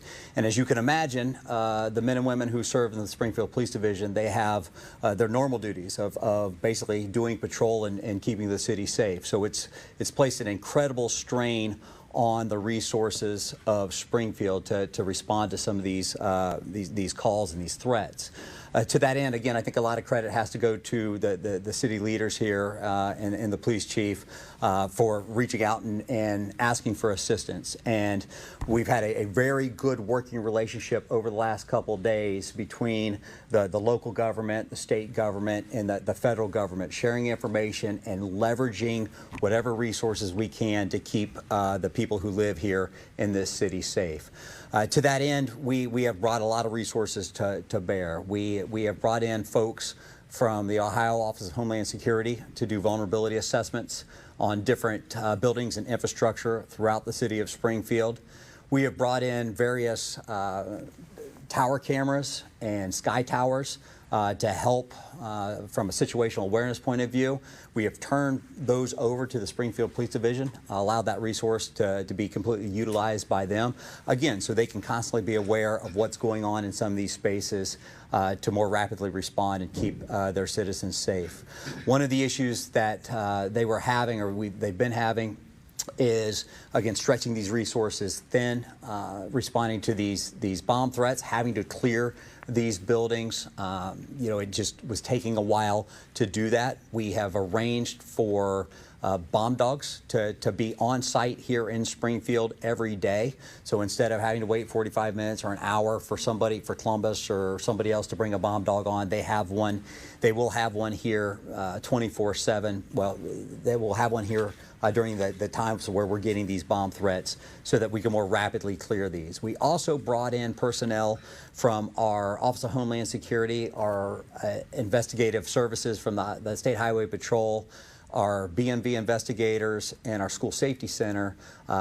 16 of them showed up this morning to work, again, shoulder to shoulder with the Springfield Police Division so that when they get these calls, again, they can send these folks out to help them clear these buildings.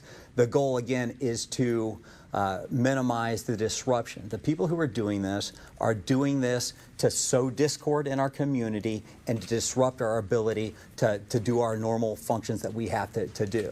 And we just can't let them do that. We can't let them do that. We have to keep providing the services that the citizens of Springfield and Clark County expect.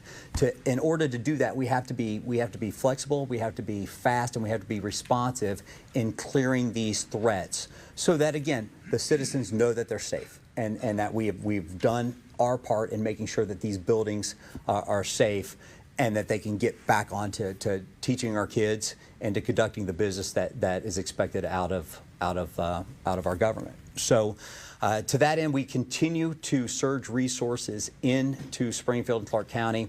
We have, again, worked very closely with Jason Vai and Chief Elliott, and the mayor, the city manager. They know that whatever resources they need, we will attempt to bring to the table for them. Also, other jurisdictions have reached out as well. Other cities have reached out and offered their help and their support with their safety forces as well. So we will continue to do our part to support the safety forces of Springfield, and we will do everything in our power to ensure that the men and women who live in this community, our children who live in this community, are safe. So thank you. Thanks. Colonel, anything to add? No. So the Highway Patrol, we're going to be partners in this with the Springfield Division of Police. Our goal is to, and we have offered whatever resources they need to help keep this community safe. We're here. We're gonna do that. We're gonna be here for as long as we need to be to help our partners out, because the one thing that we do know is when we all work together, it turns out better. And this is a situation where the patrol has the resources, and we're going to be good partners and do what we can to keep Springfield citizens safe. So, thank you. Happy to take questions. Governor, the former President Trump has said that he wishes to come to Springfield and campaign at some point. Do you think that's productive? Well, look, I mean, it's the campaign time. We're 50-some days left to go. The president has, former president, as well as the vice president, have every right to campaign wherever they want to campaign. Governor, you mentioned one country, one particular country. Was your Yeah, I'm not going to go further than that. So, Governor, what do you say to AG Yost, who has amplified these rumors in the past week? look, I can only speak for Mike DeWine. I'm the governor. What we try to do is find out what the facts are and convey that to the people. Springfield is a great city. This is a city that, frankly, is on the move. If you look where Springfield was 15 years ago, 10 years ago, even 5 years ago, we're moving. We're talking to a company right now that may end up coming into Springfield. They may end up somewhere else, but we got a lot of companies looking at Springfield. There's a lot of good things, positive, that are going on here. The people who, the Haitians who are working, they wouldn't be working unless they were legal. The companies hire them because they needed the help and they needed the support. So it's, these are people who care about their families. These are people who value education. They are hard workers, and I think we should respect that. There are issues. There are issues about immigration that anybody has the legitimate right to talk about and to debate.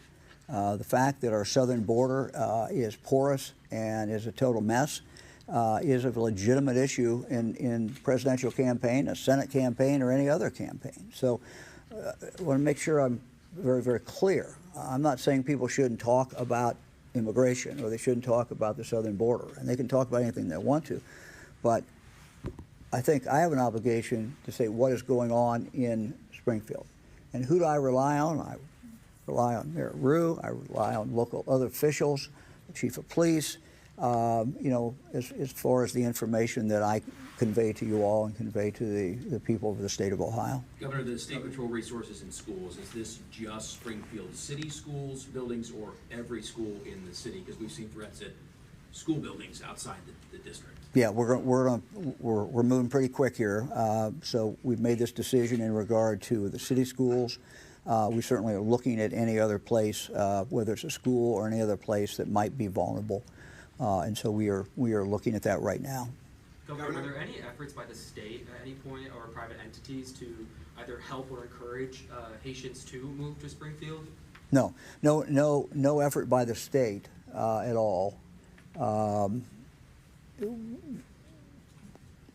You know, from talking to the employers this morning, many of them said that, particularly after the pandemic, during the pandemic, but then when things were opening back up, they had a real need for employees. We had one company that told me, you know, I don't think we would even be here if it wasn't for the Haitian employees. We had others that talked about positions that they simply could not fill.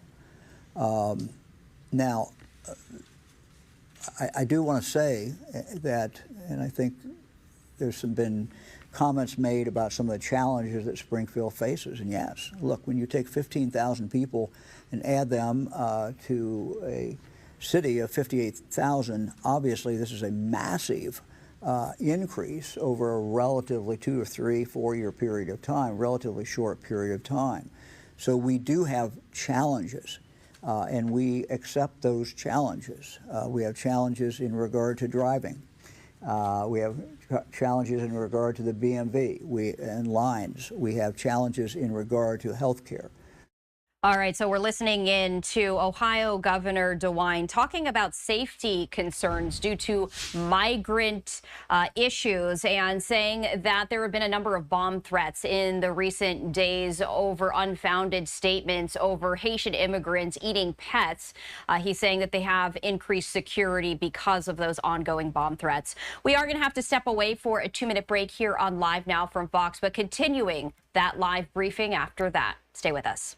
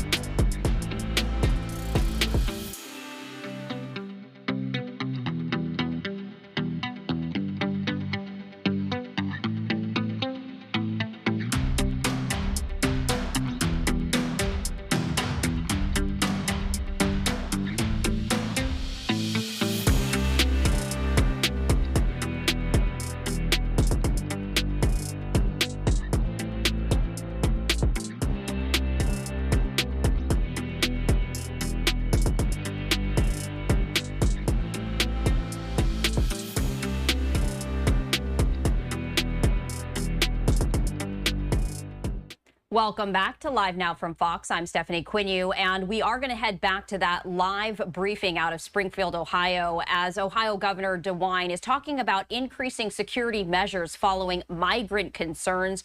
We're going to head to that live right now and listen in. Public officials, as they have, to speak out against them. We speak out against them. There's no room in Springfield, Ohio for hate. This is a very welcoming community. It's always been that way. These hate people, people who are spreading the hate need to move on. They need to go away. They need to stop it. Governor, how do you answer people in your own party like Donald Trump, Senator Vance, who say that immigration here in Springfield is what's wrong with immigration? And Donald Trump says he wants to start his mass deportations here in Springfield. Yeah, well, let me kind of look at the big picture, if I could. I served 20 years in the United States Congress, so I think I have some historical perspective in regard to this. The mess on the border, the porous border that we have, and that whole concern, a very legitimate concern about our inability to control who comes into this country or not, has stopped us from having a legitimate debate that we should have about the legal side. Who should come into this country? That's the right of a country to make those determinations. We have historically, throughout history, made those determinations. One of the things that we have done, going way, way back, is we have designated people from certain countries because of the problems going on in that country. We have said you either have, we've called it different things over a period of time.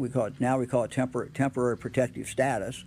Other times we've put them on a pathway to citizenship. We've done different things.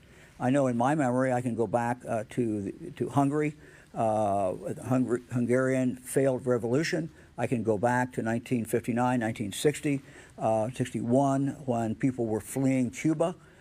We could go on and on. So those people, came in and were granted legal status. The Haitians that we have here have been granted, we think most of them at least, certainly the ones working, have been granted legal status because they come from Haiti. They're not on a path to citizenship, and they're granted that for a period of time. Seems to me that's on the legal side. The problem is on the illegal side, where we don't say as a country and make a decision, this person can come in or this group can come in, but where people just come in, and it's been a mess. And frankly, the Biden administration has not done a very good job in regard to the border. So when Donald Trump brings it up, or when J.D. Vance brings it up, or a candidate for U.S. Senate brings it up, it is a legitimate issue.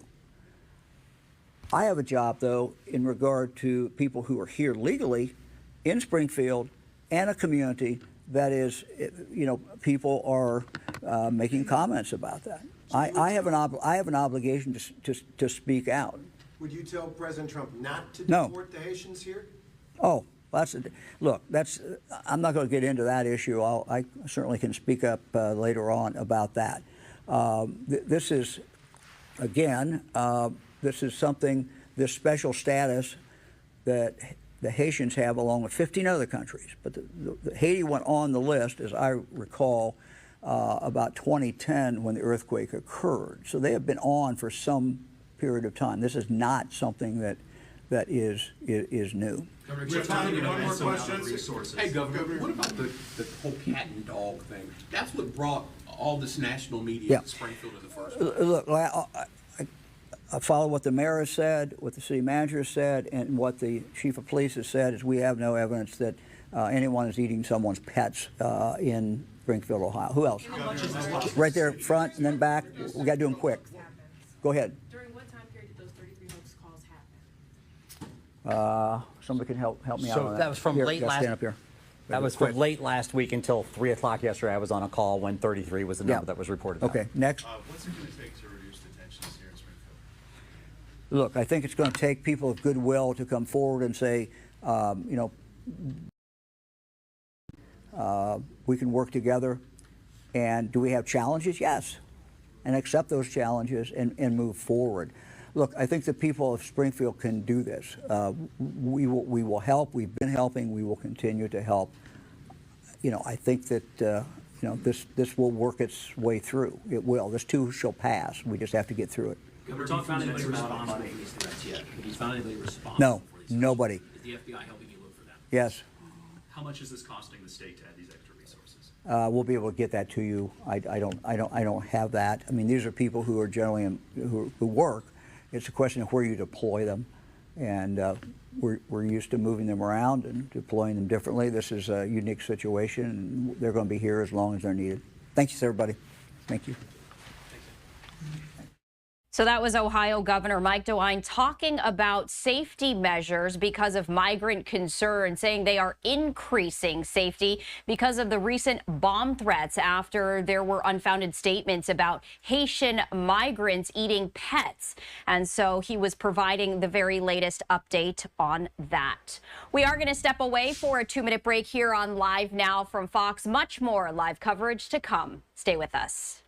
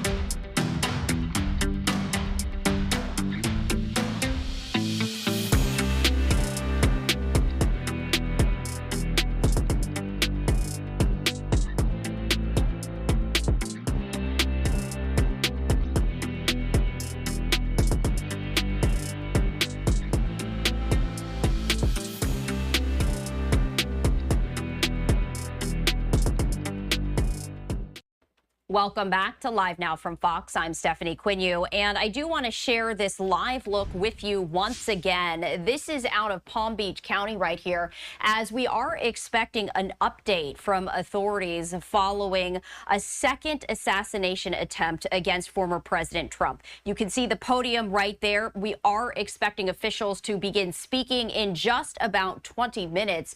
But this as the man charged in the second assassination attempt of former President Trump making his first court appearance in a Florida federal courtroom earlier today. That suspect, 58-year-old Ryan Ruth, and during that 8-minute hearing, prosecutors levied 2 charges against him: possession of a firearm by a convicted felon and possession of a firearm with an obliterated serial number. We've also been learning new details following the federal prosecutor's complaint against Ruth. We've learned that cell phone records show that Ruth was in the area of the golf course tree line for about 12 hours from approximately 1:59 a.m. until 1:31 p.m. on Sunday. So once again, you're taking a live look at this podium right here out of Palm Beach County, as we are expecting authorities to give a briefing in just about 15 minutes or so. And you can count on Live Now from Fox to bring you all of that uninterrupted right here on Live Now from Fox. I also wanted to share this other live look with you as we continue to follow breaking news out of Texas right here. And take a look at this. Massive flames right here from LaPorte, Texas, as a pipeline fire continues to burn. This fire has been burning for hours now, since really early this morning at around 8 a.m. local time. And you're taking a look from an aerial perspective, live video, as you can actually see firefighters on the ground continuing to pour water on the roofs of some residences right next to that fire, trying to put out some of those hot spots. Unfortunately, we have seen some of those homes already lose their roofs. We do know that one firefighter has sustained minor injuries. About 50 homes currently evacuated within a 1-mile radius. We know that some of the schools nearby were in a shelter-in-place order, and officials were sharing during a briefing that it could be hours until this fire finally burns out. This is natural gas. We do know that the pipe has been turned off, but this is the remnants of that fire burning right now. So we're going to continue to follow both of these major news stories, as we do want to turn our attention now to Seattle, Washington. You're taking a live look, and a beautiful look right here of the Seattle skyline. As happening right now, a briefing from the Washington Attorney General talking about the merger between Kroger and Albertsons, so two major grocery chains. And we do want to play out some of that for you right now. Let's listen in. For all fighting with us and fighting the corporation and workers and fighting for the consumers and letting these corporations binding them to the law that they're supposed to follow. We appreciate and the dedication and the legal challenges brought forward to you and your office to protect us. Thank you. Faye, take it over.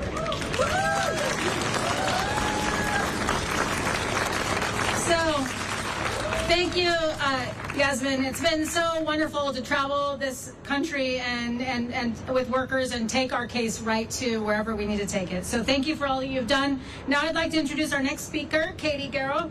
And she's been the Executive Secretary Treasurer of the MLK Labor for the past 3 years, and we have worked together on many struggles to protect workers and improve communities. Katie. Union family, let me hear you! Good afternoon, siblings. My name is Katie Garrow. I'm the Executive Secretary Treasurer for MLK Labor, AFL-CIO. Our organization is a coalition of union members, including the members of our unions who provide access to media and the free press. Thank you for all you do to get our stories out.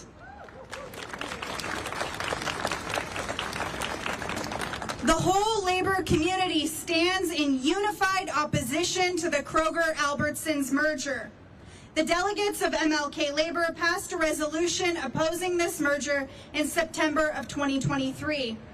This is because a proposed merger has a dual negative impact on both workers employed by these chains and thousands of union members and working people, like all of us, who buy groceries. This merger hurts grocery workers. You already heard from Yasmin. But in case you don't believe me, evidence from researchers at Columbia University and the University of Chicago found that in many parts of the country where larger employers dominate parts of the labor market, they use this power to lower wages.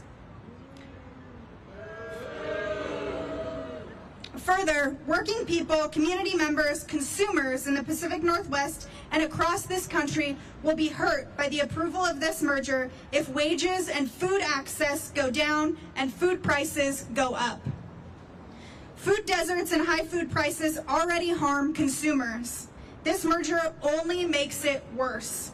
In 2012, the Federal Trade Commission found that mergers like this one lead to price increases for consumers.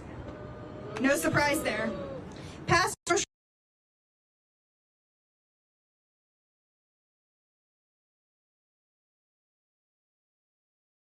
And I commend UFCW 3000 for doing just that today.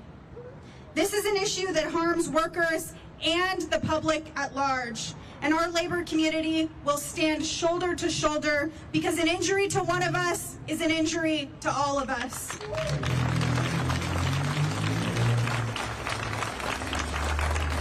And so we won't relent, we will not back down, because when we fight, when we fight, when we fight, and when we will. Thank you.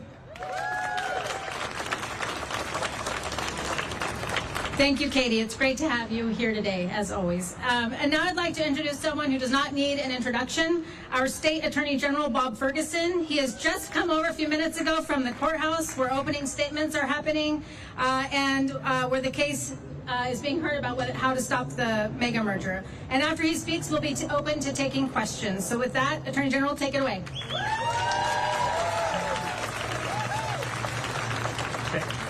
Thank you very much, Faye, and thanks to all of our speakers. Give them a round of applause for speaking today. And especially Yasmin, thank you for speaking. Yasmin, you're speaking from experience about what would happen if this merger goes forward. And I think that's the most compelling message of all.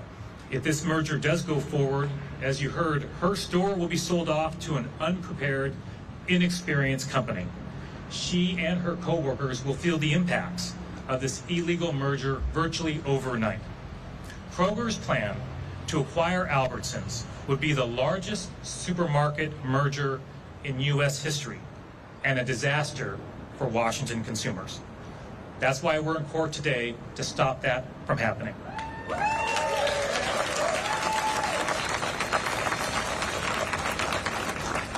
So to be clear, Kroger and Albertsons are two of the largest and most sophisticated retailers in our country. Together, they account for almost $250 billion in annual sales. Millions of Washingtonians rely on Kroger and Albertsons for their everyday needs. Kroger and Albertsons account for approximately half of all supermarket sales here in Washington state. You heard earlier, I think from Faye, that this merger impacts Washington essentially more than any other state in the country. In fact, in many communities across our state, Kroger and Albertsons are the only supermarkets in town. If their merger is allowed to go forward, we can expect higher prices and dramatically reduced competition. We will present compelling evidence at this trial from their own documents that show they obsessively check one another's prices. Even company executives have expressed that this merger might be illegal. And I want to make sure you hear what they had to say, so I may wait a minute until an emergency vehicle goes by. So as part of our investigation, we uncovered internal communications between corporate executives and other employees. For example, after the merger was announced, an Albertsons executive wrote the following, quote, "It's all about pricing and competition, and we all know prices will not go down." So we're listening right there to the Washington Attorney General talking about the Kroger-Albertsons merger, saying that he does not support that merger. And we were also hearing from union workers who are against that merger as well. I also wanted to share this live look with you as we continue to follow what we anticipate to be a briefing starting at 4 p.m. Eastern time. So in just about 10 minutes or so, we are expecting authorities to give an update on former President Trump's second assassination attempt. On the left-hand side of your screen, that is the podium where authorities will be speaking, and you can see that someone is doing a sound check right there. On the right side of your screen, that is a live look outside the golf course where that second assassination attempt took place. So we did want to share that with you. We are going to be bringing you that briefing as it happens right here on Live Now from Fox. That's set to start in in just about 10 minutes or so. And not only that, but we also wanted to share this with you, as former President Trump has announced that he will be holding an event starting at 8 p.m. Eastern time today. He was sharing that via X, saying, "Join me live from Mar-a-Lago at 8 p.m. Eastern tonight on X Spaces." So we did want to let you know that's happening. Also, his running mate, J.D. Vance, will be holding an event in Atlanta, Georgia today at 6 p.m. And then several events planned for Thursday. Vice President Harris is set to speak with NABJ in Philadelphia, Pennsylvania on Thursday. Vance is set to speak in Michigan on Thursday, and Trump holding a town hall in Michigan also on Thursday. So, of course, we will bring all of that to you live right here on Live Now from Fox. I'm Stephanie Quinn. You are watching Live Now from Fox. We're going to step away for our final 2-minute break of the hour. On the other end, Karel Lahara will be your host and guide you through a number of hours of breaking news, top stories, and live events. Stay with us.